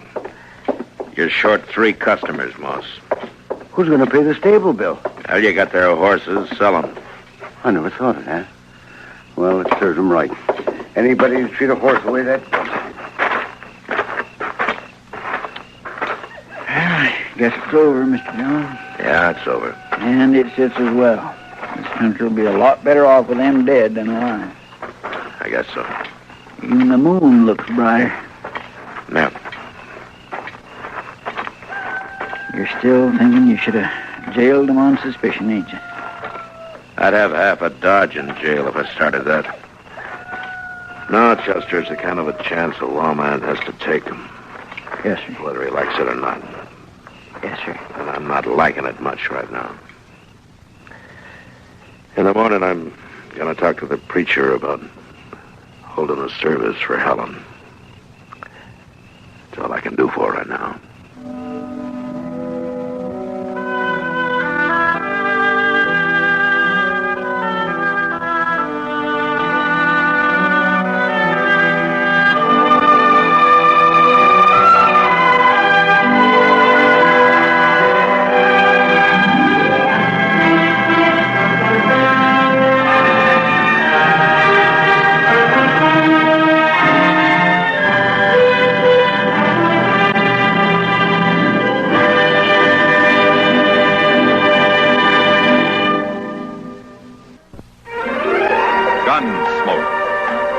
Directed in Hollywood by Norman Macdonald, stars William Conrad as Matt Dillon, U.S. Marshal. The story was specially written for Gunsmoke by Les Crutchfield, with editorial supervision by John Meston.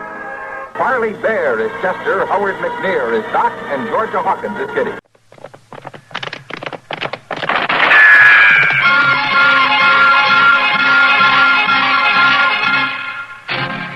Around Dodge City and in the territory on West, there's just one way to handle the killers and the spoilers, and that's with a U.S. Marshal and the smell of Gunsmoke.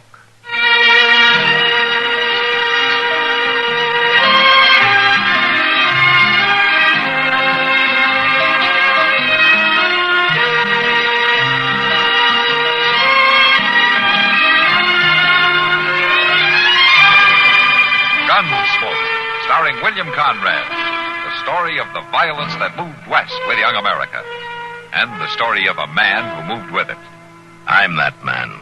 Matt Dillon, United States Marshal. The first man they look for and the last they want to meet. It's a chancy job, and it makes a man watchful and a little lonely.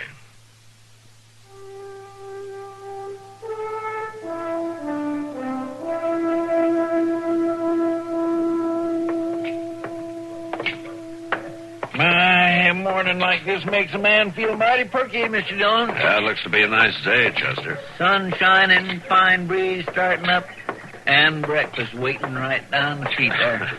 I wondered how long it'd be before you'd get around to mentioning food. Well, I like to eat. I know, Chester, I know. Give you a knife and a fork and you turn into a tiger. Oh, no, it ain't that bad. Wait a minute, Chester. Well, been a long time, Matthew. Yeah, a long time, Carl.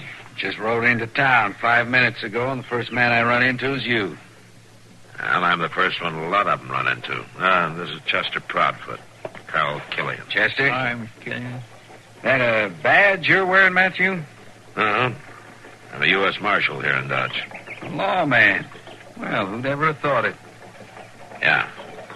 Well, it seems we both sold our guns in different ways. I wouldn't know about that. I'm still a drifter, Matthew, same as always. So I've heard. Yeah, just a saddle bum, here today, gone tomorrow. But it's what happens between today and tomorrow, isn't it, Carl? Well, nobody ever knows ahead of time. Well, they pretty well do when you hit town, the way I've been hearing it. You know how easy stories get started. Gun for hire, $1,000 a job, results guaranteed. That's how the stories go, Carl. When a fella ain't got a regular job, folks make up things about him. You're a hired killer, Carl, and we both know it. Ain't you kind of a hired killer yourself, Matthew? Who are you here for, Carl? Who are you figuring to kill?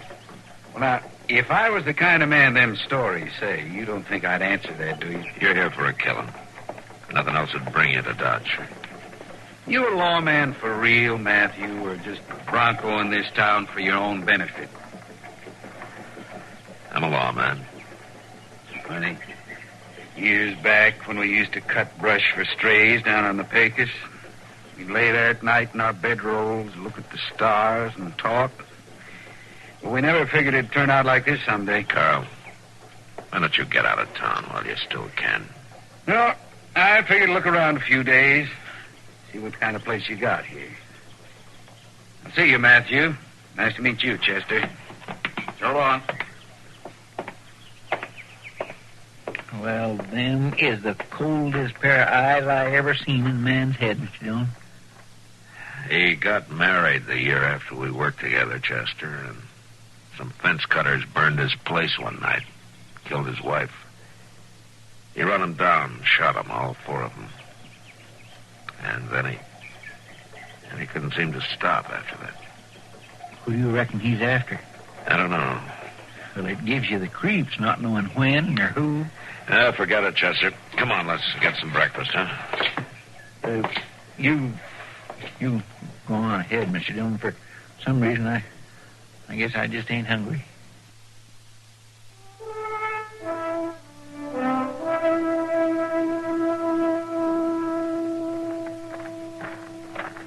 No, sorry, I do not understand this.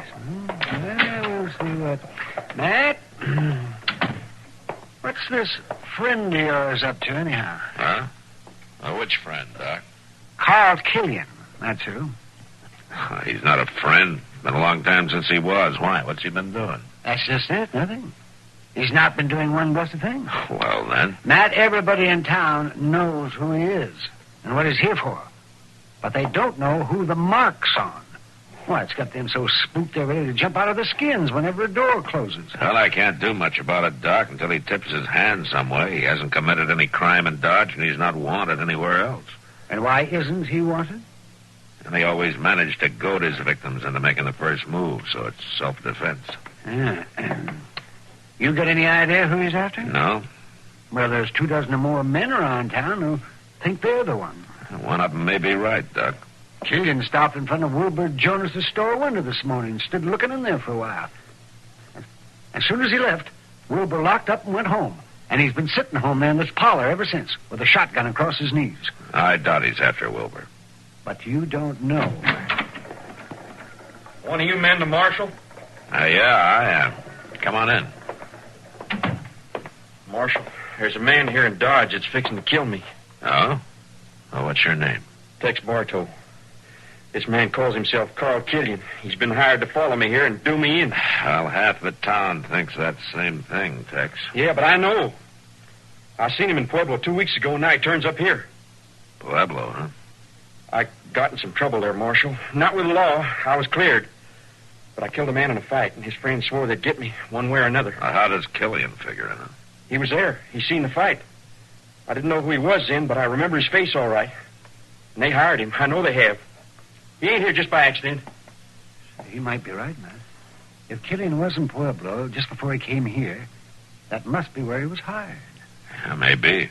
You gotta lock him up, Marshal. I can't do that, Tex. I got no charge. But if he'd only kill me, running away wouldn't even help. He'd just follow me. Well, keep clear of him, Tex.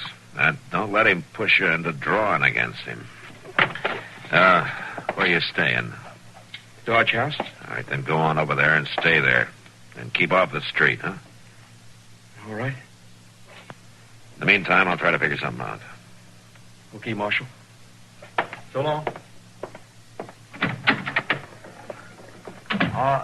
If he's not the one, Matt, there's another possibility you maybe haven't even thought of. Me, you mean?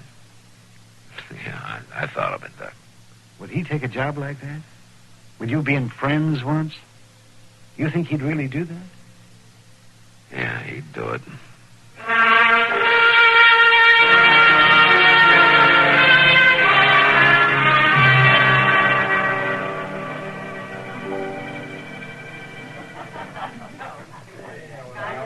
Matt, if you don't run that man out of town, I might as well close up here and take a vacation. He's practically living here at the Long Branch. Oh, why not? You serve the best beer in town, Kitty. He's about the only one to serve it to. The minute he comes in, the rest of the boys start edging toward the door. Well, you can't blame him. It's pretty hard to relax with the executioner standing at your elbow. You'd never know. Looking at him or talking Evening, to... Miss Kitty. Matthew. Hello, Carl. Well, how's the law business coming along, Matthew? The town's been pretty quiet the last few days. I noticed that. Don't seem to be hardly any people around at all. Well, at least not close to where you are. Folks hadn't ought to feel that way. I don't mean no harm to them. Were you in Pueblo just before you came here, Carl? I might have been. Why? Well, is that where you took on the job? I reckon you believe all them stories, all right. Just like everybody else. Miss Kitty? Yeah, Rusty? Oh, good evening, Marshal. Mr. Killian. Hello, Rusty. Evening, Miss Fennel. Excuse me for butting in, Miss Kitty, but Melba and Becky wondered if they could have the rest of the night off, seeing there's not much business anyhow. Sure. Tell me, go ahead. You see, Mr. Killian, you're ruining my business. I'll try to make up for it some right now if Miss Fennel will do me the honor of having a drink with me. Why, sure, I'd love to. Good. See you later, Matthew. Miss Kitty. I'll give him credit on one thing, Matt. The girls all like him. They think he's fine. Well, he was fine once. It makes you jumpy, though. The way he moves around, not saying much, but always watching. Well, it started some of the citizens thinking, all right. Well, everybody's guilty of something, Matt. I even catch myself wondering if I'm the one he's after. Yeah, that's not likely, Kitty. But even you're not sure. No. You see? You know, I almost wish it'd hurry up and happen so we'd know, so we'd have it over with. Well, I guess a lot of people feel that way, but there's nothing they can do. Hey. What is it, man? Tex Bartow, that kid that came to see me this afternoon. He's got a gun. All right, Killian! Hold it, Bartow!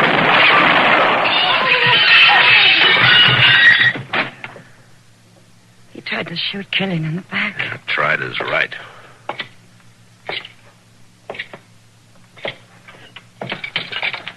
Bartow? Bartow. You know, I think that boy was aiming to do me some harm, Matthew. Well, he's dead, Killian. I didn't have much choice the way he come at me. Oh, you're in the clear. It was self-defense. I saw it myself. Just another job done according to order. What are you talking about? He was the one you were after, wasn't he? I never saw that boy before in my life. Never heard of him. Don't even know his name. No, Matthew, if I really was after anybody, I still am.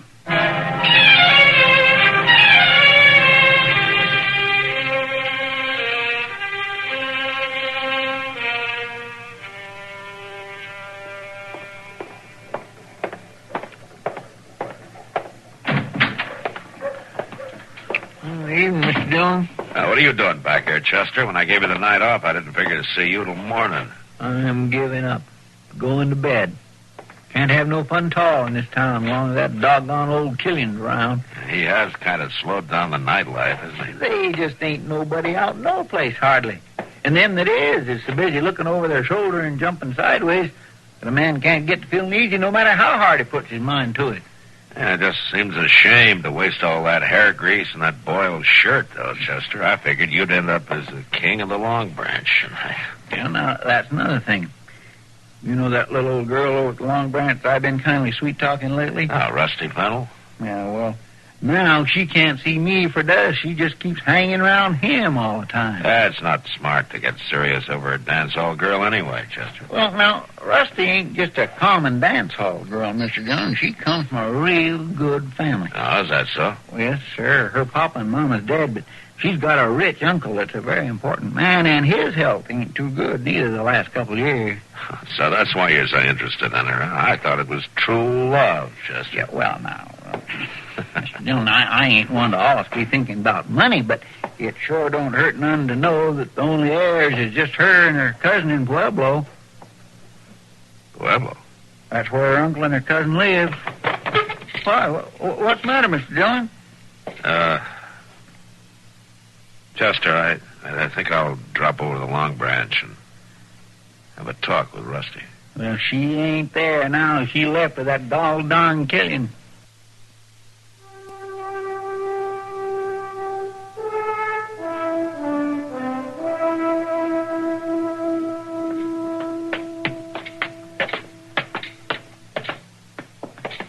Is that a room?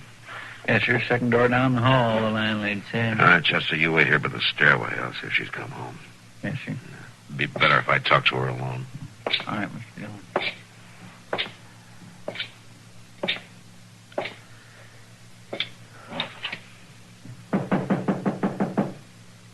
Who is it? Marshal Dillon, Rusty. I'd like to talk to you for a minute. Well, it's awful late, Marshal. But it won't take long. Pretty important. All right. Just a second.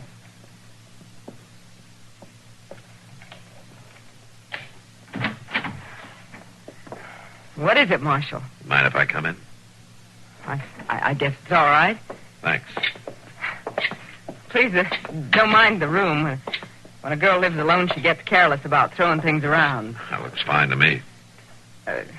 What is it, Marshal? Is anything wrong? No, not exactly, or at least not yet. Rusty, I hear that you've been seeing quite a bit of Carl Killian the last couple of days. Yes, I guess maybe I have. I see. Well, I think he's nice. I think people are wrong about him. Rusty, how did you happen to meet him? Did he make a point of trying to get acquainted with you? Well, he came into the Long Branch a few times, and he talked to all the girls, but he seemed to like me the best. But, can't we talk about something else, Marshal? Killian's the reason I came here, Rusty.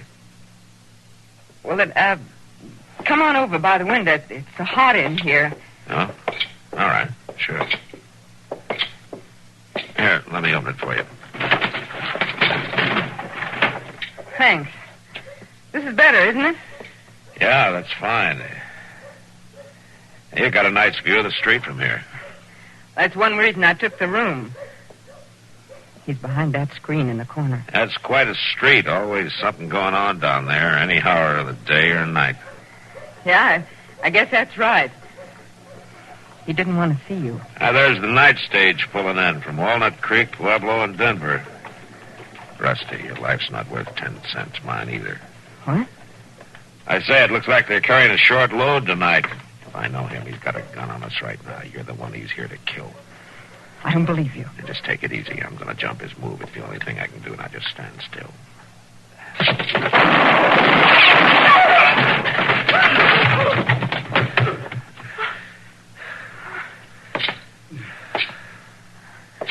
Well, I was right. He did have his gun in his hand. But why? Why did he want to kill me? Your cousin hired him. Your uncle died in Pueblo 2 weeks ago. I checked by telegraph an hour ago. With you dead, too, your cousin would get the whole estate. You all right, Mr. Dillon? Yeah, I'm all right, Chester. Carl? Carl, I'm sorry. That was a fast draw, Matthew. Thanks. Thanks. They just give me the name. Rusty Fennel. I didn't know it was a woman. Not till I got here. I never took a job like that before. Who hired you, Carl? Young fella in Pueblo. A cousin, I think he said. I'd have turned it down if I'd known it was a woman.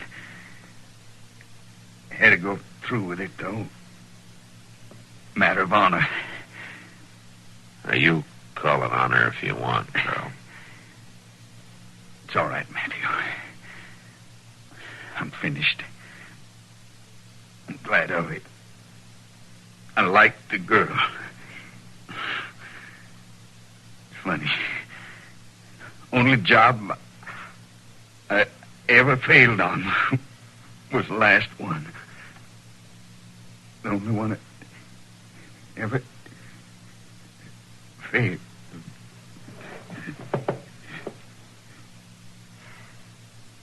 I thought he was so nice. He was just waiting for a chance to kill me. Well, he'd had 4 days to do it, Rusty, and he hadn't tried. You know, sometimes a man can win by failing.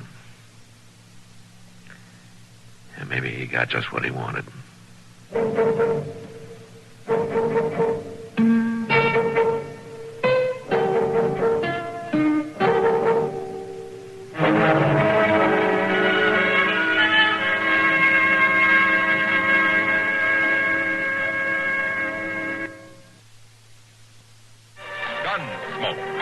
Produced and directed by Norman Macdonald, stars William Conrad as Matt Dillon, U.S. Marshal. The story was specially written for Gunsmoke by Les Crutchfield, with editorial supervision by John Meston. Featured in the cast were Vic Perrin, Dick Crenna, and Virginia Christine. Parley Bear is Chester, Howard McNear is Doc, and Georgia Ellen.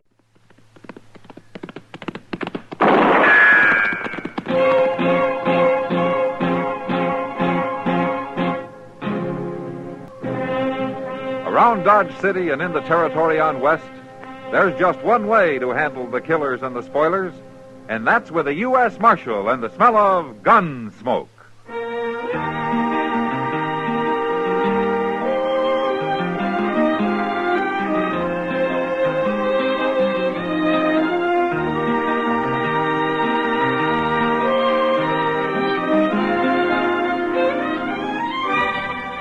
Gunsmoke, starring William Conrad.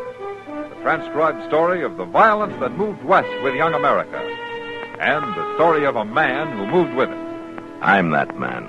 Matt Dillon, United States Marshal. The first man they look for and the last they want to meet. It's a chancy job, and it makes a man watchful. And a little lonely.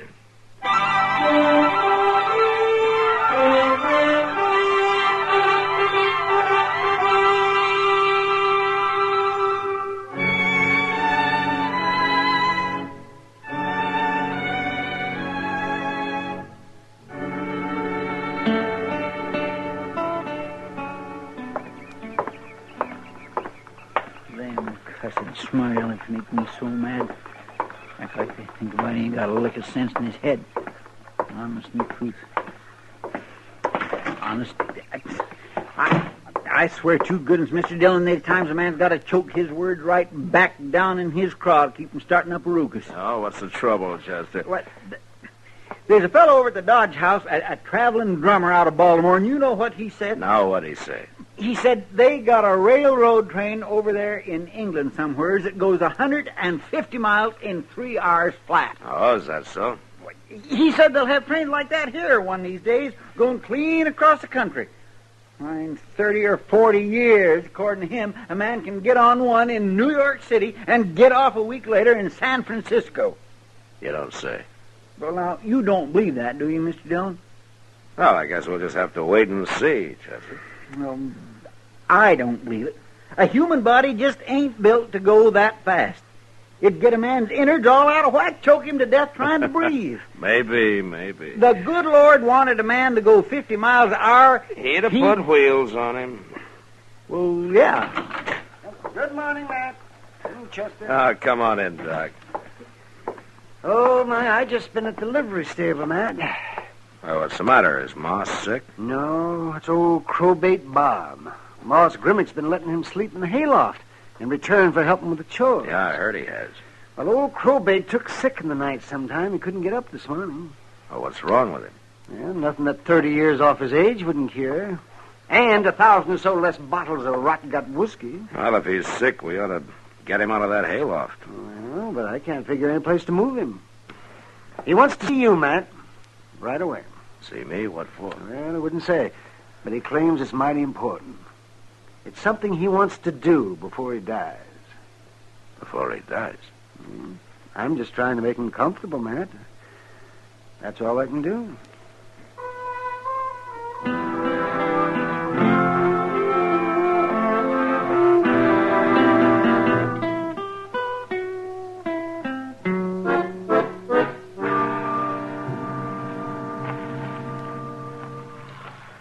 Well, as far as I'm concerned, Marshal, you're the only man in Dodge City that's worth a hoot and a holler.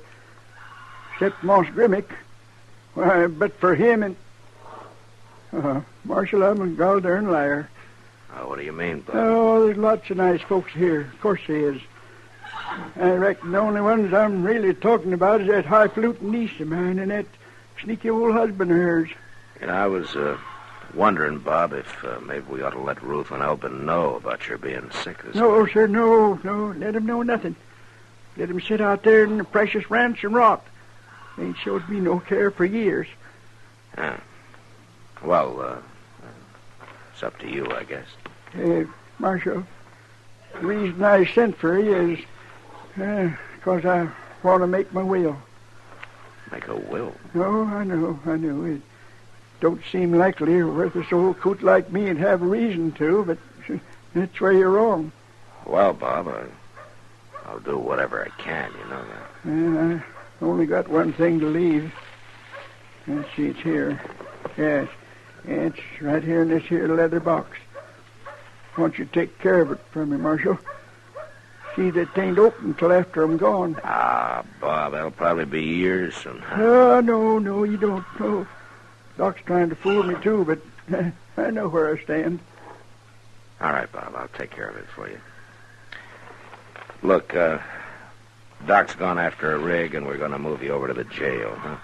At least you'll be warm there, and there'll be somebody with you.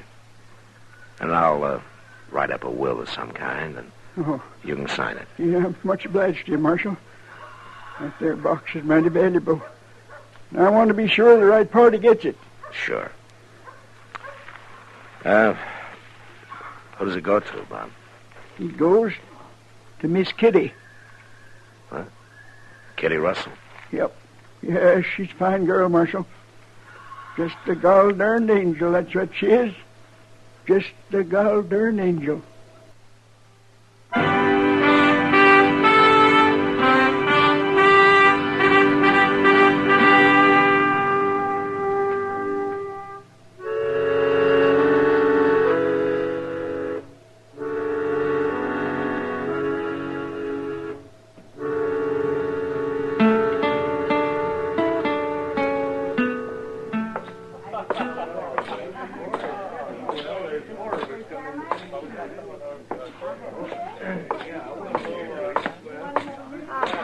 for you, Matt. Hello, Kitty.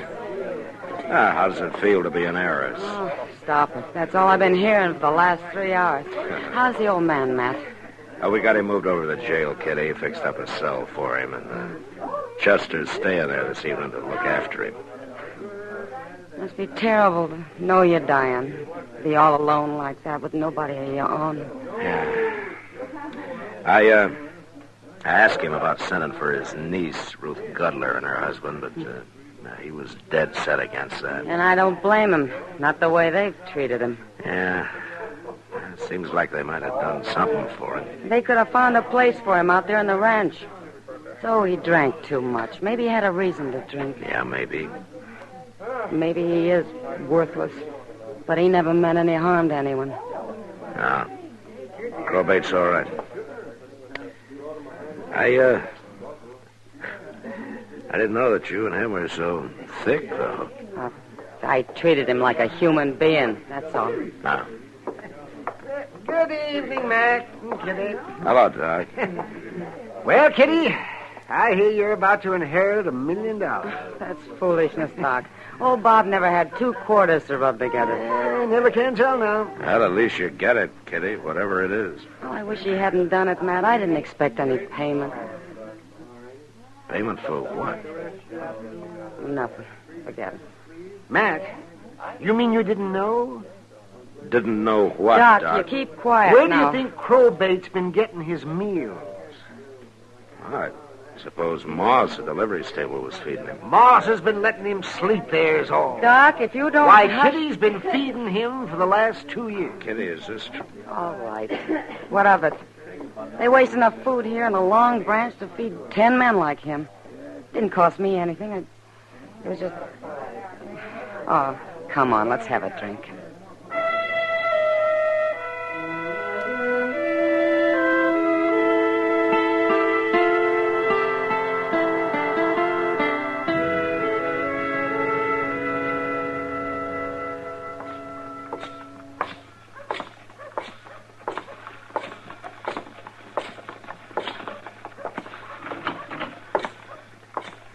Well, how's it going, Chester?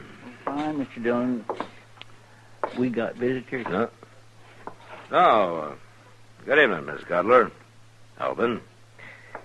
What brings you people into town? You know dang well what brings this, Marshal. Poor Uncle Robert laying back there sick to his death, maybe. And this upstart saying we can't see him. Upstart? Well, I'll be Now, switched just if I'm take gonna it sit here easy, and take Chester. sass. Take it easy. Poor old Uncle Robert.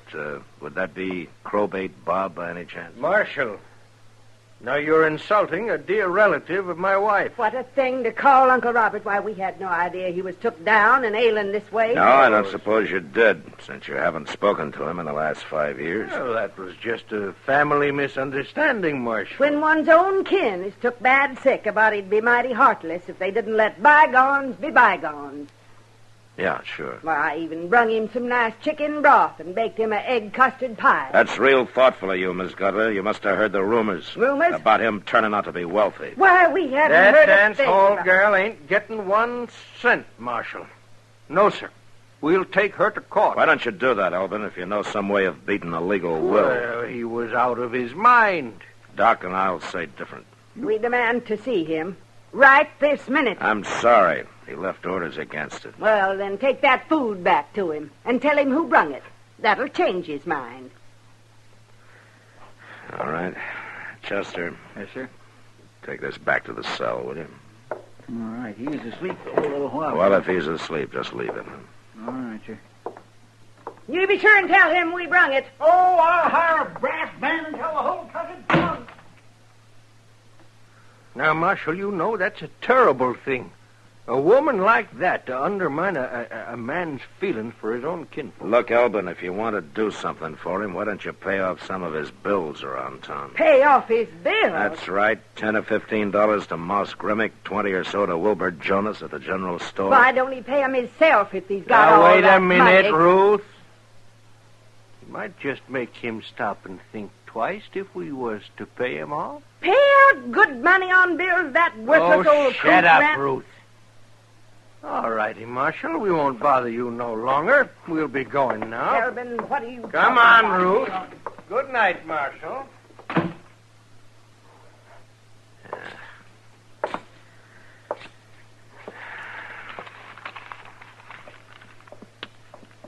Mr. Dillon, Huh? What's wrong, Chester? you better find Doc in a hurry, Mr. Dillon. That old man don't look too good.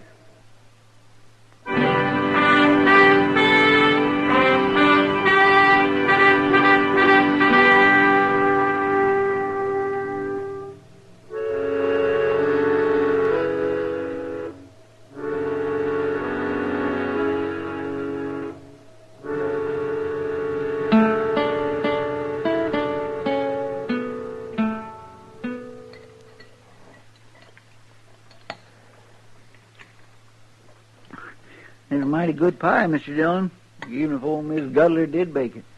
Yeah, it looks real good, Chester.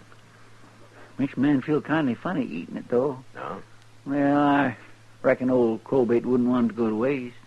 No, I don't think you would. I wonder what is in that box, Mr. Dillon. I don't know. But we'll find out as soon as Kitty comes over. Died in his sleep, Doc said. Peaceful as anything. Mm-hmm.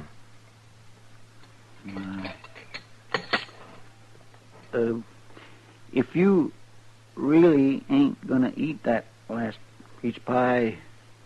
I haven't eaten any of it, Chester. Well, why don't you finish it? Huh? Yeah, it oughtn't to go to waste, ought it? No. Oh, Kitty. Kitty, come on in. Doc told me, Matt. I'm real sorry. Yeah, I know, Kitty. Poor old fella. Well, I hope he had a good life somewhere back along the line. His last years sure weren't very happy. Well, here's a box, Kitty. It's all yours. I wish he hadn't done it, Matt. Why not? Oh, I don't know. Looks like I did things for him just because I expected something. I just felt sorry for him, that's all. Well, I wouldn't count any chickens ahead of time. I don't even care what's in it. It's just that I... Marshal. Oh, come in, Elvin. Marshal, you tricked us. All that good hard cash paid You out for folks acquainted with Miss Kitty Russell here? I know who they are, Matt. Yeah. How do you figure I tricked you, Elvin? How do I... Well, them bills are his. I paid out $86.40 in that old soak before I run into Doc, found out he'd died. And him without even knowing what we'd done for him. You ought to be ashamed of yourselves. Oh, mighty fine talk for you, doing his kin out of what's rightfully theirs. Oh, you beady-eyed old Now, goat. take it Why are easy, you Kitty. little hurl on Take us? it All else easy. you can do is whine. All right, for hard settle cash. down! So you think I tricked you, huh, Elvin? Well, you don't think I'd have paid them bills if I'd known he was that far gone. I thought I was giving you a chance to do something decent for once in your life. We ain't responsible for his debts. No, not legally. Well, now you're he's not. gone and died. He left all his wealth to this here woman. The way I hear, that box is full of diamonds and emeralds. Whatever it's full of, it belongs to Kitty, so you may as well forget it. Forget it. When a fortune that's rightfully ours is laying right there on that table and about to slip through our fingers, you get your hands up, Marshal. You too, Chester. Hellbent.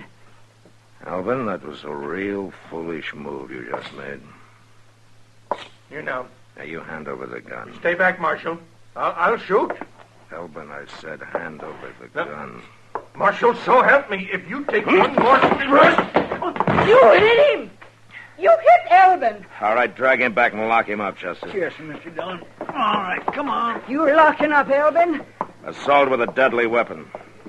Judge Bent will figure it's worth about $100 in good, hard cash, Miss Gudler. And court's at 10 in the morning if you want to be there. But what'll I do tonight? Why don't you get yourself a room over at the Dodge House and meditate on your sins? My sin. Good night, Miss Gudler. Oh.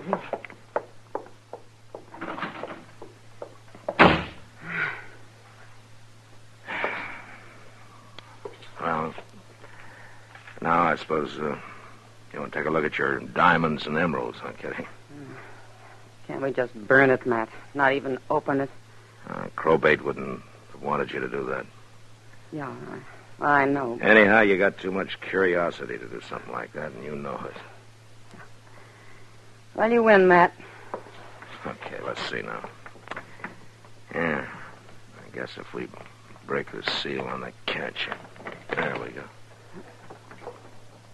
Matt, it's full of banknotes. Yeah. Confederate banknotes, Kitty. Well, what do you know? You suppose he thought they might fight the war over again someday, Matt? Maybe. Now, wait a minute. There's something underneath it. Oh, what is it, Matt? It's an Army medal.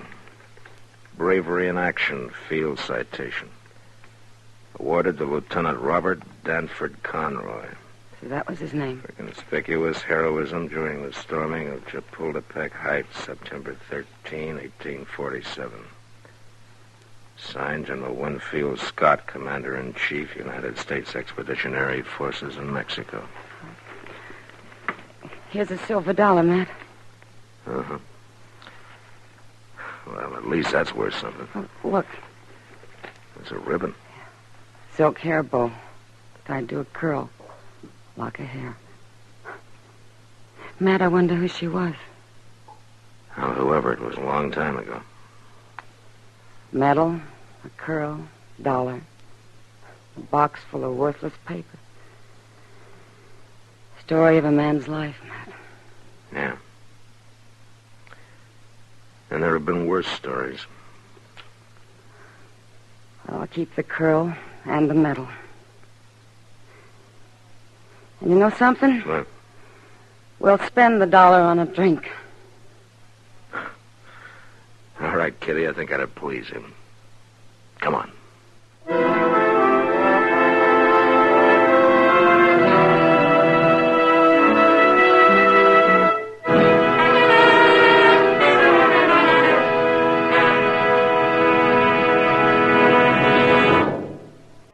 Gunsmoke. Produced and directed by Norman MacDonald, stars William Conrad as Matt Dillon, U.S. Marshal. The story was specially written for Gunsmoke by Les Crutchfield, with editorial supervision by John Meston. The music was composed and conducted by Rex Corey. Sound patterns by Ray Kemper and Bill James.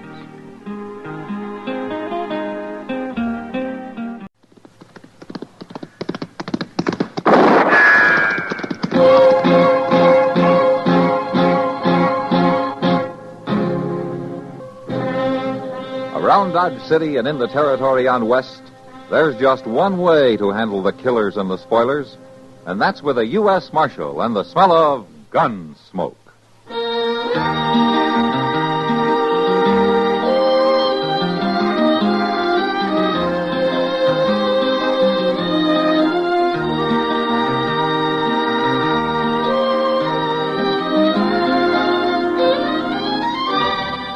Gunsmoke, starring William Conrad.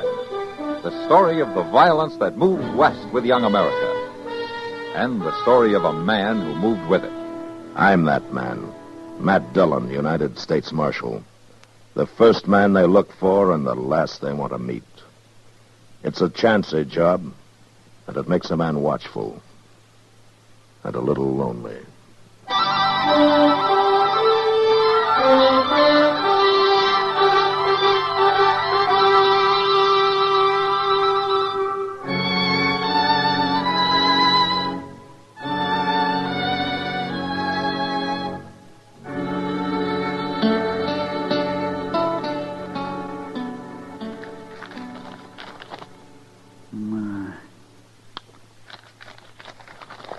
I do declare.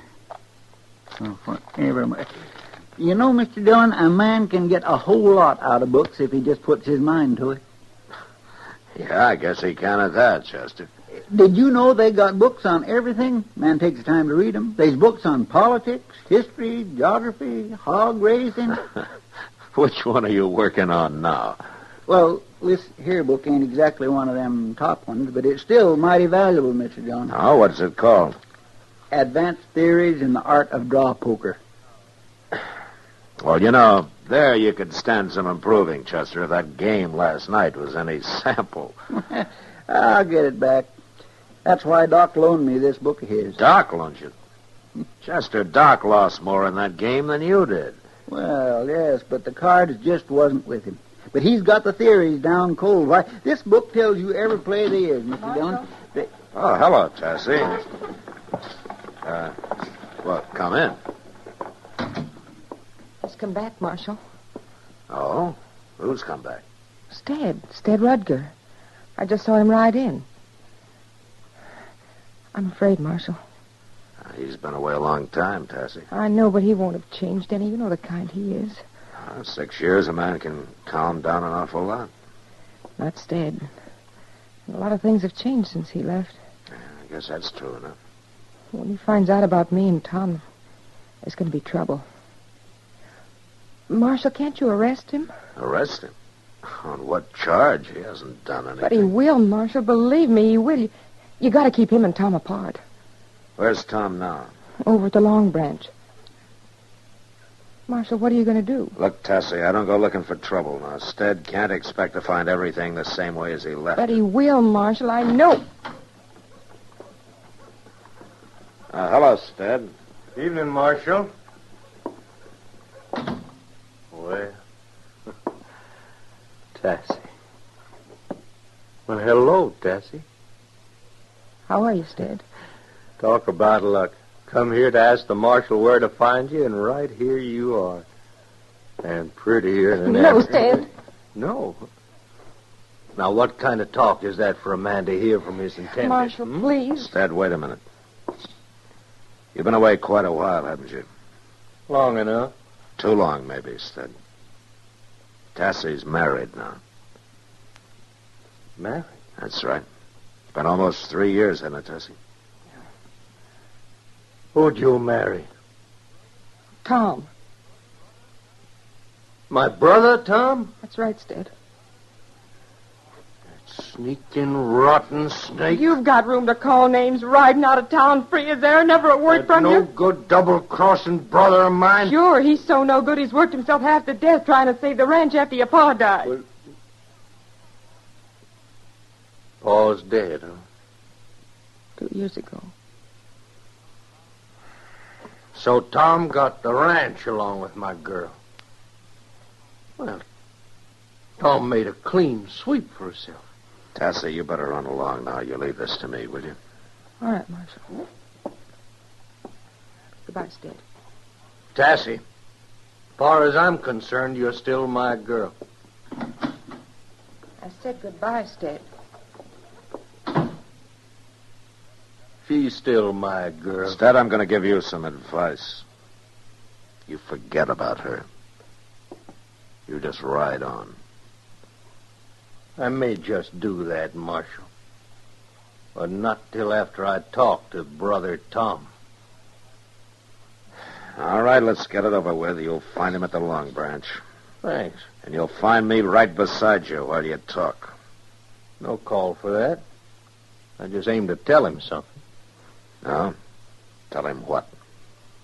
Tell him I'm going to kill him.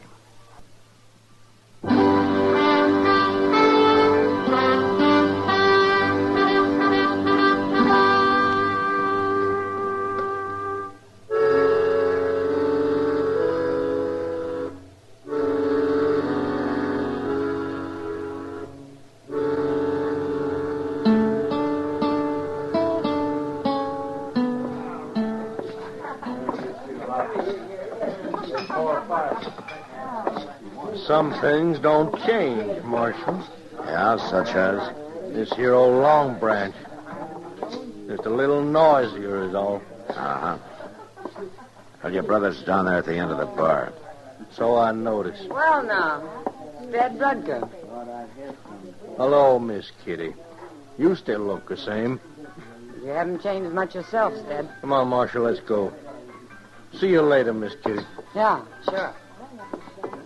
Look, Stead, I hope you got it straight. You go for your gun and you know what'll happen. Just a little family reunion, Marshal. Don't you worry about a thing.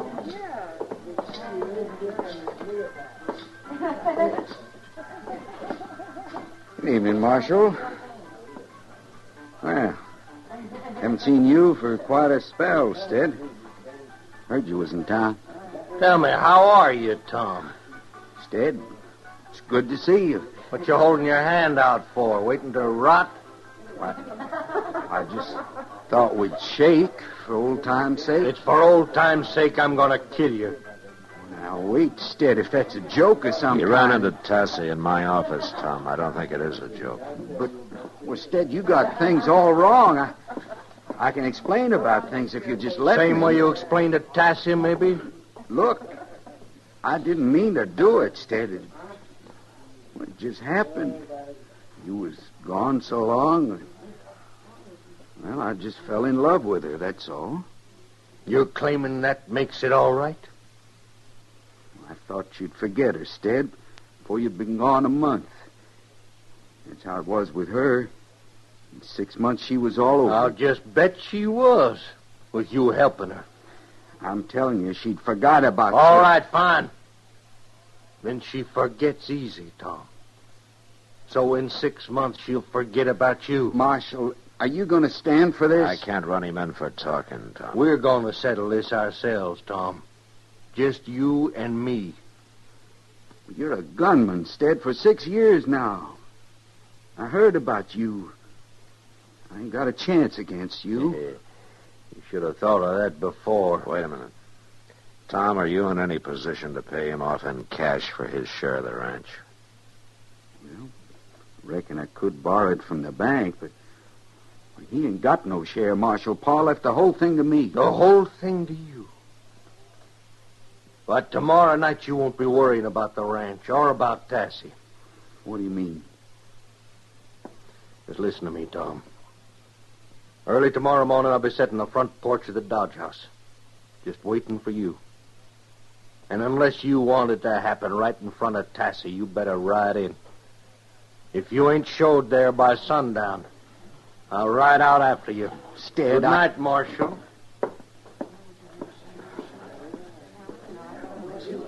What am I going to do? Looks like it's already been done, Tom. The day you married Tassie. She's the one that counts. She's the only one. Stead doesn't see it that way. Well, he thinks I wronged him, but he won't listen. He never would. But I ain't going to let it hurt her, no matter what it takes.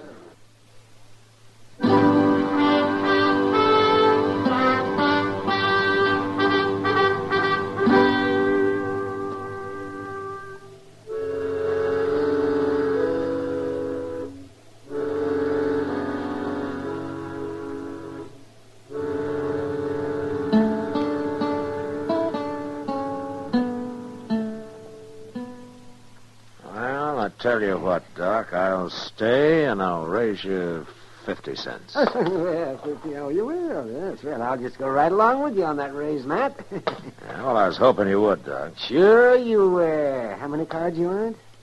Let me see now.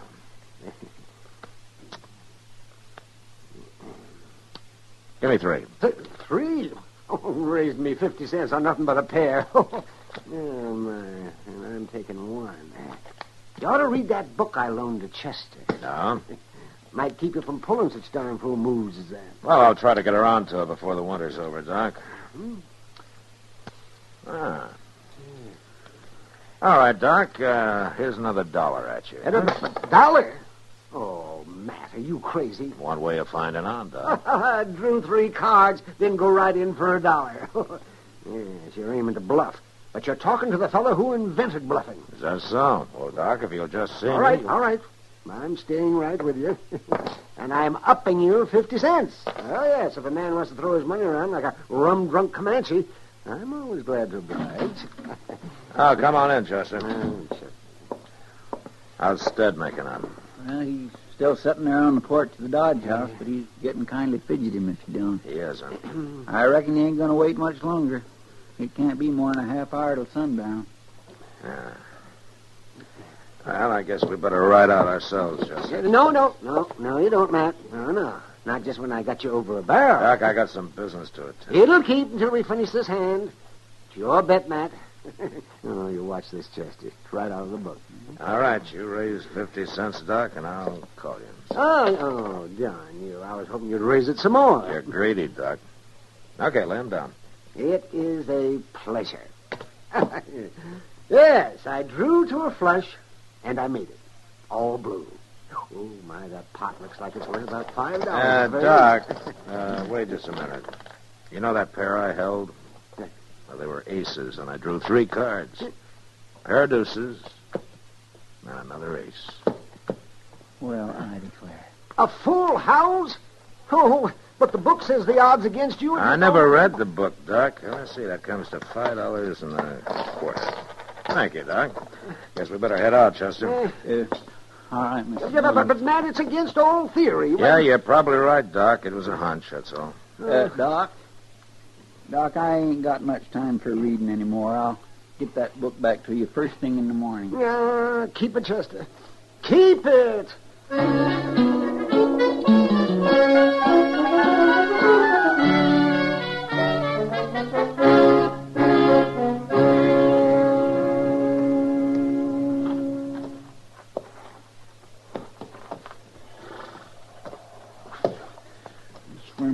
If he don't show up pretty soon, I ain't gonna be nothing but a doggone human icicle. He'll show up, Chester. Maybe he won't. It's just too doggone cold for him to even think about killing. It's not cold when you're carrying the hate in you that Stead is, Chester. It's a downright shame. Things being all twisted up this way, it just ain't justice, that's all. No, but it's a fact. It's a shame. Quiet, Chester. Well, it must be him, all right. Yeah. He sure don't care who hears him. Well, he told Tom what he was going to do.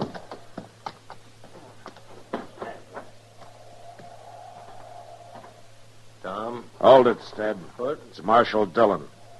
You're covered. You walk up here slow.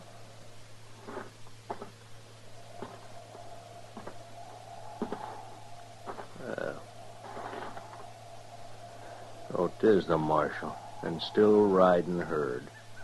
Yeah. Tom's not here. The light in the house. Tassie's there. Well, she don't need no protection. Maybe she does, in a way.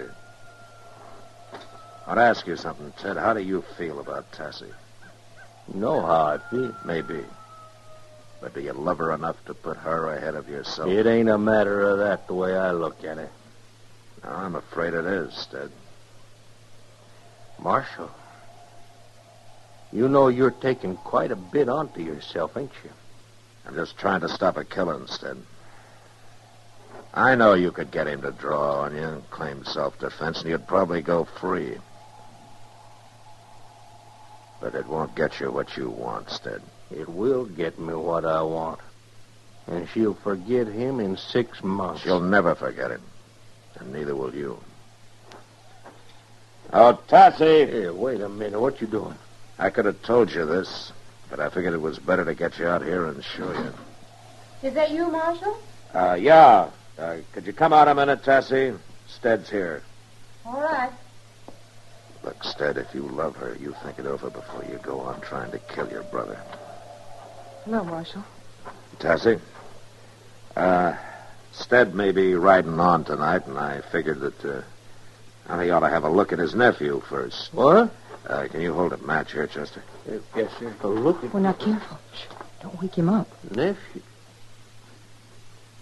Tassie, you mean you and Tom... He's 6 months old now. I supposed you'd heard. Here, let me look. Well, what's his name?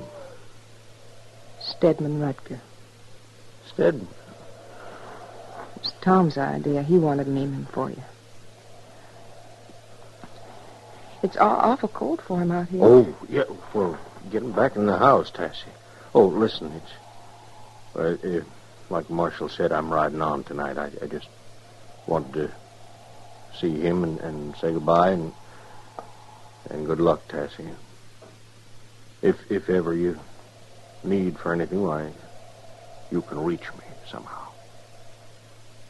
Thank you, Stead. Good luck to you. Night, Marshal. Tassie, by the way, Tom will be out later. He accidentally got locked up in jail today. In jail? Well, he'll explain when he gets here. Good night, Tassie. Night, Marshal. All right, you win, Marshal. It's like poker, Stead. You size up your man, then you play your hunches. I kind of had a hunch that you really did care for her. Yeah. Well, I ain't getting no younger around here. Oh! See you again sometime. Yeah, Stud. Listen, Maybe. Marshal, you keep an eye on her, will you? Her and the kid both. Sure I will, Stud. Good luck. Thank you, Marshal.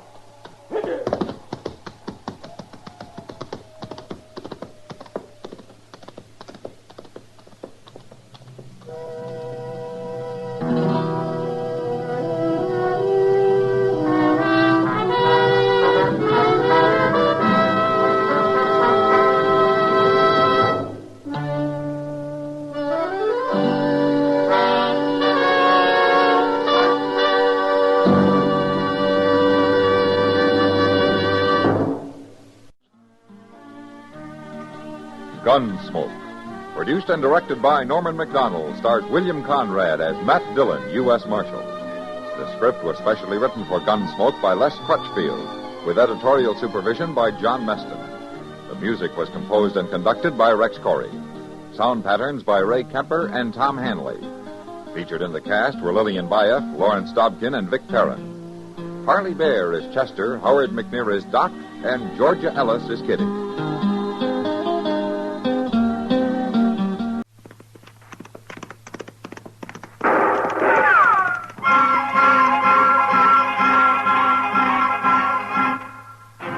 Around Dodge City and in the territory on west, there's just one way to handle the killers and the spoilers, and that's with a U.S. Marshal and the smell of gun smoke.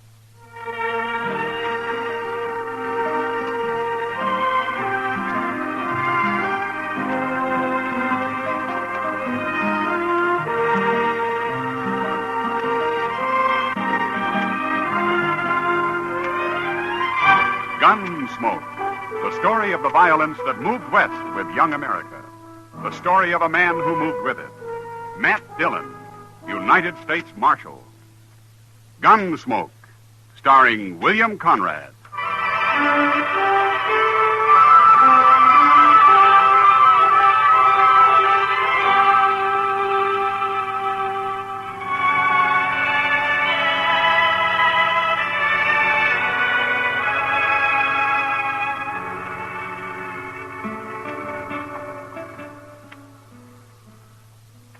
It's a darn shame, Mr. Dillon. Oh, what is, Chester? Well, before long it'll be too cold to set out here of an evening.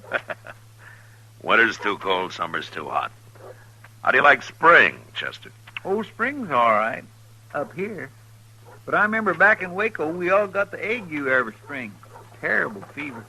Makes a man feel like a harp with 1,000 strings. Yeah, I know. I've had it. That stage is mighty late tonight. It sure is. You know, my ma had a theory we'd be immune if we ate 3 hard-boiled eggs on Good Friday. Oh? But if that didn't work and we got the ague anyway, she'd tie salt mackerel onto our feet. Well, that ought to have toughened up your feet anyway. We all survived. Hey, look. Here comes the stage driver. Why, it's Jim Buck. Oh, yeah. Marshal. Hello, Chester. Hello, Jim. Trouble, Jim? I'd call it trouble, Marshal. Got held up. One passenger shot down in cold blood. What? You're the meanest thing I ever saw. Where'd this happen? Other side of Wagon Bed Springs, between there and Jesse Daggett's. Daggett's? He runs the stage station out there near the Colorado line. And I got a mighty strong feeling Jesse Daggett's in on this, Marshal. What makes you think so, Jim? He knew I was carrying gold. After we'd laid over an hour or so at the station, I seen Daggett talking to a man who just rode in.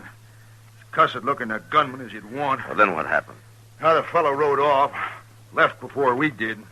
Was alone? Yeah, just him, with his face covered. Never said a word. He took the strong box and robbed the passengers. And then he got on his horse and turned around and shot one of them right through the head. Why would a man do that, Marshal? I don't understand. Well, maybe he just likes to kill, Jim. But I'll go back with you tomorrow. Maybe we can find out.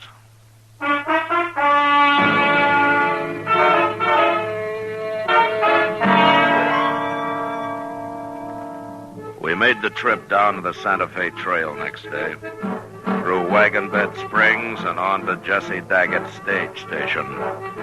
I sat on the box with Jim Buck while Chester rode inside with the passengers. And by evening, everybody was glad when we reached Daggett's. It was a typical road ranch with a large eating room and a row of sleeping quarters for the travelers. Jesse Daggett himself was a tall, angular man, gaunt and gray. He was quiet, but one could feel the trouble that lay inside him. The first chance I had to talk to him was in the yard after supper. Cold weather be coming soon. Have to lay in more whiskey. Yeah. You, had this station long? 3 years come spring. Built it myself. Pawnees tried to burn it down now and then, but I'm still here. You plan to stay here, Daggett? Man's plans are his own, Marshal. I'm sorry. It was just an idle question. It's all right. Yeah, I think I'd like it here myself. No neighbors, but lots of company passing through. It ain't all good company. Well, lots of people travel, good and bad. True. Like the man who held up Jim Buck's stage yesterday and shot that passenger. What about him? Well, you might call him the bad kind, don't you think? What I think won't raise the dead, Marshal. It might keep more people from dying, though.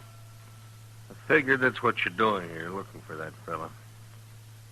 Jim Buck thinks it might have been that gunman you were talking to here the day of the holdup. That was Nat Pilcher, but I don't care what Jim Buck thinks. Well, everybody expects a stage to get held up once in a while, but it's a different matter to shoot people down for nothing. I don't figure this man, unless he's just a born killer. He could have a lot of reasons. Men are all different. Yeah, sure. All got different reasons for doing what they do, living the way they live. Guess it's what's happened to them in the past spells it out. That's true. I'll tell you something, Marshal, but ain't what you want to hear. I believe in letting every man kill his own snakes. Now, this business is between whoever the bandit is and me. Is that it? That's it exactly. Every man for himself, you might say. I won't interfere, but I won't help. I see. Got to be like that. Even though a man was killed for nothing? Let dog eat dog, I say. Yeah. I hope you won't regret it, Daggett. One more regret won't break me, Marshal.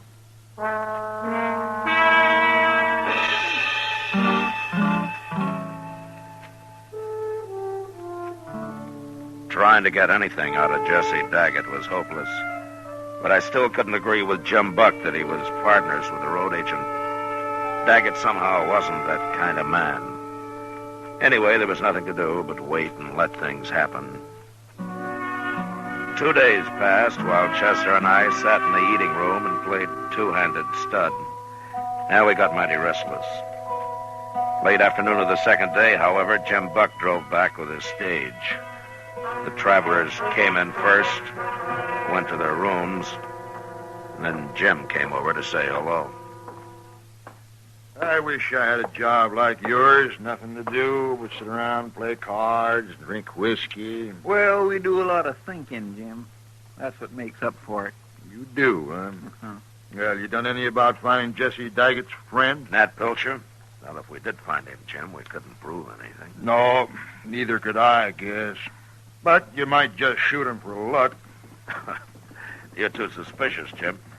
He was probably just some cowboy riding through. Maybe. There's another pilgrim for supper. Yeah, where's Daggett, anyway? Well, he went outside just after you pulled in. Didn't you see him? I was busy with the horses. And I still got work to do. I'll see you at supper. You know, that's a hard life, driving a stage, Mr. Dillon.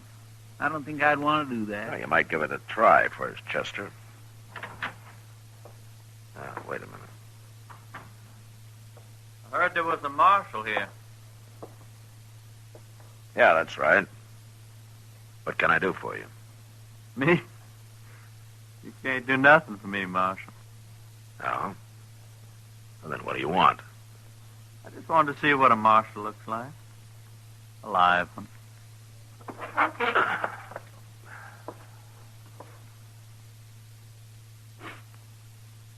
Satisfied?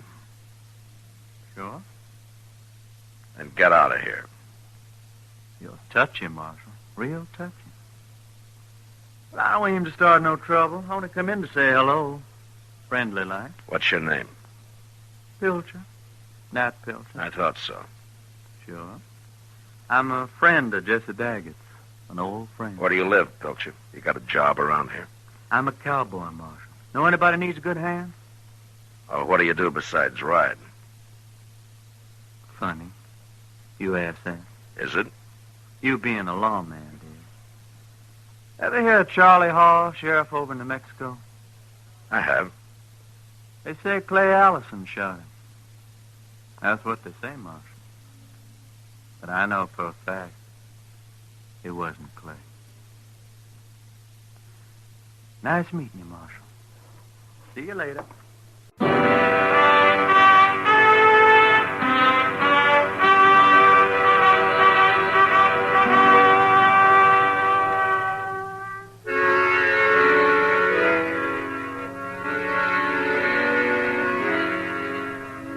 Jesse Daggett's stage station lay on the prairie miles from anywhere. It would be an easy thing for a man like Nat Pilcher to ride in long enough to check on a stagecoach and the value of its cargo, and then ride up the road a few miles and wait for it. But I still didn't believe Daggett was in on the deal, even though he and Pilcher had obviously known each other somewhere before. The next morning at dawn, Jim Buck loaded his passengers aboard and pulled out. Daggett and I stood there and watched the little cloud of dust as it moved up the Santa Fe Trail toward Wagon Bed Springs. Make Dodge tonight, and he'll be back here tomorrow. I met your friend, Nat Pilcher, last night, Daggett. Pilcher rode out before supper. Yeah, I know. Seems like he only came in to tell me what a hard case he is. To warn me about it. Didn't have much effect. You're still here. You don't think I scare that easy. You're all right, Marshal. Things will work out here without you. Daggett, I don't know what's going on down here, and if I'm meddling in your affairs, I'm sorry, but a stage has been robbed and a man's been killed, and that makes it my affair, too. I want to thank you for not thinking I got anything to do with all that, Marshal. Well, I wasn't sure at first, but I am now. Even so, I'm not going back to Dodge without a man. No, I suppose you won't. Well, let's go inside. Sure. You, ought to plant some trees there, Daggett. It'd sure improve the place. Not enough water. I'll dig for it, then. You'll never get a woman to come out here and marry you unless you've at least got some trees. How's that?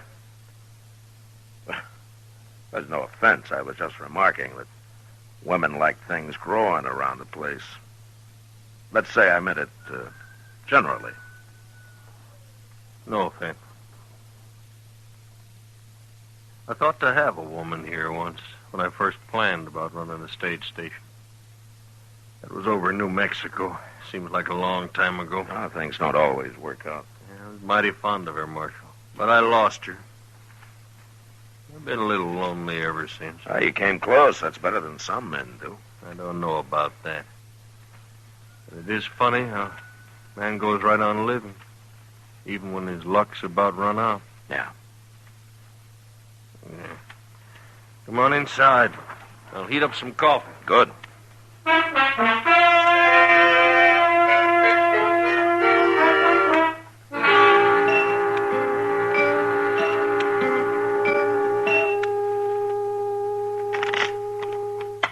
Cut him, Chester.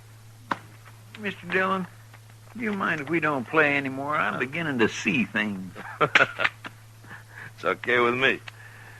The stage ought to be here soon anyway. And just think, Jim Buck's been all the way to Dodge and back, and we just been sitting here another 2 days. Well, waiting's always the hardest part. Well, there's the stage now. At least there'll be some people around here. Yeah. Hello, Jim. Come out here, Marshal. What? More trouble, Jim? You stop me again, Marshal. By heaven, I'm going after him now if you don't. Take a look in the coach here.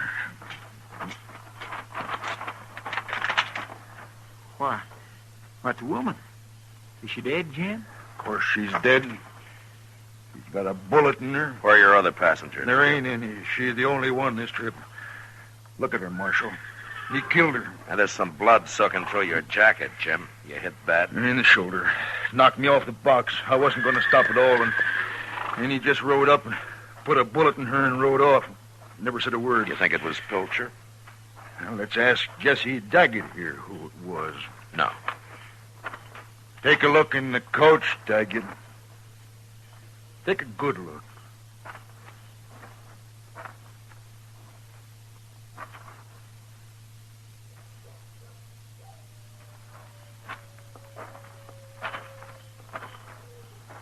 Now, Daggett, what do you think of killing women?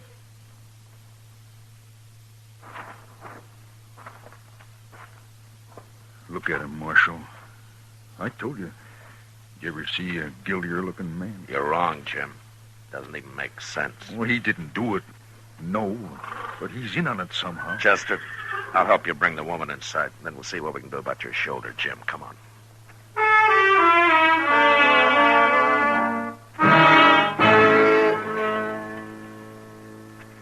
It doesn't make sense. None at all. But I figured it would soon. And after I did what I could for Jim Buck's shoulder, Chester and I buried the woman, put a cross over her grave. We'd find out later who she was. The rest of the night, we took turns watching for a move from Jesse Daggett.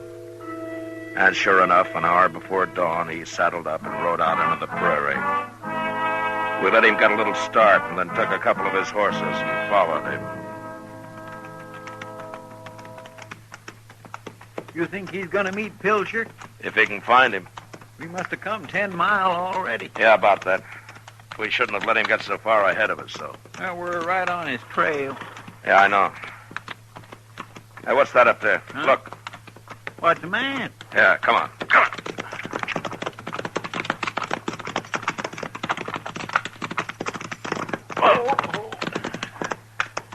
Where's Daggett, Mr. Dillon? He's been shot. Yeah.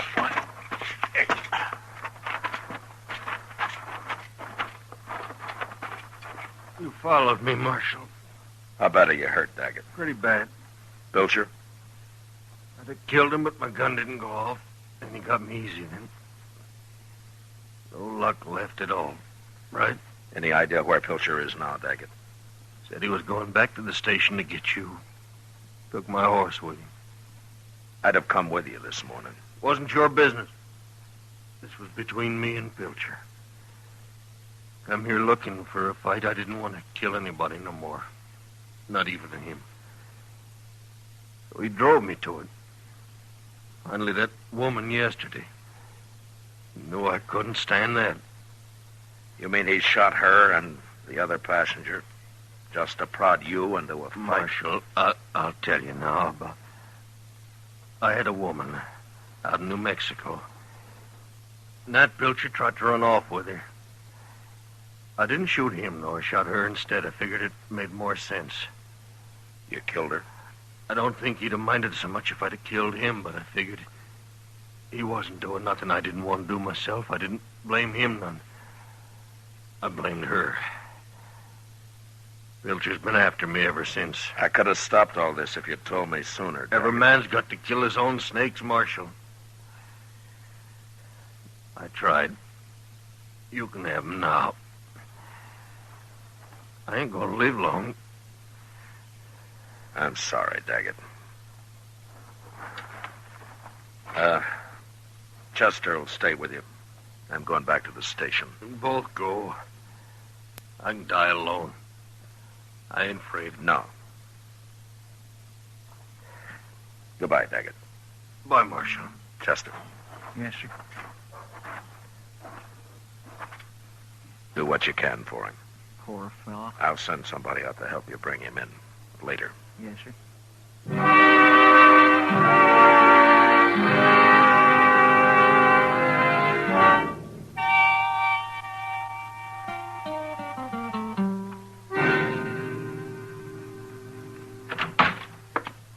it's about time you got here, Marshal. Where's Pilcher, Jim?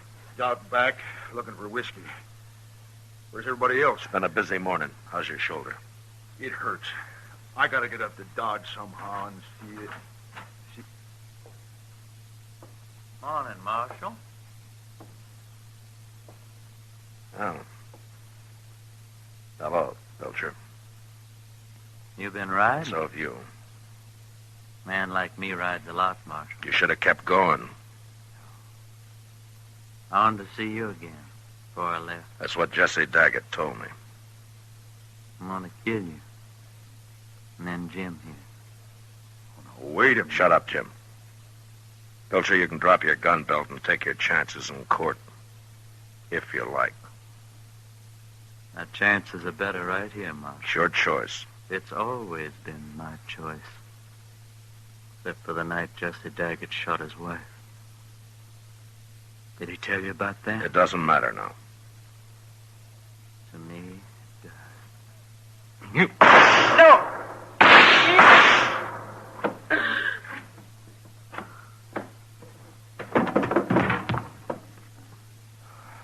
You killed him, Marshal. Yeah.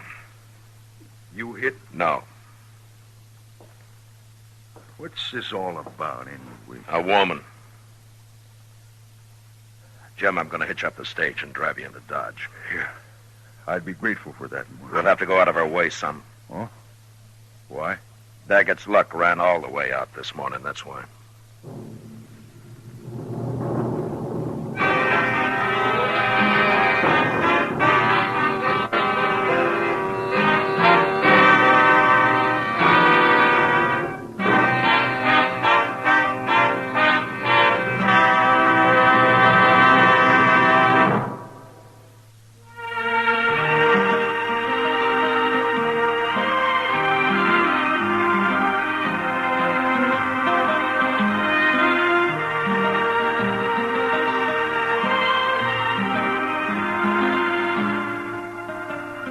Gunsmoke, under the direction of Norman MacDonald, stars William Conrad as Matt Dillon, U.S. Marshal.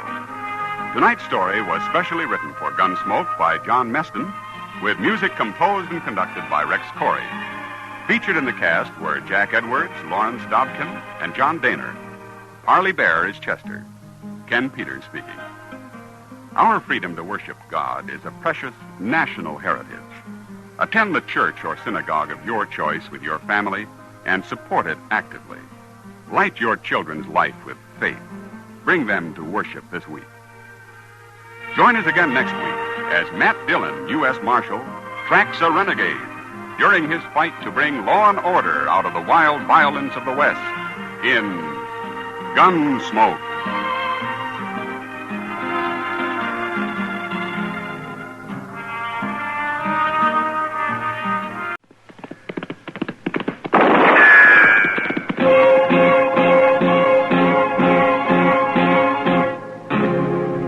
Gunsmoke.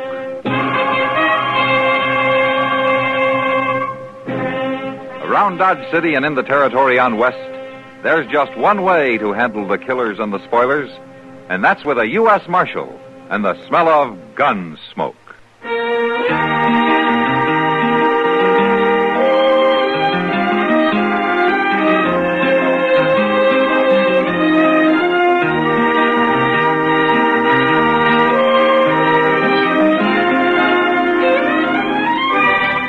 Gunsmoke, starring William Conrad. The story of the violence that moved west with young America. And the story of a man who moved with it. I'm that man. Matt Dillon, United States Marshal. The first man they look for and the last they want to meet. It's a chancy job, and it makes a man watchful. And a little lonely.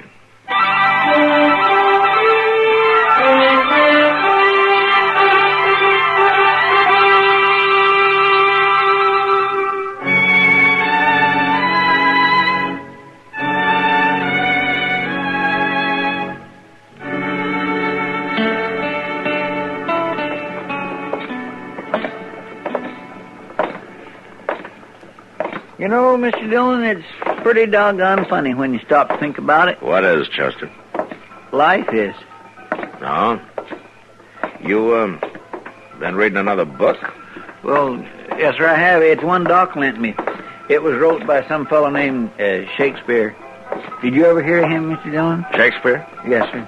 Pretty well known in his day, I guess. He died, though, quite a while back, according to Doc. Oh, yeah, so I understand, Chester. He don't use English too good. He's one of them foreigners, so it makes it kind of hard to follow him, you know. But I'll say one thing, Mr. Dillon. He sure does call the turn on the way people act. Is that so?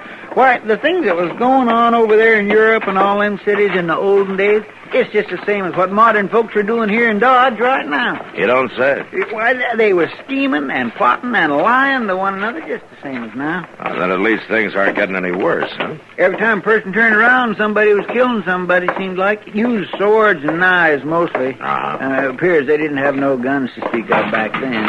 Stay out. Wait a minute, Don't come Chester. back here again unless you're sober. Well, that's Buck Weber, Mr. Dillon. Yeah. Come on. Back here. I'll show you if I'll come back here, Noonan. Hello, Buck.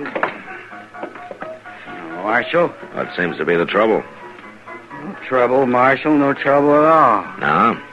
If Sam Noonan was to throw me out of the Long Branch, I'd call it trouble. He didn't have no cause to. Well, he must have thought he did. Sam's a pretty fair man, ordinarily. I wasn't doing nothing. I just wanted to see Rancy was all. Rancy? What's she doing in there? She's working. What do you think a woman would be doing in there? Your wife's working on the Long Branch? 3 days ago, she took some of her things and come into town. She said she was leaving the farm. She was leaving me. Wouldn't come back no more. Well, Buck, you know how a woman is. She'll say a lot of things when she's mad. Now, Rancy, she ain't like that. She meant it, Marshal. And I ain't aiming to let her do it. I'll give her some rope. She'll cool off in a few days, maybe. No, with that tin-horn gambler hanging around her, she won't. I'm going back there and kill that no good. Wait a minute, Buck. Wait a minute now. Sam told you to stay out, and from the shape you're in, I think maybe he's right. What do you mean, the shape I'm in? Well, you had a little too much to drink, I think. Come on, let's take a walk, huh? I want to walk. Take his other arm, Chester. Yes, sir. I want to go back there and talk to Rancy. Come on. It'll keep. It'll keep, all right. That slick-talking gambler hanging around, filling her full of lies. Which gambler? What do you mean? Well, that Frisco Bates. He's been in there every night since she started. Talking soft to her. Trying to give her doubts about her rightful place in the world. She must have had a few doubts already, Buck, or she wouldn't have left you. Carrying on the way she is with that Frisco Bates. Everybody laughing at me. I'm going back there and kill her. Wait, no, you're not. No, you're not. Now, come on. That's it. That's it. Whole town talking behind my back. Well, a funeral wouldn't give them any less to talk about, you know. You take me to jail, Marshal? Now, just for tonight, Buck. It's the only way to keep you out of trouble. Whose side are you on, anyhow? Mine or that no-good gambler's? Maybe neither one, Buck. There's another side to it. Whose? Your wife's.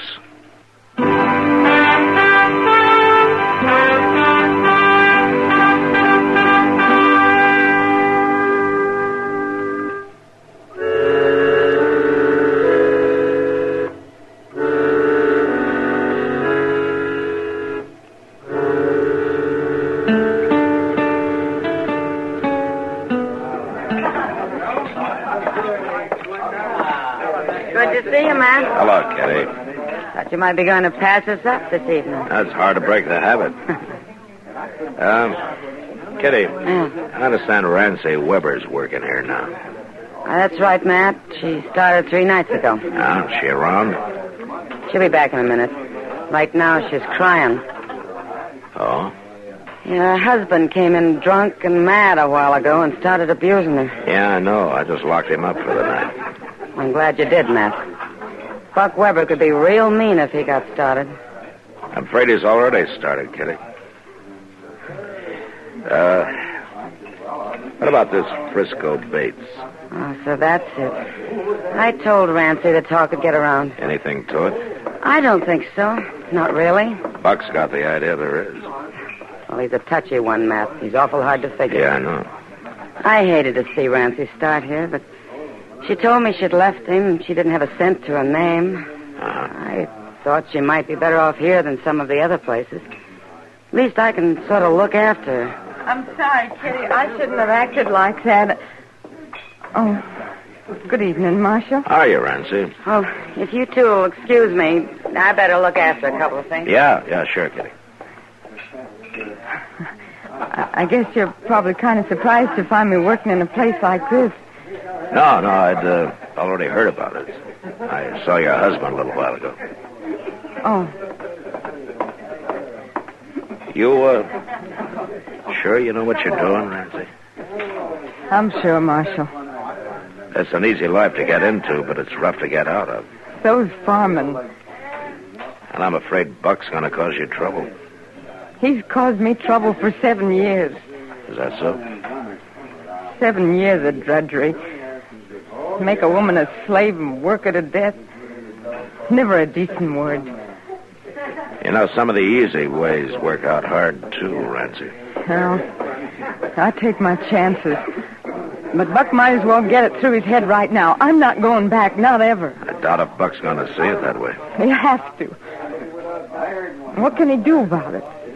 Well, he could try to harm you, maybe, in some way. I'll let him. It won't be the first time. There's nothing Buck likes better than hitting a woman. Unless maybe it's a young one. Well, right now he seems to want to hit a fellow named Frisco Bates. Mr. Bates he's just been kind to me. That's all. Uh-huh. You know, men like him are new to you, Rancy. They can cause a lot of trouble sometimes. Just by being kind. I'm not a bad woman, Marshal. At least I don't think I am. All I ask is just a little kindness and a reason to laugh once in a while. Is that too much? Not to ask, no. Sometimes a little too much to expect, though. Are you going to monopolize this young lady all evening, Marshal? Oh, how are you, Frisco? Rancy, you better go see what it was that Kitty wanted, huh? What, Kitty? Yeah. Oh. All right, Marshal. You excuse me, Mr. Bates? Certainly.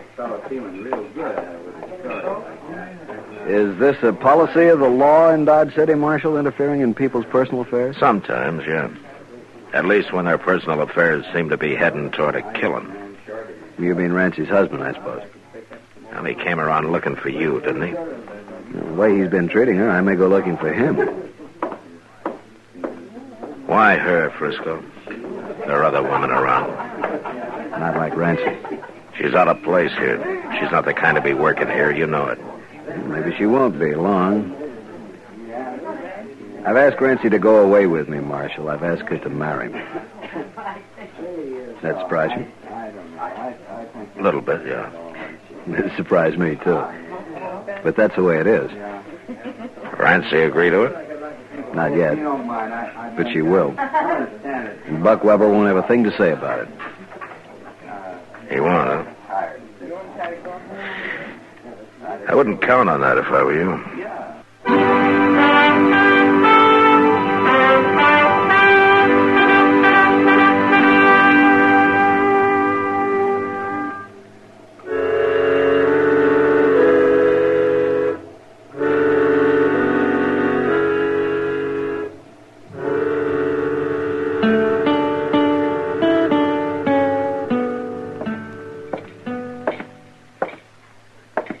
Morning, Buck. Marshal? Did you sleep all right? Tolerable. Well, I hope you slept off some of those crazy notions you had last night. Maybe. All right, come on out. I got your belongings out here in the office, Buck. There's no charge against you. You're free to leave. Glad to hear that, anyway. Morning, Buck. Stuff's there on the table, Buck. Thanks. I get my gun back? Chester? I'll get it.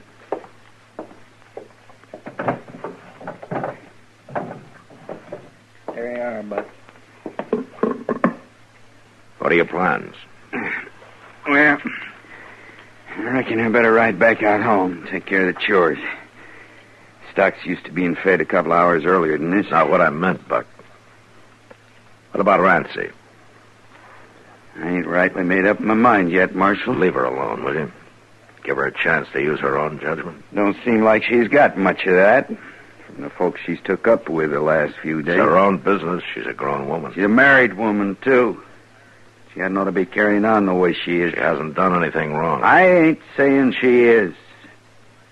I got nothing against Rancy.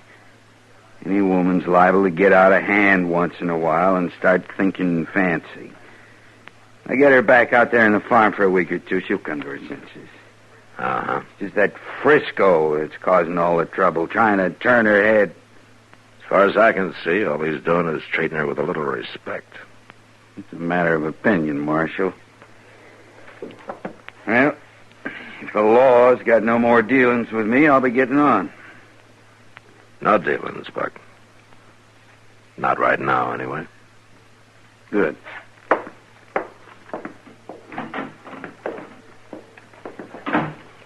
That fellow was born under a bad star, Mr. Dillon. Yeah, you may be right, Chester. He lives mad and he's going to die mad. You just wait.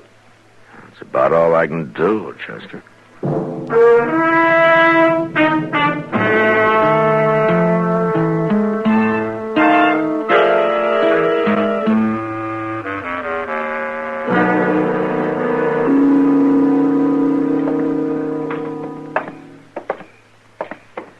You know, Matt, the best time of day is at night.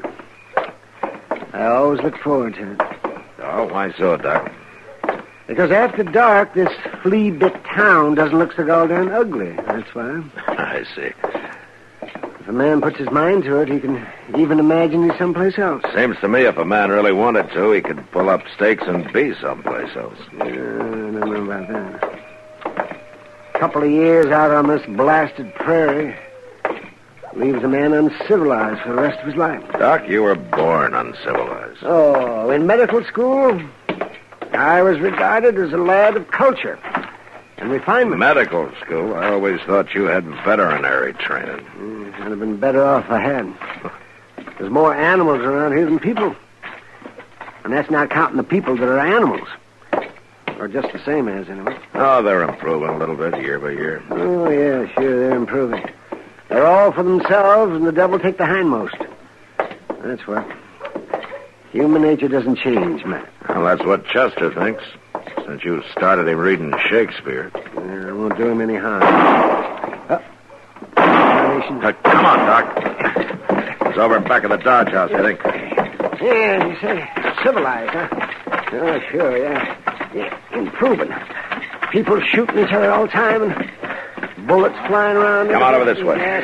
Nobody dying in their beds. Oh, yes, they're civilized. Yeah. Over here, Mr. Dillon. Somebody fired through the window in the Frisco Bates room. They must have been hiding out here in the dark somewhere. All right, come on. We can get in through the back door. Yes, sir. Will you stand back, please? Stand away from the door, will you? All right, go on in, Doc. Chester. Good. It's the first room, Mr. Dillon. Right here at the corner. Uh-huh. Quiet. For Mr. Dillon. Well, good Lord, Matt. Yeah. All right, take over, will you, Doc? I got some dealings with him, man.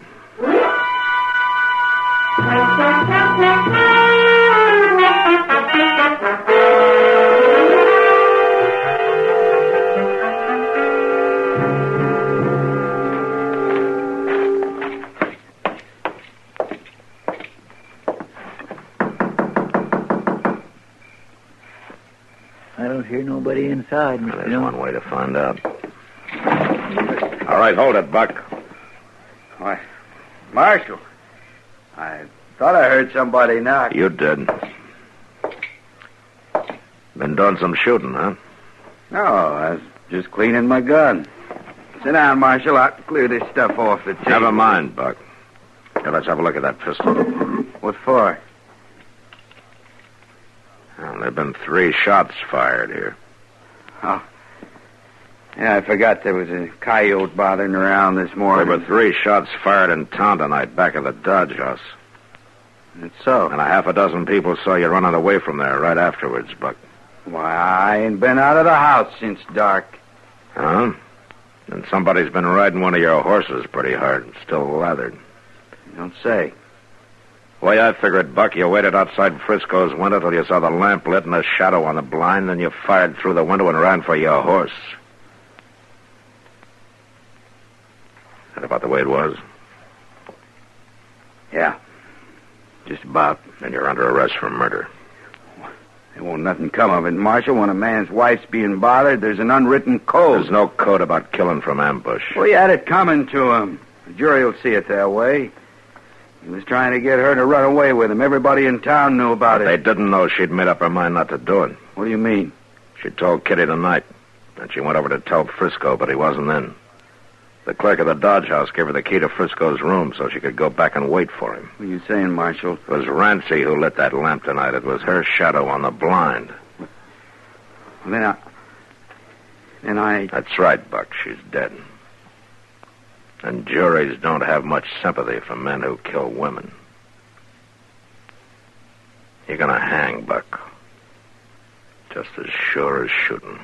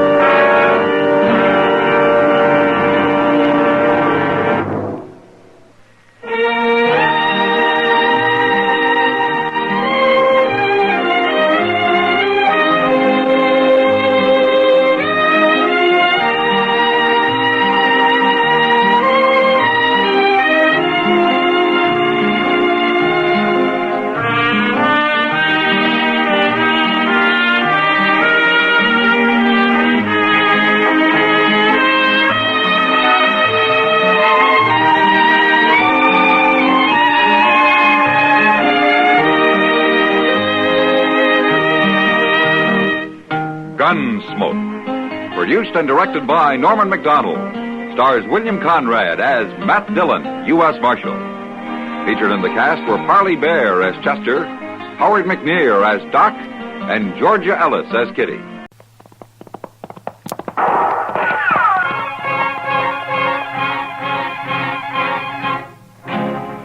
Around Dodge City and in the territory on West, there's just one way to handle the killers and the spoilers, and that's with a U.S. Marshal and the smell of Gunsmoke.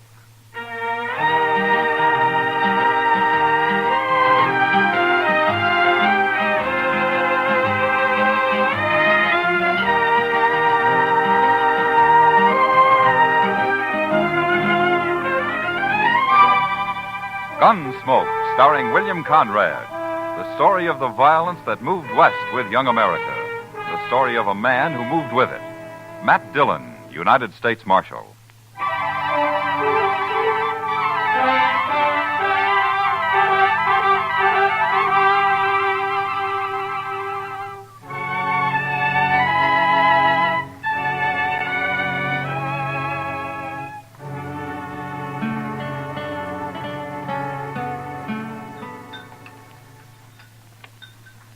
Cigar, Miss Kitty?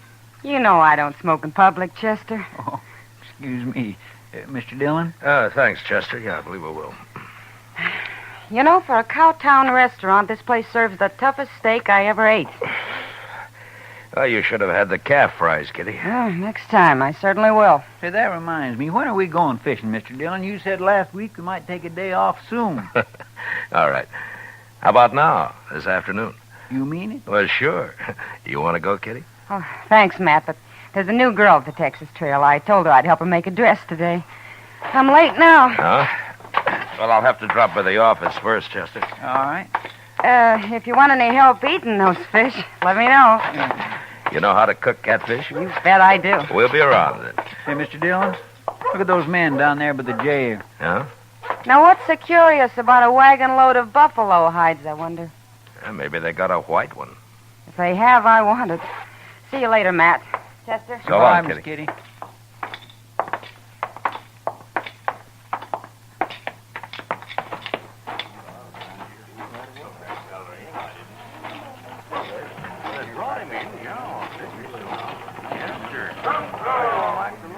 This your wagon, mister? No, Gatliff's. I skinned for him. Oh, what are you doing here? What's the crowd for? Just curious. The other skinner got hurt, and we brought him into the dock. Oh? What happens? He hurt bad? Bad enough. Gatliff didn't see any sense in bringing him into town at all. Me and the cook, we made him, though. Oh? Here's Gatliff now. Chester, go up to Doc's. Maybe I can help, huh? All right, sir. How is he? Doc will take care of everything, Toby. Never mind that. How is he? Dead. Now, let's drive these hides on down the shed. I want to get them sold and pick up our supplies. Come on. Just a minute, Gatliff. Some other time, Marshal. I'm busy. So am I. But you come into my office anyway. I want to talk to you. All this busy, bothering people. That's my office right over there. You and the cook go get them hides unloaded, Toby. I'll be right along. Yeah.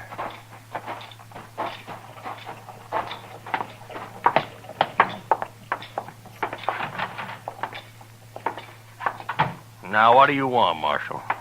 You new around here, Gatliff? Any log in it? It depends. What happened to your Skinner? Billy? He hurt himself, that's all. He's dead, isn't he? Yeah, he's dead. Look, Gatliff, anything you don't want to tell me, I can ask Doc about. There's nothing to tell, Marshal. He got hurt and he died, that's all. When did he get hurt? Last night. And why didn't you bring him in last night? Why, them other fellas, the cook and Toby, they figured he was done for anyway and didn't want to bother, I guess. Is that so? You're the boss, aren't you? Sure I am. But you know how men are when they get out in camp, Marshal. You don't want to push them too far. They get touchy, kind of. What happened to him, Gatliff? How'd he get hurt? I don't rightly know, Marshal. He was alone in camp, and when we got there, he'd gone and burnt himself. Burned? Burned with what? Hot lead, Marshal. Spilt it all over him. Oh, you mean lead for bullets, huh? That's it. Cooking up lead in a fry pan. That was one of Billy's chores, to make my bullets. He always was a mite clumsy. He sure messed himself up this time. There must have been a lot of lead. 50, 60 pound, I reckon. Oh, there you are, Mr. Gatliff. Doc Adams is looking for you. What does he want? Well, see, that man of yours, Doc's all through with him. He says you can bury him now. Oh, no. I ain't paying for no burial. He's just a skinner I hired. Don't even know his last name. You're his boss, aren't you? You brought him in. And that's all I'm going to do for him. I ain't paying you $1. Not $1. Nobody's asking you to pay me. But you can't just leave the man in Doc's office. Somebody's got to bury him. He's just a bum who worked for me. He's not my father. Well, all the stingy Hold it, things Chester. All right, Gatliff. We'll take care of him. You can go now. He's caused me trouble enough. I don't want to hear any more about him ever. Well, that's about the most unfeeling man I ever did come across. What about that Skinner, Chester? Tell me. Oh, I swear it was terrible, Mr. Dillon. He was burned all over his head and his face and across his chest. Doc said he don't know how that fellow lived as long as he did. Could he talk? Oh, Doc told me he couldn't say a word. Well, how do you suppose it happened? Why, hot lead. Had a whole pan full of it, from what I hear. Yeah, 50 or 60 pounds of it. That much? Well, I can believe it. I can't. What man's going to pick up 60 pounds of molten lead and spill it in his own face? That's the most stupid story I ever heard. Well, say now, I hadn't thought of that. Mr. Dillon, you're right. Of course, there's another way it could have happened. What's that? Somebody could have pushed his face down into it. Oh, my goodness. Who? I don't know. Gatliff, or maybe Toby. You know where Toby went? Well, no, I don't. But him and the cook probably went over to the Alfraganza to drink up their wages. All right. Go do something about burying that man, Chester, will you? I'll be back later. All right, sir. I'll tend to it.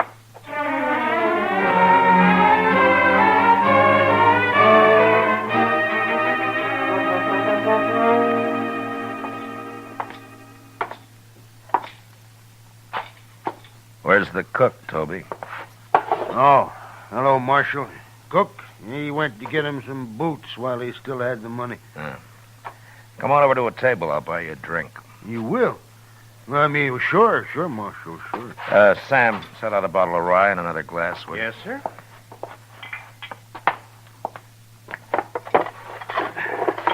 Come on. Yeah.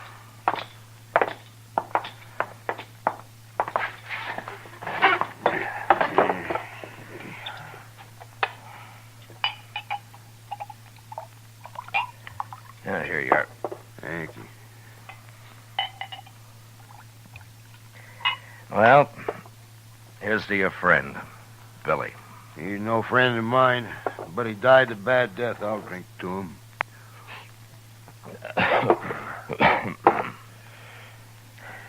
Tell me something, Toby. How did he and Gatliff get on? You see Gatliff's eyes, Marshal? Yeah, I did. He's got powder speck shot into them. They look like turkey eggs. Yeah? You don't get on with a man like that. Yeah. Well, why do you work for him, then? Marshal, I get 25 cents a hide, and I can skin over 20 buffalo a day. But I've worked for hunters who couldn't kill enough to keep up with me. Gatliff's a good hunter. And that's the only reason at all I work for him. But if he's such a good hunter, how come I've never seen him in Dodge before? The man's greedy, Marshal. He's downright wicked about money. He figures he can save time and make more money by selling his hides to buyer's agents on the prairie. He gets less out there, but he can kill and sell more that way. That Gatliff never stops killing buffalo. He came in with a load of hides today. Just 'cause we made him come in with Billy. And another thing, we've been out 4 months, Marshal. He must owe Billy $800. Oh? Yeah, most hunters would have split that with the crew, but not Gatliff. He like to took my head off when I mentioned it. You want another drink? Oh, yeah, sure. Tell me about the accident, huh? Well, Billy was melting lead in a fry pan, and the way I figured he must have tripped somehow, fallen smack into it, and when we rode in, we found him rolling around on the ground. That's all I know. When who rode in? Me and the cook. The cook skins on days Billy's making bullets. Now, where was Gatliff? Oh, he went in just ahead of us. How long ahead of you? Not long, maybe about 20 minutes. Then he found Billy first, is that it? Yeah, so he did. Hey, I hadn't thought of that before, Marshal. So that's why you've been asking so many questions. Well, I wasn't sure, Toby, but I expect you're telling the truth. The cook backed up your story. Sure, I'm telling the truth. That's what happened, all right. Yeah, Gatliff killed him. He murdered him. Any idea why he would? Well, sure I do. There's only one thing Gatliff wants, and that's money. He killed Billy just so he wouldn't have to pay him his wages due. Yeah, maybe. Why don't you arrest him, Marshal? There's no real evidence, Toby, not at all. And it's bad for the law if I arrest a man and later he goes free. Unless he's innocent, of course. He ain't innocent. How come this didn't occur to you before, Toby? Why, I don't know, Marshal. I sure don't. You going back out on the prairie with him? I ain't afraid of him. I'll be sleeping with one eye open from now on. It'd be a pleasure to kill him after what he done. Self-defense, of course, Marshal. Yeah. But if you let on you're suspicious, he'll sure try to kill you. Not me. He can do his killing on somebody else. The cook, maybe? No, I ain't even going to tell the cook. Yeah. You'll be leaving in the morning, I suppose. About dawn, I reckon, soon as Gatliff hires a new skinner. Now, the bottle's yours, Toby. Oh? And, good luck. Well, I sure do. Thank you, Marshal.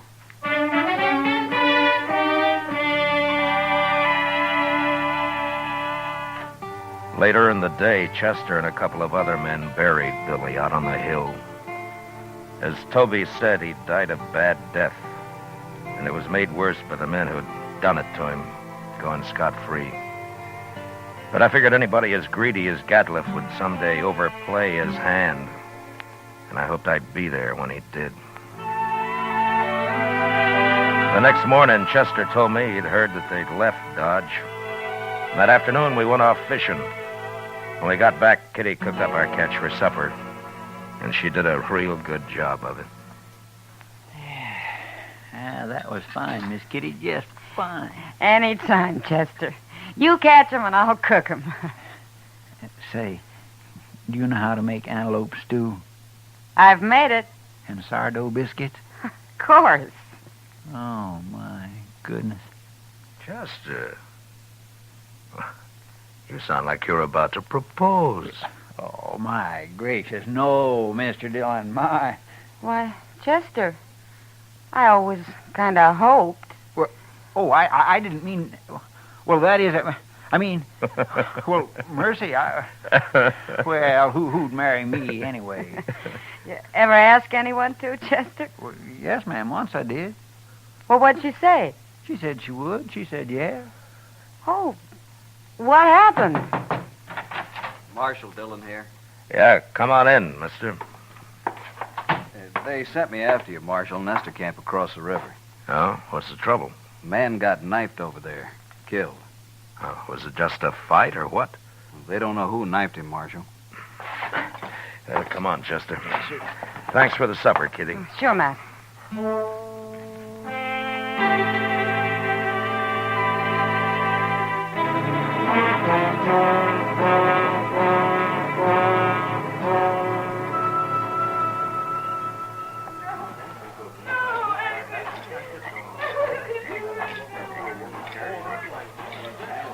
He was knifed in the back, Mr. Dillon. Yeah, but nobody saw it happen. No, sir. Looks like somebody got clean away with murder. Well, hello there. Marshal Dillon? That's right. What can I do for you, son? That man that's dead. Huh? What about him? Well, go ahead. You can tell me. I saw him get stabbed, Marshal. You did? Well, where were you? I was looking for berries over there. I heard them arguing, and I sneaked up just after he'd done it. They were all alone. Who was the man, son? Did you know him? No, sir, but he was big and kind of dirty looking. He had a buckskin shirt. Anything else you remember? He had funny eyes, Marshal. They had spots in them. That's Gatliff, Chester. Yeah, I declare it sounds like him, sure enough. Son, how come you didn't tell anybody about what you saw? I was afraid to, till you came, Marshal. Why, it's all right. But in case I want to find you later sometime, what's your name? Yorkie Kelly. All right, I won't forget that, Yorkie. And thanks for telling me about this. Oh, sure, Marshal, anytime. Well, I hope there won't be a next time, Yorkie. Goodbye. So long, Marshal. Goodbye.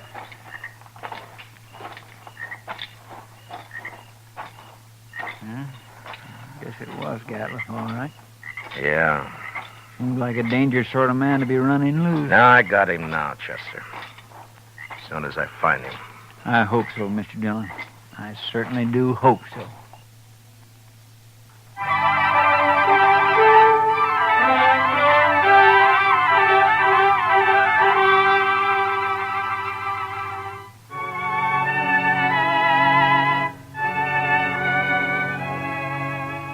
Since Gatliff would figure nobody had seen him, it wasn't likely that he'd run.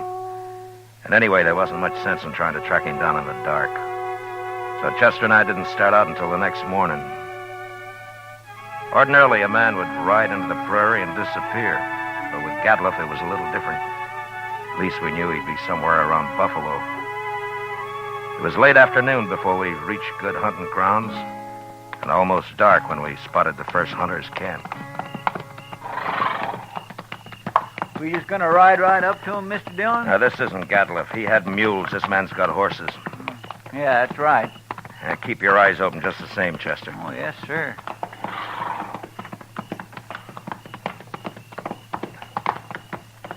Get down, stranger. Thank you. Supper will be ready. Cook, throw some more tongue in that stew pot. Don't like buffalo tongue. You'll go mighty hungry in this camp. Oh, thanks, mister. Hey, you're a lawman. Matt Dillon. I'm a U.S. Marshal. My name's Tom Mercer. How are you? This is Chester Proudfoot. How'd you do? Mr. Mercer? Come over by the wagon, sit down. Supper'll take a little longer now. Anyway, my skinners won't be in for a while yet.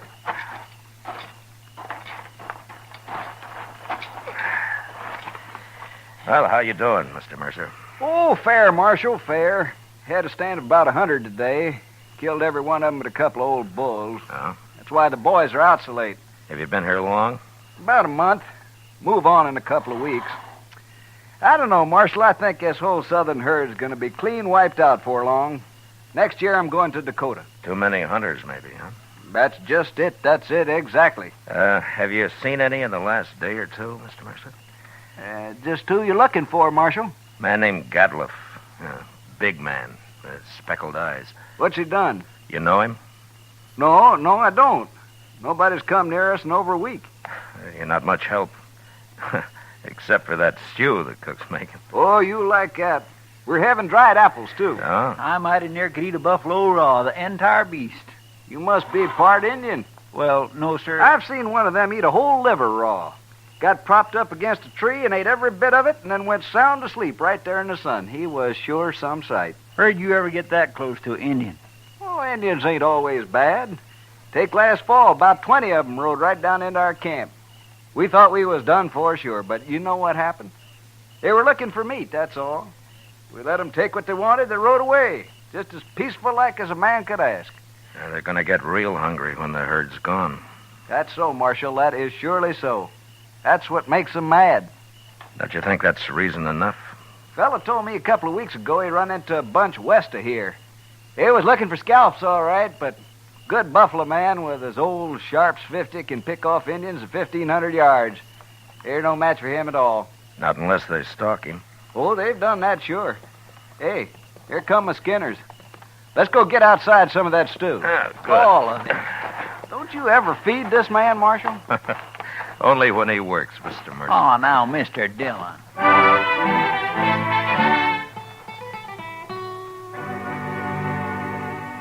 We spent the night in Tom Mercer's camp. And at dawn, just after breakfast, we said goodbye and rode on west. There was a lot of country out there, and all we could do was ride through it till we ran into him. In the next 2 days, we met plenty of hunters, but we didn't find Gatliff. About noon of the third day, we cut the trail of a wagon train and figured that it'd be that of a hide buyer's agent who'd come into the field to do business on the spot. And an hour or two later, we saw him. A long string of ox-drawn wagons piled high with buffalo hides. And there was a man on horseback leading the train. We rode up to him. Hello there. Well, that's quite a load you got, mister. 10,000 so far. But what are you doing way out here, Marshal? I'm looking for a hunter named Gatliff. You know him? Sure I do. Just picked up a load from his rick early this morning. Is he in trouble? Yeah, he sure is. Where is he? Straight south here a couple of miles. Can't tell you exactly. He moves around a lot. Well, that's close enough for us. Thanks a lot, mister. Sure, Marshal. I never did like him anyway.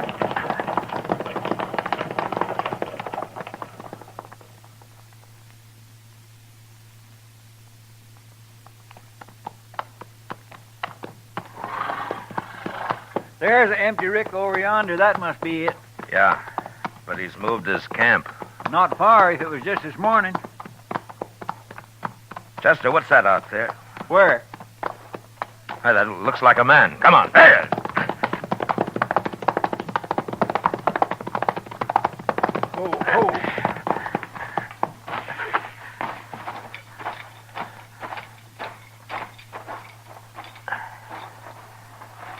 Well, Mr. Dillon, it's that Skinner of his. Get some water, Chester. Yes. Toby? Toby, can you hear me? He's been shot. Yes, sir. Here's the water. Yeah. Toby? It's Marshal Dillon. Give me a drink. Here you are.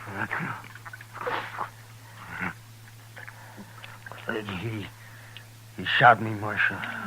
Oh, what happened? Where's the rest of the crew? They run off. He took his wagon and the horses. He went kind of crazy when he found out. That's why he shot me. You know where he is now? No, I don't know, Marshal. He shot me, and then he said he was going hunting. He's going loco. You're going loco. Now, take it easy, Toby. Take it easy. You'll be all right. I could hear him shooting at sharps a long time. And then he stopped. Well, where was he? Which way? Off. Behind me there.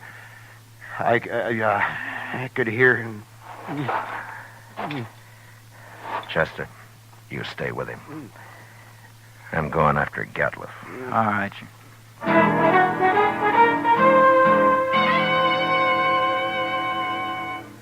Off in the direction Toby had indicated, there lay a large, isolated hollow surrounded by low ridges. When I reached it, I dismounted, and I crawled up to where I could look down into it. There was no sign of Gatliff, but lying on the prairie floor were the bodies of countless fresh-killed buffalo.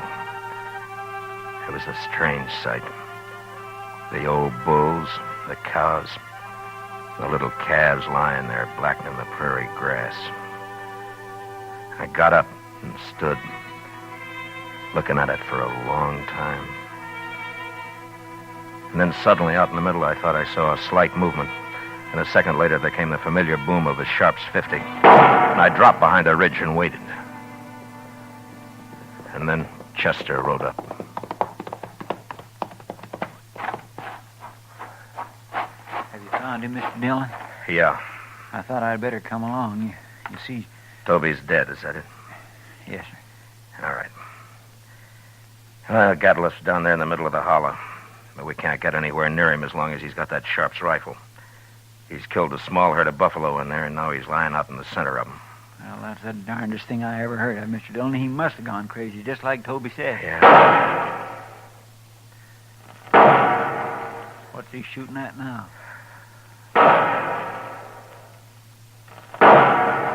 Mr. Dillon, the way he's spacing them shots. Yeah, that's the signal for help, Chester. Come on.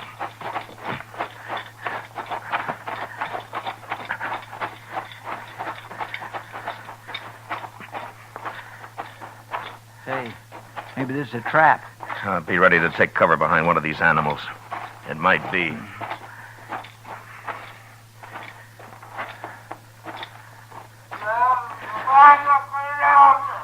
Sounds like he's been hurt. Yeah. Keep your head up.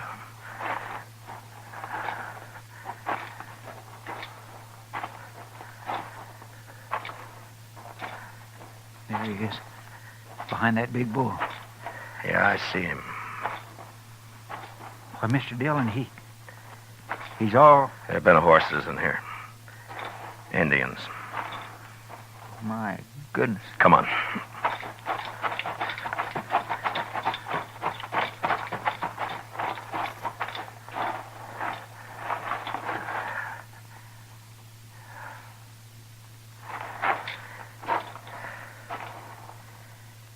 Well, that was his last effort, Chester. He's dead now. Mr. Dillon, that's awful. Yeah. Come on, let's get out of here.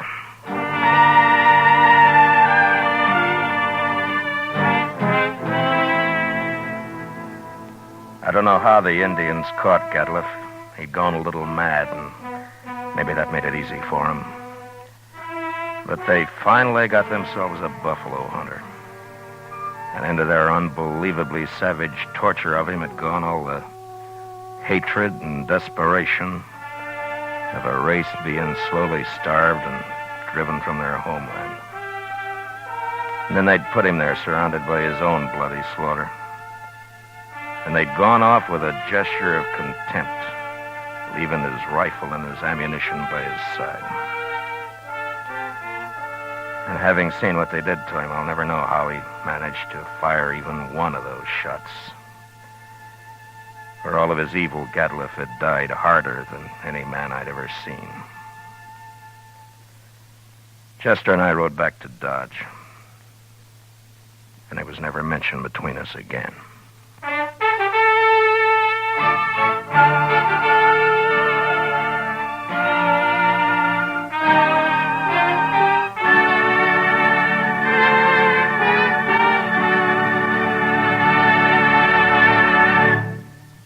Gunsmoke, under the direction of Norman Macdonald, stars William Conrad as Matt Dillon, U.S. Marshal.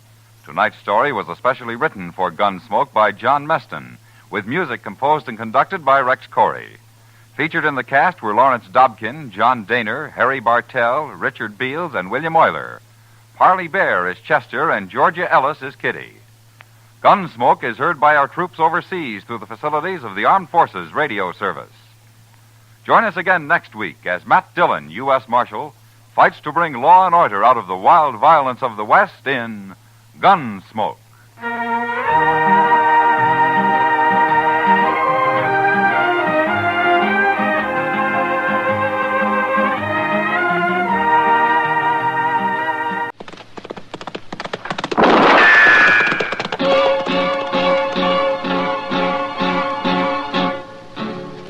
Around Dodge City and in the territory on West, there's just one way to handle the killers and the spoilers, and that's with a U.S. Marshal and the smell of Gunsmoke.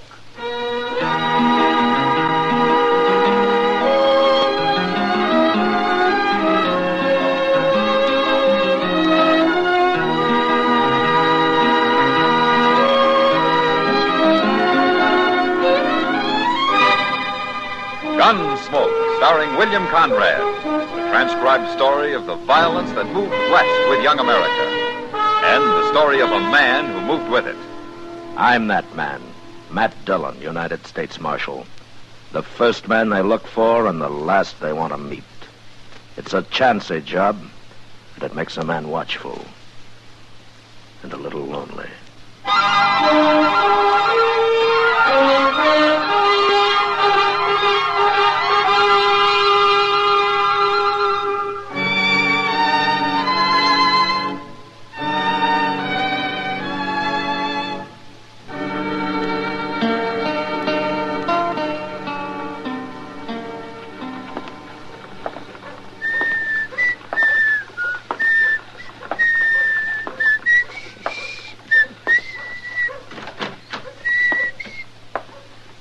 Stage from Hayes got here, Mr. Dillon. Oh, that's good, Chester. There wasn't nobody on it, though. Oh, were you expecting somebody? No, sir, but that ain't the point. No? How can they run a stage line without no passengers? Well, I don't know, Chester, but the fewer people come to Dodge, the less trouble it means. Yes, sir, but if people don't come here, you wouldn't have a job, Mr. Dillon. Oh, you think everybody in Dodge right now is an honest, law-abiding citizen, huh? Oh, no, sir. Is that what I said? Is this the marshal's office? Yeah, I'm the marshal. Come on in, mister. My name's Pat Clay, Marshal. How do you do? This is Chester Proudfoot. Chester? Marshal, I got bad news for you. Well, nobody ever came here with good news, as far as I can remember. But what I got, well, it might get you killed.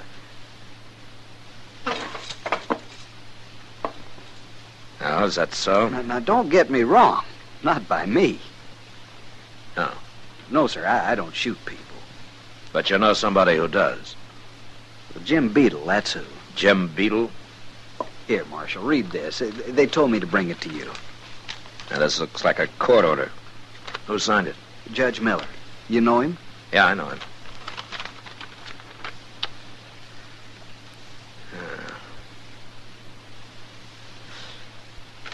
So Jim Beadle's squatting on some of your land you own up at Stone Point, is that it? Him and his wife, Marshal.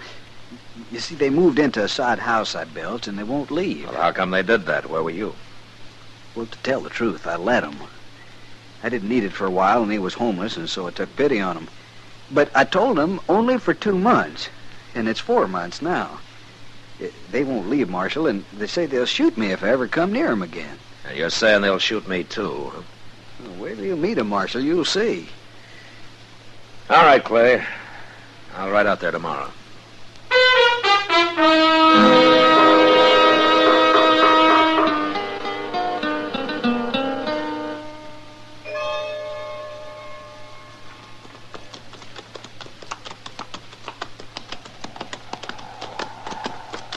Look at that, Mr. Dillon.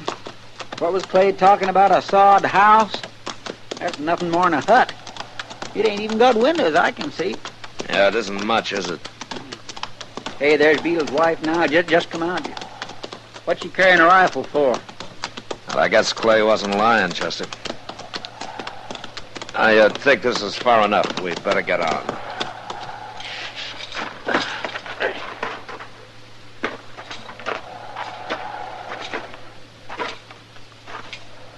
Miss Beadle? Who are you? You know my name. I'm Marshal Dillon, ma'am, from Dodge, and this is Chester Proudfoot. Pleased to meet you, Miss Beadle. Who are you looking for? Nobody, ma'am. I wanted to talk to you and your husband. Is he around? He's inside. Well, would you tell him that we're here? Mr. Beadle? What? Come out here. Don't forget your rifle.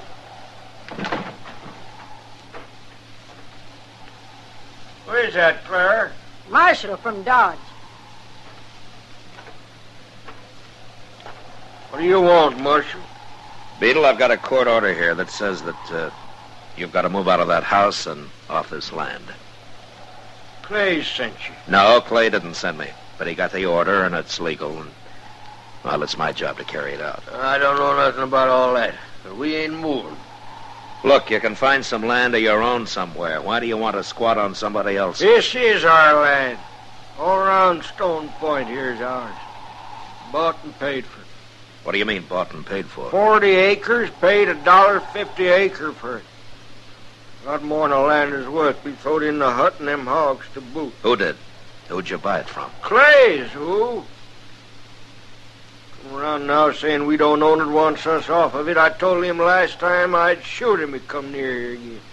Clay says that he was letting you live here for a while, helping you out. For $60, helping me out? I'm working this land, Marshal. Going to farm me some crops here. It ain't very good land, but we'll make it. Wait, if this is true, where is your deed for the place? Deed? You know, Mr. Beadle, that's that paper Clay give us when we paid him the money. Oh, that. Well, do you have it? No. Oh, where is it? Well, he took it. What he did. What do you mean, he took it? Well, that was before he got mean about us moving off of here. Here's what happened. A few weeks back, Clay come by, said he'd be neighborly. He'd take that paper into Dodge and fix it up to the land office first. Something like that. Anyways, he took it. I see. Then your deed hadn't been registered. Marshal, I can't even read. I don't know what it was. Well, do you have any proof that you paid him the money? I don't need no proof. Other than I'm here and I'm going to stay. Yeah. Where did you get the $60, Beadle? Worked for it. Where'd anybody get money unless they steal it? Clay stole mine. This land ain't worth $20. It's poor land. Then why did you buy it? Oh, I don't know. Maybe kind of like the name Stone Point. But I ain't moving, Marshal. Not for Clay, nor for you, nor for nobody. Well, if you can't prove it's yours, you're going to have to move, Beadle. Marshal, my old woman's as good a rifle shot as I am. Practice every day. You don't know if I'm lying to you or not, do you, Marshal? No, I don't. Well, maybe you'll never know. But we ain't moving. Not alive, we ain't. All right, Beadle, I'll see what I can find at the land office. If your deed's been registered, well, then you're okay. It don't make no mind to me about that, Marshal. Or about who's lying or who ain't, neither. But we'll kill us anybody comes a-bothering. Now, you get on back to Dodge. And you stay there. It's no use talking, Chester. Let's go. You tell Clay the same thing. I'll shoot him on sight.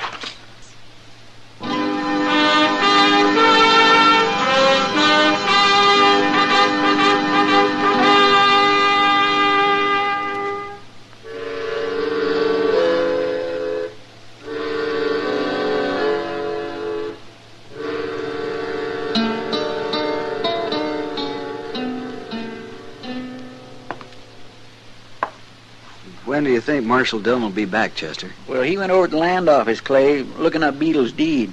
But he ought to be back most any time now. I should have told you them Beadles are nothing but liars.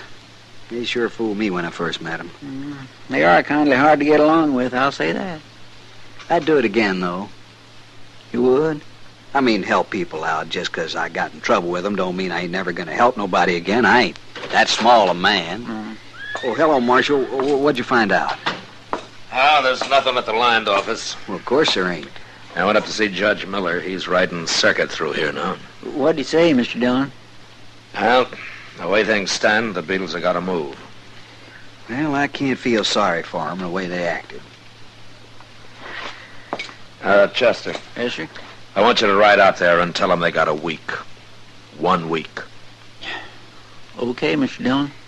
Well, that's settled. I sure hate to put you to all this trouble, Marshal, but a man can't lose his land. No, of course not. Even if it ain't the best land around. Well, I'll be going now. I'll see you next week, after they've got off. Yeah, sure, Clay. So long. So long.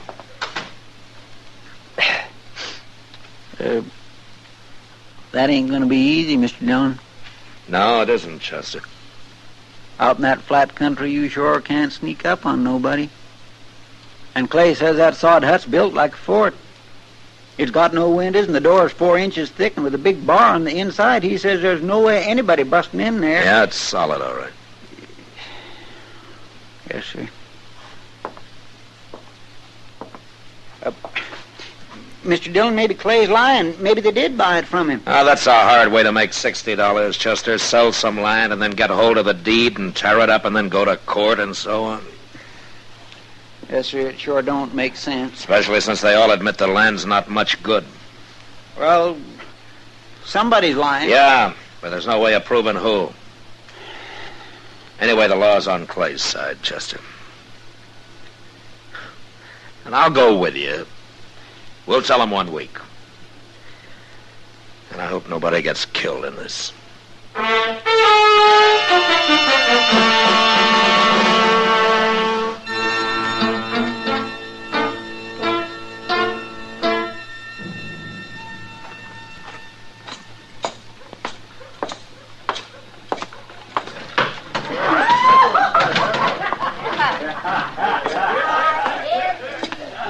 Well, what are you doing in here, Kitty? Hello, Matt. Sit down. I was supposed to meet Chester here. I thought I was in the wrong place when I saw you. I got tired of the Texas Trail, Matt. Thought the Alafagans might change my luck. Are you going to work here from now on? From now on's a long time, Matt. There's Chester. Just came in. Huh? Oh, yeah. Well, I'll give him time for a beer. I was talking to him this afternoon. He says you're taking on the Beatles tomorrow. Yeah. They've had their week. From what I hear of them, I sure don't envy you that job. I'm not looking forward to it, Kitty. I met Jim Beetle once. He's a tough old turkey. Well, I wish I knew whether he's a liar or not. It's hard to tell with a man like that. He's a darn thin-brained. Well, he's still smart enough to be a liar. So's Clay. Yeah? Clay's no killer, though. But I'll bet it wouldn't keep old Beetle awake nights shooting somebody. No, I don't think it would. But why all this trouble over some land that neither of them think is any good? Maybe they're both crazy. Yeah, I'm beginning to think they are, Kitty. Hey, what's the matter, Kitty? You want some water? Huh? I'll be all right. Well, what started that? I don't know, Matt. I suddenly got a whiff of something, like breathing the fumes off a match. You know? Yeah, I know. Kitty, that's the best cough you ever had. Well, I'm glad you liked it. No, I mean for me it was. Oh, that makes sense. Chester's finished his beer. We got some work to do. Good luck with the Beatles tomorrow, Matt. I think we'll have it, Kitty. Thanks to you. So long.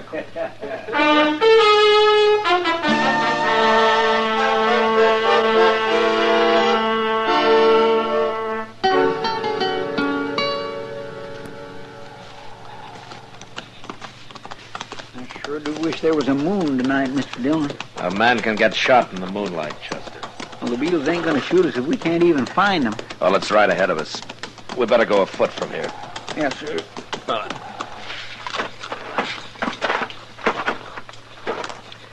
You got everything, Chester? got the bag of sulfur and saddle blanket, Mr. Dillon. Okay, now here's what we'll do.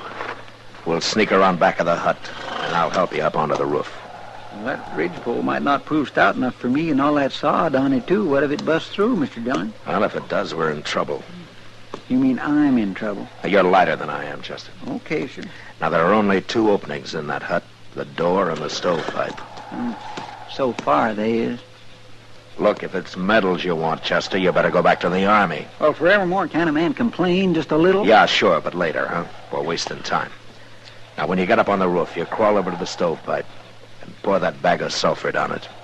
The coals in their stove will do the rest. Then I'll cover the pipe with this saddle blanket and just make it worse for him, That's right.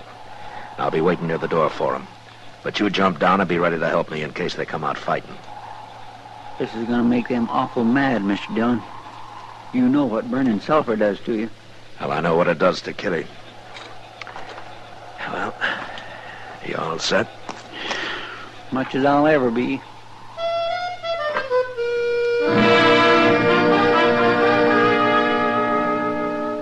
I helped Chester up onto the roof and then moved around to the door and waited. My biggest worry was whether the Beedles would have time and think fast enough to come out armed and ready for trouble. The only thing I was sure of was that they'd come out. Sulfur fumes could drive a she-bear away from her young. I was thinking about that when I heard them inside.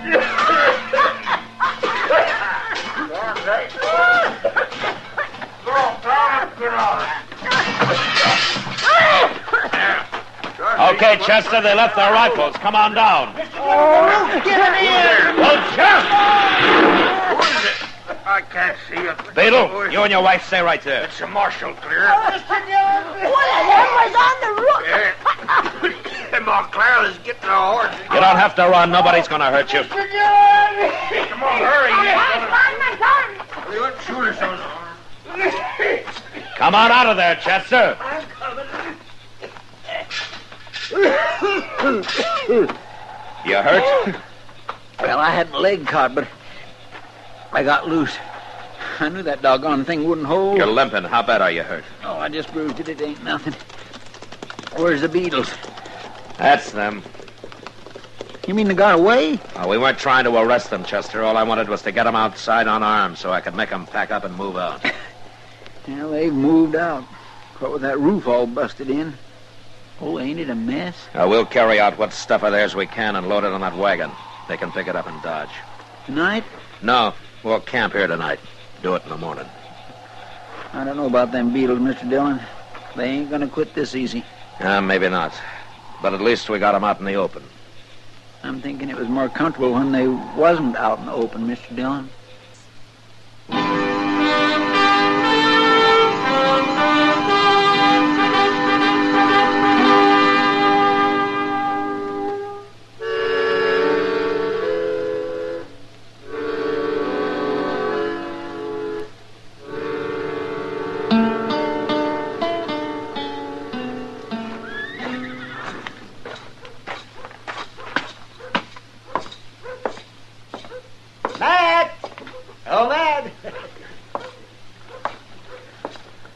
Evening, Doc. Sit down and help me watch Front Street, Matt. Okay, Doc, I'll join you for a while. That's it. Yeah. Well, you got nothing better to do than sit out on the hotel porch here and stare at your fellow man? Fellow man? Oh, not my fellow man. All I have in common with most of these thieves and scallywags is fingers and toes and bones and skin and things like that. I thought doctors were supposed to like people. Oh, yeah, well, who told you that? Some hard rock miner? Yes, what does a miner know about doctors? You make it tough, Doc. I make what tough? Talk. I see. Well, I heard about how you talked the Beedles into getting off Clay's land out at Stone Point. Oh, you did real fine there. Well, we got them off anyway. They came into Dodge for their belongings this afternoon. Yes, I saw them, too. Oh, those poor... Oh, what are they going to do now? Find some land of their own, maybe. You don't believe their story? I'm an agent of the law, Doc. It doesn't matter whether I believe it or not. The law demands proof, and they didn't have any. Oh, I understand, Matt. What? That's right down the street, Matt. Yeah. You better come too, Doc. Yes. A little early in the evening for shooting, isn't it? Who told you that, Doc? Some hard rock miner? But I guess you're right, Matt. Yeah. Well, anyway, maybe it's just some cowboy trying to bring down the moon. Well, there isn't any moon. Besides, there's a crowd up there, too. What happened, Chester? Oh, I seen the whole thing. I wasn't 30 feet off. I was standing back there talking to Mr. Green about What his happened, rope. Chester? Yes, it's Clay, Mr. Dillon. You better get up there, Doc. Looked like he was shot bad. Who shot him? Jim Beadle. He walked right up to him on the street there and pulled out a gun and shot him twice. Where's Beadle now? That first alley, he run up there. Doc, go take care of Clay. Oh, yes, I'm going. You come with me, Chester. Yes, sir.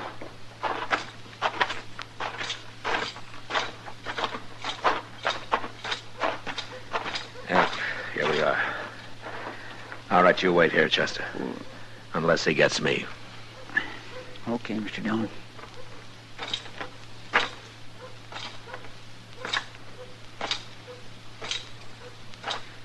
Don't you come no closer, Marshal.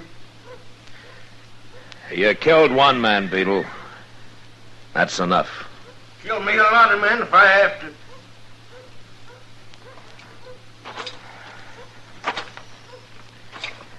Beadle, throw your gun out. I told you, don't you come no closer. I have to, Beadle.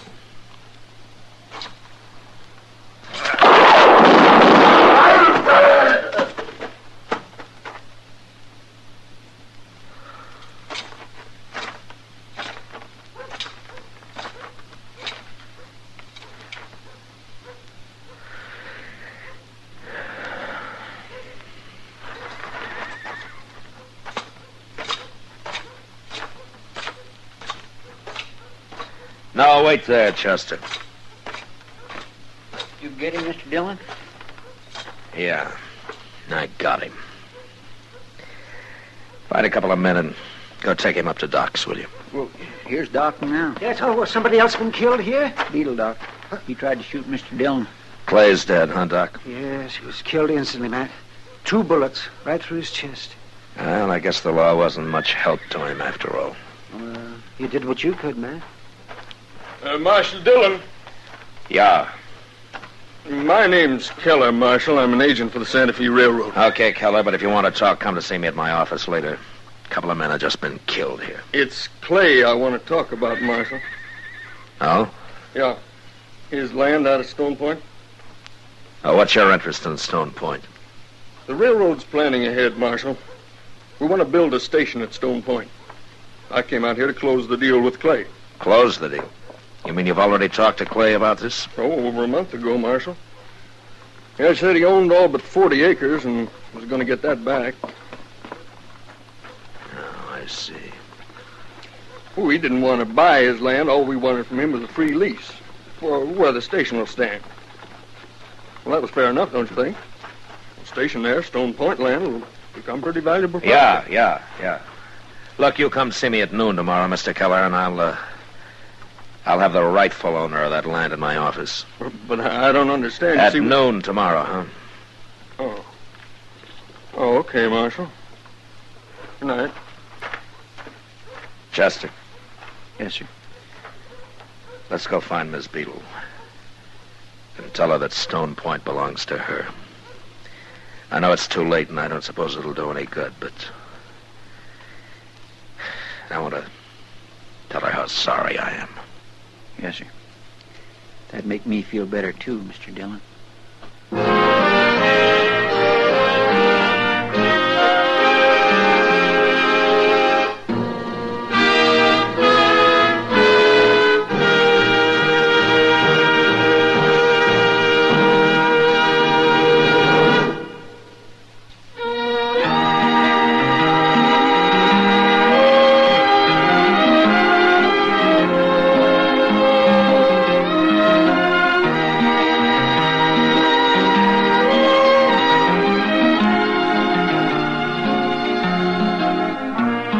Gunsmoke, transcribed under the direction of Norman Macdonald, stars William Conrad as Matt Dillon, U.S. Marshal.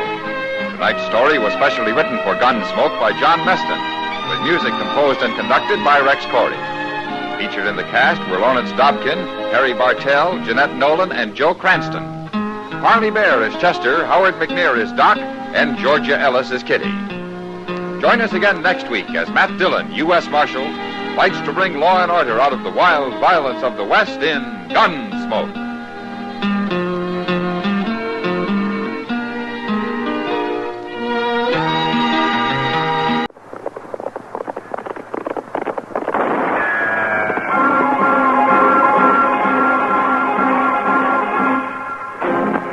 Around Dodge City and in the territory on West, there's just one way to handle the killers and the spoilers, and that's with a U.S. Marshal and the smell of Gunsmoke.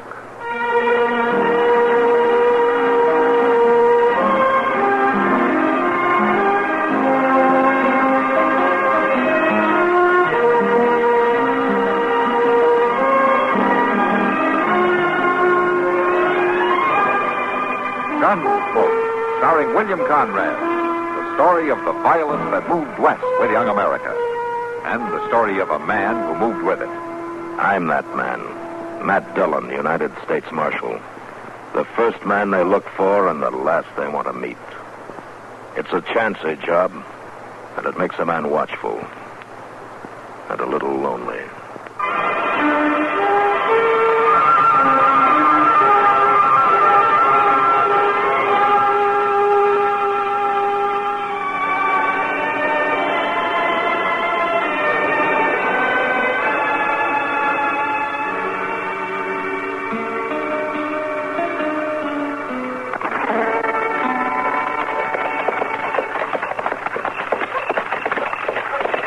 There's a light in her window, Mr. John. She's to home, all right. Waiting up to here, I guess. I was kindly hoping she wouldn't be. Putting it off wouldn't help any. It's a bad business, so any way you look at it. That's that, all right. Let's leave the horses here. All right. Jim Morney got himself a good piece of land out here. Put in a lot of hard work on it, too. Yeah. That you, Jim? No, ma'am. I'm afraid it's not, ma'am. Marshal, you found him? Yes, I'm long about dark.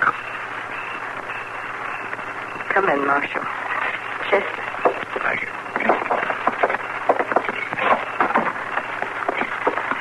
Been out since early this morning, Marshal. Might be you'd relish some coffee. Oh, thanks, ma'am, but we got to ride on into Dodge. First thing Jim always wants when he's been out in the weather all day is a good hot cup of coffee. Won't hardly say 2 words before he gets it. He was dead, I reckon. Yes, sir. I knowed he wasn't just hurt, or he'd have got back home one way or the other. Jim was like that. For 3 days and nights, my mouth kept saying he's alive someplace. But my inside's no different. I knowed right along he was dead. Jim and me was that close. I'm sorry, Miss Morning. Where was he, Marshal?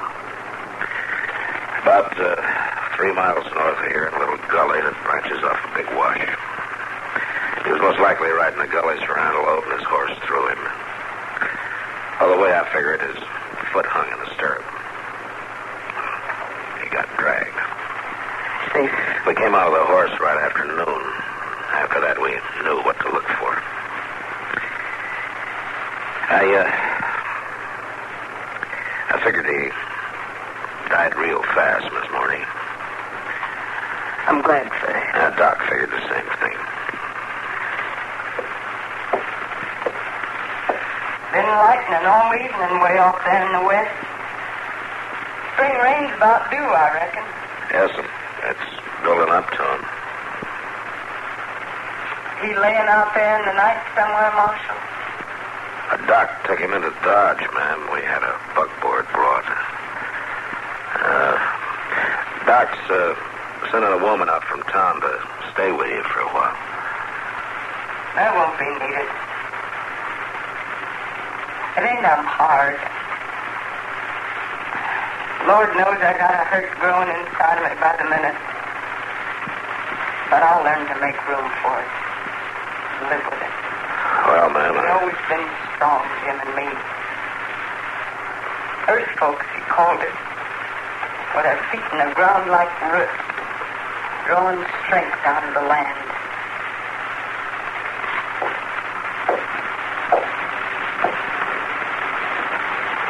Marshal Jim didn't die by no accident. He was done for in cold blood. What do you mean by that?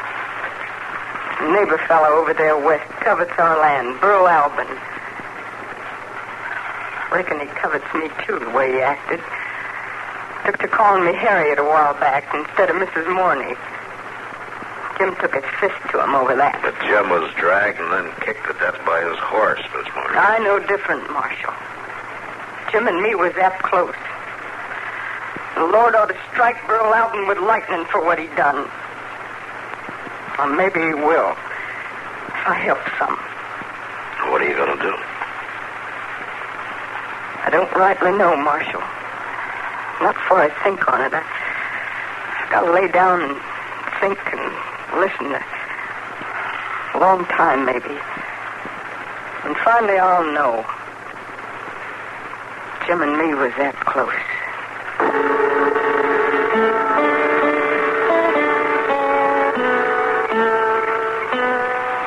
Oh, for heaven's sakes, Matt, have you gone clean out of your mind? I'd hate to think so, Doc. Well, that's the biggest piece of poppycock I ever heard of. It sounds different, though, when you hear her say it. I don't care who says it. Matt, you saw Jim Morney's body, same as I did. And all the marks on it. What did it look like to you? Like he'd been dragged and his horse had kicked him to death. And that's exactly what happened to him. Did you go over the body again like I asked you to this morning? Oh, man, I've done nothing else all day but to go over it. Only I sure figured you must have some better reason for asking than just the wild ravings of a widow that's half out of her mind with grief. Harriet Morney's not the kind to go out of her mind or even half out of it, Doc. I don't know about that. Those strong ones fool you sometimes, Matt. They break up inside instead of on the surface. Yeah, maybe. Not that Burl Albin isn't capable of murder, in my opinion. He's sneaky as a catamount. But confound it, Matt, he sure couldn't teach a man's horse to throw him and then to kick him to death. No, I guess not. Guess not? By golly, you're still half convinced. No, but she's so sure, Doc. It's not just a matter of suspicion. She knows. And the way she says it, it gets you to wondering if maybe she could be right, that's all. Maybe Burl Albin has had his eye on the Morney farm, but so have a lot of other people, more than likely. It's mighty good land. Yeah. And then, too, last fall, Albin got out of line with Mrs. Morney, and Jim had to knock some sense into it. Yeah, I heard about it. But it doesn't change the fact that Jim Morney was kicked to death by his horse. It's plain fact against a widow woman's family. All right, Doc, all right. I won't argue with you. Well, that's good, that's good. And get a good night's sleep and forget it. I said I wouldn't argue with you about it. I didn't say I'd forget it.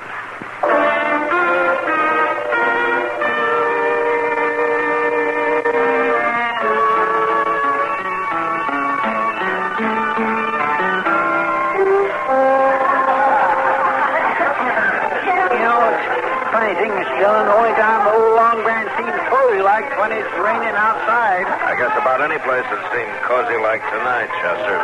They serve people just like chickens, ain't they?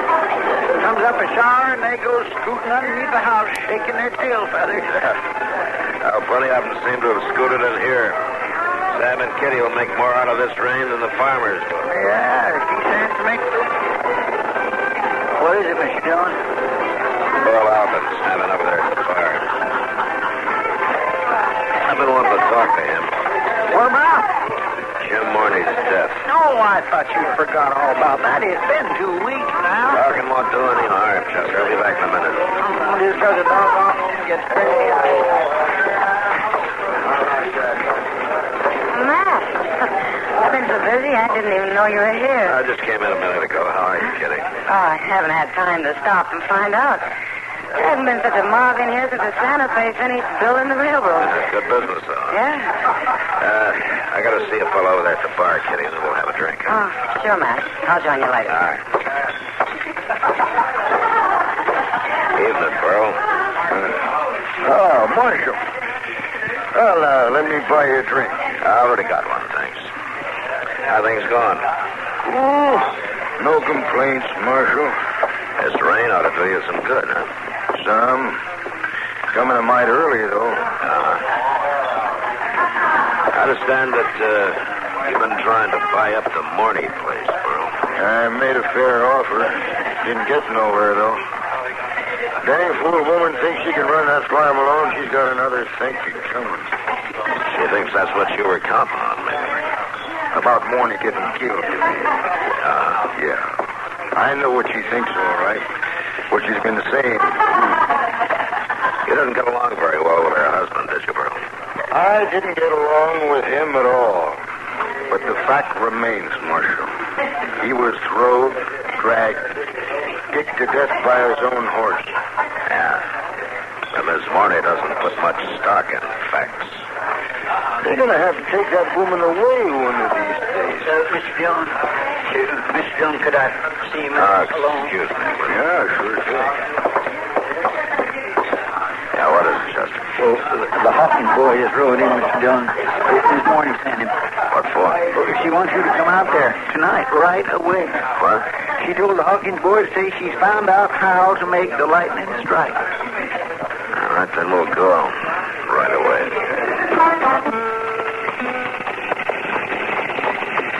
I declare if I was anywhere, I'd just plain start to melt and run. You're never satisfied, Chester. 2 months from now, it'll be the dust. Well, there's a week in between those. It'll be nice. I'll watch for it. Oh, she really has lost her mind. I don't know, Chester. Come in. All right, Chester. Evening, Miss Morney. Marshal, Chester, Sorry, man. pull up chairs and sit. Both of you. Thank you, ma'am. Mighty sorry to have to bring you out in this, but when happenings choose their own times, the body can't alter them. That wasn't a bad ride, man. The storm's let up a lot. Didn't it rain this afternoon, though? It was a real cloudburst for a while. Come down in buckets out here. The big washout there was running bank full before an hour was up. Yeah, it was quite a rain. Stumps and tree limbs, brush, I don't know what all come washing down. Kept snagging up and jamming there back of the corral. I had to go traipsing out every 20 minutes and work it loose so the water wouldn't back up and flood the barn. It's a lot of work for a woman running a place like this alone. For some women, maybe. But I'm strong, like I told you. One of the earth folks. There's still a limit. Marshal, I was made to go out there to that wash today. That's why the storm was and the branches snagging up. I don't understand. Well, Jim was earth folks, too. 10 days ago, I give him back to the earth. After the ceremony that day, I stood up there on Boot Hill and I talked to Jim. I asked for him and the earth to get together to give me a sign, to let me know what to do. Well, today it happened. This morning, the Hawkins boy said something about lightning striking. It ain't struck yet, Marshal, but it's ready to. I want to show you something I pulled out of that driftwood in the wash this afternoon. I reckon it was buried, shallow-like, up on one of the gullies. Or maybe just thrown into a thicket and left. Anyhow, the rain fetched it down to me. It's just an old limb off a mulberry tree. That's not a limb. That's a club. Look at the other end of it, Chester. My gracious sake. Yeah. Figure he might have roped Jim off his horse, or maybe he caught him on foot. Anyway, it looks like that's what he used. So he beat him to death with a club. With a horseshoe nailed on the end of it.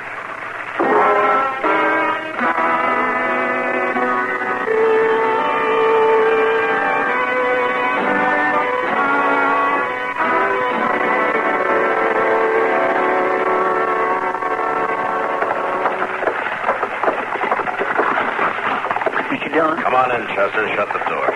He's coming, Mr. Dillon, right down the street there. Yeah, I know. I saw him from the window.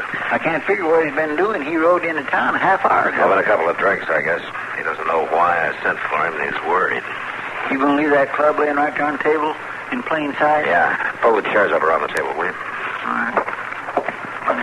Seems to me if he sees that club, gets him in to think, he'll figure out some lie. Yeah, maybe, but I'm betting the other way. All right, sit down over there, Chester. And don't say anything. And don't pay any attention to that club, huh? Yes, sir.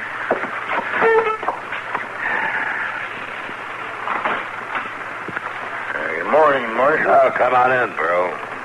Yeah. Well, we sure did have ourselves a fine rain yesterday. Yeah. Sit down, bro. Sit down? Yeah. Sit down. Well, yeah, sure. What were you saying about the rain? Huh? The rain? Oh, well, it's just, it's a fine rain's all. What do you want to see me about? Don't you know, bro? Chester didn't say nothing except he wanted to see me. Well, it's not so much to see as hear you, I guess. Hear me? Mm-hmm. Hear me what? Hear you told me how you killed Jim Morning. You're crazy. How you beat him to death with a club and made it look like he was thrown and kicked by his horse. It's a lie. That woman's lying on me. This club lying on you, too, bro. That ain't the club. I took the shoe off after you'd used it. Maybe you just thought you did, Burl. You dreamed that a murderer's not always in his right mind. No, you ain't gonna do this to me. You're under arrest for murder. No, I'll kill you. Don't be a fool. Don't try it, Burl. Robert, you don't.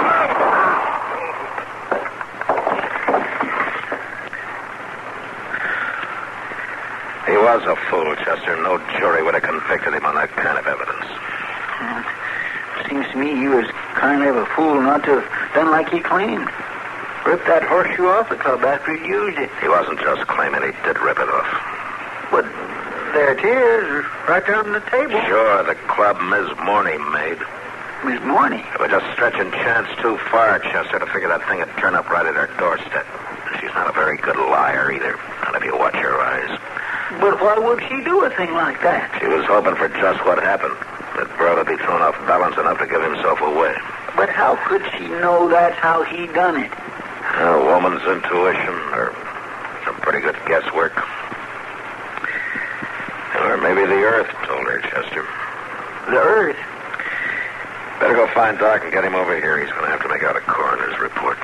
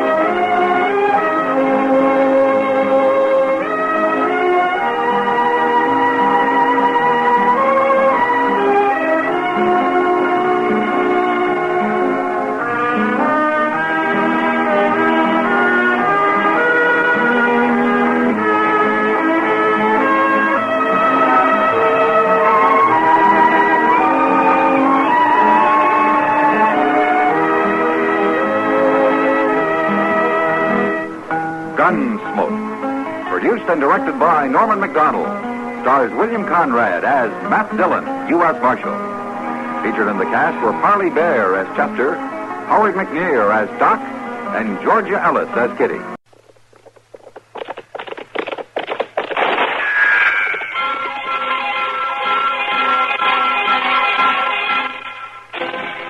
Around Dodge City and in the territory on West, there's just one way to handle the killers and the spoilers, and that's with a U.S. Marshal and the smell of Gunsmoke.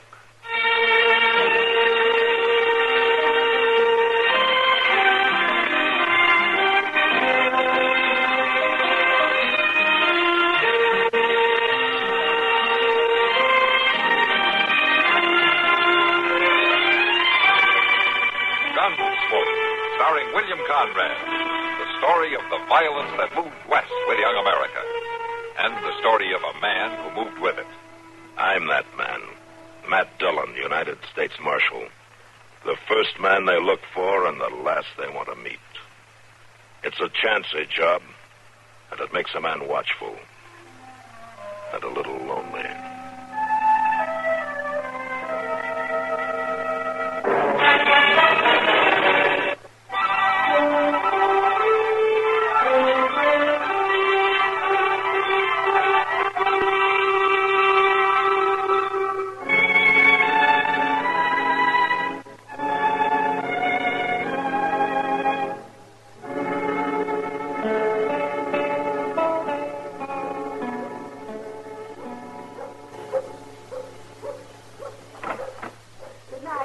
Coming out now, Mr. John. This ain't gonna be easy on her, Mr. John. Facts are facts, Chester. There's nothing we can do to change them. Yes, sir, I know. Oh, good evening, Miss Gross. Oh, Marshal. Chester? Evening, ma'am. Fetched Marvin his supper, did you? Oh, yes. Land sakes, the hours the bank makes that poor boy work as a caution. He wouldn't hardly ever get no warm food if I didn't pack it down to him. How have you been, Marshal? Oh, fine, Miss Gross, just fine. That's good. Well, you gents have got things to do. Mighty nice to pass the word with you. Good night, ma'am. Good night. That's a doggone shame. She's a fine woman. Yeah. It's just going to break her heart. I don't like this any better than you do, Chester. But it just don't make sense. Why, Marvin Gross is as likable a young fellow you'd ever meet. Quiet, pleasant spoken. Well, you never know. Wait outside here, will you? I want to talk to him alone. All right, sir. I'm sorry, the bank's closed. Oh, Marshal Dillon. Evening, Marvin. You working late again? It's sort of getting to be a habit. Mom just brought my supper. Like some coffee, Marshal? No, thanks. I don't really mind working late now and then. The other fellow's married and got a family, and I got nothing to do with myself evenings anyhow. You won't mind if I go ahead and eat, Marshal? No. Go ahead, Marvin. You wouldn't figure there'd be much book work in a bank like this, town the size of Dodge. But the doggone sure is. Well, there's a lot of business done around here. I guess it's all got to be kept straight, huh? Yeah, that's it, all right. But it sure takes time and paperwork. Oh, by golly. Mom fixed me chicken and dumplings tonight. Sure you won't have some? No, thanks. Marvin, Mr. Bodkin was in to see me today. No? Well, I can say one thing about him. He's a fine man to work for. Well, he was explaining the system you use here with your gold reserve, how you keep the gold in the vault and issue banknotes against it. Yeah, it's the same system most of the banks out here use. Well, he tells me that ordinarily the gold's only checked once a year when the bank examiner comes through. That's right. It just gathers dust the rest of the time. Uh-huh. Well, yesterday, Mr. Bodkin took a notion to check it himself, Marvin. There's $20,000 missing. What? He says that you're the only man in the bank who had any chance to take it. No, Marshal, there must be some mistake. Well, I said the same thing, but Mr. Bodkin was pretty convincing. I got a warrant here, Marvin. You're under arrest for grand larceny. No. It's all wrong, no. Don't be a fool, Marvin. I'm not going to jail. Here, give me that gun. Drop it. Drop it. Yeah.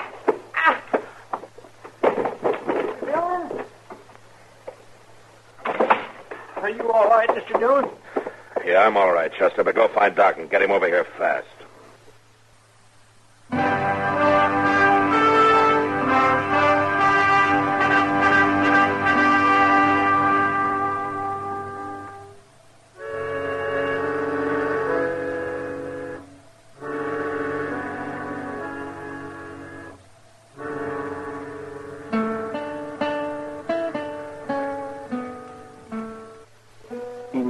Mighty bad shape, Mr. Dillon. Doc's been in there pretty near half hour. Well, I guess a bank office isn't the best operating room in the world. Marshal, when he grabbed that gun out of the drawer, was he trying to shoot you or himself? I don't know, Mr. Bodkin. I'm not sure that he knew. He was caught off guard, and he acted without even stopping to think. You think somebody ought to go tell his mother, Mr. Dillon? Now, Doc said to wait. He's got a tough job to do, and he figures that Miss Gross being here to just make it harder. Yeah, she's a fine woman. Waits on that boy hand and foot. It's going to be a terrible shock to her. Yeah.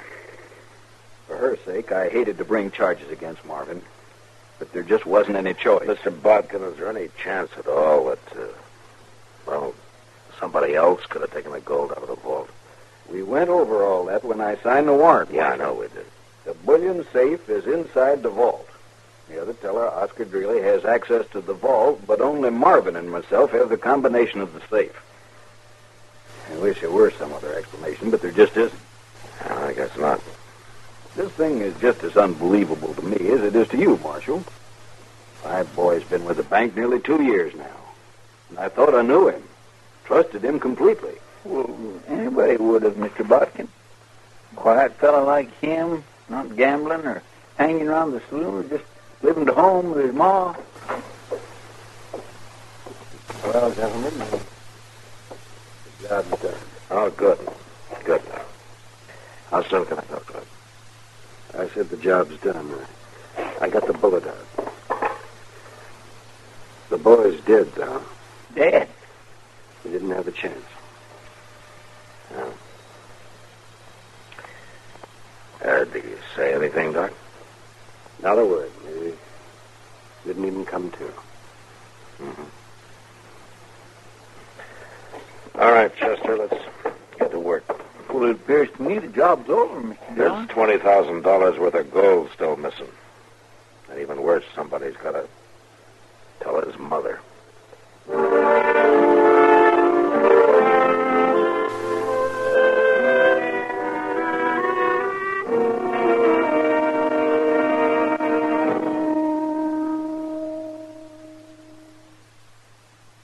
Dad. I'm sorry, Miss Gross. Oh, I don't believe it. Marshal, it's not true. Well, I wish it weren't. My son's dead. Shot to death. Accidentally, Miss Gross. To resist an arrest, he was shot with his own gun. It happened about an hour ago in the bank. Oh, no. Here, grab her, Chester. Yeah, oh, easy, man. There now. Oh, you just lean back a minute and catch your breath. Marvin, dead. Well, you stay right there now. I'll go get you a dipper of water. Oh, it was less than 2 hours ago. I took him his supper. Chicken it was. Flour dumplings. I told him to come right home as soon as he finished. I'm sorry, man. Here you are, Miss Gross. You can just drink this now. It'll help to settle yourself. Yes, all right. Could you do some more? No. No, I'm much obliged to you. I'm mighty sorry to have to bring you the news, Miss Gross, but... Well, what's done is done, and, turning away from it won't change anything. You said Marvin was shot, resisting arrest. Yes, ma'am. Well, arrest for what? What had he done? Well, that's the second thing I hate telling you.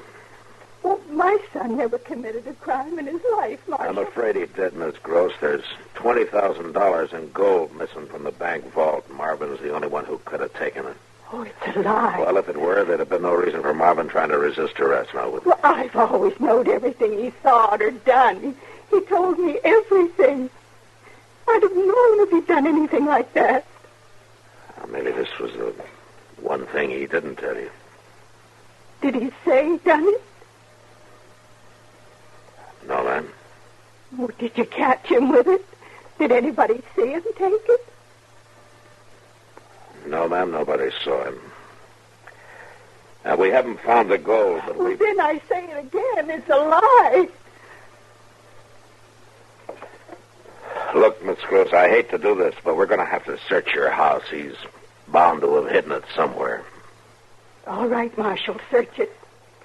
Tear out the walls and dig up the floor if you want. But you won't find nothing because there's nothing to find. I know my son. I know my son. Yes, ma'am. All right, Chester, let's get at it.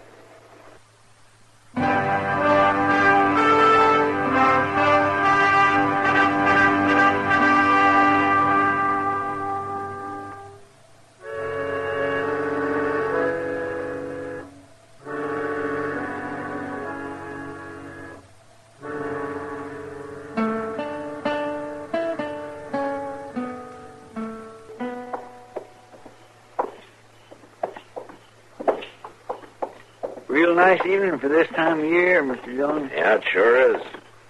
It's going to be an early spring. I seen a whole passel of meadowlarks this morning out south of town. Oh, they probably wintered here. Oh, sure, there's too doggone many of them, too. Uh-oh. Here comes Miss Gross. Let's go across the street.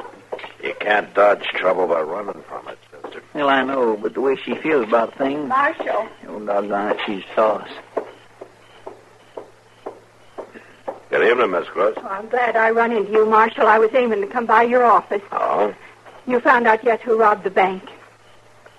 No, ma'am. You found the money yet? No, not yet. 2 weeks now.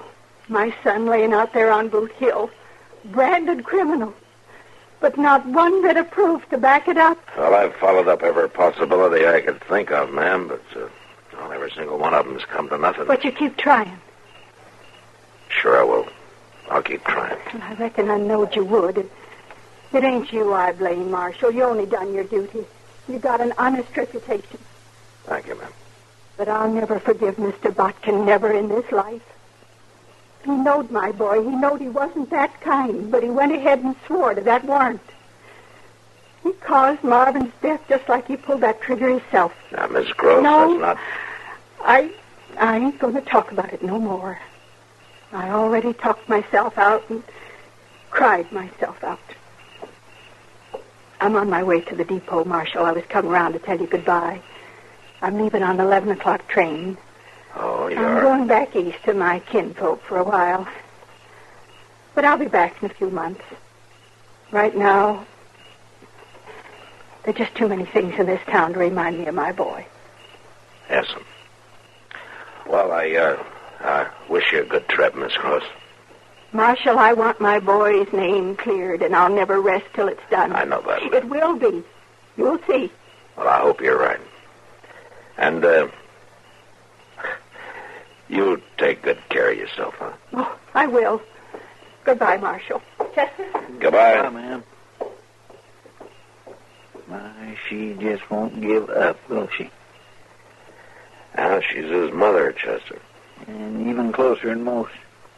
For that Marvin wouldn't hardly take a breath without her say so. Yeah, I know. Well, hey, how'd you like to have a drink, huh? Well, I... I'm buying. Come on. Well, sir, now, I thank you.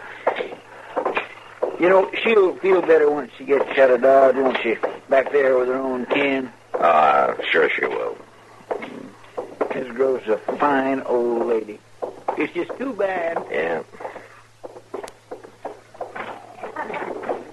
My goodness. Quite a crowd in the Long Branch tonight. Over here, Mac. Come on over here and join us. And there's Doc, Mr. Botkin. You want to join him, Mr.? Yeah, might as well. Would you pardon me, please? Hello, Matt. Good to see you. Hello, Kitty. Can I get you something? Yeah, as a matter of fact, you can. The usual, if you don't mind. The same for me, Miss Kitty. We'll be over at the table there at Doc. All right, fine. I'll join you. Good. Pull up a chair, Matt and Chester. Join us solid, respectable citizens for a change. Well, there's some who would agree with you, Doc. How are you, Mr. Botkin? Fine, Marshal. Now buy you a drink? Well, I got one coming, thanks. I just saw Miss Gross outside. She tells me she's going back east. Well, I can't say I'm sorry to hear it. For some reason, she seems to blame me for what her son did. Yeah. As a matter of fact, she just suggested that maybe you'd rob the bank yourself. You search my house, Marshal. You surely don't... No, of course not. She was just talking out her hurts. Well, she knows there's no sense to it. Well, I hope you don't put any stock in anything she says. Oh, I don't. The boy was guilty. His whole reaction going for that gun and all. Well, it showed he was. She just won't accept the fact, that's all. Well, a mother's relation to her son gets to be a funny kind of a thing sometimes. Especially when it's as close as that one was. Yes, I've thought time and again how odd it was that that boy kept to himself so much. Well, she never gave him a chance to get out and mix, to grow. She ran his whole life on him. 24 hours a day. Well, he must have found some time, Doc. He thought up that robbery and then carried it out. Well, that's true, but I got a theory about that man. I think he did it to hit back at her, sort of. It was a way to rebel. Oh? Yeah, but Marvin wasn't never one to rebel much. Not against nobody. But he finally did. Oh, where you going, man? Wait a minute. Maybe he didn't rebel, Doc. What time have you got? Well, let me see here. It's 10:38, according to my gold watching chain. 10:38. Chester. Well, here, I got a drink order. Later, come on.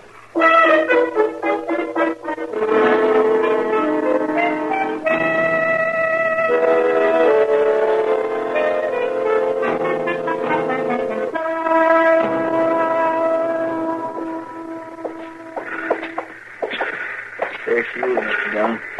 Standing there with the mail sack counter. Yeah, I see her.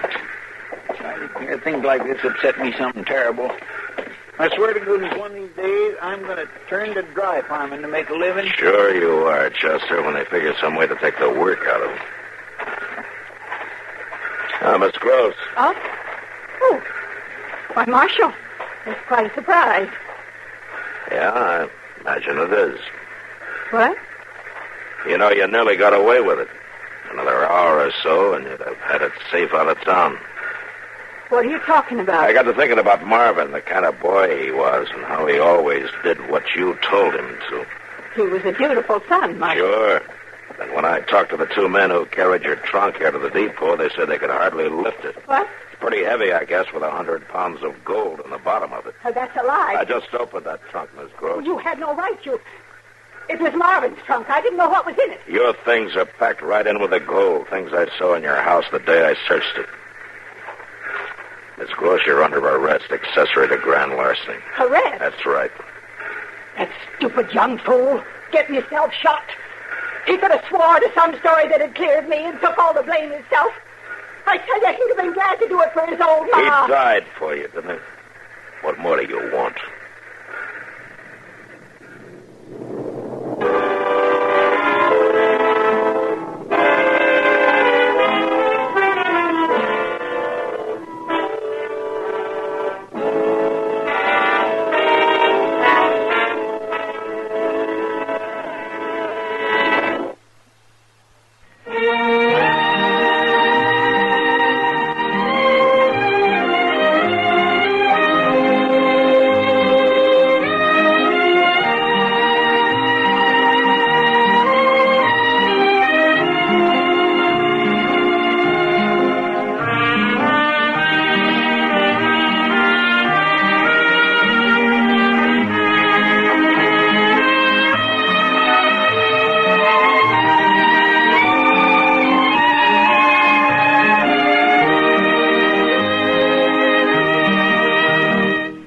Gunsmoke. Produced and directed by Norman McDonald. Stars William Conrad as Matt Dillon, U.S. Marshal. Featured in the cast were Parley Bear as Chester, Howard McNear as Doc, and Georgia Ellis as Kitty.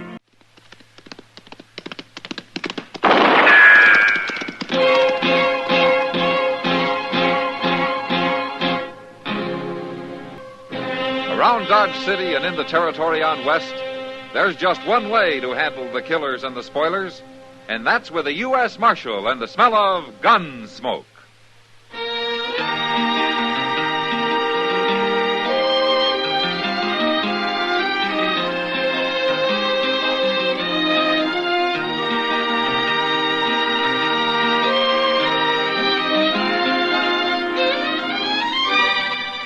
Gunsmoke, starring William Conrad. The transcribed story of the violence that moved west with young America. And the story of a man who moved with it. I'm that man. Matt Dillon, United States Marshal. The first man they look for and the last they want to meet. It's a chancy job, and it makes a man watchful. And a little lonely.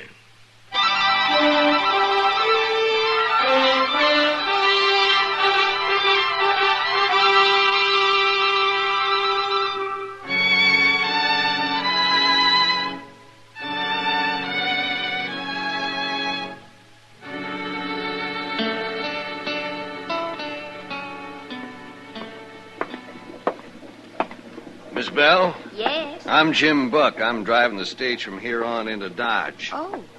What happened to the other driver? I always spell him here. He told me to look out for you. Oh, that's kind of him. And kind of you, too. You're awful young to be traveling alone. I'm 17. Well, now, I take it back. Are we about ready to leave? As soon as I get the other passenger away from that bar over there. They told me I'd be alone on the rest of the trip. Well, miss, I don't know this fella. Says his name's Bassett. But if he's drunk, I promise you he ain't riding. How do you expect anybody to ride sober if you're driving, Jim? Marshal Dillon, what are you doing in Pawnee? Oh, I had some business up this way, but I'd sure like to get back to Dodge.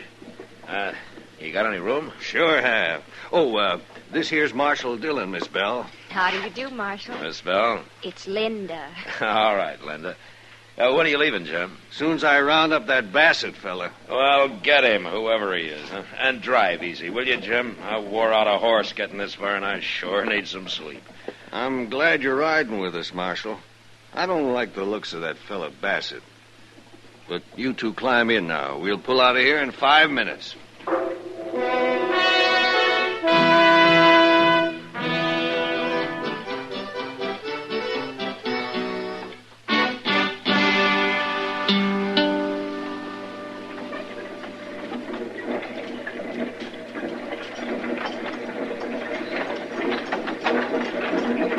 Nice day. The lawman's asleep. It's you I'm talking to, Missy. It's a nice day, ain't it?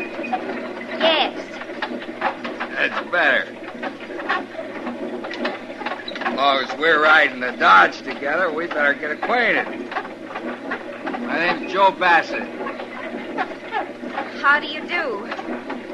Well, there's no cause to be bashful, Missy. I ain't gonna hurt you. You staying in Dodge? Yes. Well, now, that's just fine. Please, I'm rather tired. Oh, you are.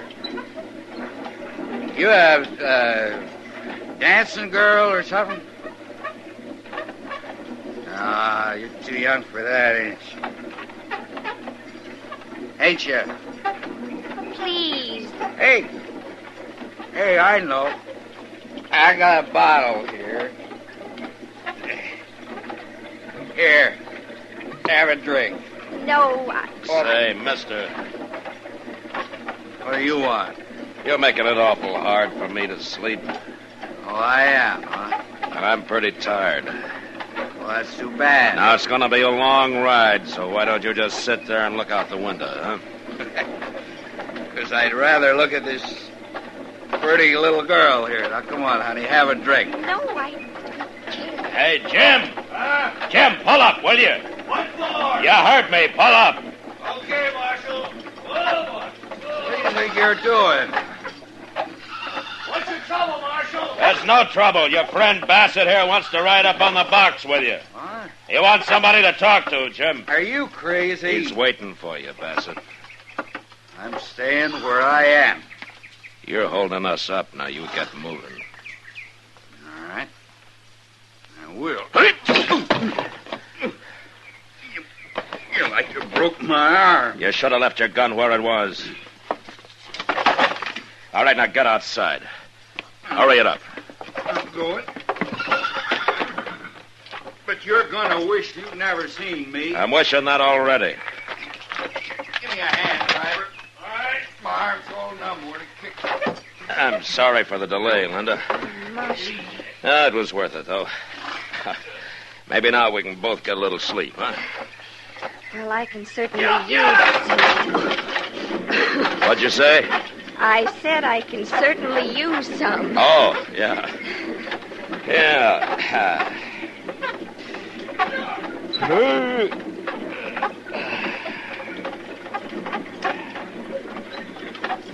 You know, I feel as though I hadn't slept since I left St. Louis. Oh, you've come a long way, huh? Oh, it'll be worth it once I reach Dodge. How's that so? I'm meeting my fiancé there, Marshal. Oh, well, maybe I know him. Oh, he hasn't been there long. His name's Lou Paxson. Lou Paxson, huh? Yeah, well, what does he do? Well, I don't really know. I met him in St. Louis. It was only for a few days. Uh-huh. I see.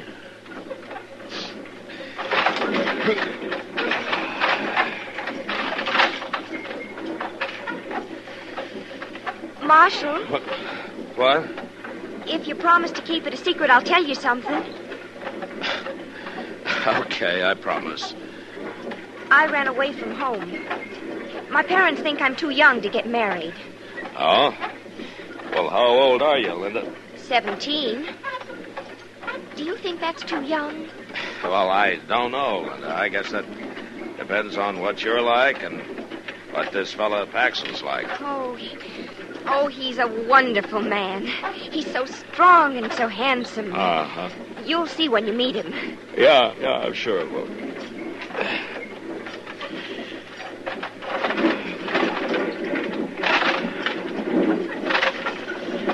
Marshal, Yeah. are there a lot of men in Dodge like that man, Bassett? Oh, why do you ask, Linda? Well, he frightens me. He's not going to forget what you did to him just now. Oh, well, you let me worry about Bassett, huh? I don't like him. Well, I don't like him either, but why don't we forget about him and try to get a little sleep, huh?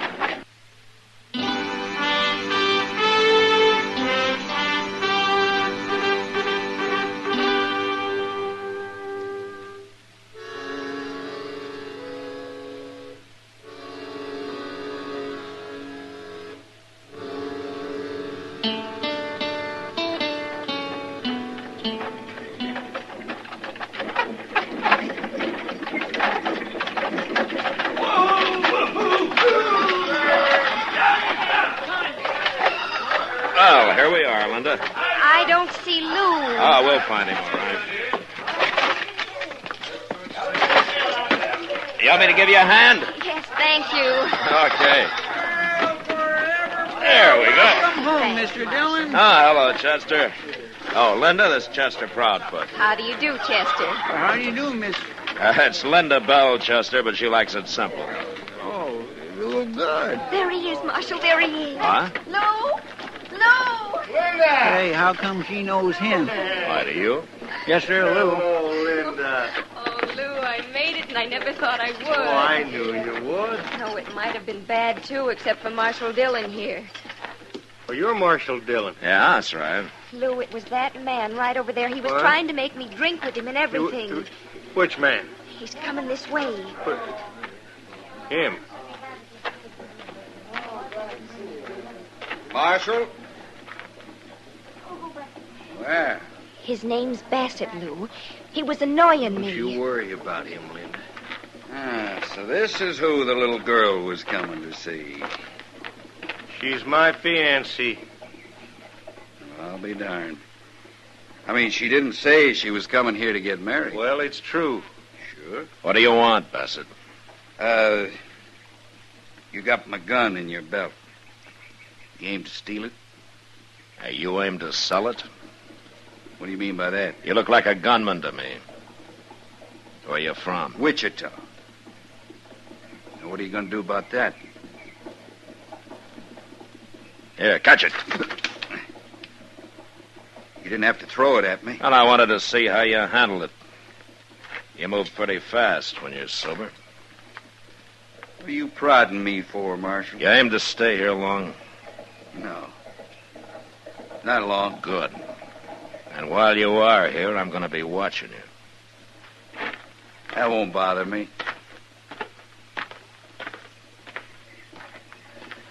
Well, Marshal, I got to thank you for taking care of Linda.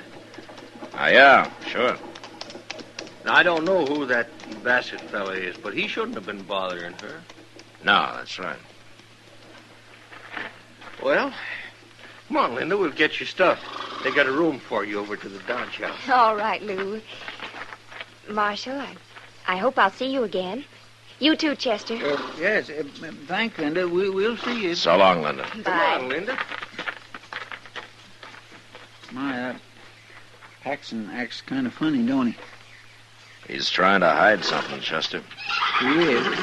He and Bassett didn't handle that very well. What do you mean? They know each other. You think so? That was pretty clear. But they don't want anybody to know it. Well, why? What do you know about Lou Paxson, Chester? Nothing. I just seen him around. Uh-huh. Any idea what his game is? No, sir. I don't. None at all. Well, maybe we'll find out now. I expect he's just been waiting for Bassett to get here.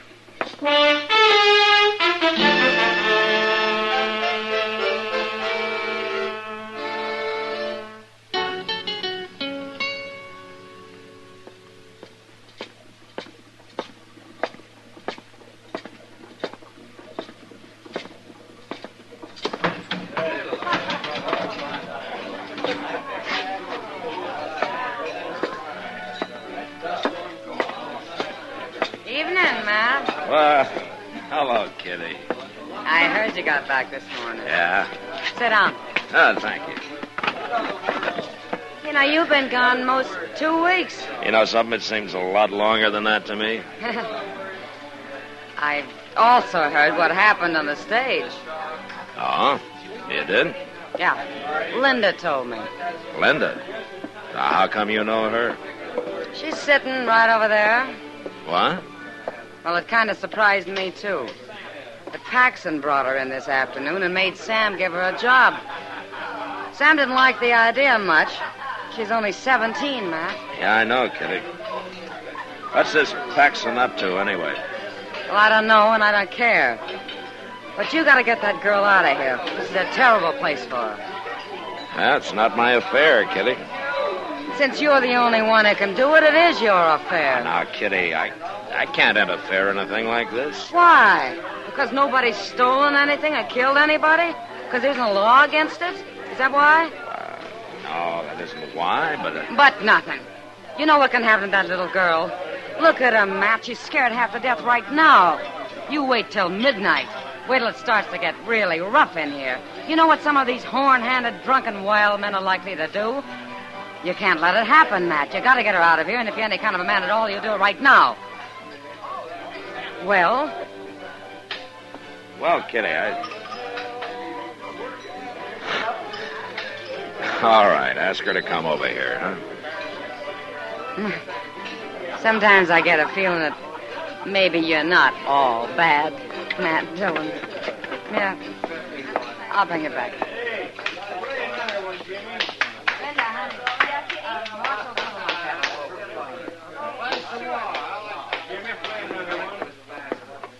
Here we are. Ah, hello, Linda. Kitty said you wanted to see me, Marshal. Yeah, that's right. Sit down, won't you? All right.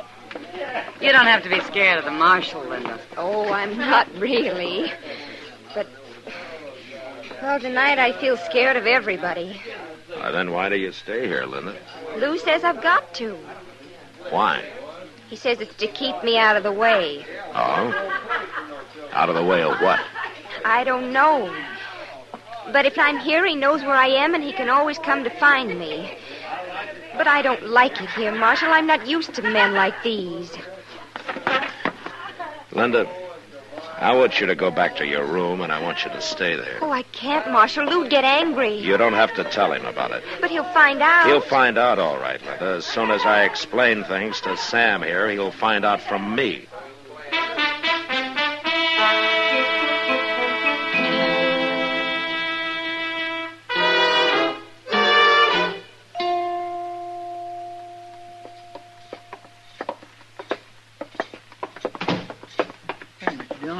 Down at the end of the hall, there goes that fellow Bassett. Yeah. I didn't know he had a room here.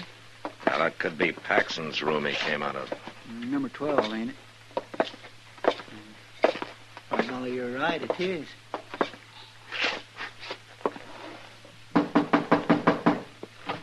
Now, listen here, Oh. Thought it was someone else. Bassett's gone, Paxson. What do you want, Marshal? I want to talk to you. Oh. What about? Why did you pretend you didn't know Bassett at the stage this morning? I don't know him. Well, he just walked out of your room. I mean, I didn't know him. I didn't know him this morning. You're lying. Now, Bassett's a gunman, Paxson. What's your business with him? I got no business with him, Marshal. We were talking, is all. Uh-huh. About how much are you going to pay him? I got nothing to do with him, I tell you. All right. Now, I don't know who you're after, but this time I'm going to stop the trouble before it starts. Chester, when's the next stage leave? Not till day after tomorrow, Mr. Dillon. But there's a Santa Fe out in the morning. I'll be there to see that you're on it, No, Paxson. I can't leave, Marshal, you got no right to make these... You're leaving, and you're leaving alone. What? A man who'll put an innocent 17-year-old girl to work in the Long Branch isn't going to keep her if I can stop it. I got her out of there, Paxton, and I told Sam she's not to come back. Well, I got good reason for her being there. Oh, and what are they? Well, it's none of your business. Marshal, you're interfering in something you got no right. As far as Linda's concerned, maybe I am, but I'm doing it anyway. That you and Bassett are different. And I'm going to run him out of town tomorrow, too. You're making a mistake, Dillon. If I am, you can stop it. What's that mean? Start talking. No. Okay. Come on, Chester.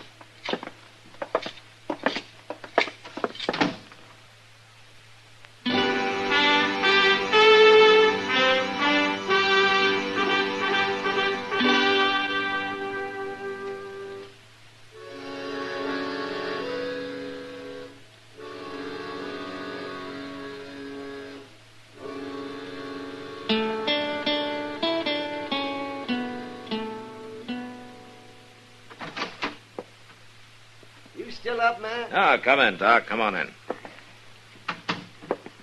Say, do you know it's nearly midnight? Well, now, when did I start going to bed at midnight? Well, you should. A man needs to sleep. Then what are you doing up? I'm looking for somebody to argue with. Well, I'm your man, Starter. Yeah, sounds like somebody beat us to it. Yeah, come on. Yeah. That came from right down the street. Down by the Alfraganza. Yeah, it sounded like it. Mr. Dillon! Mr. Dillon! Over here, Chester. What happened, Chester? Lou Paxson. They shot him. He went into the back room at the Alfraganza wearing a mask and carrying a gun in his hand, but they shot him before he could run off with any money. He didn't even try to shoot back. Well, is he hurt bad, Chester? I don't know, Doc. I didn't wait to see. Well, I'll go see that he's taken up to my office. Give him a hand, Chester. Yes. I'll come up there in a few minutes. Well, where are you going? There's a man across the street I want to have a little talk with. Where? Oh, Bassett. Yeah, that's right.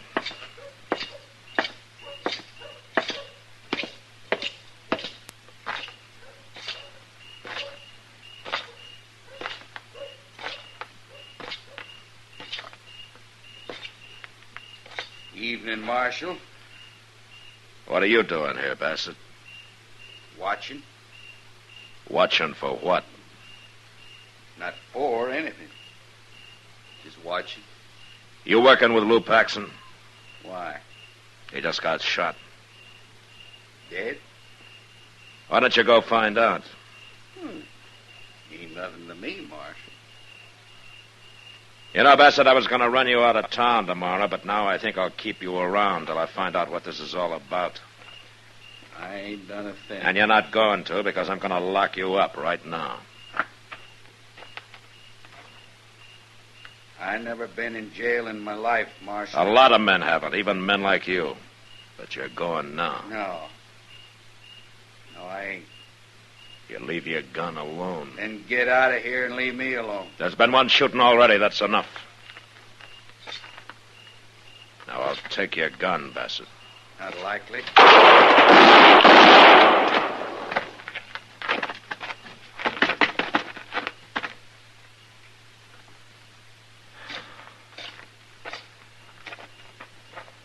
He missed you, Mr. Dillon. Thank goodness he missed you. He was in too much of a hurry, Chester. Is he dead? He died standing. I knew there'd be trouble. I just had to wait and see what happened. Go get Linda and bring her up to Doc's, will you? Yes, sir.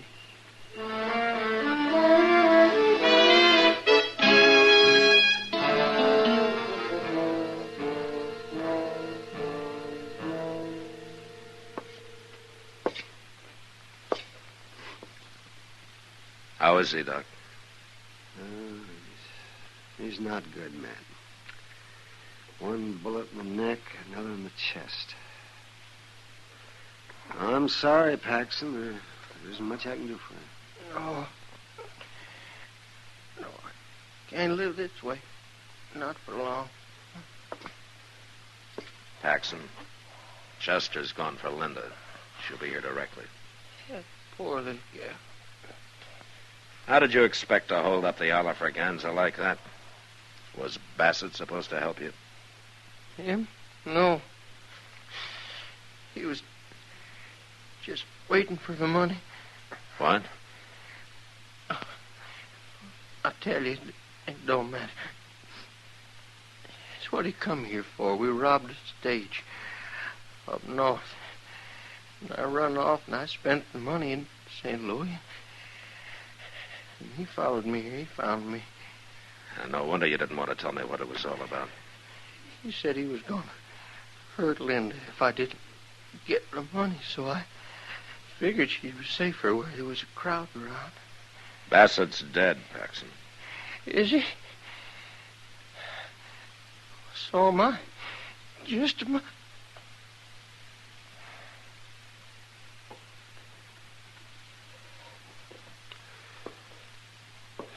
He's gone, Matt. Oh, that's probably Linda. You better keep her out of here. Yeah.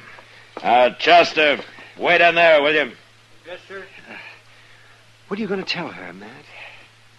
I'm going to tell her the truth, Doc. The whole story. Oh, that would be awful hard on her, wouldn't it? Finding out what kind of a man Paxton was? No, you could spare her that. Linda got off easy, Doc. Married to an outlaw, she'd have been in real trouble. But all this won't do her any good at all if I don't send her home a lot smarter than she left. And that's what I'm going to do.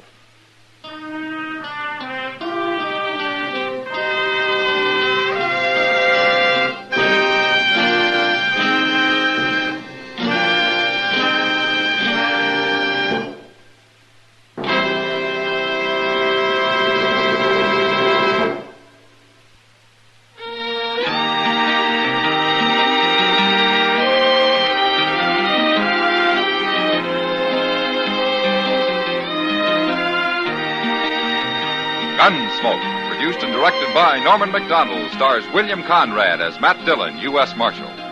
Our story was specially written for Gunsmoke by John Meston, with music composed and conducted by Rex Corey. Sound patterns by Tom Hanley and Bill James. Featured in the cast were Eleanor Tannen, Vic Perrin, Lawrence Dobkin, and Paul Dubois. Parley Bear is Chester, Howard McNear is Doc, and Georgia Ellis is Kitty.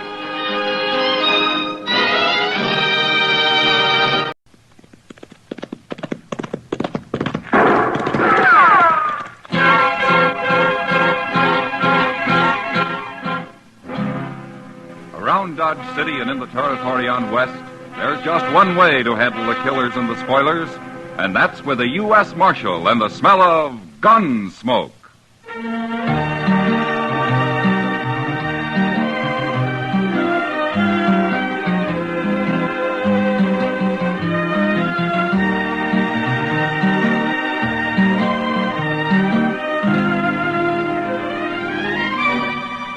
Gunsmoke, starring William Conrad. The story of the violence that moved west with young America. The story of a man who moved with it. Matt Dillon, United States Marshal.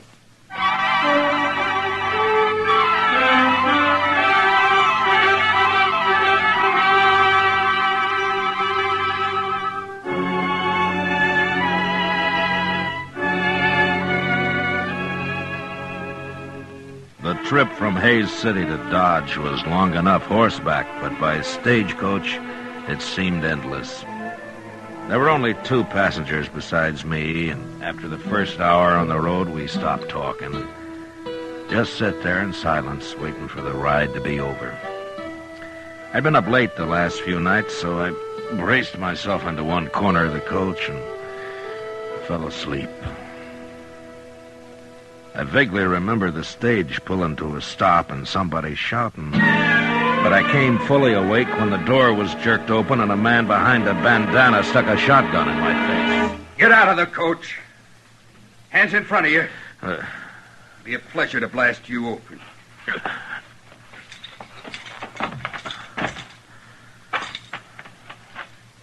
All right. Take his gun, Charlie. Yeah.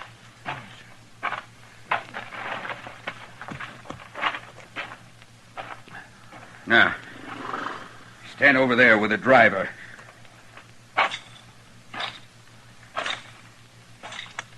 You two next. Now get on out and don't try nothing. How come you didn't start shooting when they stopped me, Marshal? Well, I was sound asleep, Hank. Well, I'm sure glad of that. If we put up a fight, that fellow with the shotgun would have blowed me clean off the seat. Yeah. How many of them are there? Just these two? That's all I've seen. Well, there could be somebody with a rifle hiding in that clump of elder over there. Could be. That'll learn him, Charlie. Hey, look. He killed him, Marshal.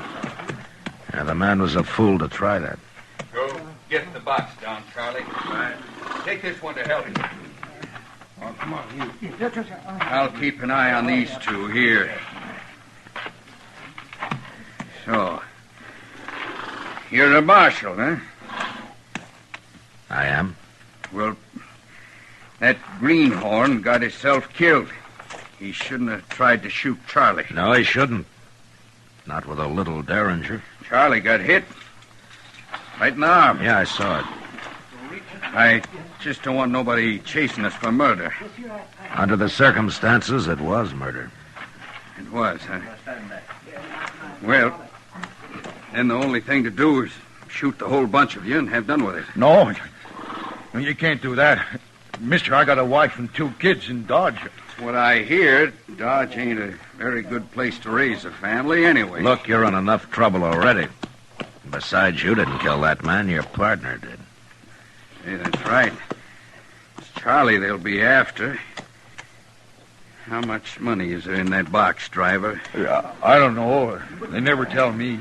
We'll find out. He's got it open now. Load it in them saddlebags, Charlie. I got an idea you're new at this game. Look, if a man was holding a shotgun on me and I was unarmed, I wouldn't have no ideas about nothing, Marshal. You always carry a shotgun, mister? Why? We might meet sometime when you don't have one. You're gonna make me shoot you yet? Hey, look, your partner's ready to go. Okay. Don't you make a move till we're out of sight. We'll ride back and kill every one of you. You understand? I guess there's nothing we can do but stand here. That's all, Hank. For right now, anyway.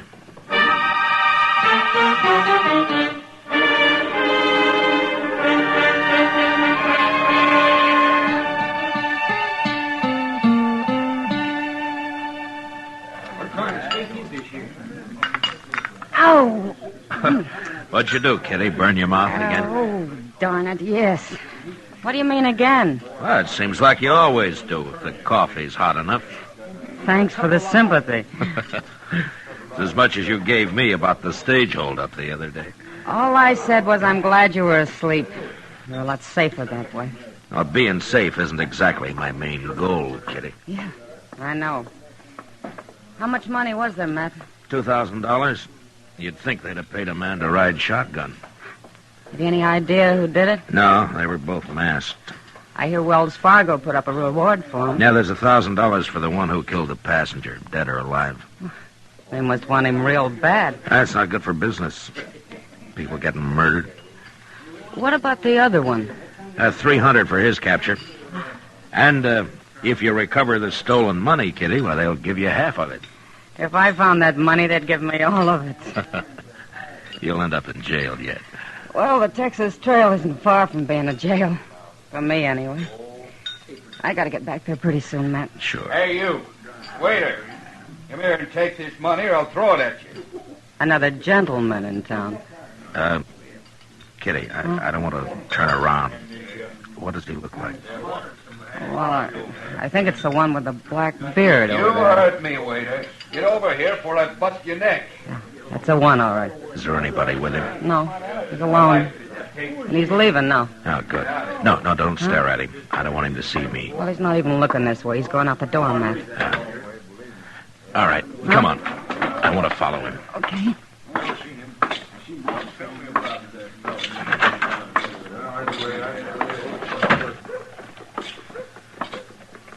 Is that him ahead of us there? The big man, yeah. Who is he, Matt? I'm not sure. But he sounds an awful lot like somebody I want.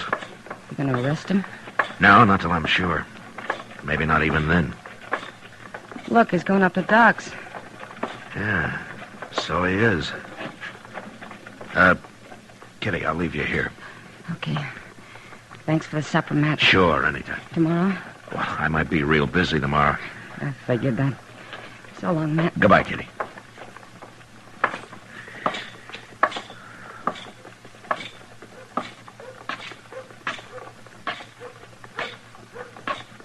That's a serious thing. It sounds like his arm is infected to me. How'd he do it? Well, he just tore it on some wire. Well, why didn't you bring him into town? It might be gangrene. Is that bad? Bad. Why, he could lose the arm, or even die. Where is he, anyway? On the prairie, camp. Ain't there some medicine or something I could take back with me, Doc? Oh, hello, Matt. Good evening, Doc. Yeah. Go right ahead. I just came up for a smoke. Oh, sure. Sit down, Matt. Yeah, thanks. Now, look, mister. There isn't a medicine in the world. Never mind, But Doc. I'm telling you... Forget it. I'll talk to you tomorrow. Everything's okay. Yes. You better not wait too long. I'm warning you. I won't. We'll take care of everything tomorrow. So long. That man's crazy, that's what. No, he's not crazy, Doc. No, you should have heard him. I did. What do you mean you did? I was outside the door, Doc.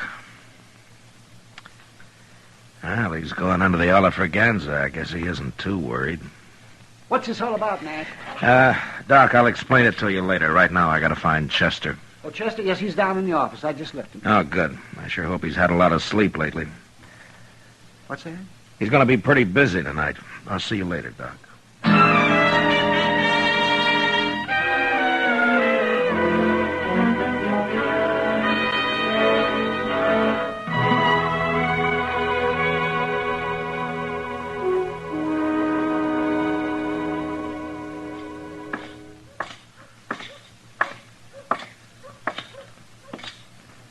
Well, did you follow him all night, Chester? Oh, Mr. Dillon, I'm about ready to drop. Everything's getting hazy. Where is he? In the restaurant there? Yes, sir, that's where he went. He gambled the entire night. I swear I don't know how he stays awake. I can't hardly keep my eyes open. Oh, rub a rouser of tobacco juice on him, Chester. That'll help. Oh, my goodness. He just come out the door. Yeah, he's seen us. Stand steady. Yes, sir.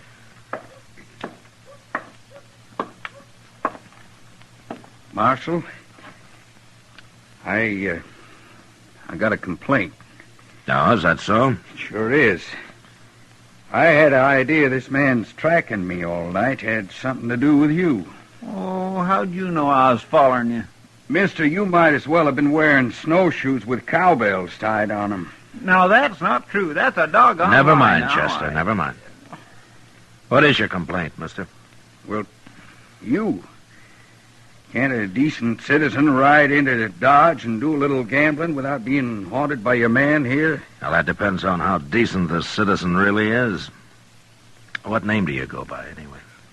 My own. Jeremo. Jeremo? Is that all there is to it? That's all. Yeah. Well, Jeremo, I just didn't want you to leave town without my knowing about it. Why not? I ain't done nothing. Well, Doc told me about your partner. The one who tore his arm on some wire. What about him? Well, I'm curious to see if you're going to take care of him, that's all. Well, of course I am. He'll die if you don't hurry. Well, I'm going after him. When? Well, it's no business of yours when. And anybody following me is likely to run into trouble. From a shotgun, Germo? I don't use a shotgun, Marshal. Your partner's dying, Germo. You're wasting time. And he's dying. He's my partner, not yours. I'll take care of him. Sure, Germo. But you better hurry.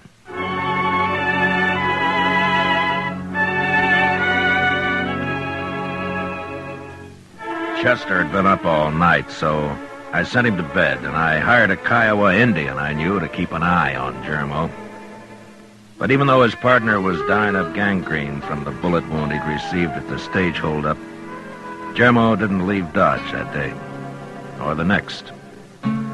He knew I'd track him to their hideout and to the stolen money if he did, and he wasn't the kind of a man who'd risk his own neck just to save his partner's life.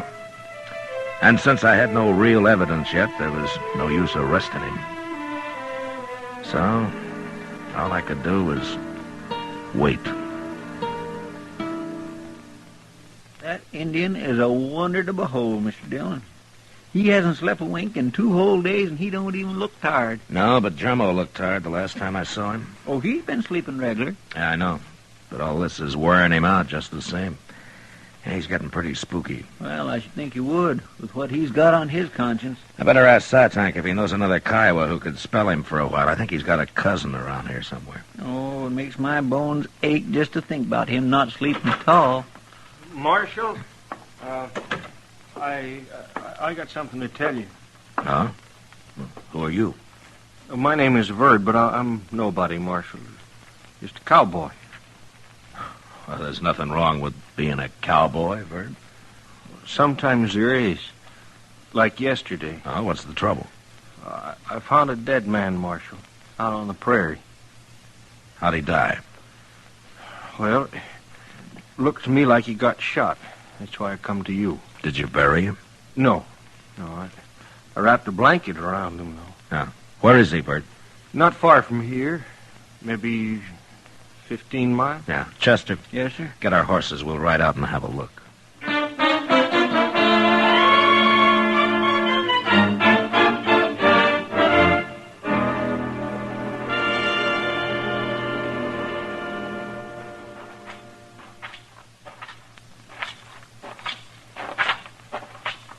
Yeah, he's still there, Marshal. Nothing's been eaten on him. He sure got himself hid out here. My, it's a wonder anybody ever found him. Verd, you want to take the blanket off of him? Sure. There. Yeah. How did you know he'd been shot? Well, his arm, it's all swole up, Marshal. And then, you see here, I noticed that bullet hole in his sleeve there. Yeah. Well, looks like you've made yourself $1,000, Verd. What? Wells Fargo offered it for this man, dead or alive. He robbed a stage a few days back. He did? Well, ain't I in luck? And there's another 1,000 for whoever finds the money he stole. It's probably buried around here somewheres, don't you think, Mr. Dillon? Hey, that reminds me, I noticed something funny over there in them anthills. Like the ground been dug up. Show us, Verd. Yeah. Sure, Marshal. Right over here, wait.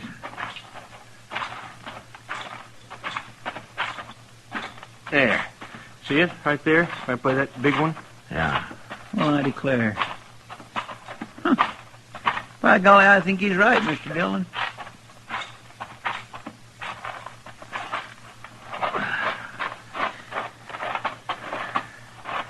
Yeah, there's something been buried here, all right? Yeah.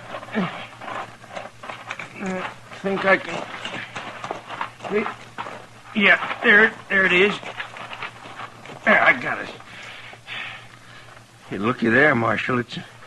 It's a money bag. And I found it, didn't I? Yes, sir. That's right, Verd. Here, look at that. That's real money, all right. Marshal, I found it, so I get the reward, won't I? 'Cause I knew where it was.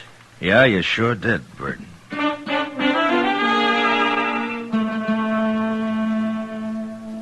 We dug up the rest of the money and then made the hole into a grave. And we buried the dead man right there. On the way back to Dodge, I told Verd he could talk all he wanted about finding the bandit's body and the reward he'd collect for it, but that he wasn't to say a word about the money we'd recovered. He couldn't understand why, and I didn't explain it to him, but I warned him he'd never get a penny of either reward if he didn't do as I said. Back in town, I didn't let him out of my sight for the next 2 days. I figured it'd make Jermo pretty worried. And it sure did. You know, it's mighty good to get off of that prairie just for change. Should think it would be. You don't come to town much, do you? I never seen you around here before. Well, I've been too broke, Chester. Well, sir, it sure takes money to see the elephant in Dodge nowadays. I'll be able to afford it soon enough. Ain't that right, Marshal? It looks that way, Verd. Yeah, you've been mighty lucky. So far. What do you mean, so far? Nothing. Evening, Marshal. Hello, Jermo. This fellow found your bandit for you? Yeah, I was just telling him how lucky he is. Yeah, all that reward money. $1,000, isn't it? Yeah, that's right. Is that all you're getting, mister? What do you mean, is that all? Well, there was more reward than that offered. Oh, you mean the stolen money? Oh, it's too bad about that, wasn't it, Verd? We didn't find no stolen money. You didn't? Oh, but looked everywhere. There'd been some digging nearby, but there was nothing in the hole. Yeah. Well, now, what do you make of that? Just plain disappeared, huh? Yeah. Looks that way. Well, that's sure too bad, ain't it? But you can't have all the money in the world, mister. I ain't got all the money in the world. I'll see you later. Marshal, I did like you told me. I didn't say nothing. You did fine, Verd. Just fine.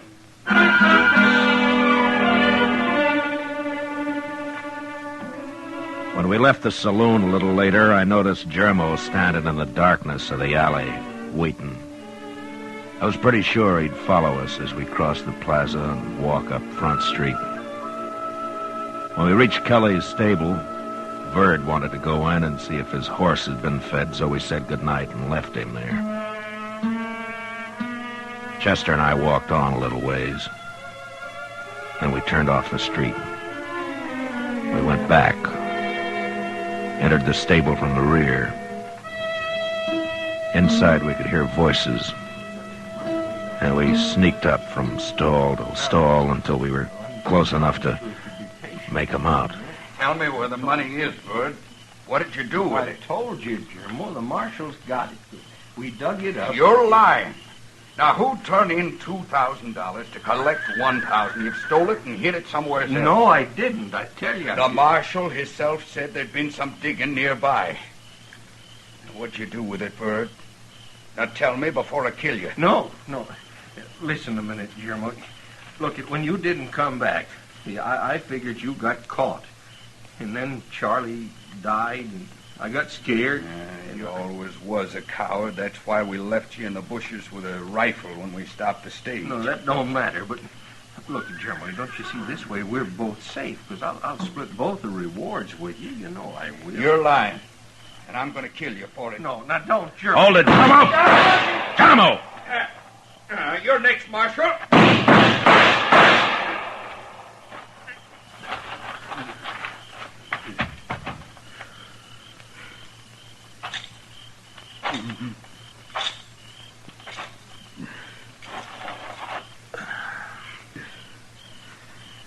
You should have had your shotgun, Jermo. I should have killed you with the holdup. That was my big mistake. No. If you'd have trusted Verd, you both could have got by with us. He was telling me the truth? He was.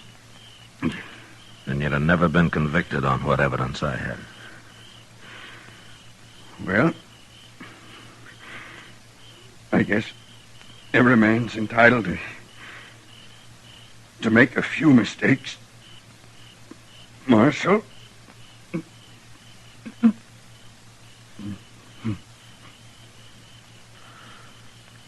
Jermo?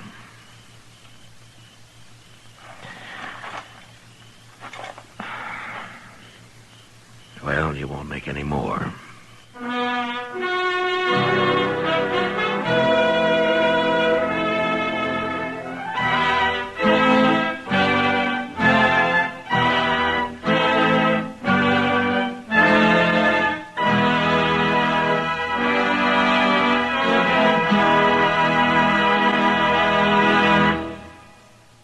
Gunsmoke, under the direction of Norman Macdonald, stars William Conrad as Matt Dillon, U.S. Marshal. Tonight's story was specially written for Gunsmoke by John Meston, with music composed and conducted by Rex Corey. Featured in the cast were Vic Perrin, John Daner, and Lawrence Dobkin. Parley Bear is Chester, Howard McNear is Doc, and Georgia Ellis is Kitty. Join us again next week as Matt Dillon, U.S. Marshal, fights to bring law and order out of the wild violence of the West in Gunsmoke.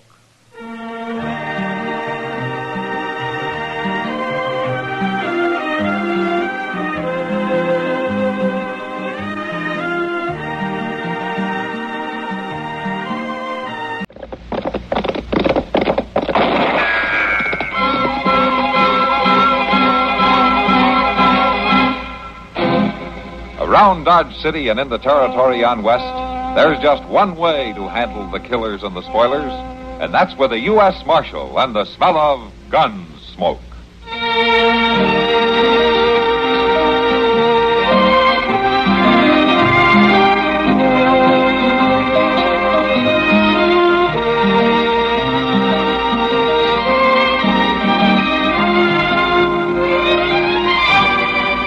Gunsmoke, starring William Conrad. The story of the violence that moved west with young America. And the story of a man who moved with it. I'm that man, Matt Dillon, United States Marshal. The first man they look for and the last they want to meet. It's a chancy job, and it makes a man watchful and a little lonely.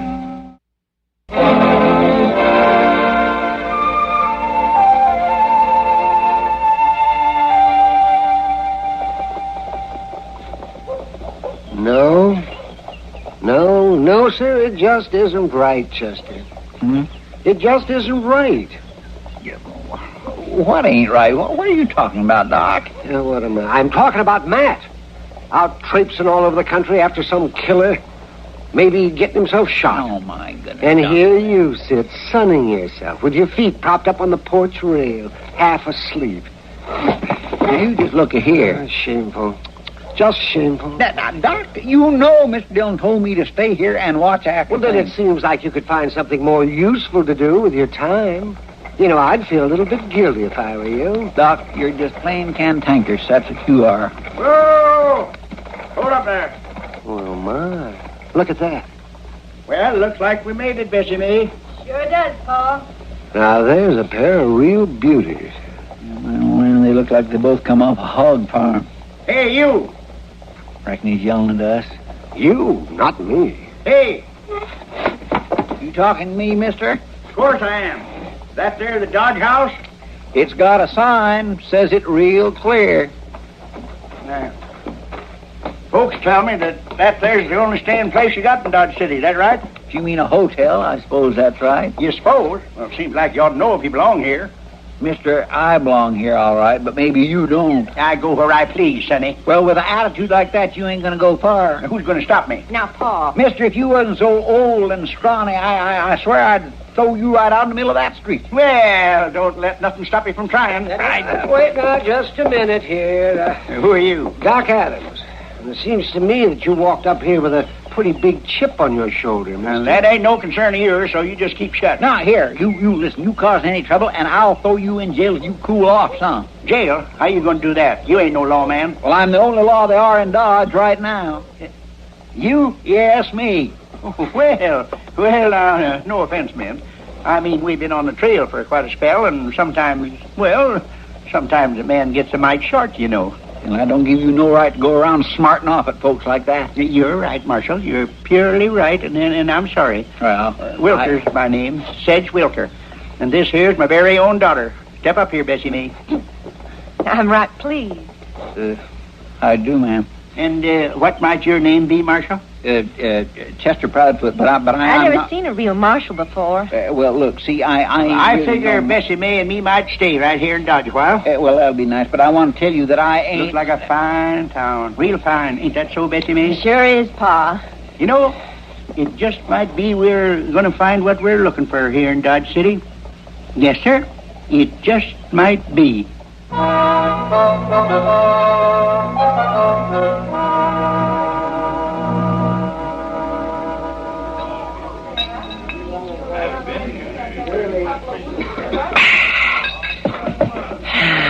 Hello, Chester. You doing it alone, or do you want some company? Well, hello, Miss Kitty. Sam, bring me a beer, will you? Yeah, sure, Miss Kitty. You want another one, Chester? No, thank you. No. You, heard from Matt yet? No, ma'am, I ain't. Seems like he's been gone an awful long time. Better than a week now. Yeah, here you are, Miss Kitty. Oh, thanks, Sam. You're welcome, man. Wonder if Matt ever caught the man he was after. Cliff Meadows? Mm-hmm. I sure do hope so. Them folks up in Hayes City got a rope waiting for him. Feelings runs pretty high when a man kills a whole family just to steal a few dollars. Oh, I hope Matt gets him. Well, if he's going to get caught, Mr. Dillon can do it. Sure do wish I could have went with him, though. Well, somebody had to stay and keep the town from burning down, Chester. Yeah, well, I suppose he can... Oh, my. What? Oh, look. That ornery old Sod-buster Sedge Wilker. Oh, hey, Chester. I've been looking all over for you, Chester. You have? Yeah. Oh, ain't you going to introduce me to the lady? Oh, well, this is Miss Kitty. She owned the Long Branch. Oh, I do, ma'am. Wilker's my name, Sedge Wilker. Mr. Wilker? Say, this is a right nice place you got here. Right nice. Mr. Wilker, you said you was looking for me. Yes, sir, that's true enough. Bessie May's waiting for you. Bessie May's what? Yeah, she went and found herself a cook stove, and then she baked a pie. Well, that's fine, Mr. Wilker. Well, the fact is, Bessie May, she baked that pie for you. To kind of make up for all them things I said. Oh, well, now, that ain't necessary. Oh, yes, 'tis. We figure we owe you a proper apology. This is our way of showing it. No, Mr. Wilker, You ain't going to refute our apology, are you? Bessie May's got herself all fancied up.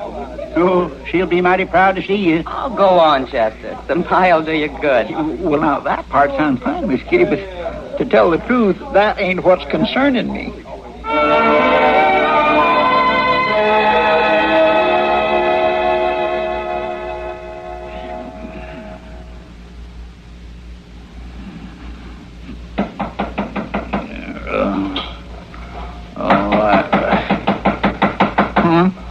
What's the big... Oh, yeah, all right.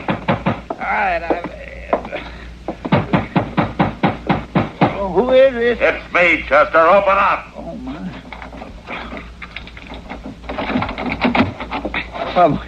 Mr. Dillon, you're back. It's the middle of the afternoon. What have you got the door locked for? I've been hiding. What? Well, I can explain. Oh, never mind, Chester. All right, get him, Meadows. I don't push. Meadows. So you're Meadows. I knew Miss Dillon would get you. Catching me and holding me is two different things. He sure must have made you chase him all over the territory, Miss Dillon. You've been gone the best part of 2 weeks. Yeah, lock him up, Chester. I'm going to keep him here a couple of days before taking him to Hayes City. All right, sir. Come on, you. Get your hands off me. Now, listen here. Get your hands off, mister. I've been pushed around just all I aim to be. You can walk or get carried, but you're going to go into that cell. Okay. But it's a long time between this flea-bit town and Hayes City, Marshal. You better remember that.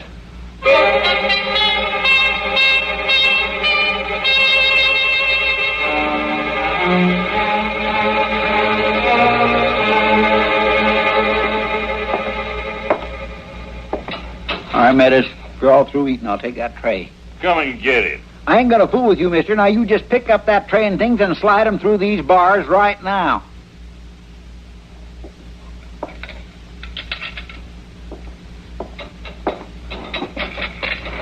Yeah. That's better. kind of touchy, ain't you? Well, you ain't making it easy not to be, and I'll tell you something else. It's going to be mighty nice to get you out of here. You ain't been nothing but trouble to me since Mr. Dillon brung you in. Well, you better just hope I don't get loose before he takes me to Hayes City. I just might come looking for you. Well, you ain't going to get loose, so don't fret about that. Chester? Oh, no. Chester, you back there? Yes, Bessie May. My goodness, I've just been looking everywhere for you. Bessie May, you ought not to come back here. Why? Well, this is where the prisoners is at. Oh, he's a prisoner? Yes, he is. Now, go on. Come on out of here.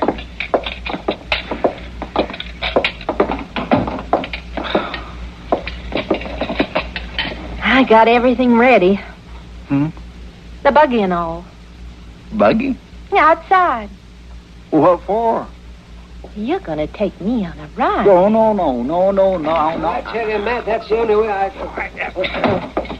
Oh, hello, Chester. Bessie May.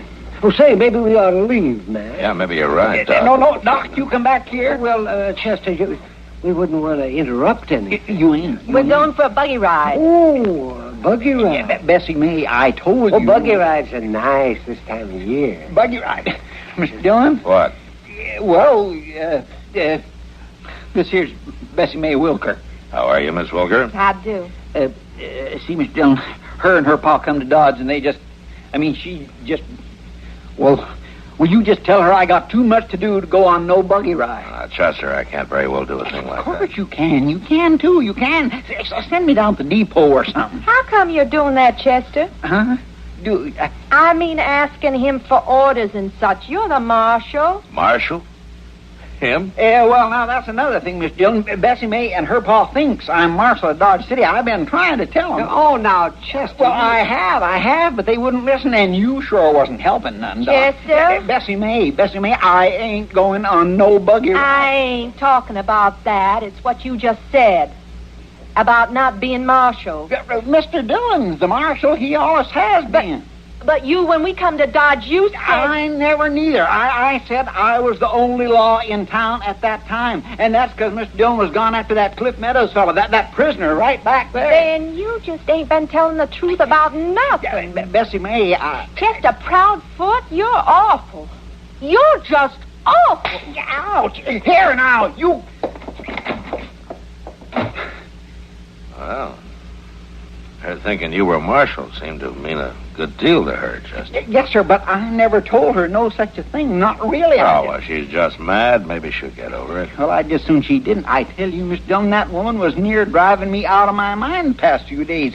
She's the lady I was hiding from the day you come home. She likes you, Chester. Well, I don't like her. I swear I've saw prettier faces on a warthog. Oh, now, Chester. Well, I have. Then she started painting her face all up. I tell you, it's just become pitiful. Well, maybe she's never had a man to court her before, Chester. You should be kind of easy on her. I have a hard enough time just keeping hidden from her. Come on. I'll buy you a dock of beer. Thank you, Mr. Yeah, that's a good idea, man. My throat does feel a little dry. You know, I still can't figure out Bessie May acting the way she done. It just don't make no sense. Well, it's like I said, Chester, she likes you. It hurt her when she found out that you weren't what she thought you were. Well, it seems funny, though. Hey, you, Chester. No, Mr. Dillon, that Bessie May's paw. Yeah, I knew it. I'd find you crawling around somewhere. Crawling around? If you ain't crawling now, you will be when I finished with you. Now, you look here, Mr. If Wilker. there's anything I hate, it's a liar. I suppose you're talking about me not being marshal. You bet I am. Bessie May just told me. I tried to explain all that to you before. It ain't my fault if you wouldn't listen now. Oh, it ain't, huh? Well, I think you done it a purpose, and I'm calling you a dirty liar. All right, Wilker, that's enough. Now, who are you? Matt Dillon. Dillon? Oh, then you're the real marshal, huh? That's right. Well, this Chester's a cheat. I said that's enough. No, it ain't. Not near enough. Ain't nobody going to make a fool out of Sedge Wilker. Nobody ain't tried to make no fool out of you. Liar. I've took just about all I'm going to take off of you. Yeah, you ain't. There's a lot more. And I tell you, when I get through it, you'll be sorry. That doggone crazy old fool. What's he want to get so riled up about something that don't really matter for? Seems like it does matter to him. That Bessie May.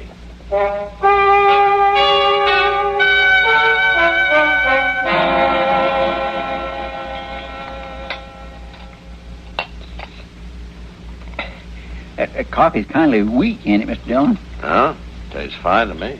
Well, it ain't got much of a bite to it. Well, it doesn't grab you and throw you down, if that's what you mean. No. What I meant As soon as you finish... What did you mean? Well, it's just kindly weak. No. As soon as you finish, let's get some food over to Cliff Meadows. I want to get an early start for Hayes City. Marshal! Yeah? You got to come quick. Oh, what's the matter? The bank's been robbed. What? I just opened up for the day. I went in, and there was the safe. It was wide open. Mr. Botkin lying on the floor, unconscious. Chester, go get Doc. Yes, sir. Marshal, I know who did it. It was that prisoner of yours. I'd seen him once before, so I knew what he looked like. What, Cliff Meadows? Yes, sir. Just a few minutes ago, I saw him riding out of town, riding just as fast as he could go.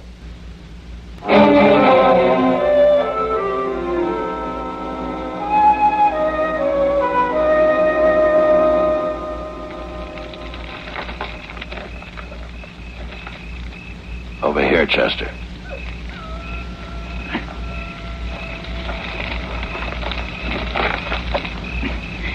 That him, Mr. Dillon? Yeah, it's him. I've been thinking, how in the world do you suppose he ever got out of jail in the first place? I don't know. Come on. All right, hold it right there, Meadows. What? Don't try anything.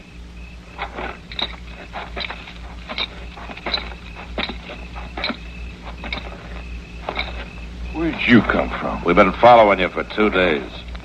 Well, I ain't going back to Dodge, Marshal. You'll go. Now, do you want to tell me how you got out of jail?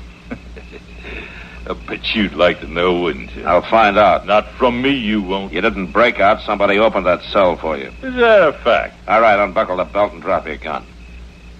Like I said, I ain't going back to Dodge, and I ain't going to Hayes City, neither.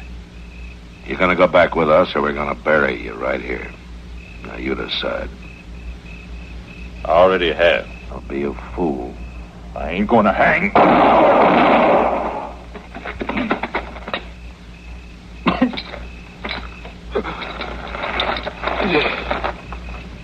You should have waited for your trial, Meadows. Maybe I like it better like this. What did you do with the bank money? It won't do you any good now. Bank money? The Dodge City Bank. You robbed it. The bank teller saw you right out of town. I didn't rob no bank. You were seen. No, I didn't do it. Then your partner did it, the one who turned you loose. I don't have no partner. Didn't even know the old fella who turned me loose. Old fella? What old fella? Scrawny old coot. Come in and said something about that lying Chester. Then he unlocked my cell. Well, Too bad about that trial, Marshal. I don't think I'm going to make it.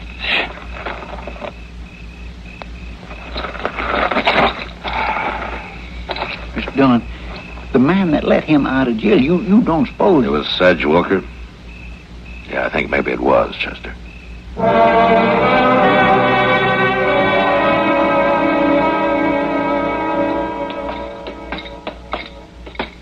It don't make no sense, Mr. Dillon. If Sedge Wilker snuck in and turned Meadows loose, and maybe even robbed the bank, he sure wouldn't still be here in Dodge. Why not? Nobody really saw who robbed the bank. Nobody saw who turned Meadows loose. Yes, I know, but it seemed like they just cut out and run. Is this your room? Yes, sir.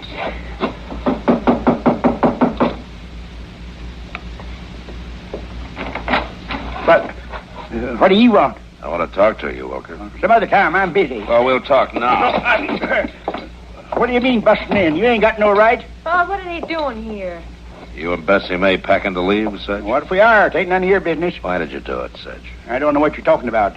You turned Cliff Meadows loose from jail. Oh, you're crazy. Why would I do that? So you could rob the bank and everybody would think Meadows did it? Well, he did. Everybody's seen him. Find him and you'll find the robber. We did find him. Huh? I had to kill him. Oh. Well, then what's all the fuss about? Just before he died, he told us that you'd let him out of jail. All right, so I turned him loose. I wanted to get back at you and Chester, but that don't prove I robbed no bank. We've been asking around town, Wilker. You bought over $100 worth of things in the past 2 days. Where did you get the money to do that? Where did I get it? Why, I saved it, that's what. We had us a farm, and we growed things. It won't work, Sedge. There's too much against you. You ain't going to take my money. Not after all I went through, you ain't. I'll kill you first. No, don't.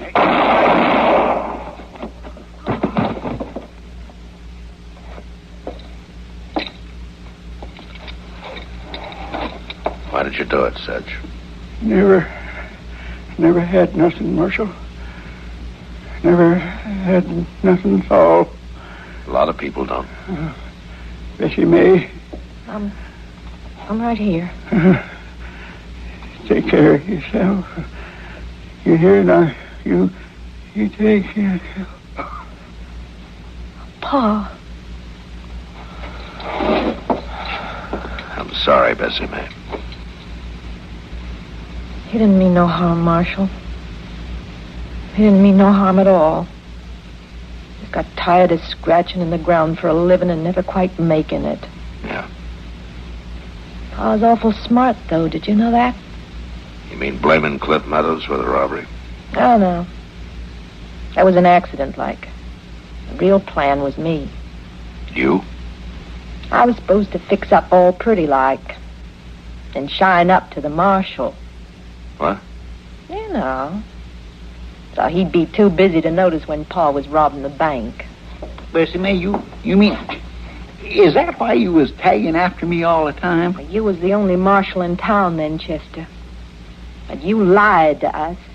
You wasn't no marshal at all. I tried to tell Hadn't you. been for that, everything would have worked out just like Pa said. But it all went wrong, didn't it? Yeah, Bessie May. I'm afraid it did.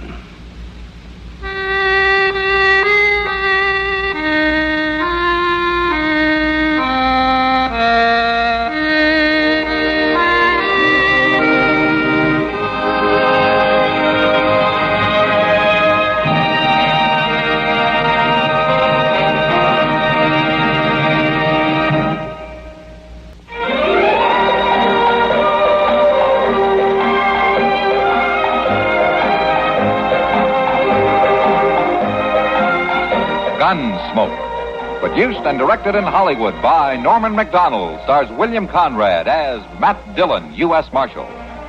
The story was specially written for Gunsmoke by Ray Kemper, with editorial supervision by John Meston. Featured in the cast were Ralph Moody, Gene Bates, John Daner, and Barney Phillips. Harley Bear is Chester, Howard McNear is Doc, and Georgia Ellis is Kitty.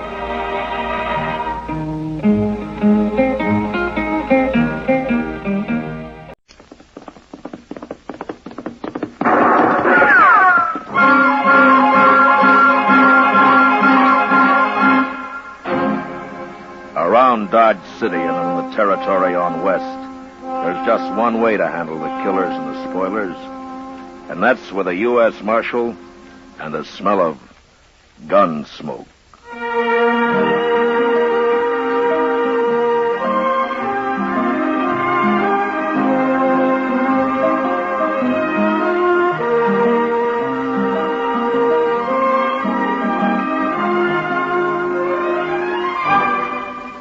Gunsmoke, the story of the violence that moved west with young America. The story of a man who moved with it. Matt Dillon, United States Marshal. Gunsmoke, starring William Conrad.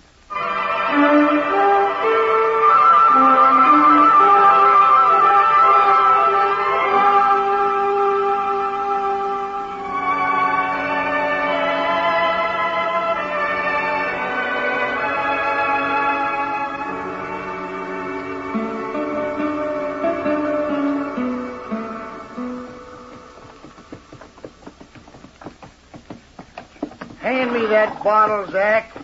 Been a long, dusty trail up from Texas. I don't care to ride into Dodge sober. Hey on that. Now, don't kill it. I come up the same trail you did. I'm just as dry.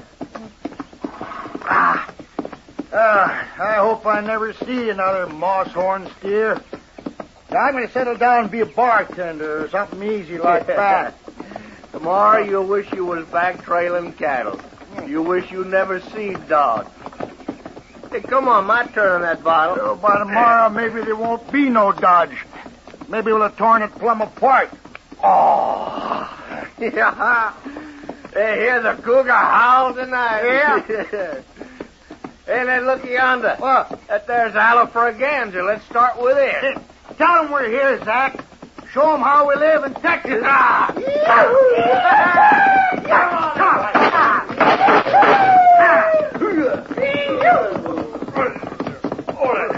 right, hold it there. Yeah. Put a bullet through his hat, Jack. Shoot his heels away. Get down off those horses. Sure, I'll get down, mister. That's what I come here for. All the way from Texas. You're welcome here, but don't get any notions about shooting up this town. Who are you, anyway? I'm a U.S. Marshal, and I'll take your gun until you're sober enough to carry it again. Nobody takes my gun. All right, then ride back to camp. Don't let him buffalo you, Zach. He won't. Mister, I'm staying. Me and my gun. And there'll be a marshal for breakfast if you try to stop me. All right, I won't.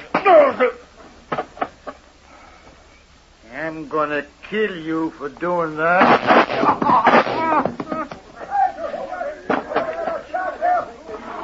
That was awful close, Mr. Dillon. I saw the whole thing. Yeah, another drunken cowboy with more fire than sense. Well, you had to kill him. Yeah. Take his gun, Chester. Yes, sir. Give me that. Don't shoot me. No, nobody ain't gonna shoot you, mister. Get on your feet. Yeah, come on, get it. Oh. You busted my head. You'll be all right. But your friend tried to shoot me. He's dead. Huh? You killed him. To keep him from killing me. There'd be trouble about this, Marshal. No. Don't you get anything like that started. Oh, not me. His brother, Howard Bulow. He's out the camp. I know him, Marshal. He'd come after you. All right, I'll be here. It won't be like that. Howard wouldn't face no gunfighter. He shoots you in the back or from alley at night. I know him, Marshal. It'll happen. You want to bury your friend here or take him back to camp? I'll take him back to camp. All right, we'll help you tie him across his horse. We can use his rope, Chester. Yes, sir.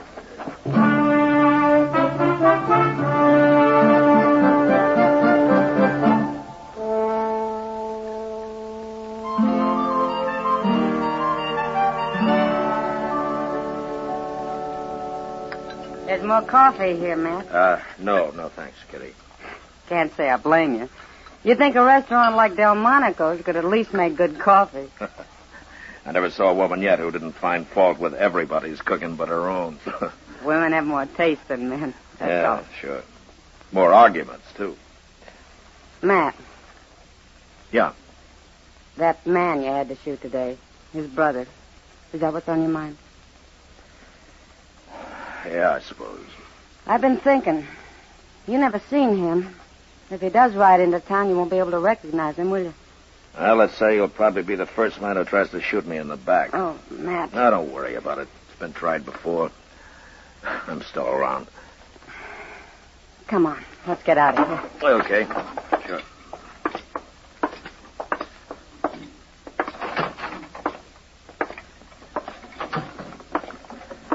Front Street's not very crowded tonight.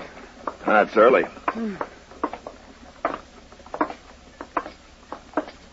Now, wait a minute. Huh? What is it? That man leaning up against the post up there. Wait till he turns his head. I want to get a look at him. Someone you're after, Matt? Yeah, there. Yeah. No, it's someone who's after me.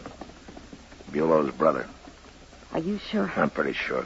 Sure enough to ask him anyway. You stay here. All right.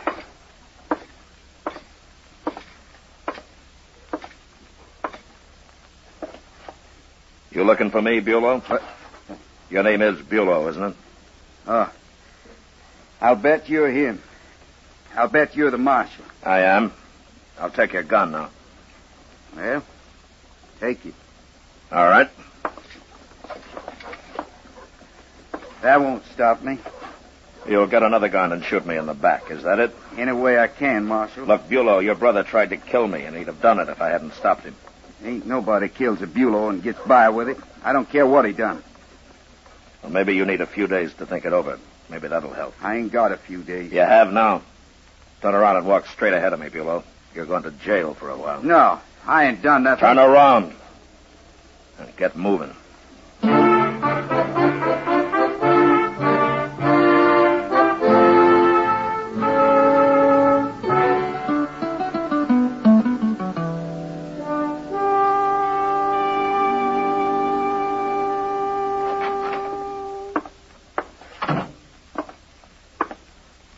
Marshal. What can I do for you? My name's Will Jacklin. I'm boss of the drag R herd. We're holding up river. I come for Howard Bulow. Oh? I see. Well, turn him loose. No, I can't turn him loose. He didn't do a thing last night. He was just standing on the street the way I heard it. He threatened to shoot me in the back, and he says he's still going to do it. You killed his brother, didn't you? In self-defense. Don't matter. You'll have to look out for yourself. But none of my men's going to lay in a Kansas jail when he ain't done nothing. None of your men's going to walk free waiting to put a bullet in my back, either. I got 8 men outside, Marshal. I got 10 more with the cattle. We come a long way. We had a hard drive. We're all Texans, and no Dodge City marshal's going to rub our nose in dirt. Nobody's trying to, Jacqueline. Fine thing they hire men like you to kill cowboys on a little spree. You call shooting me a little spree? You could have crippled him up. I wish that were true, but I couldn't take the chance. Another shot and he'd have killed me. Talking's a waste of time. I want Bulow out of here. I'll do this. I'll turn him over to you when you've sold your herd and are headed back to Texas, if you promise to keep him with you. I want him now. No, not as long as he's set on killing me. 18 men I got, Marshal, not counting myself. 14 of us will be back tonight, and we'll get him. Jacqueline, don't try it. And after we get him, we'll really shoot your town up. You people have mistreated the last Texas cowboy. You're going to. Tonight, Marshal.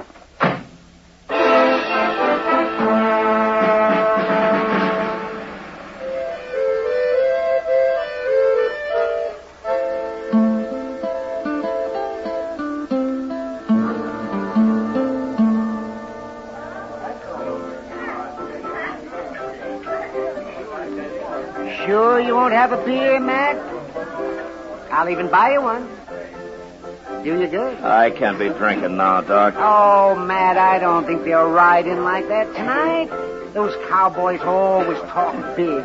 Yeah, maybe. Maybe they're just full of vinegar after the long drive they've had, huh? Now they want to hoop and holler something. Bulow's full of more than vinegar, Doc. You think so? A tooth for a tooth, huh? An eye for an eye. Oh, my, the world's got its evil ways, all right. Marshal Dillon. Marshal Dillon. Hello, Doc. Oh, hello, Risling. What are you going to do about those Texans, Marshal? Well, I don't know, Mr. Risling. I haven't given it much thought. Well, you better start thinking, Marshal. I heard that Jacklin right in here this morning. He means what he says, that man. What did he say? They're going to destroy Dodge. That's what he said. Him and all those wild Texans he's got. Mr. Risling, the man I got in jail aims to shoot me from ambush if I turn him loose. But I can't help that, Marshal. Well, I can. And he's staying where he is until he comes to his senses. But what about the rest of us? It's all right for you to save your own skin, but what about us? They'll shoot up the town and maybe burn my hotel down. Oh, now, don't get all excited, Mr. Risling. It won't help matters any. Look, why don't you just forget about it? Jacklin may never show up at all. Oh, that's what I come to tell you. What? Frank Paris rode by the Drag R camp a little while ago, and he says those men were just about to leave for Dodge. That means they'll be here any minute. Now, what are you going to do?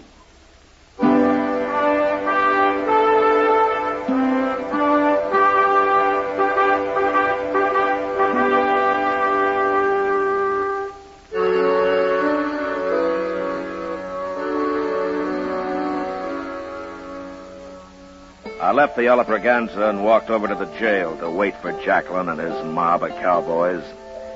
There I tried to have a talk with Bulow.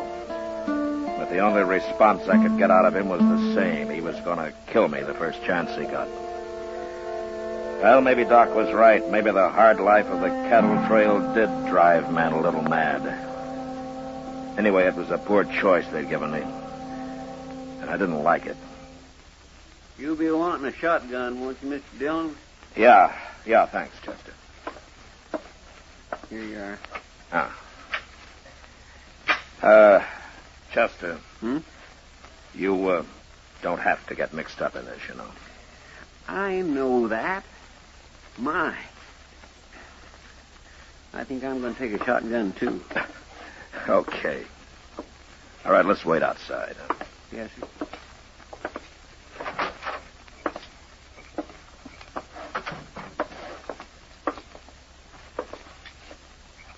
10 feet apart, huh? All right. There they come, Mr. Dillon. All of them. Yeah.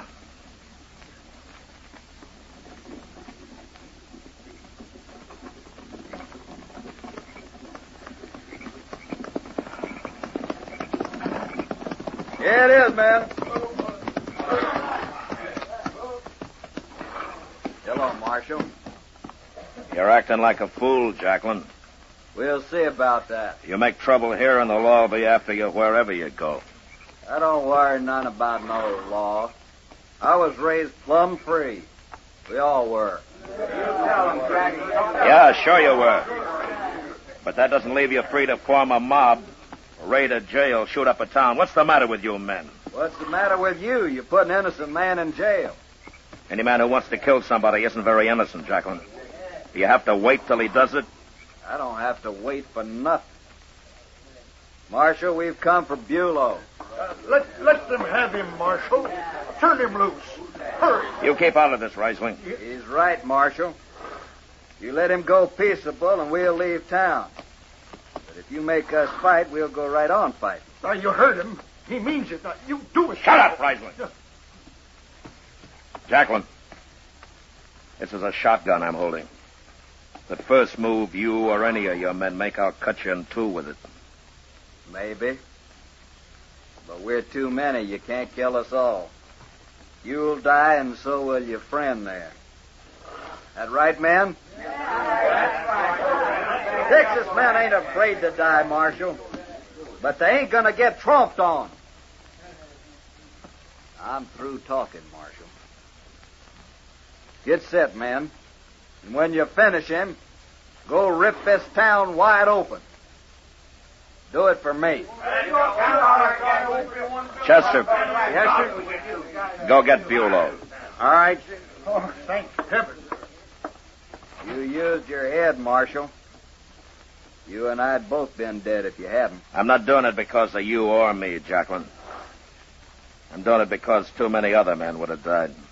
Well, it don't matter, as long as you turn him loose. Howdy, Texas. All right, bring him over here, Chester. Well, I knew you couldn't keep me long, Marshal. And you were right, Bulow. You shouldn't have locked me up at all. Go on back to camp. And try to do some thinking while you're there, huh? Sure, Marshal. And you know what I'll be thinking about? You. Sitting next to an open window. Or walking down a dark street. I'm going to kill you yet.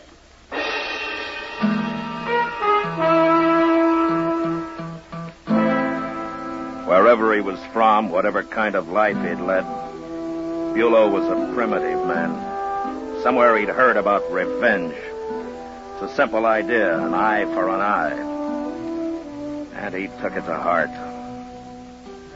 I realize now that there was no dealing with him. The man was incapable of change. And Jacqueline wasn't much better. But I forgot about Jacqueline. It was Bulow who'd be back. Still, 2 days went by, and there was no sign of him. There's a couple of chairs, Mr. Dillon. Let's sit there. All right, Chester. Well, nobody can't shoot you from here, not unless it comes up in front. Well, it's unlikely with Bulow. What's the matter with men like him? I don't know, Chester. Too rough a life, maybe. The war. A lot of things. Well, he's plumb crazy if you ask me. Say, ain't that Miss Kitty coming up the street? Hmm? What's she walking so fast for? Well, I don't know. Oh, there you are, Matt. Hello, Chester. Evening, Miss Kitty. Sit down, Kitty. You don't wear yourself out being in such a hurry all the Matt, time. I've been looking for you everywhere. Oh, trouble? For you, yeah. Bulow's back in town. Well, have you seen him? No, Sam did. Said he stopped in for a drink a little while ago. Is he still there? He left, but he told Sam he's got a room at the Dodge house. He might be there. Well, I'd like to find him before he finds me. At least we could see each other that way. Be careful, Matt. You better come along, Chester. 4 eyes are better than 2. Yes, sir. Thanks, Kitty. I'll see you later. Yeah, sure. What do you do if we find him, Mr. Dillon? Well, it's no good talking to him anymore. Maybe I can scare him out of it somehow. I sure hope so.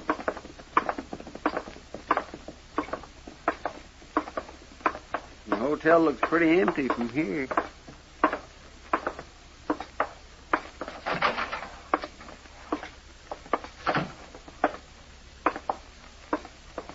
Good evening, Marshal. Chester? Hello, Mr. Isley. I'm looking for Bulow. Is he here? I don't want any shooting. I want to know if he's here, Rising. He went upstairs a few minutes ago, Marshal. Which room? Oh, now, Marshal. On the landing, Marshal, Mr. Dillon. I missed him. Come on.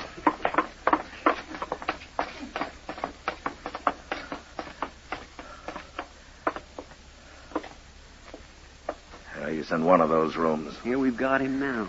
Yeah, but I don't know which one. You stay here, Chester. I'm going down the hall. He might come out of any one of those doors. All right, sir.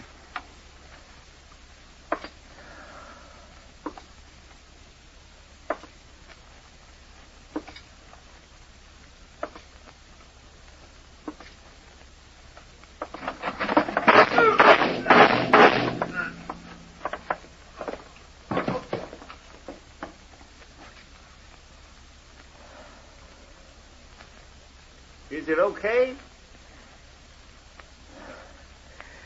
Yeah, it's okay, Chester. He didn't hit you, did he? No, he tried, but it was too late. He was already dying. Well, I'm sure glad. Yeah. But he died about as uselessly as a man could, Chester. For no reason at all. None at all.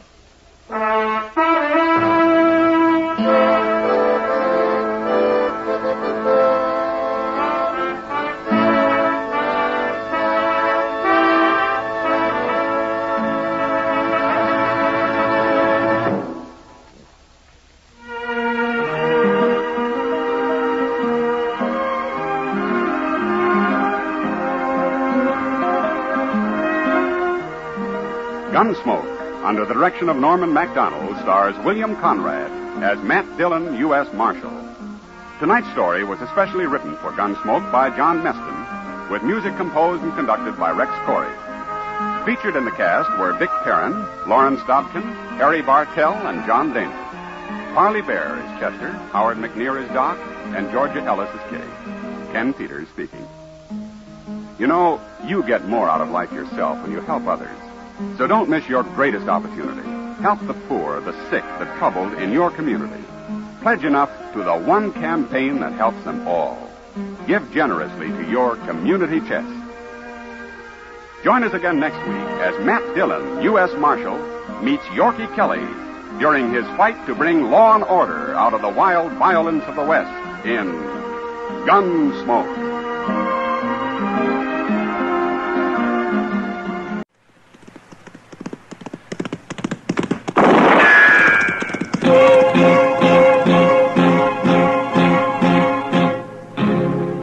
Around Dodge City and in the territory on West, there's just one way to handle the killers and the spoilers, and that's with a U.S. Marshal and the smell of gun smoke.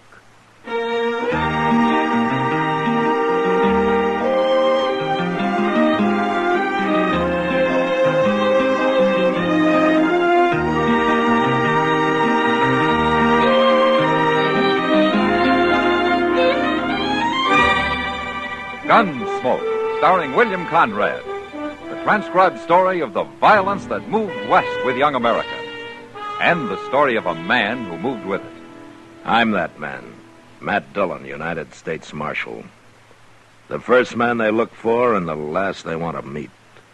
It's a chancy job, and it makes a man watchful and a little lonely.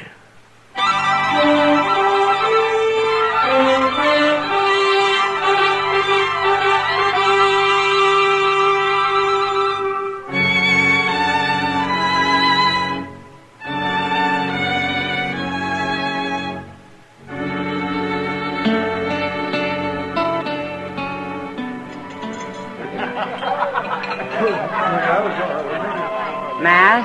Yeah, Yeah, what, Kitty? Come on over to that table in the back.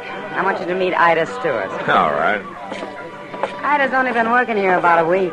Isn't that Gil Varden sitting with her? Yeah, Oh, hello, Miss Kitty. Marshal Dillon. Hello, Gil. Ida, I brought the marshal over so she could meet him. How do you do, Marshal? Pleasure, Ida. Gil's been telling me a lot about you. He's quite an admirer of yours. Well, that's good to know I got some friends. You always did right by me, Marshal. You never caused anybody any trouble, Gil. And I don't aim to. Well, if you'll excuse us now, I promised I'd try to bring Gil a little luck at Faro. See you again, Marshal. Sure, Ida. Come on, Ida. And you'd better bring me luck, too. She sure has a way with kids. Kids? What? Gil's 20, Kitty. To me, that's a kid.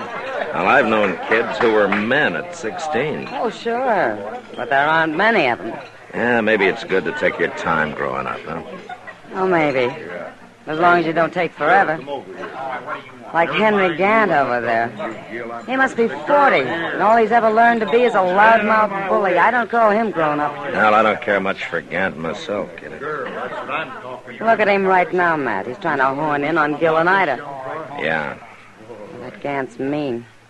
It's going to be trouble, Matt. Look, he and Gil are going outside. Well, I better go throw some water on that. Well, shoot him for me, Matt. All right, everybody stay inside. Stop it, Marshal. He'll shoot him. I'll stop it, Ida. Okay, Gil. You're wearing a gun? Use it. Hold it, you men. Now, how'd he get here? I won't have any gunplay. You know that. He's gonna shoot me because I call his girl a bad name, Marshal. Ain't that something? If there's any shooting, I'll do it, Gant. All right. I'll fight him barehanded. Why, you little scut. That's enough, Gant. Now, you leave him alone and get out of here. I'll kill you, Gant. One way or another, I'll kill you. You hear that, Marshal? He means he's gonna shoot me in the back. He wouldn't dare try it no other way. I've heard all I want to hear. I told you to leave, Gant. He's a coward. He's a dirty little coward. You know what he called Ida, Marshal? Forget it, Gil. And you forget about killing him, too. No, I won't. I'll get him. You want to hang for killing a man like Henry Gant? I don't care. You don't? Huh? No. Then maybe Kitty was right. Maybe you are only a kid after all.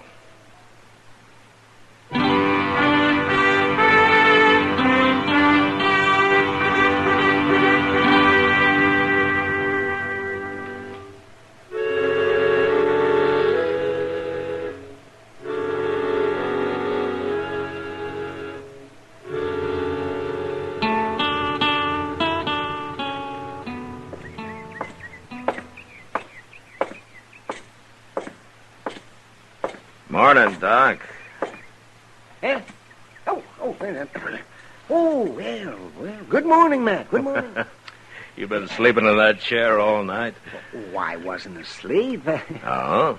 Well, your eyes were closed. You ever hear of a man doing a little thinking? What were you thinking about, Doc? Oh, about sitting out here in the morning sun, settling my breakfast and breathing fresh air, wishing good for my friends and evil for my enemies. That's pretty stout thinking, Doc. Well, I was doing fine till you came along and spoiled it. Now I might as well go up to my office and back to the sordid trade I'm in. Now, what's his hurry? Who is it? Gil Varden. Maybe he's being chased by Indians. Yeah, he sure acts like it. Or maybe he's just exercising his horse. I'll stick with the Indian theory. Yeah, oh, my. When I was a young man, I used to ride like that. Oh, I was fearless as an eagle. No wonder the women loved me. You know, you better get up to your office, Doc. You don't handle this fresh air too well. Oh, you think I'm lying? I know. You never heard about the time the preacher's daughter and I were about to elope, huh? You didn't hear that, did you? I helped carry you home the night you invented that story, Doc. Mr. Dillon! Mr. Dillon! Seems like everybody's in a hurry this morning. Henry Gant's been killed, Mr. Dillon. What? A cowboy found him half a mile north of town. He was shot in the back. Gant was shot in the back. Yes, sir, shot in the back. Must have happened last night sometime. Well, we won't have much trouble catching his killer. He just rode by here. All right, let's go, Chester.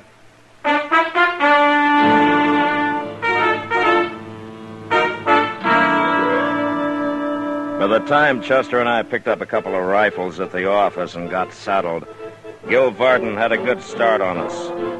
So to make sure of catching him, we each took an extra horse along. We tracked him south and rode hard till noon without even seeing him. But then we found his horse. It had sold on him and was standing head down and feet apart near a wagon. And the wagon, it was sitting there with no team to pull it, but harness strewed all over the ground. And on the seat, stony-faced and unmoving, was a gray-haired country woman. Howdy, ma'am. I'm Marshal Dillon. I'm looking for the man who was riding that horse out there. He's gone. Well, what did he do? Take your team? He took him. Oh, man, you just can't sit out here. Can't go no place without a team. There's a ranch about a mile west of here. Give that horse a little more rest and he can carry you that far. We'll rig a blanket on him for you, huh? Can't leave my man here. What? My husband. He's in the back, Marshal, under them blankets. Oh, what's the matter with him? Is he sick? He's dead. Killed dead. Man who stole your team? He done it. He rode up and never said a word. My man reached in the back for his rifle, and this fellow shot him. I just can't believe Gil Varden would do a thing like that. He was shaking like a leaf. He's plumb scared, Marshal. Scared of you, I guess. He's got reason to be, ma'am. Especially now. Go catch him before he hurts anybody else. I'll manage here as soon as I stop aching a little. Well, I don't like to leave you. I'll be all right. Go stop him. He's done enough. Chester, bring a horse over, will you? We'll fix a rig for her. Yes, sir. My first husband was killed by Indians, Marshal. Bad as it was, I never hated them Indians. It's different now, somehow. Yes, ma'am. I'll catch him, ma'am, I promise you.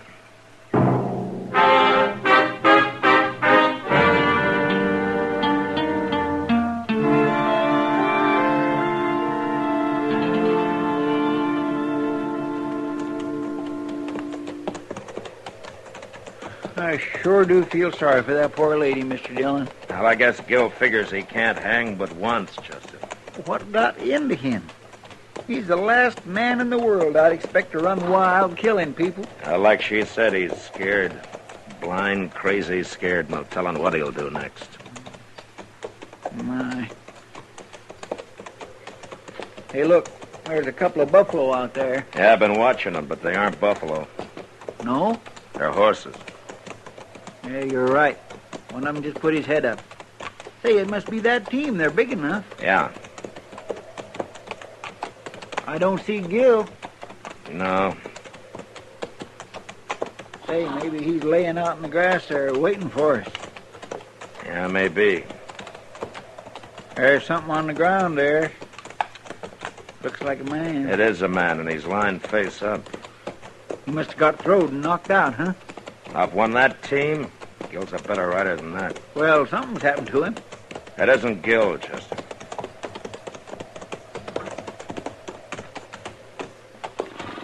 It's some cowboy, Mr. Dillon. Yeah.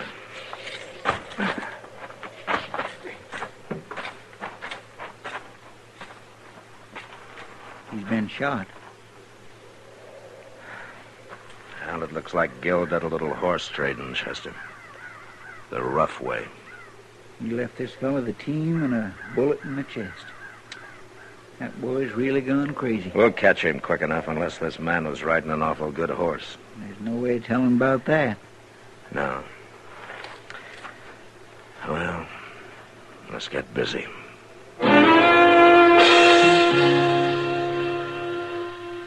We buried the stranger as best we could, and then took up Gil Varden's trail again. By mid-afternoon, his tracks showed we were closing on him. Still, it was almost dusk before we saw a sod hut up ahead. and a saddled horse standing in front of it. At one side was a corral holding 2 other horses. But Gil and whoever owned the place were nowhere in sight. We made a circle, rode up behind the hut, and dismounted. He ain't been here very long, Mr. Dillon. That horse of his is still winded. Well, I don't know whether to wait for him to come out or go in after him. It'd be a lot safer to wait, if you ask me. There might be somebody in there with him. Either way, we've got him now. Look, Chester, you wait at the edge of the cabin there. If he runs out alone, take him, huh? All right, sir. We're too late.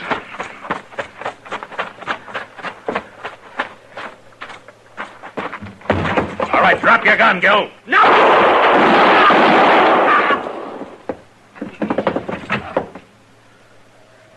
You all right, Mr. Dillon?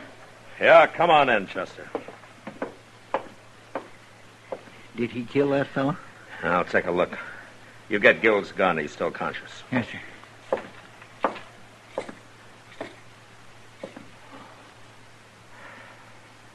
Yeah, he killed him, all right.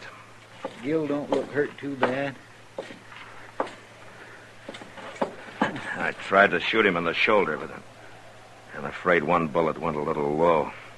His eyes is open. Gil, can you talk? You busted my chest. Here, let me open your shirt for you.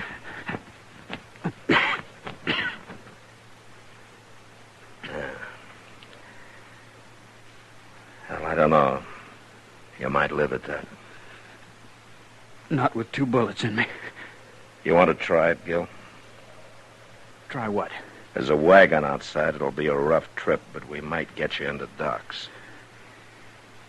You shoot a man, and then you try to save him. I've done it before. I asked this fellow to trade horses, but he figured I was running, and he tried to jump me. I shot him. You shot a lot of people today, Gil. I didn't want to. I didn't know what I was doing, except running. I heard about Gant. I knew it was me you'd be after. What do you mean you heard about Gant? I'm getting dizzy. I'm gonna fall. Hold me, Marshal. You're lying on the floor, Gil. I'm gonna fall. Is he dead? No, he's still breathing. What was that he said about Gant? I don't know what he meant, but he sure didn't admit killing him. Let's get him back to Dodge if we can. And maybe we can find out what this is all about.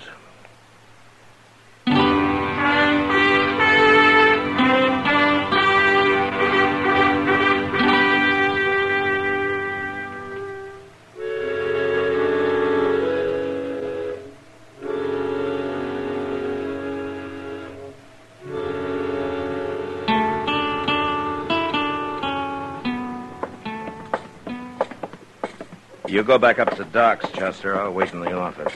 When Gil comes to, you let me know. All right, Mr. Dillon. He's an awful tough boy, ain't he? Yeah, he had to be to survive that trip. It wore me out, and I wasn't even shot. Oh, say, if you leave the office, you'd better let me know where at you'll be. Yeah, I will, Chester.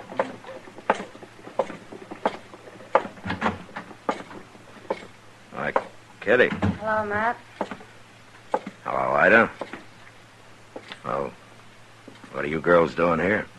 We've been waiting for you, Matt. We heard you brought Gil in this morning. Yeah, he's up at Doc's. How is he, Marshal? But he's got 2 bullets in him, Ida. He survived that wagon trip, but Doc can't tell much yet. What do you think? Well, he's still alive, and I've seen men pull through shot up a lot worse than he is. Even if he does live, he'll hang, won't he? Yeah, he'll hang. I'm sorry, Ida. It's all my fault. Your fault. Ida did it, Matt. Did what? Killed Henry Gant. Ida killed... Yeah, she came and told me about it after she had left. Gant tried to run off with her, but she got his gun away from him and she killed him with it. Is this true, Ida? Or are you trying to cover for Gil? Gil's gonna hang anyway. It's true.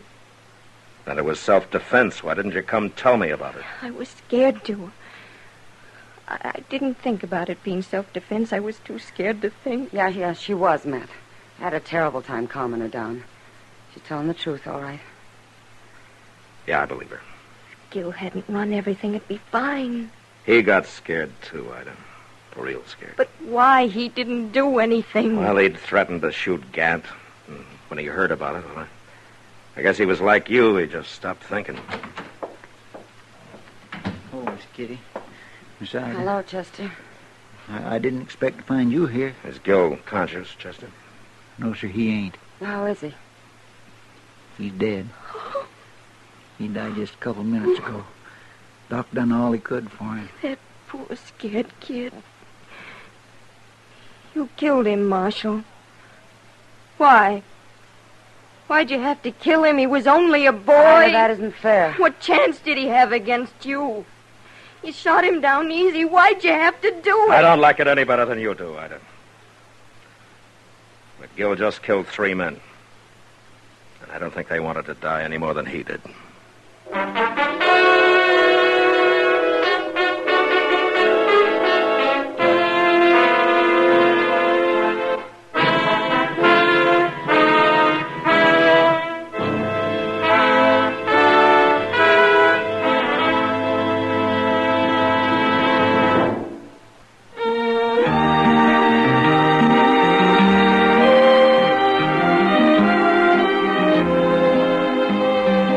You know, Dodge City was the end of the railroad and the beginning of the frontier.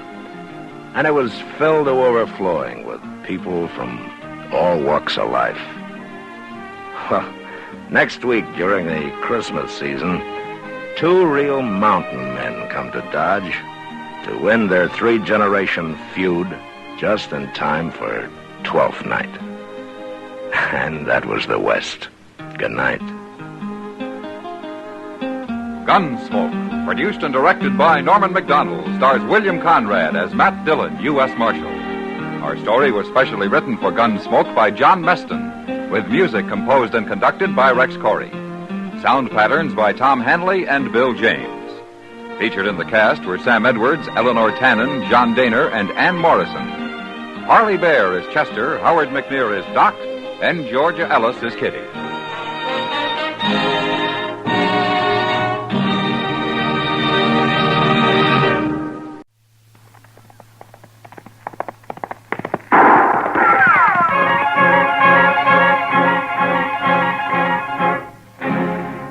Around Dodge City and in the territory on West, there's just one way to handle the killers and the spoilers, and that's with a U.S. Marshal and the smell of Gunsmoke.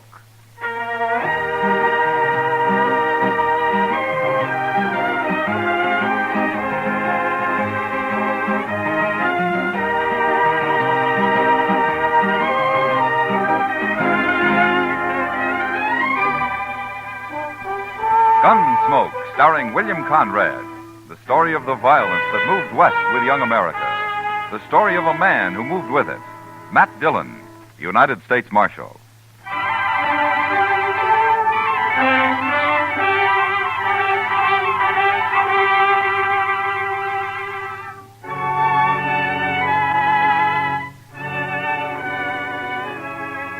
Trouble could start any time in Dodge, but usually it was at night that the men made their play along Front Street.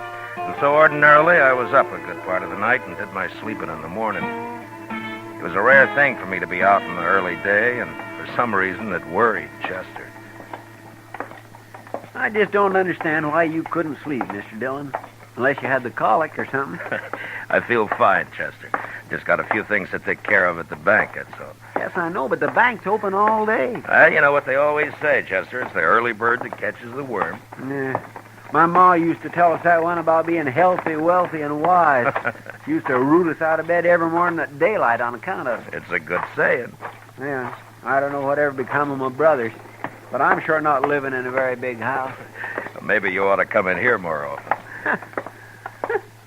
I got no business with the bank, Mr. Dillon. Well, morning, Mr. Fogg. Morning, Chester. Morning, Mr. Dillon. Morning, Fogg. I'll be over there in a minute as soon as I straighten this stuff out.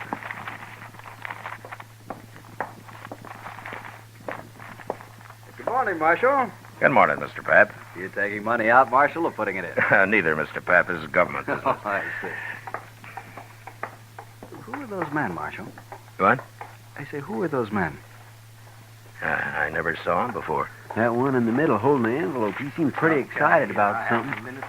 Certainly, sir. What can I do for you? I want a loan of money immediately. Well, we'll do what we can, sir. First of all, how much do you want? $20,000. 20. Mr. Pap. Yes? Excuse me, Marshal. Gentlemen, this is our president. You'll have to talk with him. I heard you say $20,000, gentlemen. That's a lot of money. What do you have for collateral? My collateral, sir, is right here in this envelope. You may look at it, but don't reveal it to these other gentlemen. These are playing cards. Don't name them. I'm afraid I don't understand. Well, I've been in a poker game at the Texas Trail all night long. Right now, there's about $40,000 in that pot. There are some good hands out. I've put every cent I have into it already. Now, they've given me just 20 minutes to come up with more money. Well, I certainly wish you luck, sir, but I never heard of You've seen my hand in that envelope. You can lend me the money on that. But surely, sir, you don't expect the bank to enter a gambling game. Now, these gentlemen are also in the game.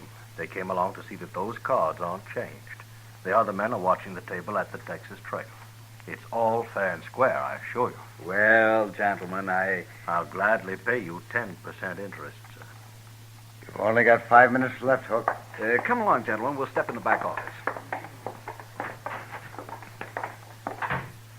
Well, now that's about the craziest thing I ever did here. He must have a pretty good hand, Chester. I know, sir, but you don't think Mr. Pap's going to let him have $20,000 on it? It certainly looks that way. Yeah, there we are. I'll take care of this and we'll get out of here. This is government stuff, Fogg. You know what to do with it. Certainly, Mr. Dillon. Now, let me see.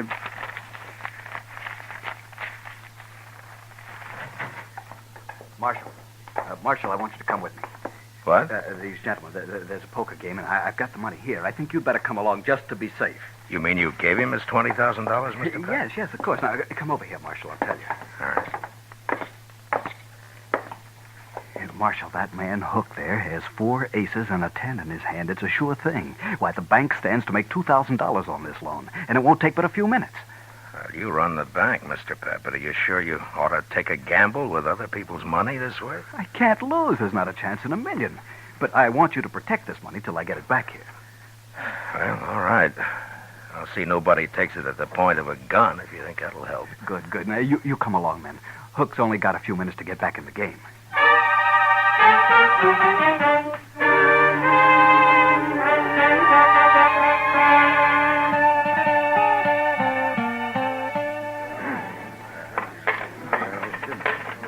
All right, there's my money, Mr. Shaneways. I'm calling you, sir. You must have a pretty good hand, Hook. All the trouble you've been to. You will see it. What have you got? 5 little hearts, all blue. I win, sir. 4 aces. But look at my hearts. They read 2, 3, 4, 5, and 6. Straight flush. Your aces lose, Hook. Aces? Aces? How could he have a straight flush? Got it dealt right out of the deck, Hook. Right out of the deck. Nice pot. Had enough? But he won. Mr. Pap. Sir, I don't know what to say. $20,000. Just like that, $20,000. It's not even my money. Now, Mr. Pap, don't you worry, sir. I only borrowed that money. You'll have it back. You have my word as a Confederate gentleman on that. Hook, please. Hook, I've got to have it back. It's not my money. I have to put it back in the bank. I'll be ruined if people find out You about only this. loaned the money, sir. I lost it. Now, I'll send for it today, sir. I'll wire my agents. They'll have it on the next Santa Fe that leaves St. Louis. No, Hook. No, I don't think that'll happen. My word as a gentleman, sir. But you must be patient. shouldn't have done it. I had no right to do it.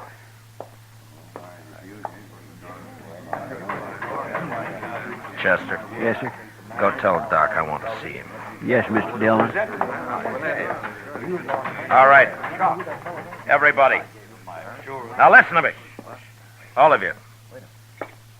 Now, I don't want a word said about this to anyone. The bank's important to Dodge, and this could ruin it. Do you understand? We've had no reason to spread. All right, then see to it. Or there'll be trouble for all of you. Well, certainly, Marshal. No.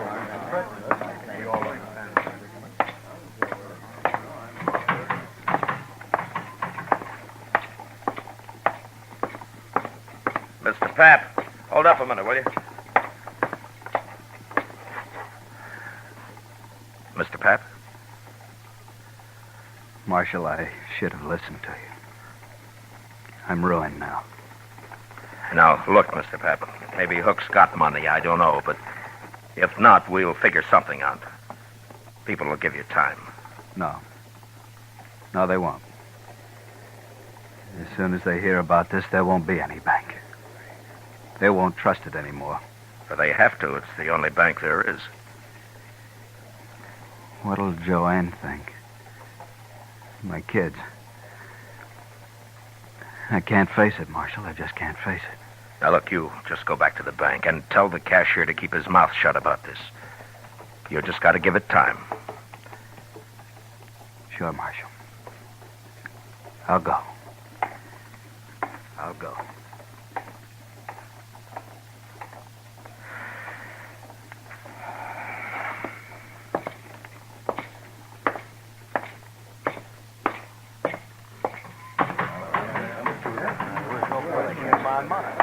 Oh, Marshal. Marshal, sir. I am sorry for that man, but he has no reason to worry. I'll send for the money at once. Yeah, you do that, Mr. Hook. Send for the money. Gentlemen, what are your names? My name's Shaneways, Marshal. Now, I'm sorry for that banker, but it's nothing to do with me.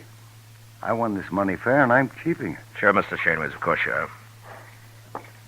Who are you, mister? Varden. And I agree with Shaneways. Gambling money's fair money. Nobody's arguing that, Mr. Varden. But remember, gentlemen, what I said. Don't talk about this. Oh, well, hey, Matt. Chester said you wanted me. What's happened? Didn't hear any shooting. Everything's all right, Doc. Oh, well, that's it. Oh, you look familiar. Don't you? I haven't had the pleasure, sir. Oh, well, maybe not. No, I guess not. My mistake. Never mind, Doc. Come on.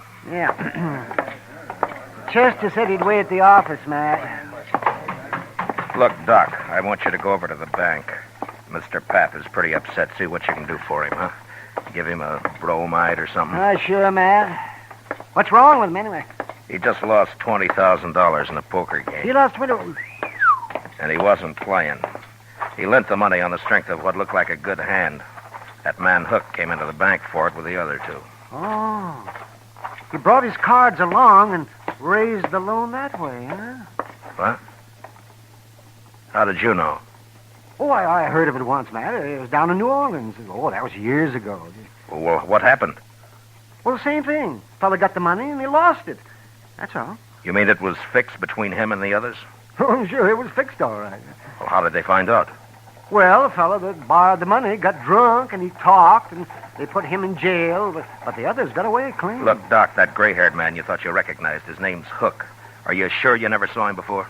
Oh, a lot of people look familiar at first glance, man. You know how it is. Look, in New Orleans, you didn't know the men who pulled the trick on the bank, did you? Well, people said that they'd come down on the riverboat. I was doctor on the Tennessee Belle then, but I never met them, not to my knowledge anyway. You recall hearing their names? Well, that was a long time ago, Matt. Look, Doc, those three back there may have just pulled the same thing now. Hook looked familiar to you. Maybe he remembers you, too. Well, he just said he'd never met Doc, me, Matt. he could be lying. Oh, well, sure, but I can't place him. I probably never saw him before. Well, go see what you can do for Pap. He's in pretty bad shape. Well, sure, Matt. Gamblers were always drifting in and out of Dodge. Some of them were crooked and some it had been said, were honest. Ordinarily, it didn't matter much one way or the other. Most men could take care of themselves.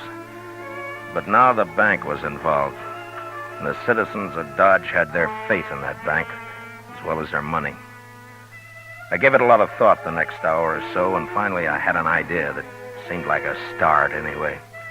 I explained it to Chester, and together we went back to the Texas Trail. Shaneways and Varden were idly cutting cars, and Hook was at the bar talking to Kitty. Hello, Matt. Kitty? Hi, Miss Kitty. Do you know Mr. Hook?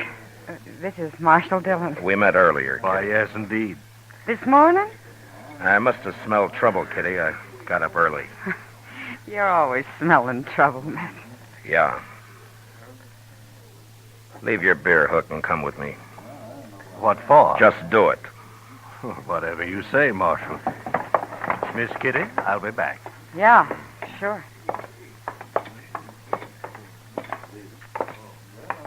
All right, Varden, Shaneways, get up and follow Chester. What? Is this an arrest? Now, what would I be arresting you for, Mr. Shaneways? What?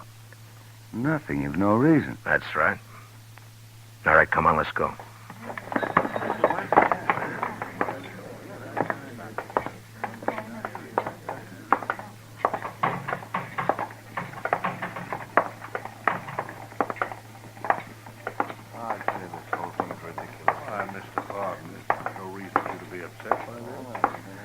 Just follow her along, please.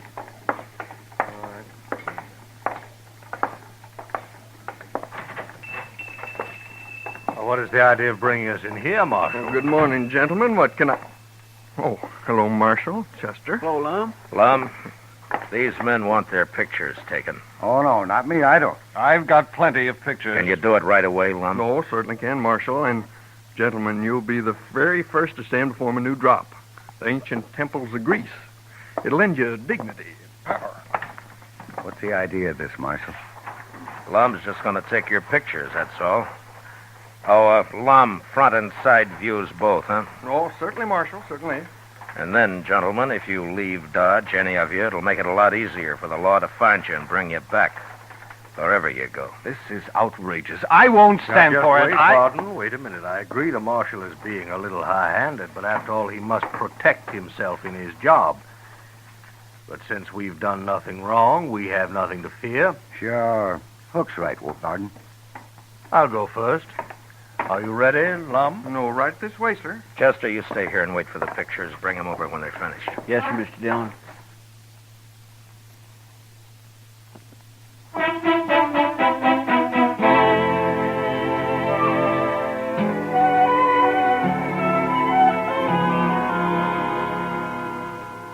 Well, I'm a pretty good photographer, Mr. Dillon. Yeah, these aren't bad. Lock them up in the safe, will you, Chester? All right. You think this will keep them in Dodge, sir? No, not if they really get scared.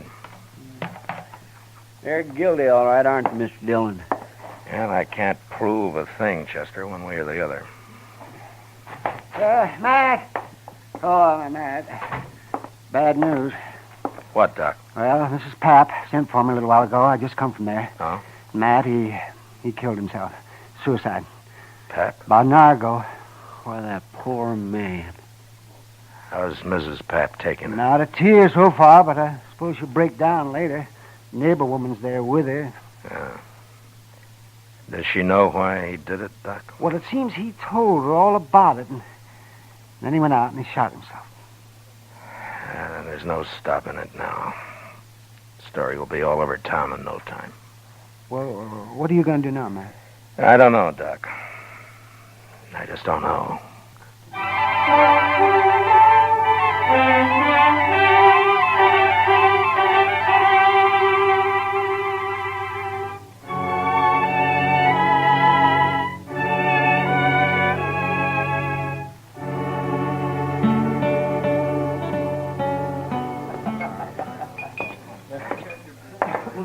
I'll buy you a drink, Kitty. Gosh, I'd like it, Matt, but I just said I'd join Hook over at his table. Well, I'd like to talk to him, too. I'll just sit with you for a few minutes. That's fine with me. I don't know about him, though. Oh, I don't think he'll object. I just have time for a smoke, Mr. Hook. I didn't think you'd mind. Why, no, of course not. You're quite welcome, Marshal. May I buy you a drink? No, thank you. Marshal, I want you to know I sent for that money today, just as I promised. Oh? You're a little late. Late? Mr. Pap shot himself. You did? You mean Mr. Pap, the banker? Yeah. But why, Matt? He would always seem so quiet-like. Maybe Mr. Hook will explain it, Kitty. Well, now, Marshal, you can't hold me responsible in any way at all. I didn't say I could, Hook. But you seem kind of nervous about it. Well, naturally, I'm upset. After all, that man did me a great favor. Yeah, sure. But I don't think the people in Dodge are going to like it much when they find out. Tell me something, Mr. Hook. When were you in New Orleans last? New Orleans? Mm-hmm. Well, why do you ask that, Marshal? Just curious. Well, sir, I've never been in New Orleans. Does that answer your question? Yeah, it's good enough. For now. Goodbye, Kitty. I'll drop by later. Sure, Matt. And, Mr. Hook, it still goes about not leaving town. I like it here, Marshal. Yeah. Yeah, you should.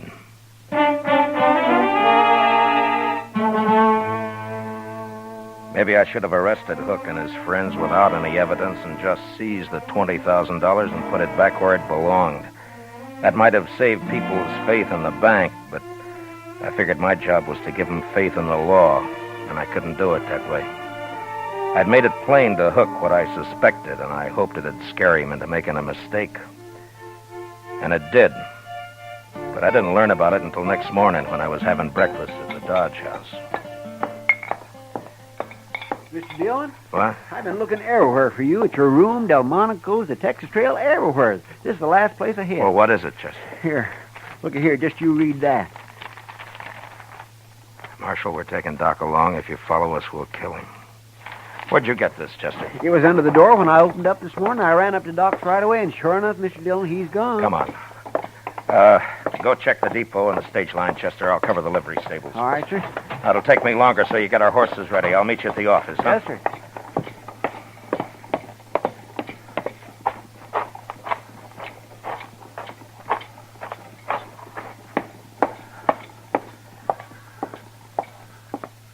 Well, it's the marshal. You're out early today. Not early enough, Andy. Yeah? What can I do for you? I want to know if you rented out any horses last night. Well, sure, a few. Why? Did you rent 4 to anybody, 4 in a bunch? Why, yes, I sure did. Be back today, so they said. Who said? Well, strangers to me. Paid me in advance, though. The greenhorn. What time was this, Andy? Oh, it was late. Yeah, it was way after midnight it was. Something wrong? Yeah. Tell me, Andy, what they look like? Well, one was an old fellow, gray hair. Didn't give me his name, though. I don't think I got much of a look at the other one. Do you have any idea which trail they took out of town? Why, no, I don't. One of them said something about St. Louis. But that's not much help, is it? It might be. Oh, thanks, Andy. Oh, one thing, Marshal. Yeah. If you're riding after them, those horses they got are just crowbaits. I didn't figure they could handle anything better. There was nothing to do but take a chance and ride east. Luck was with us, though, and within an hour we cut their trail. 4 horses leave a pretty fair track, and we followed it, riding hard. By dusk, we could tell by their sign that we'd nearly caught up with them. And soon after dark, we spotted their fire. These were gentlemen, maybe, but they were mighty poor hands on the prairie. We left our horses and went ahead on foot. We gonna shoot it out with them, Mr. Dillon? No, we can't chance it, Chester. They'd kill Doc. Now, hold up a minute. That's their horses just ahead.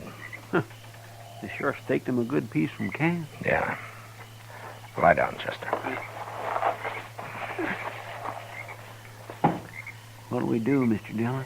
We just wait. Those men are mighty green at this game. I think we can steal their horses without any trouble at all. Just leave them afoot, huh? Yeah. Now, look, Chester, when we get those horses, I want you to pick up ours and take the whole bunch out of sight. I'm going to crawl into that tall grass just to the left of the fire there and hide until morning. Mr. Dillon, why can't I go with you? Every time we get in trouble, you always send me off alone somewhere. You always do everything alone. Do as I tell you, Chester. Yes, sir. You just wait till you hear gunfire, and then ride in fast and bring all the horses. All right. Good luck.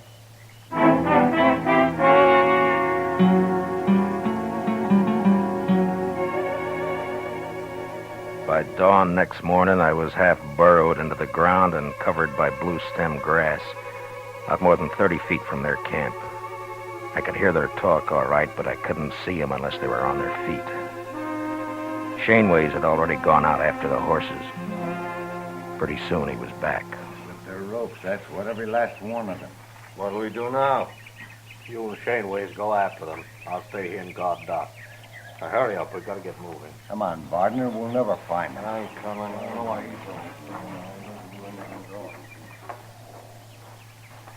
you can have this country, Doc. I don't know why you ever left that soft berth you had on the Tennessee Belle. Well, I didn't have to leave it. That's more than you can say about New Orleans. More talk like that, you'll get your throat slashed like a fat shoat, Doctor. Oh, spoken like a true gentleman, Hook. Or whatever your name is. Now, if you hadn't talked so much in the first place, you wouldn't be where you are now. Oh, you're a fool, Hook. I might have seen you somewhere, but I sure couldn't connect you with that New Orleans business. Anyway, you're giving yourself away now. Just how? Don't you know there wasn't a thing the law could do until you ran? Oh, you'll be caught now for sure, yeah. Oh, I doubt it. Why don't you untie my hands? I can't eat this way. You'll manage. I let Hook and Doc wrangle on till I figured the other two men had walked about a half a mile from camp. Then I waited till Hook had his back to me, and I stood up slowly and moved quietly forward. Doc saw me and almost spoiled the game, but he caught himself in time and then started another argument with Hook. I was about 15 feet away when Doc suddenly kicked the coffee pot off the fire and all over Hook's legs. And then I moved. Oh! Hit him again, Matt.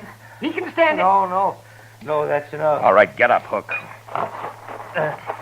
Oh, Marshal, easy now. Don't shoot. Get Doc untied and be quick about it. Yes, get me untied and be quick about it. There. Yes. Oh, that feels better. Oh, Hook, if I weren't a professional man, I'd punch you right in the eye. Never mind, Doc. Here, put his gun in your belt. All right, I'm just mad enough. I'd like to have an excuse to use this. Matt, what are you doing? You'll see. Matt!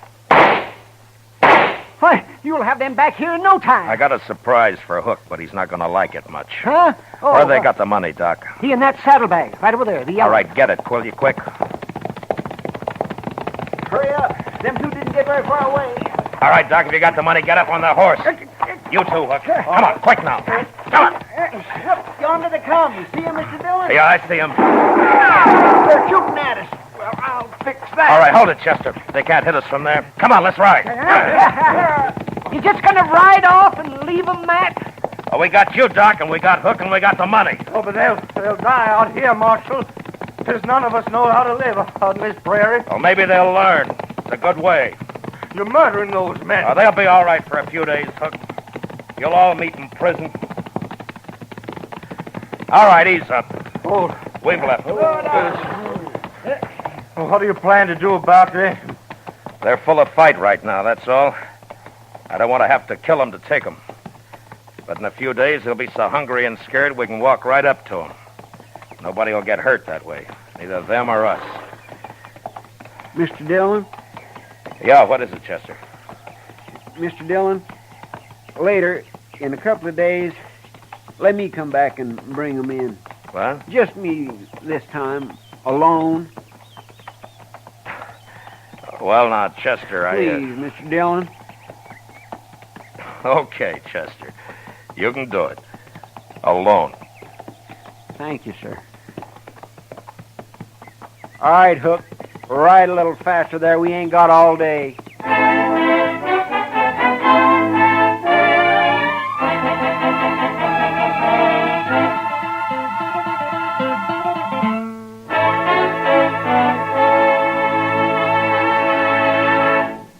Gunsmoke, under the direction of Norman Macdonald, stars William Conrad as Matt Dillon, U.S. Marshal. Tonight's story was especially written for Gunsmoke by John Meston, with music composed and conducted by Rex Corey. Featured in the cast were Lawrence Dobkin, Harry Bartell, Ralph Moody, James Nusser, Joe Cranston, Paul Dubov, and Peter Leeds. Parley Bear as Chester, Howard McNear as Doc, and Georgia Ellis as Kitty. Gunsmoke is heard by our troops overseas through the facilities of the Armed Forces Radio Service.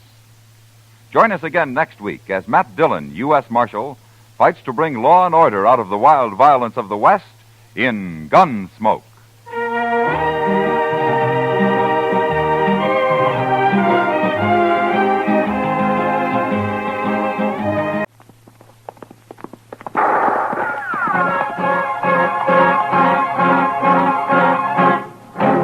Around Dodge City and in the territory on West, there's just one way to handle the killers and the spoilers, and that's with a U.S. Marshal and the smell of Gunsmoke.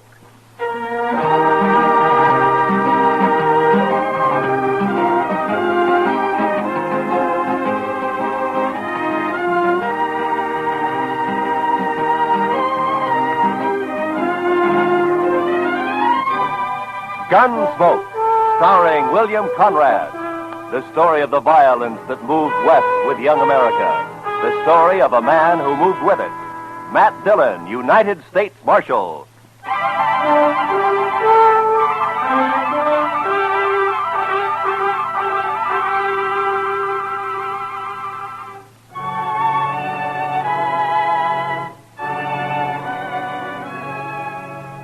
I think it was the nastiest weather I'd ever seen.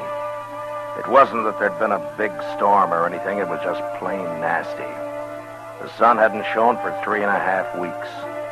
Nothing but huge banks of black clouds that filled the sky and never moved. And when it finally broke, it was a downpour of the coldest and dreariest rain you ever saw. For 2 days, Chester and I never went out of the office. We didn't need to.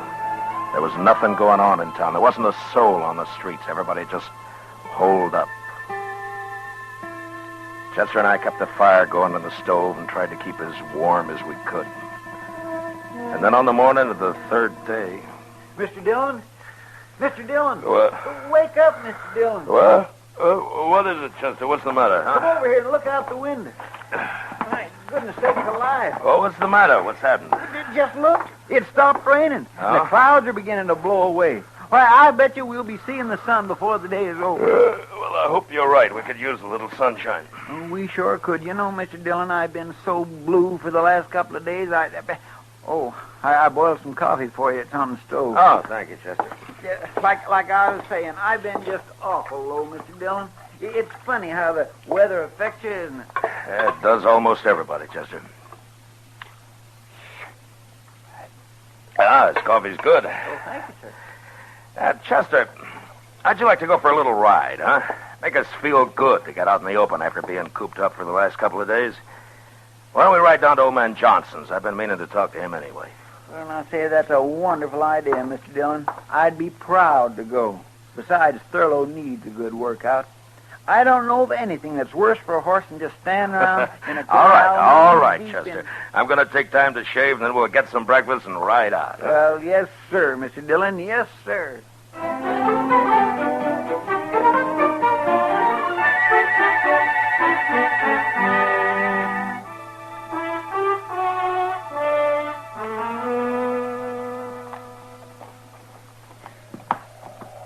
You were right, Mr. Dillon.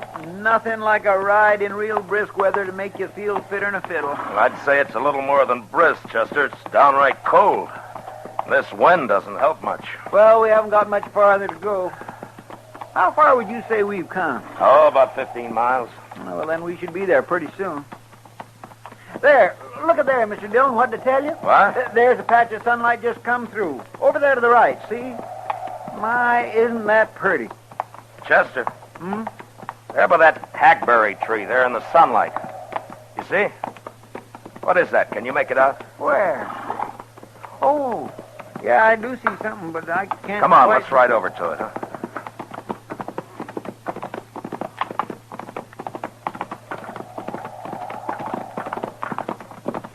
Why, Mr. Dillon, it looks like somebody all huddled up leaning against the tree. Why, it's an Indian. Yeah, a woman. Hey, pull up here. Oh. I don't think she's heard us. Hello there. Why, she didn't even look up, Mr. Dillon. Hello. Is something wrong? Well, there sure must be. Hey, let's walk up, Chester.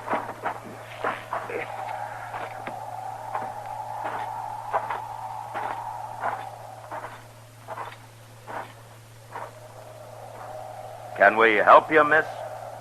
She won't even lift her hand.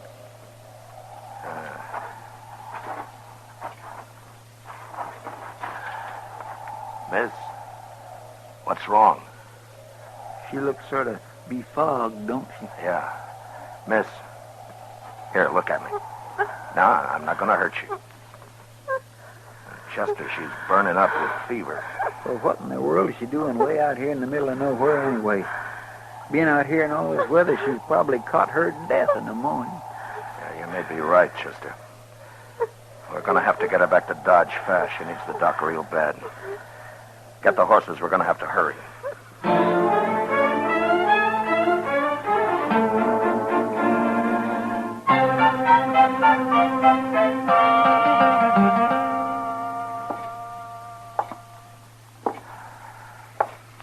Mr. Dillon, did you notice what a pretty little girl she was? I declare I don't think I've ever seen a more beautiful woman. Yeah. And her hair. You know, I think Indian women have the prettiest hair in the whole world. Seems such a shame that such a pretty little thing should have to be all... Matt? Oh, hiya, Kitty. One of the boys at the Texas Trail told me he saw you and Chester riding up the street here to Doc's office, and that you were carrying an Indian girl in your arms. He said she looked like she was dead. What happened? Oh, we found her out in the middle of the plains. That's right, Miss Kitty. She was just sitting under a big old hackberry tree. Oh, what was wrong with her? I don't know. Exposure, I guess. Doc don't think there's much chance for her, Miss Kitty. Oh, that's too bad. Matt, you better come in. Yeah. Kitty. Doc? How is she, Doc? She just regained consciousness. I'm afraid I can't see how she's still alive. Well, you think I could talk to her? Well, you can try. Certainly won't hurt anything. But I'd like to find out who she is so that I can notify her people with... Well, you better hurry. Yeah.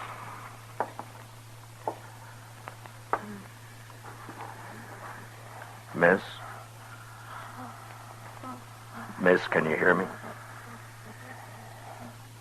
Miss, listen to me. Go away. Please. Tell me who you are. Leave me alone. Won't you talk to me? Now, what's your name? I want to die. What happened? Why were you out on the plains all by yourself? Were you lost? I want to die. I want to die. Alone. Matt. Yeah, I know. Miss, please. Won't you tell me who your people are? I want to die.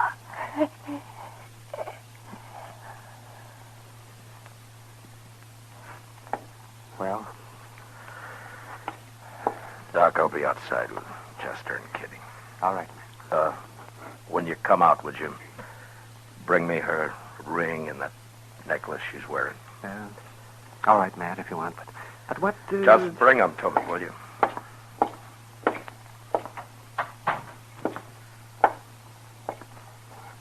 Well, Matt? Yeah. Chester, we got a job on our hands. Yes, sir, Mr. Dillon? There's something wrong about this, and I'm going to find out what. What do you mean? She was wearing a gold wedding ring. Yes, but Mr. Dillon, Indians don't use wedding rings. I know. Then you mean you think she was married to a white man, Matt? Yeah. Here's a necklace, Matt. Thanks, Doc. Have any of you heard of anybody around town marrying an Indian girl in the last year or so? No, Matt. No? Well, there ain't but one squaw man in the whole town that I know of, Jack Benson. And he married his squaw some 8 or 10 years ago. Well, then we're going to have to start from the other end. We've got to identify her. We'll have to find out what tribe she's from. And she looks like an Arapaho, Matt, from her clothing. Well, I thought that too, Doc, but which camp? There are 3 Arapaho camps within 40 miles of here.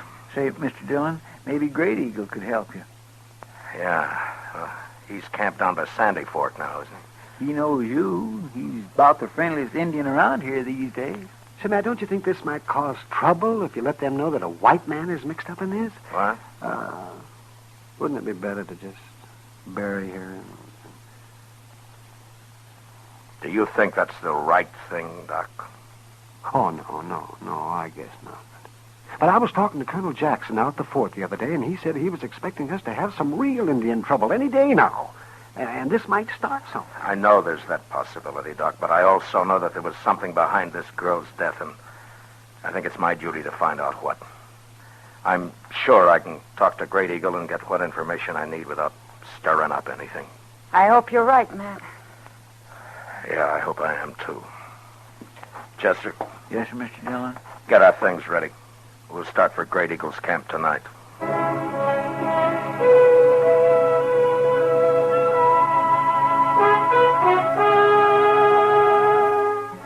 I figured it'd take us about 5 hours, and I was pretty close to right. The sun had been up maybe 30 or 40 minutes when we came to the crest of a range of hills.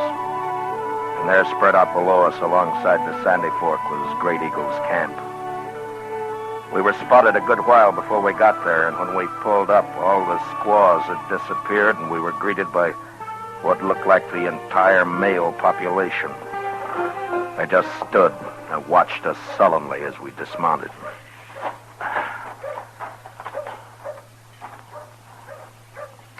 I don't think they're too happy to see us, Mr. Dillon. You may be right, Chester.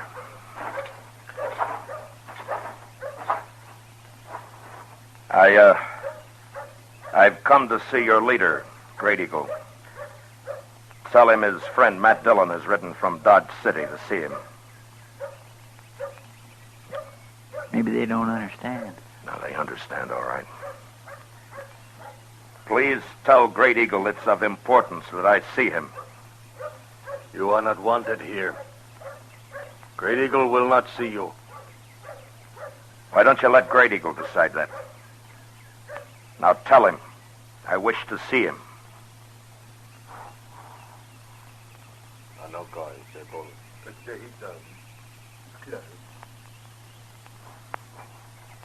Great Eagle is ill, but I will tell him you are here. I thought for a minute there that we'd rode all this way for nothing, Mr. Dillon. Yeah, we may have, Chester. I wouldn't say these fellows is very sociable, would you? No. Doc must have been right about trouble brewing. Well, the last time we was out here, Great Eagle was real friendly. I swear I don't know what we've done to make him feel so good. You're talking too much. Yes, sir. Come.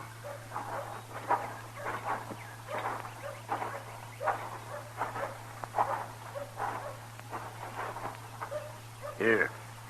Inside.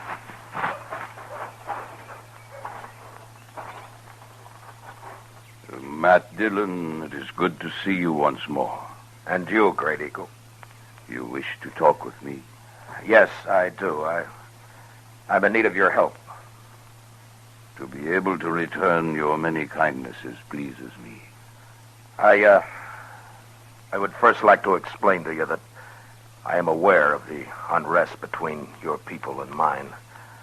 And it's my desire that what I tell you be as a confidence between friends. If it were known, it might cause further trouble. It will be as a confidence. Thank you. Well, yesterday we found a young girl on the plains. She suffered from exposure. So we took her back to Dodge City for medical attention as fast as we could. But We were too late. She was of your people. Her clothing told me that, so I came to you to help me identify her. I can't tell you why, but I feel that there was evil behind the death of this girl, and I must find out about it. You see, she was wearing a gold wedding ring, the ring of a white man. Can you describe the girl? Well, I can only tell you that she was of great beauty, and... Well, here, she wore this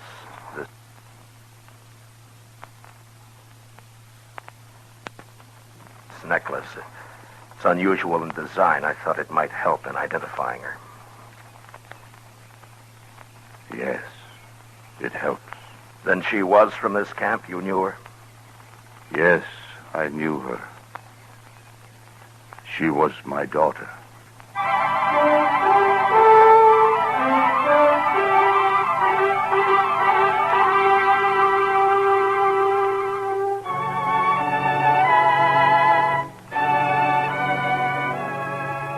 I looked at Great Eagle's face, and all of a sudden, Doc's warning came back to me. I saw Chester out of the corner of my eye. He looked exactly the way I felt, that hopeless feeling of not knowing what to do. I guess we must have stood for maybe a minute. Nothing was said. This man sitting before us, this man of great dignity, with his bronze face showing no emotion, just staring into nothing, holding the necklace in his huge hands. Great Eagle, we had no idea. Thank you. I understand. I'm sorry to have to ask this now, Great Eagle, but do you know what might have happened? I know nothing. Where is my daughter? She is at Dr. Adams' office in Dodge City. She will be buried here. I will come for her. You mean come into Dodge? I will be there before sundown of this day. Well, Great Eagle, with this unrest between our peoples, I don't think it would be but wise to come right into town. There are people there that might cause trouble. Before sundown, I will come for her. But isn't it running a chance unnecessarily? We could arrange to meet you on the other side of the river, or maybe... Before sundown of this day, with my braves, I will come into Dodge City for my daughter. But you can't bring your braves right into... All right, Great Eagle, I'll do what I can to see that there's no trouble. Before sundown, then.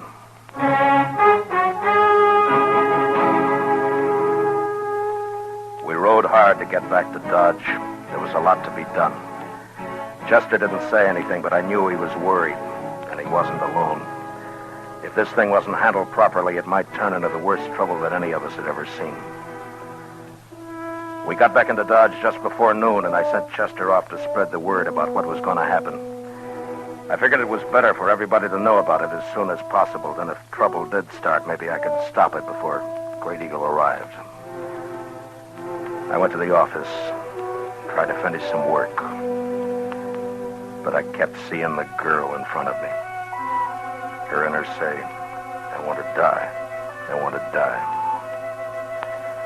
Must have been 3 hours later when Chester came in. Told me that the trouble had started. It was Black Dawson down at the Alafraganza.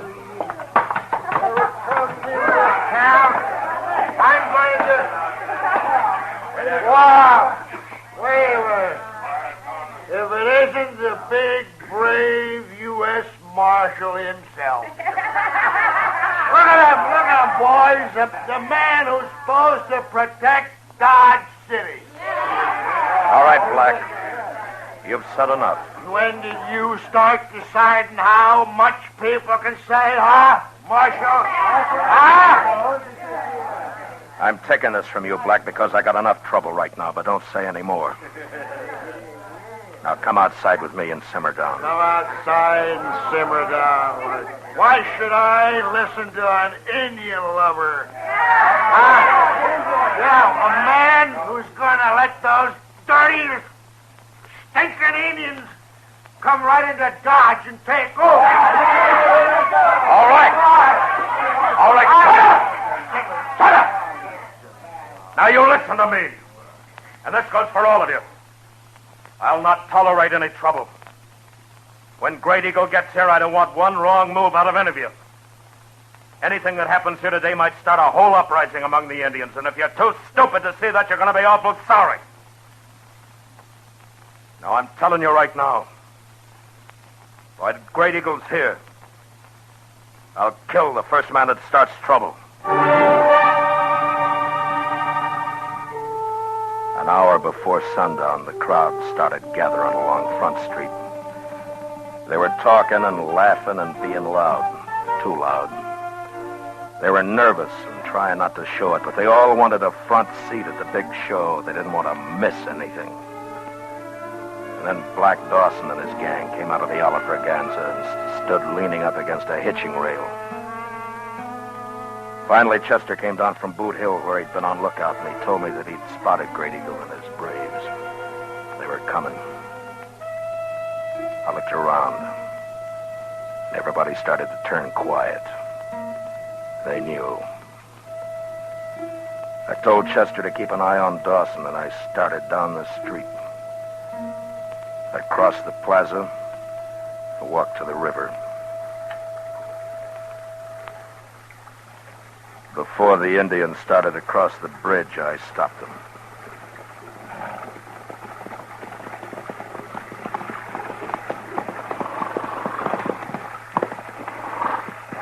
Great Eagle, I can't let you bring all your braves in. You may bring 2, and that's all.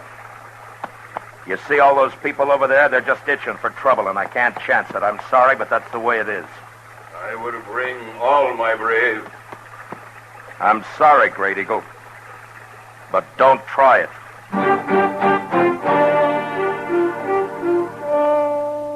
I turned and walked back into the plaza and stopped in front of Doc's office and stood, waiting. Great Eagle and his band didn't move. They just sat there on their horses, looking into the plaza. The crowd had stretched all along Front Street now, and they'd turned very quiet. Even Dawson and his gang were just standing glowering across at the bridge. I wasn't sure what was going to happen. And I waited. Must have been 5 minutes before Great Eagle turned and said something to his men and started out, with 2 of his braves following. Nobody in the crowd along Front Street moved or said a word.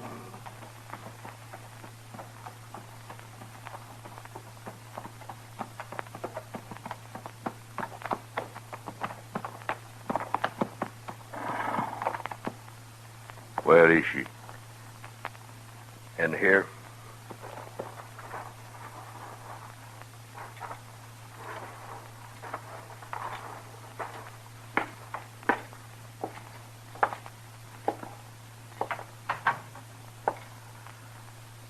She's in there. I want to talk. Come in with me. All right.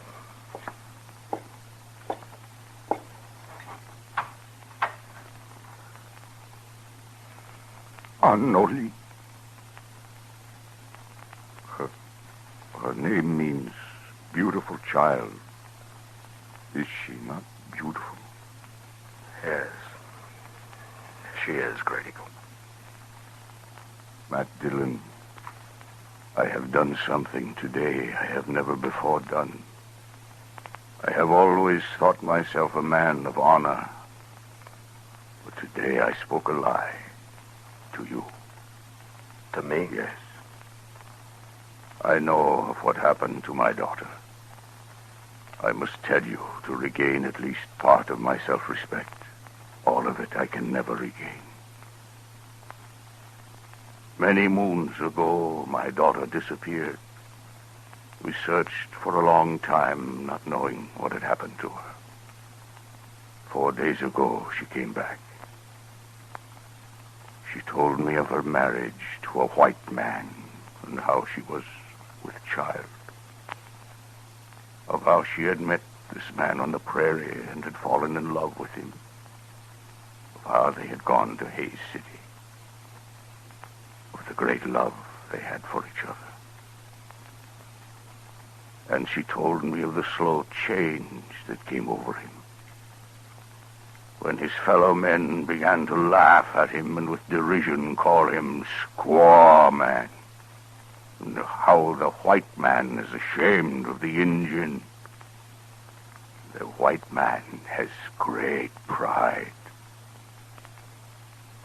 She told me how he turned her away, told her to go back to her own people where she belonged. Great Eagle, I'm very sorry. At that moment, I was with great anger and pride. And for this, I will never again be a man of honor. I told her to go back and live with the white people in shame. That she was no longer an Indian. That the Indian, too, is a proud people. I am responsible for her death. I turned away from her. You may do what punishment you like with me. I killed my daughter.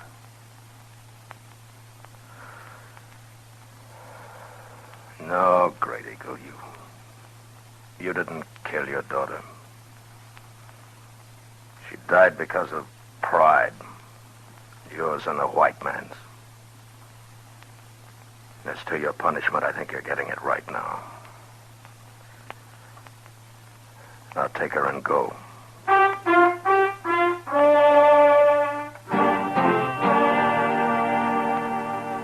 As Great Eagle reached the bridge, the rest of his braves turned and joined him and rode slowly off across the prairie, out of sight.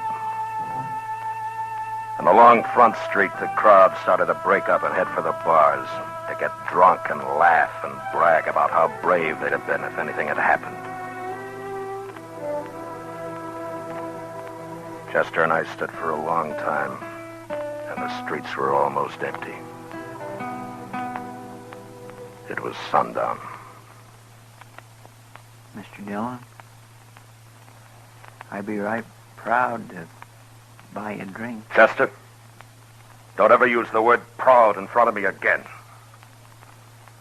Yes, sir.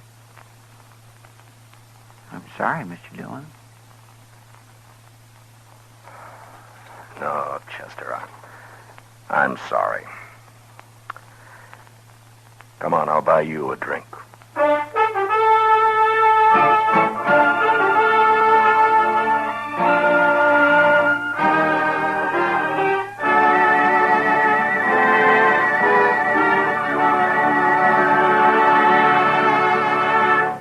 Gunsmoke, under the direction of Norman Macdonald, stars William Conrad as Matt Dillon, U.S. Marshal. Tonight's story was written for Gunsmoke by William Conrad, with music composed and conducted by Rex Corey. Featured in the cast were John McIntyre as Great Eagle, with Michael Ann Barrett, Lawrence Dobkin, and John Daner. Parley Bear as Chester, Georgia Ellis as Kitty, and Howard McNear is Doc.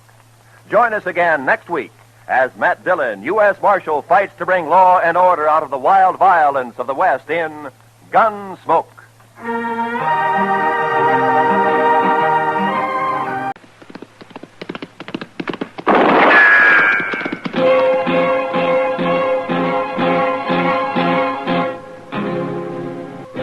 Around Dodge City and in the territory on West, there's just one way to handle the killers and the spoilers, and that's with a U.S. Marshal and the smell of Gunsmoke.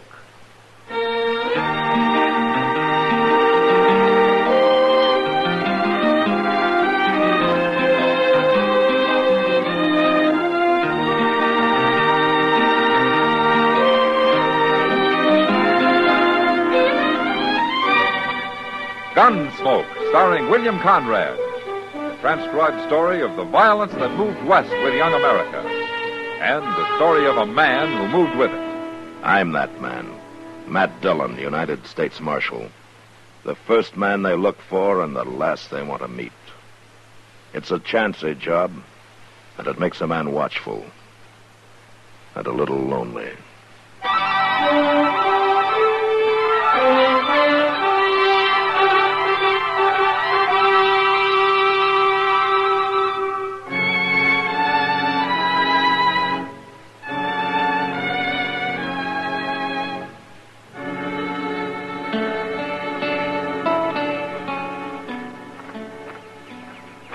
Hey, Doc. Oh, hello, Chester. Come on over and sit down. Well, I guess it won't hurt for a minute or two just to sit here. Oh, might as well be sitting out here on the street as loafing around your office. No, that's loafing. Oh, Say, now, if wait I a could minute. tell you what I didn't do. mean nothing, Doc. I wasn't even thinking. Well, I can believe that. What's bothering you, Chester? Mr. Dillon. What? I'm kind of worried about him, Doc. You are? Why? Well, look. Here it is near dark, and he ain't showed up yet. I don't even know where he is. Well, I think Matt can take care of himself, Chester. Sure, but usually he leaves a note or something, Doc. Well, a man doesn't have to do things the same way all the time. I know now, that. for instance, it's like Mrs. Hull the other day. She came to ask me how to get her baby to sleep at night. Now, for example, what would you have told her? Oh, no. Now, you just think now, Chester. After all, you were a baby once. How'd your mother get you to sleep? She didn't have no trouble. Well, the usual way is to rock the baby. But you know what I told Mrs. Hull to do? Doc, I really ain't interested. Well, you're in going to babies. hear it anyway. I told her to take the baby and smear its little fingers with thick molasses. What? Yes, and then I told her to give it a half a dozen chicken feathers. What for? Well, I figured he'd pluck the feathers from hand to hand until he fell asleep. And then if it woke up again, all she had to do was to give it some more molasses and feathers. Well, seems to me that'd only make the little baby mad. Oh, man, that shows how much you know about babies, Chester. Oh, my goodness gracious. Can't we talk about something else, Doc? I said you start something. Hey, this wait a time. minute. There's Mr. Dillon. Where? Riding up the street there, leading that horse with a pack on it. Oh, yeah. Doc, look. What? That ain't no pack he's got tied on that horse. No, that isn't. That's a man. A dead one. Yes. Who do you suppose it is? Well, I don't know.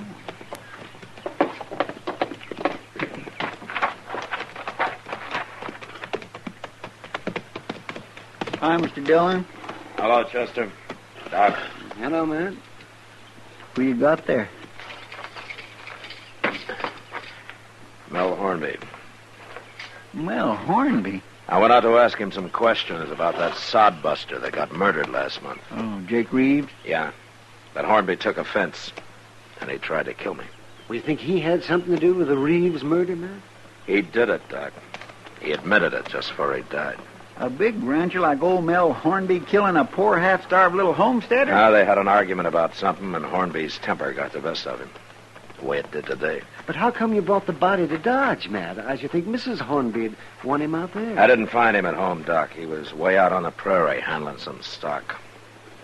I'll get a wagon in the morning and take him back. Take him? Oh, I don't envy you. Old Mrs. Hornby's a pretty mean woman. Yeah, I know. You better let Chester do that.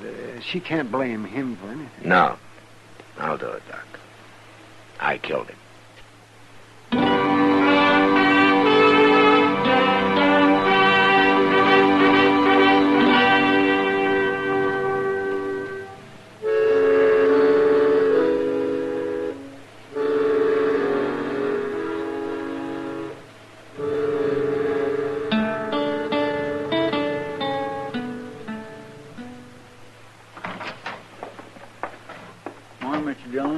Morning, Chester.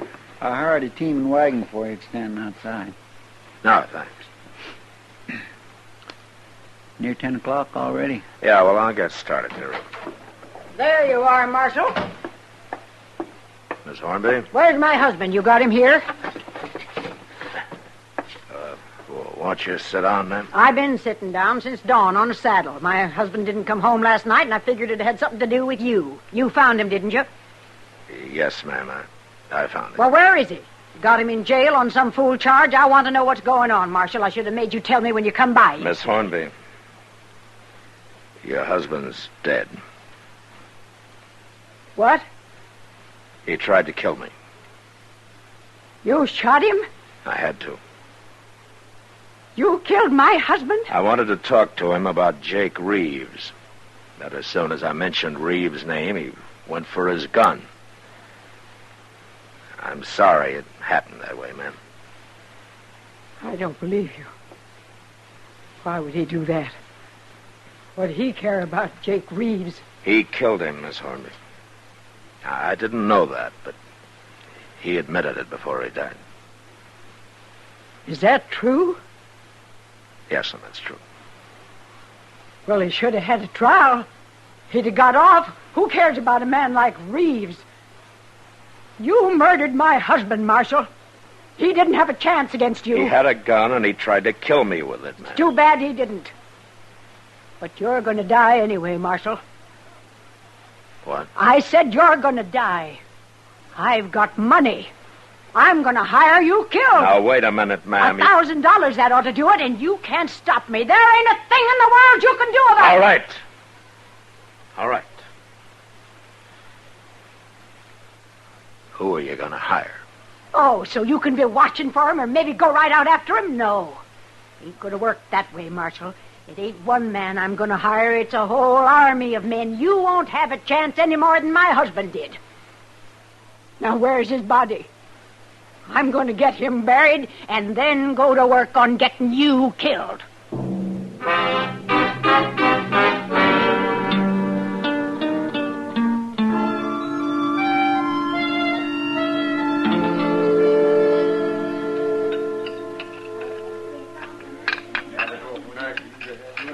More coffee, Matt? No, thanks, Kitty. I think I've had enough. Hey, that was a good dinner, wasn't it? Matt, you're awful calm for a man who's been threatened the way you have. Miss Hornby? Don't you think she meant what she said yesterday? Well, I don't know where she's going to hire an army for $1,000. But I suppose it is some kind of a compliment. She thinks that I'm that hard to kill. Well, you're not taking this very serious, Matt. Now, there's nothing I can do, Kitty, until I find out what she's up to. Well, maybe she's just crazy. She sure sounds like it. Yeah, maybe. Where'd she bury him, Matt? She take him back to the ranch? No. No, she buried him up on Boot Hill. Boot Hill? She said if that's the way he got killed, that's the place he was going to get buried.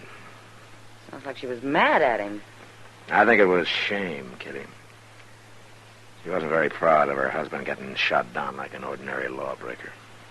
That's a pretty easy word for a murderer. I don't think his killing Jake Reeves meant a thing to her, Kitty. Why, he might as well have shot a horse for all she cared. All she cares about herself. Mr. Dillon. Hello, Miss Kitty. Hello, Chester. Sit down and have some coffee. All set, but there ain't no time for no coffee. Oh, what's that poster you got, Chester?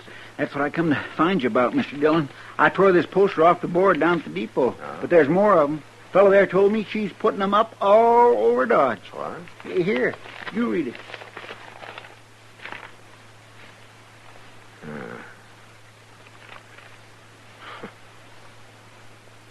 $1,000 reward to the first man that can prove Matt Dillon is dead.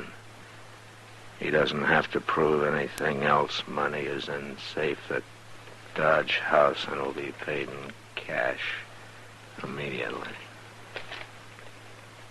Signed, Mrs. Mel Hornby. Matt, she can't get by with that. You can put her in jail. You sure can. And I'll go around and tear down the rest of them posters, Mr. No, Chester. Too many people have read them by now. And some of them are probably already thinking about it. And put her in jail till she takes it back, Matt. Make her print up some more saying it isn't true. You think she'd do that, Kitty? Miss Hornby? Matt, you're going to have every greedy bum in Dodge out trying to ambush you. Yeah, Kitty. A whole army of them.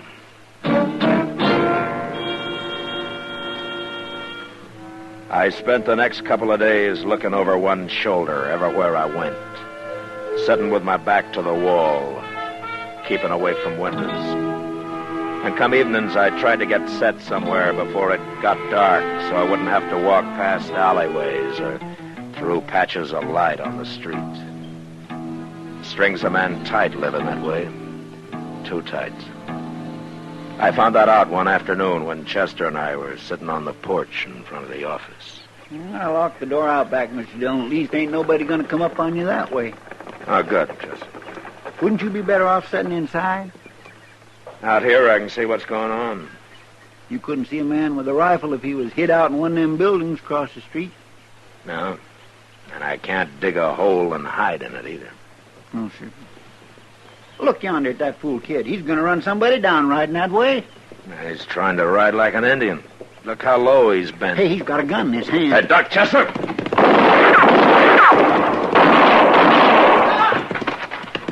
Mr. Dillon? You hurt, Mr. Dillon? No, he missed me. But he was shooting mighty close. Well, you got him. Yeah, I got him.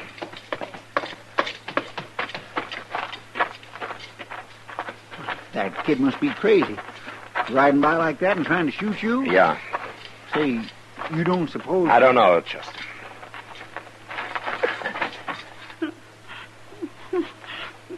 He's still alive. I'll carry him up to Doc's. You take care of his horse, huh? Yes, sir. My, he's awful young, ain't he? Yeah. He's awful young.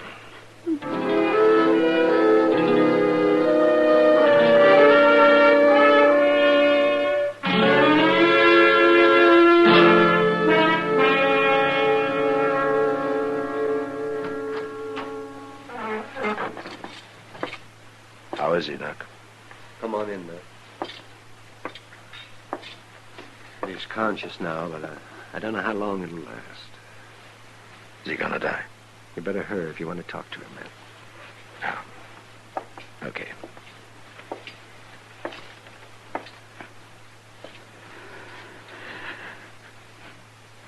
How you feeling, son? Bad. Real bad, Marshal. Doc will take good care of you. Who are you? What's your name? Can't tell you my name. Why not? My name don't matter. All right. But you tried to shoot me. Why? Reward. $1,000. We needed that money. We needed it bad. Who needed it? I seen you sitting there. Then I went and got my horse. I almost killed you. But I'm sorry I did it. I'm real sorry. Now, don't worry about that now. Everything's gonna be... I'm a... Marshal.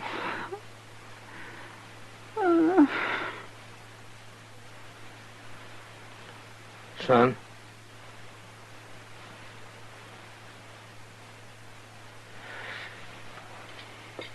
Doc? I'm right here, Matt. He's dead. Nobody could have saved him. No. How old would you say he was, Doc? Oh, 15, maybe. It's not your fault, Matt. I killed him. No, Matt. I'm going over to the Dodge House, Doc. Mrs. Hornby? Yeah.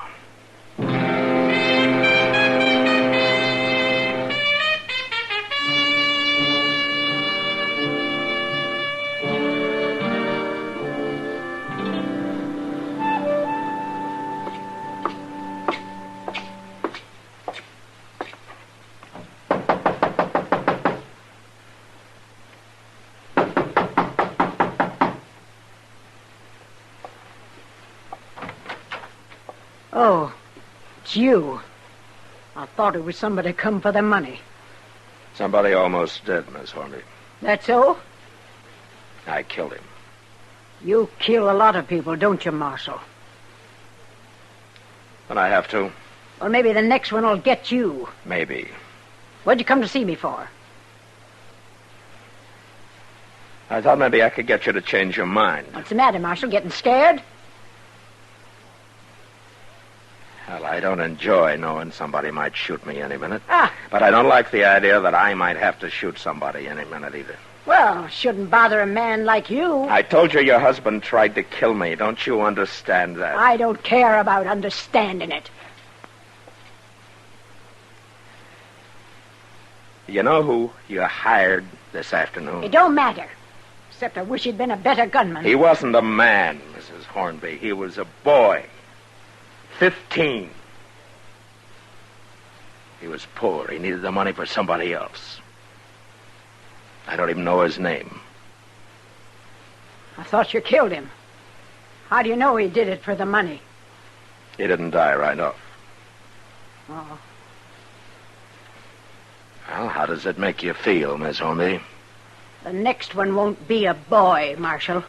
Or the one after that. Miss Hornby. What? You're a terrible, selfish old woman.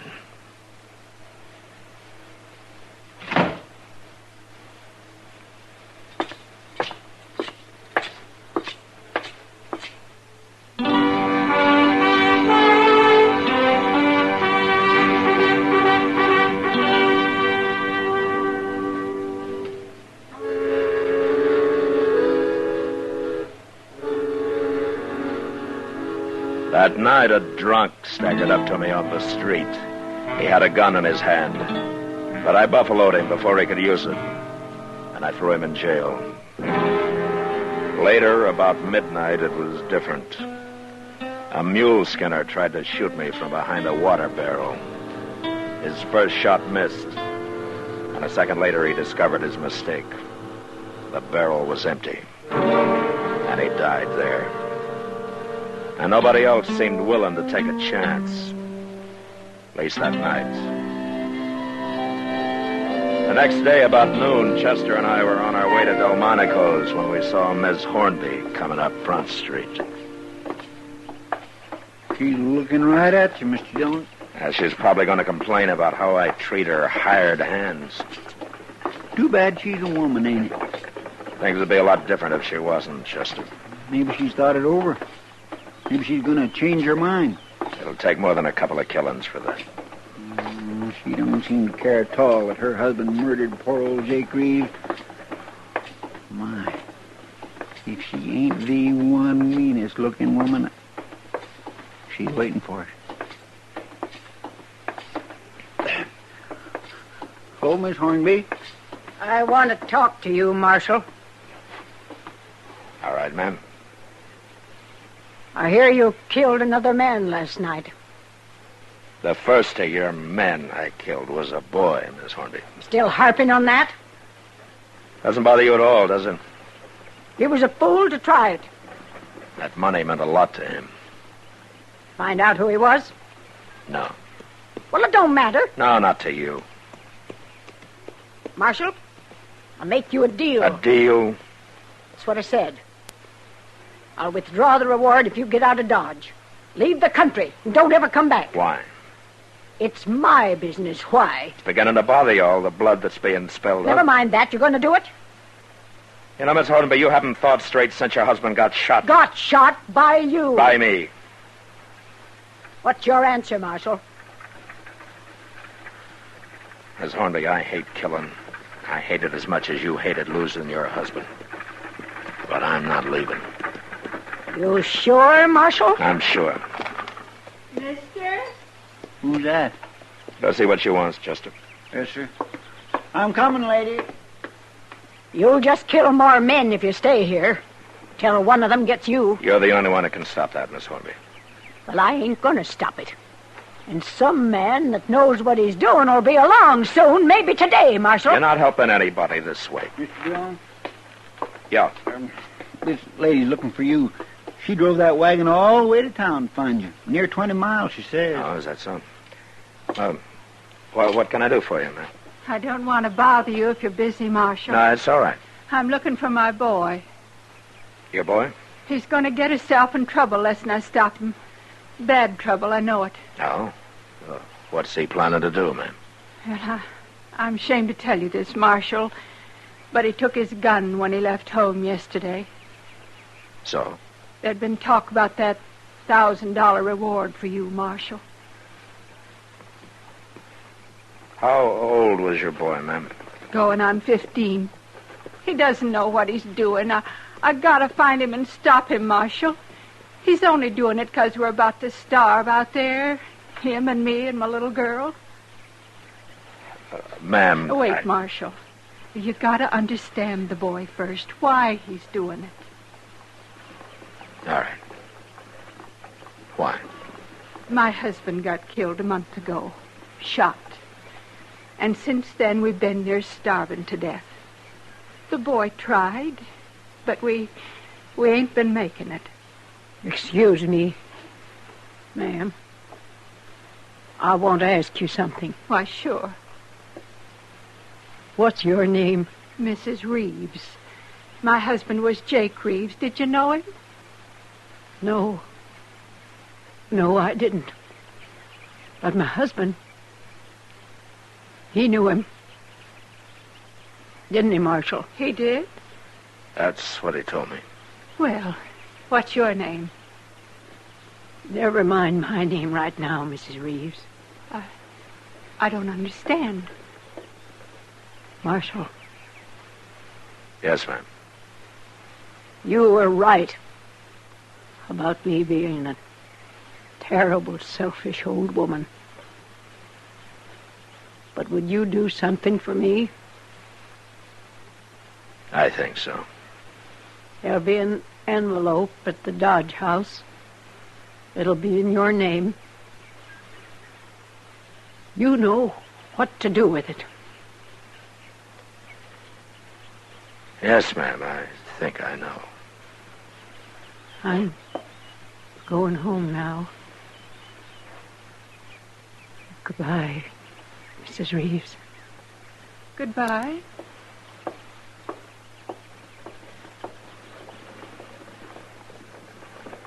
I don't understand what she was saying, Marshal. Miss Reeves, you want to come to my office and I'll try to explain it to you. I'll try to explain a lot of things to you.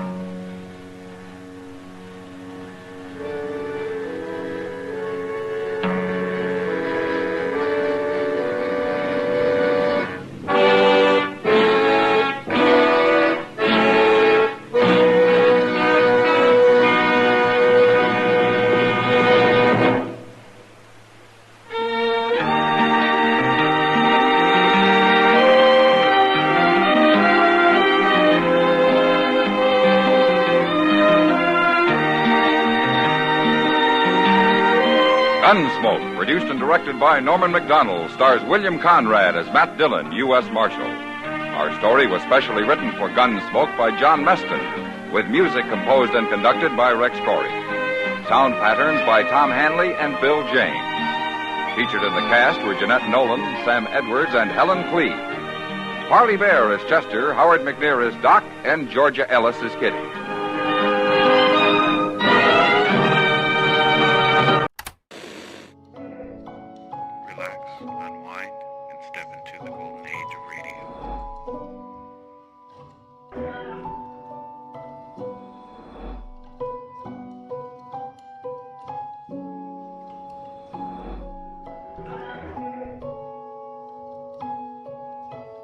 You're now listening to Golden Radio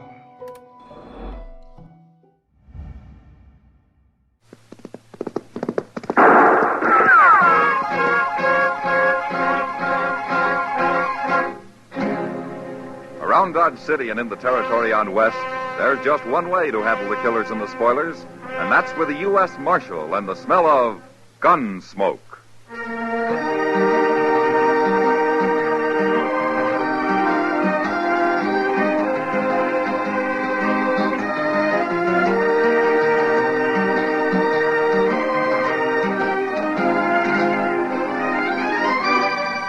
Gunsmoke, starring William Conrad. The story of the violence that moved west with young America. The story of a man who moved with it. Matt Dillon, United States Marshal.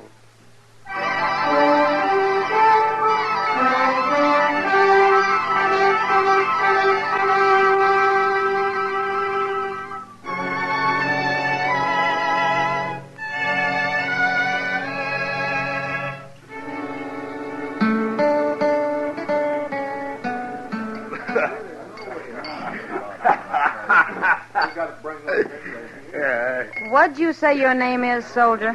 Gallagher. That's my name. All right, Gallagher. Now, don't you think you've had enough? It isn't even night yet. I'll never have enough. You plan to show up at the fort this drunk? Lady, maybe I won't show up at the fort at all. Now, what do you think of that? Gallagher, you better start worrying about what Captain Shaw's going to think, not her. Hey, what are you doing here, Spear? I've been an hour looking for you all over Dodge. How'd you get that drunk in an hour, anyways? Drinking! Are you responsible for this? Oh, sure. The Indians pay me to keep you soldiers drunk. That ain't funny. He's a grown man, isn't he? That's not the point. What's the point? You shut up, Gallagher. We'll be an hour late now, and that's all Captain Shaw needs to fix us. Captain Shaw can go hang. You wasn't so drunk I'd leave you and just ride out alone. Yeah, that'd be just like you, Spear. Just like you. Come on, get up out of that chair. I'll drag you out. Oh, leave me be. Come on. I ain't have started here yet. Cut your peaches, gal. Thunder ain't rain. Shut up, Gallagher. Why don't you listen to your friend? You're just going to get into trouble here. Who's kissing your hand anyway? That's no way to talk. Why, I'll kill you for that. Beat your junk.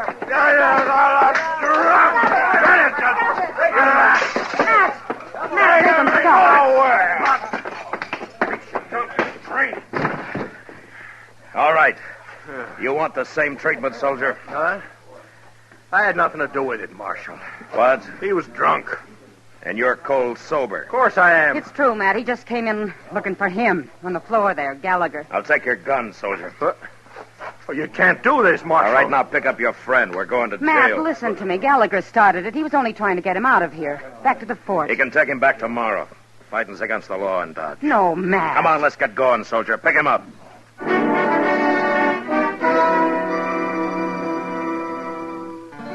The past week, we'd had nothing but trouble in Dodge. Men had fought and gouged and knifed and shot each other that I began to wonder if they gave a thought to anything else in the world. It had set my temper on edge, and I suppose I'd become as bull-headed as they were. Anyway, I threw the soldiers in jail and went off to supper and forgot about them. For some reason, the town was reasonably peaceful that night. The change sort of took the edge off of me. Next morning, I felt half human for the first time in days. I turned that cowboy loose early, Mr. Dillon. He seemed tolerably repentant. Well, he should be, Chester. But those two soldiers look pretty glum. What are you going to do with them, sir? Oh, yeah. Well, you better go back and let him out, huh, Chester? We'll have the army in here looking for him if we don't. Yes, sir.